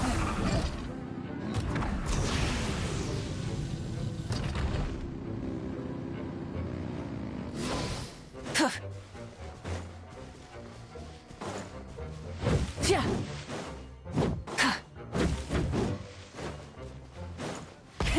Rev the engines!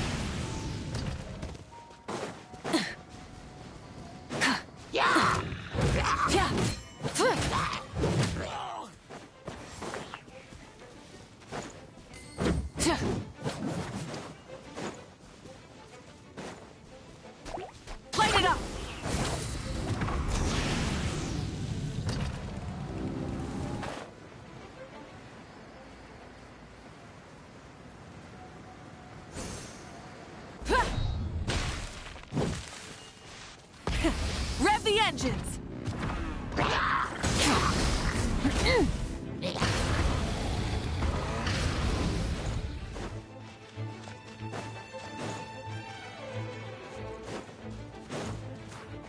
Full throttle!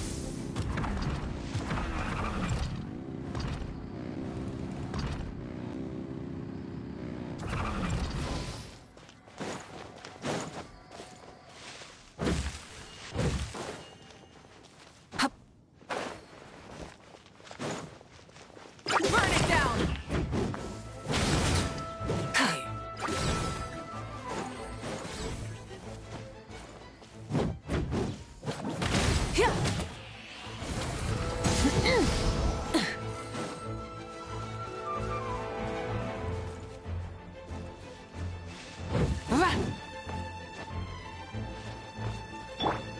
Leave it all to me. Cool it! Rise with the sun!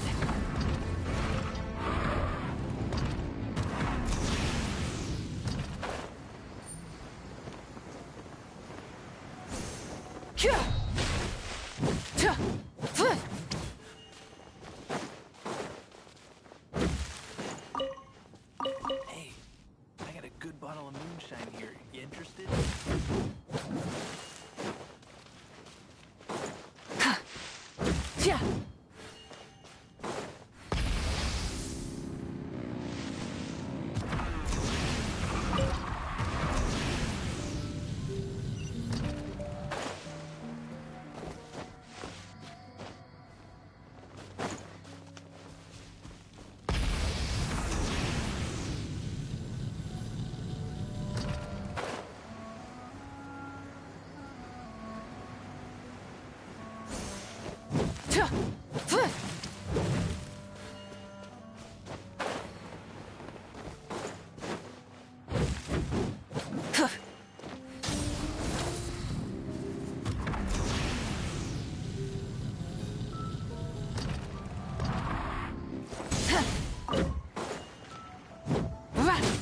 Yeah.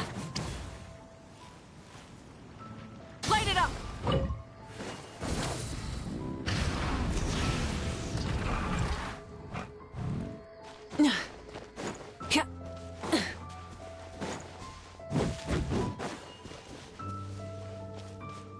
Try and stop me!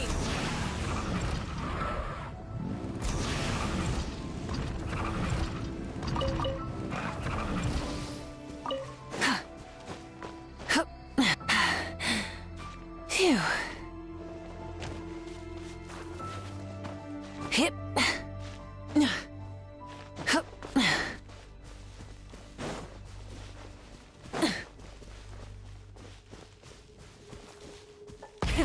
Rev the engines!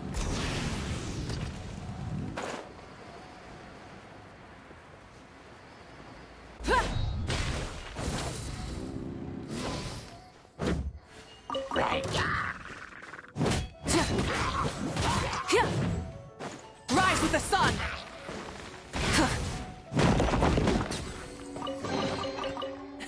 Hey, not a bad haul.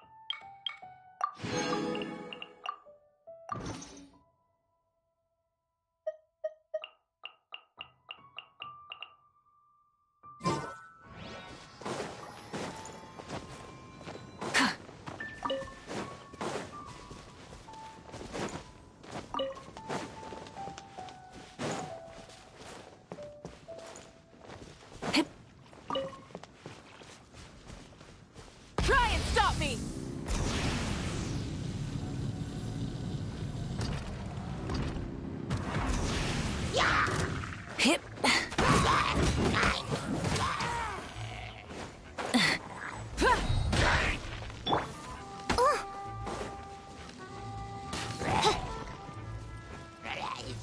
By royal decree! Light it up! Pyroclastic surge!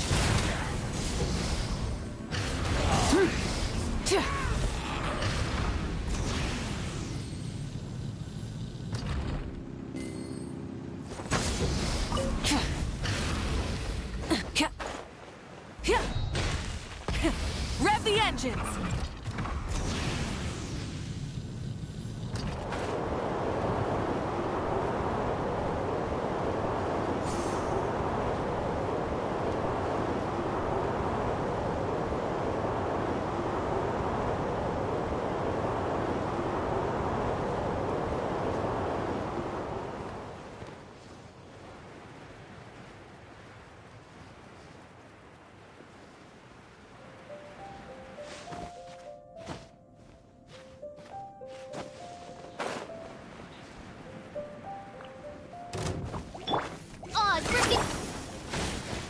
Try and stop me!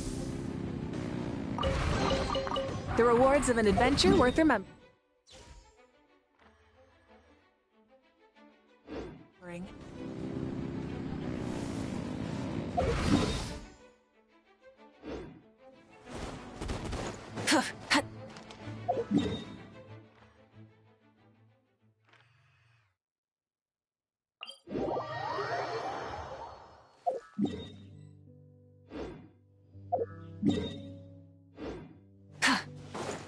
Full throttle!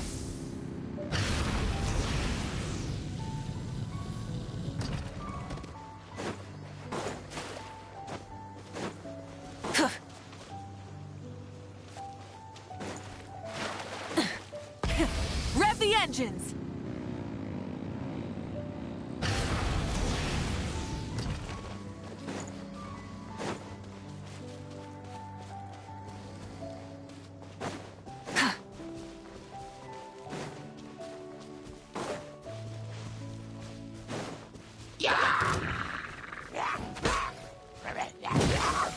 Rise with the sun!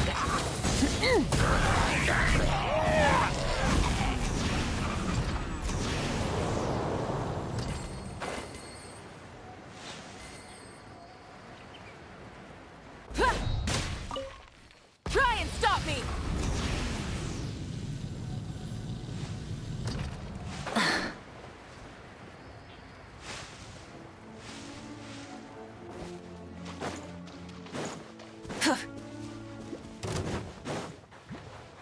Burn it down!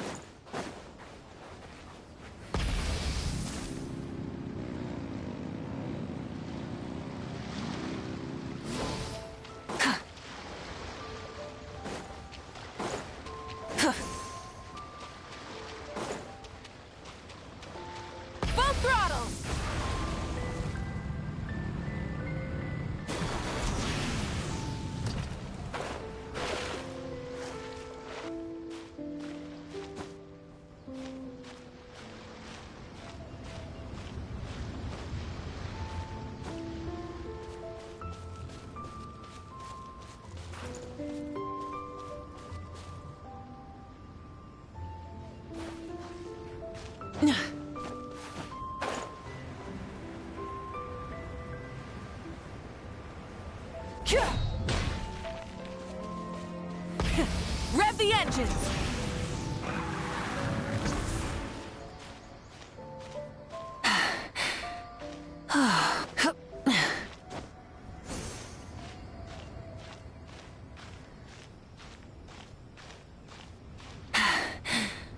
Phew.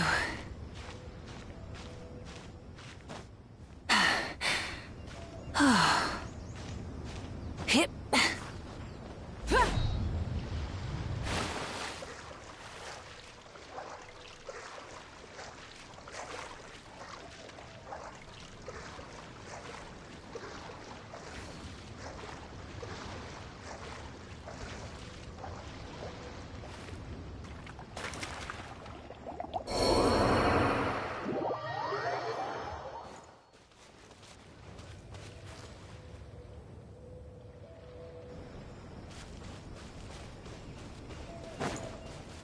Try and stop me!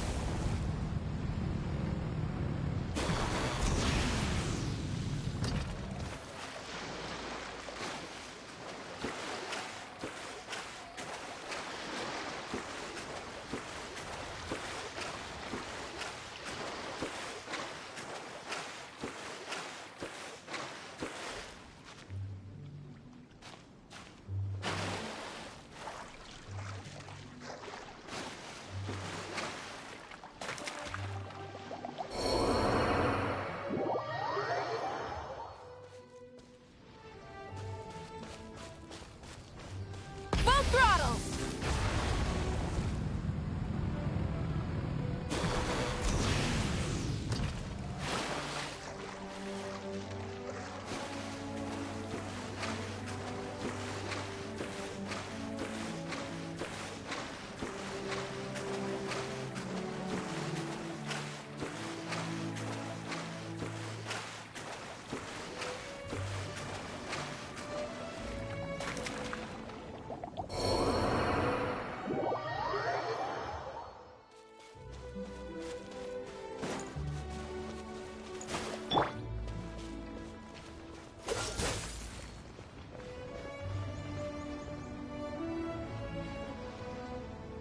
Dodge this!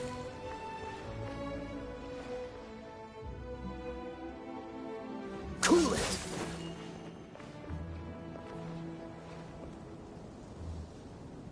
Dodge this!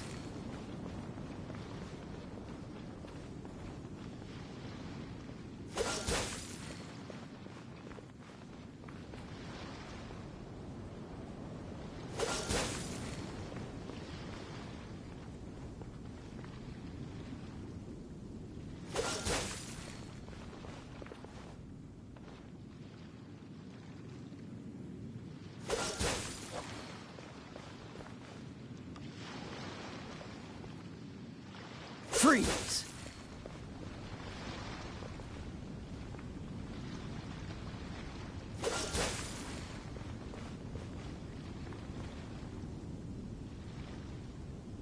Dodge this!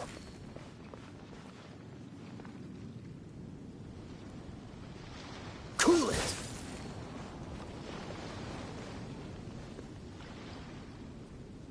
Dodge this!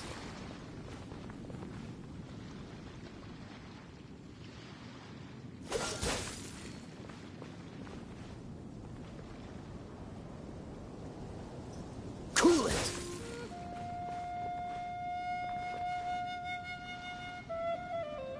Dodge this!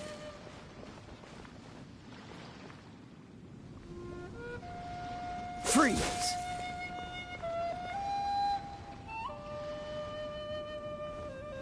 Cool it!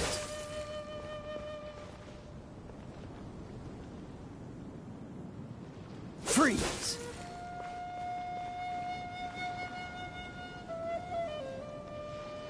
Cool it!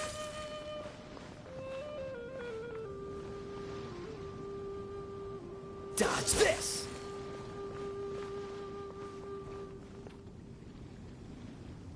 Freeze!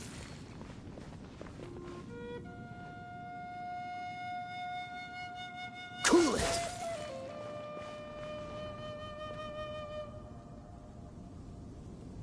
Freeze!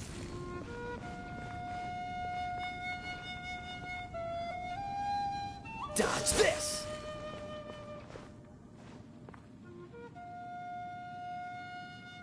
Cool it!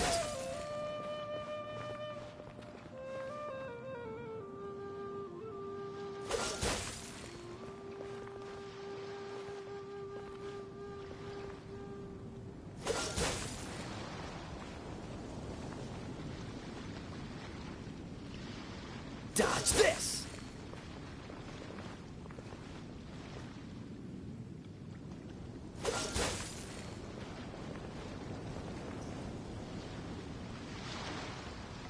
Freeze!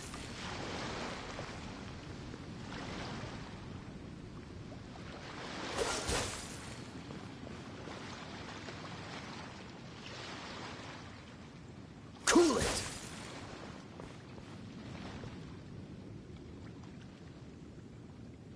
Freeze!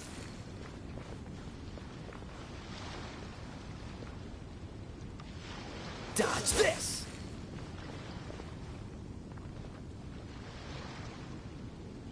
Freeze!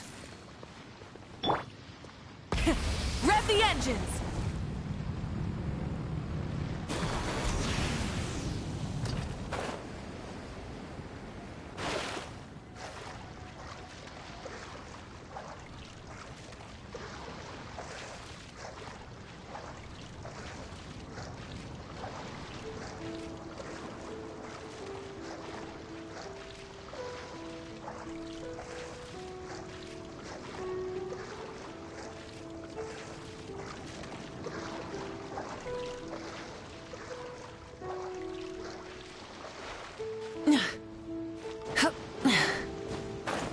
Hip.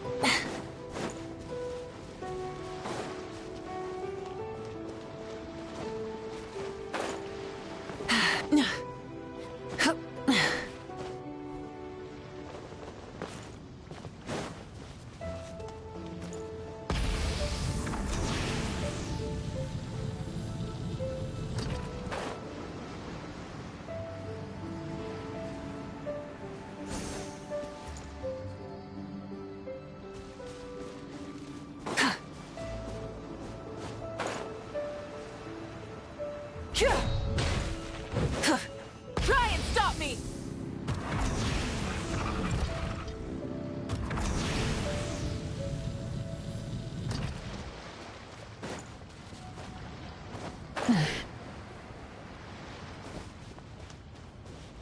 Full throttle!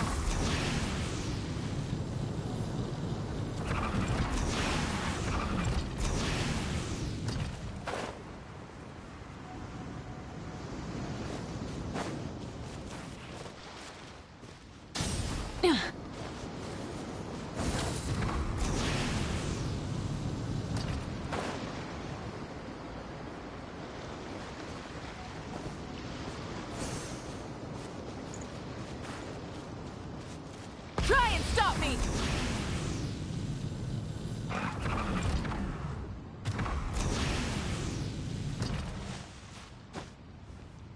Hip. Here!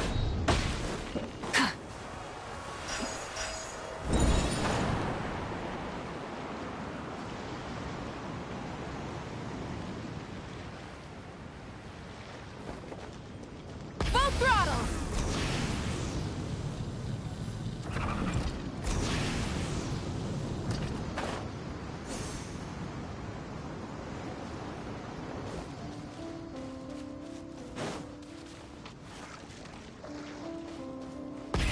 Rev the engines!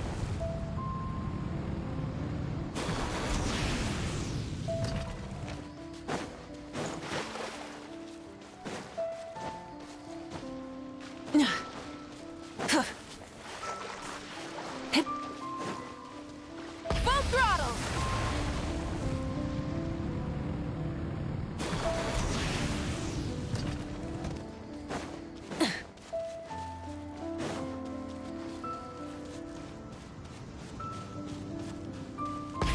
Rev the engines!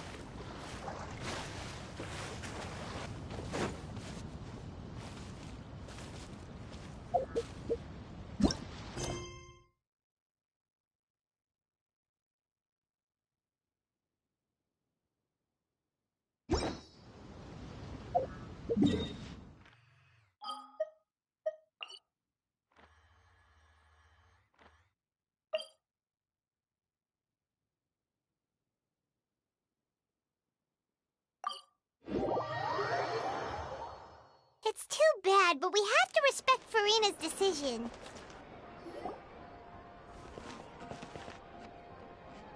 Huh? What's going on? Are they arguing? That's besides the point. I'll ask you again. Why did you start looking for a replacement without my consent? When did I tell you I'm going to take a step back? You didn't need to say it. We've known each other for how long now? We know the signs. But you never tell us about your illness, even when it's clearly flaring up. And that gives you the right to make a decision on my behalf?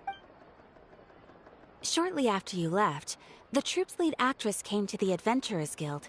She believes that she's healthy enough to perform. Excuse me, but can you both take a moment to discuss something else for now? The adventurer assigned to your commission has returned. Sorry, I was just dealing with a little misunderstanding.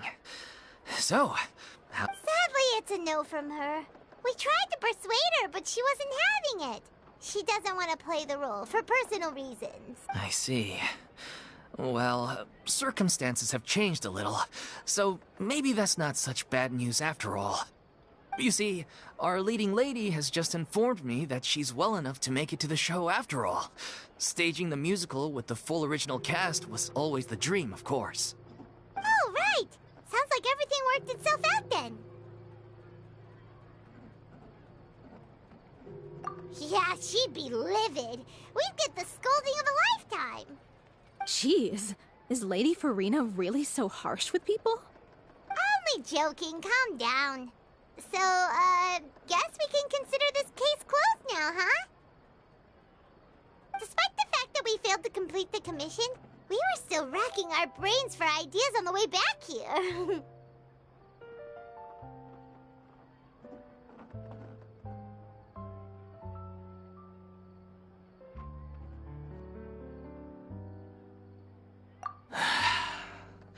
Look, this is the last chance So, Yes, I'm complete. I share every one of us. you're right. All's well that ends well. Sounds like the show will go on. Sure.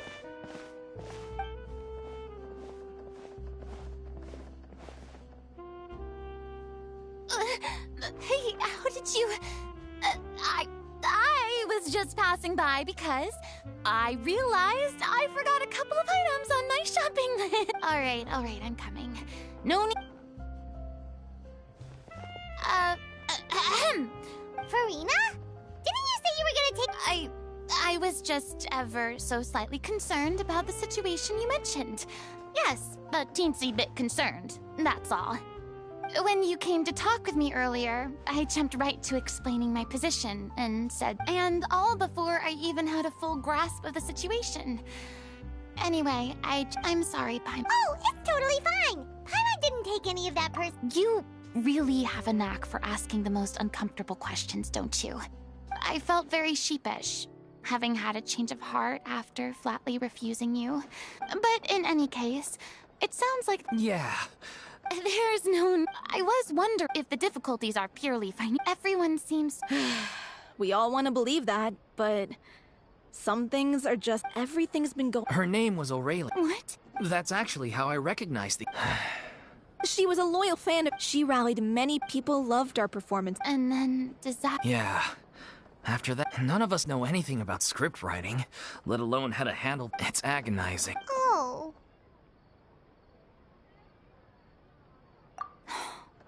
I suppose it's fair... Yes, exactly. Well, good thing I followed the I know what you're I can, however, but only if you feel this is something that would help, of course.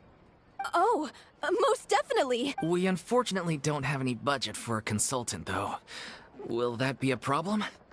I don't need any compensation. All I'd ask in return, if you're willing, is that you tell me some more about the life and work of your late director.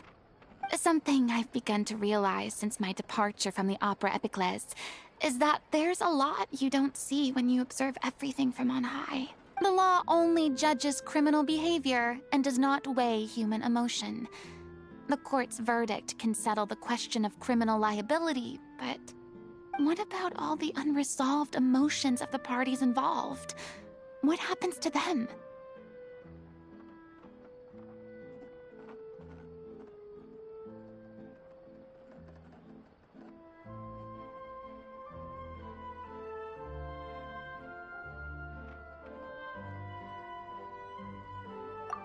Interesting answer. But if you ask me, I think all emotion shall ultimately return home to the heart and slowly settle with the passage of time. Take, par exemple, how this troupe pines for their late director. Things such as this I have never witnessed before, and so I should like to observe, perchance to understand. Huh. Still a fan of your old dramatic monologues then, huh? You just want to get back in. No. This... Would you be willing to join me? Thank you all so much. Our director will... All right.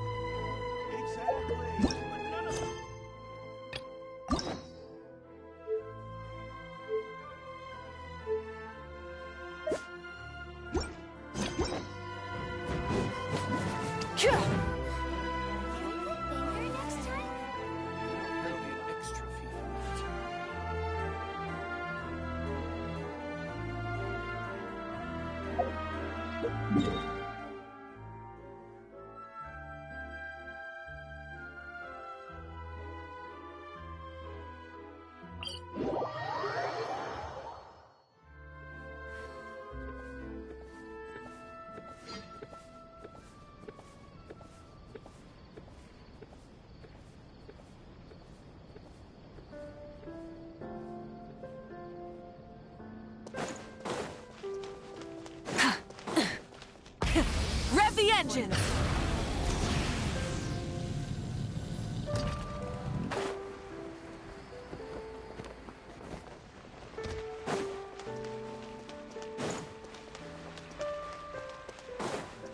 Full throttle!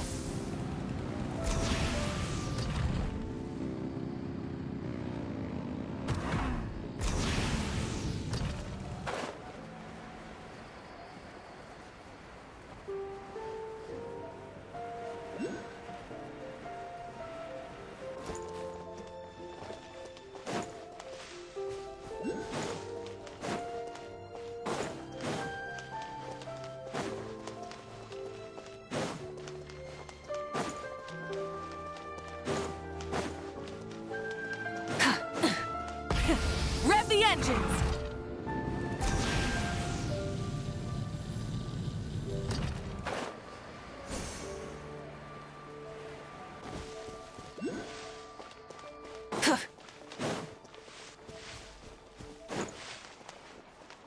Try and stop me!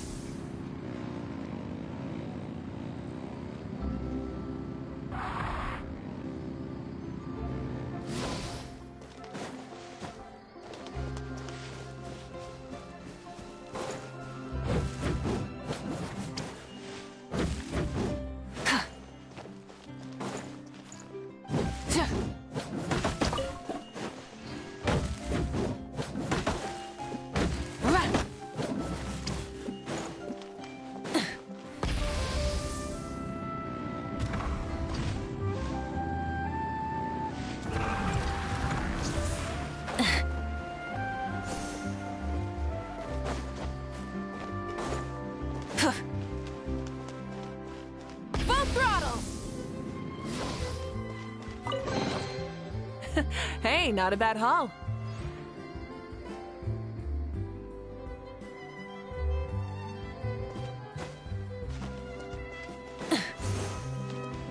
Try and stop me!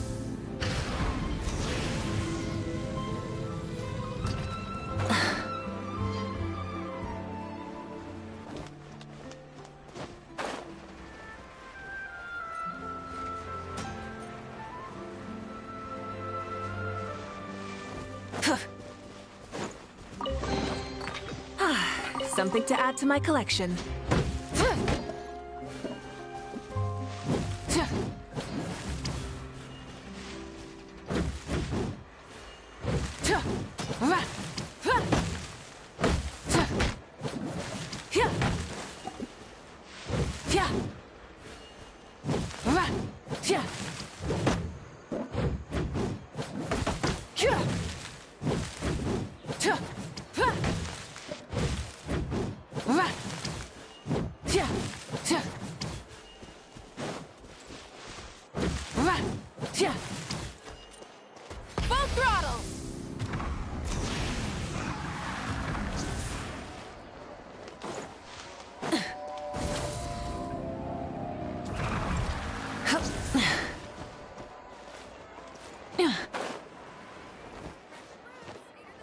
Rev the engines!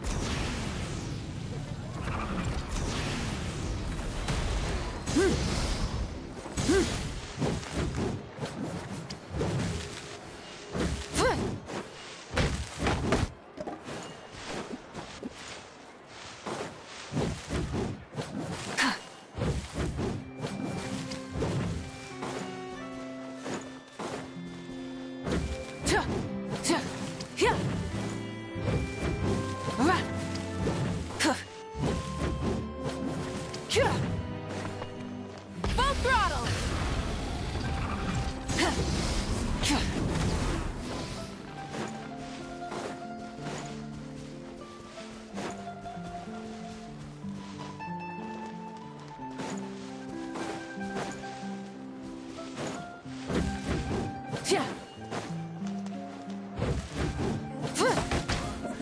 I'll just treat them as new samples.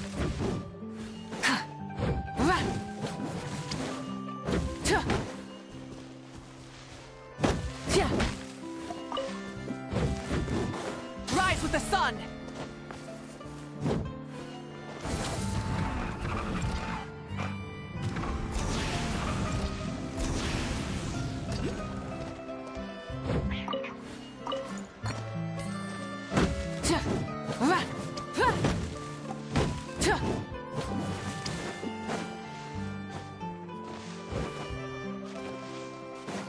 Burn it down!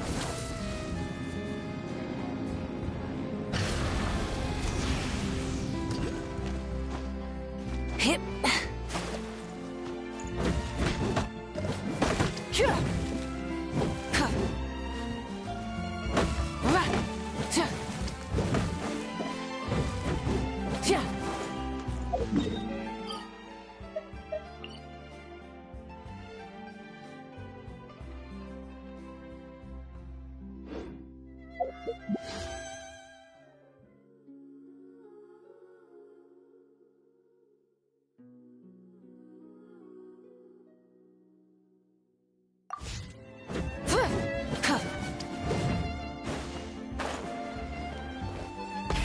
Rev the engines!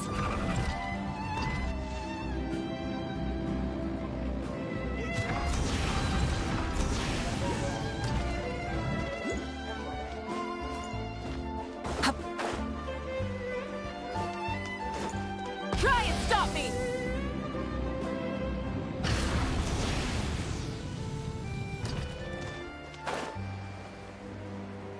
Yeah. Yeah.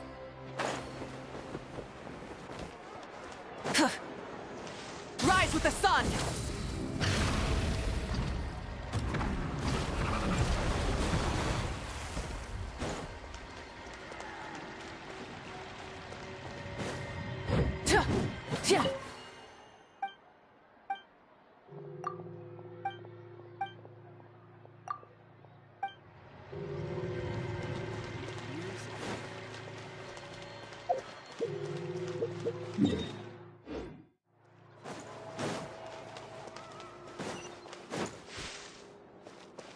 Full throttle!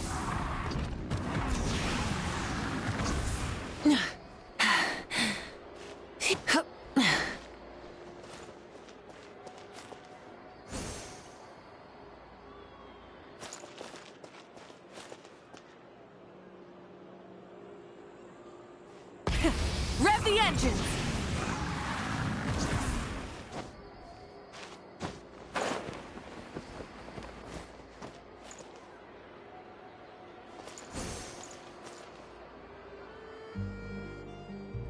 Try and stop me! Hip.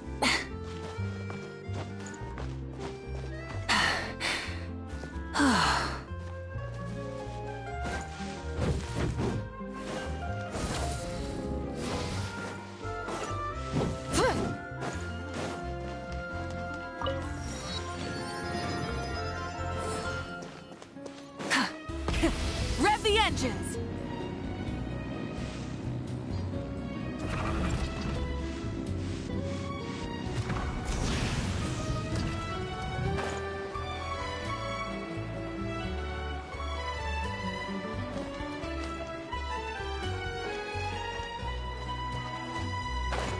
Full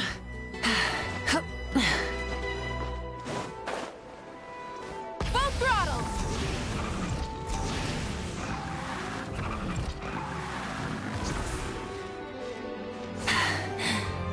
Phew.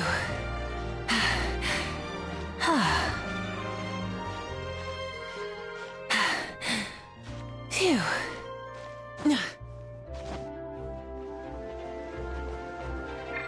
The flame burns on.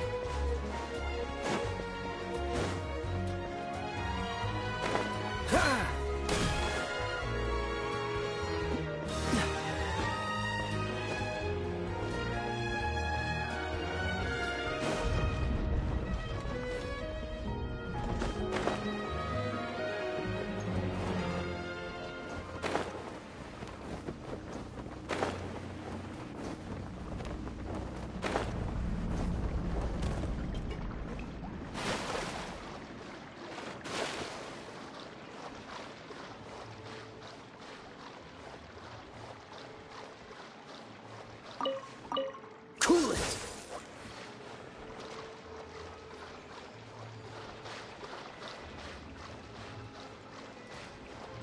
Dodge this!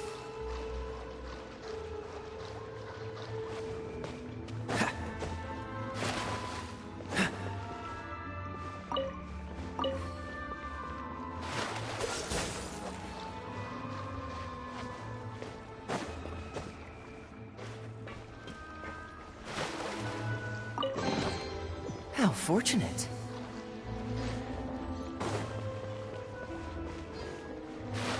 Cool it!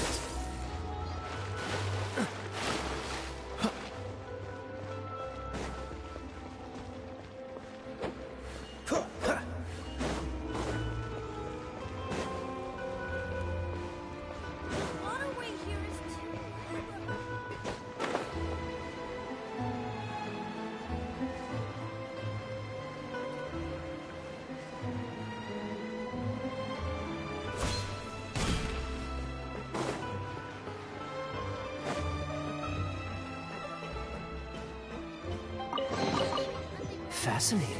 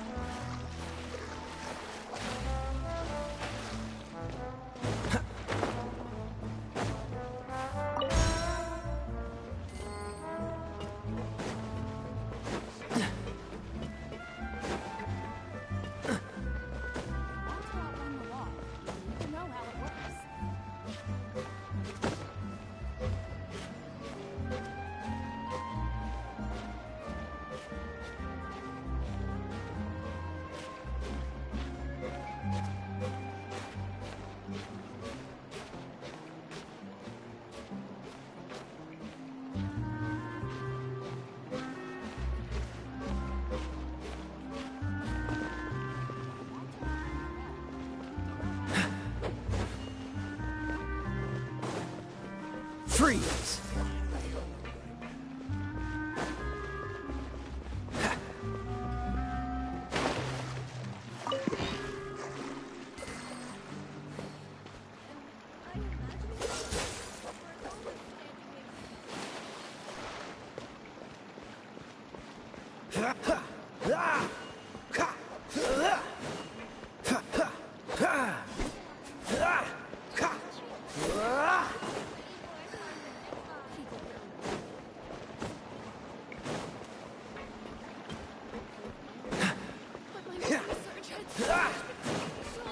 What's the hurry? Dodge this!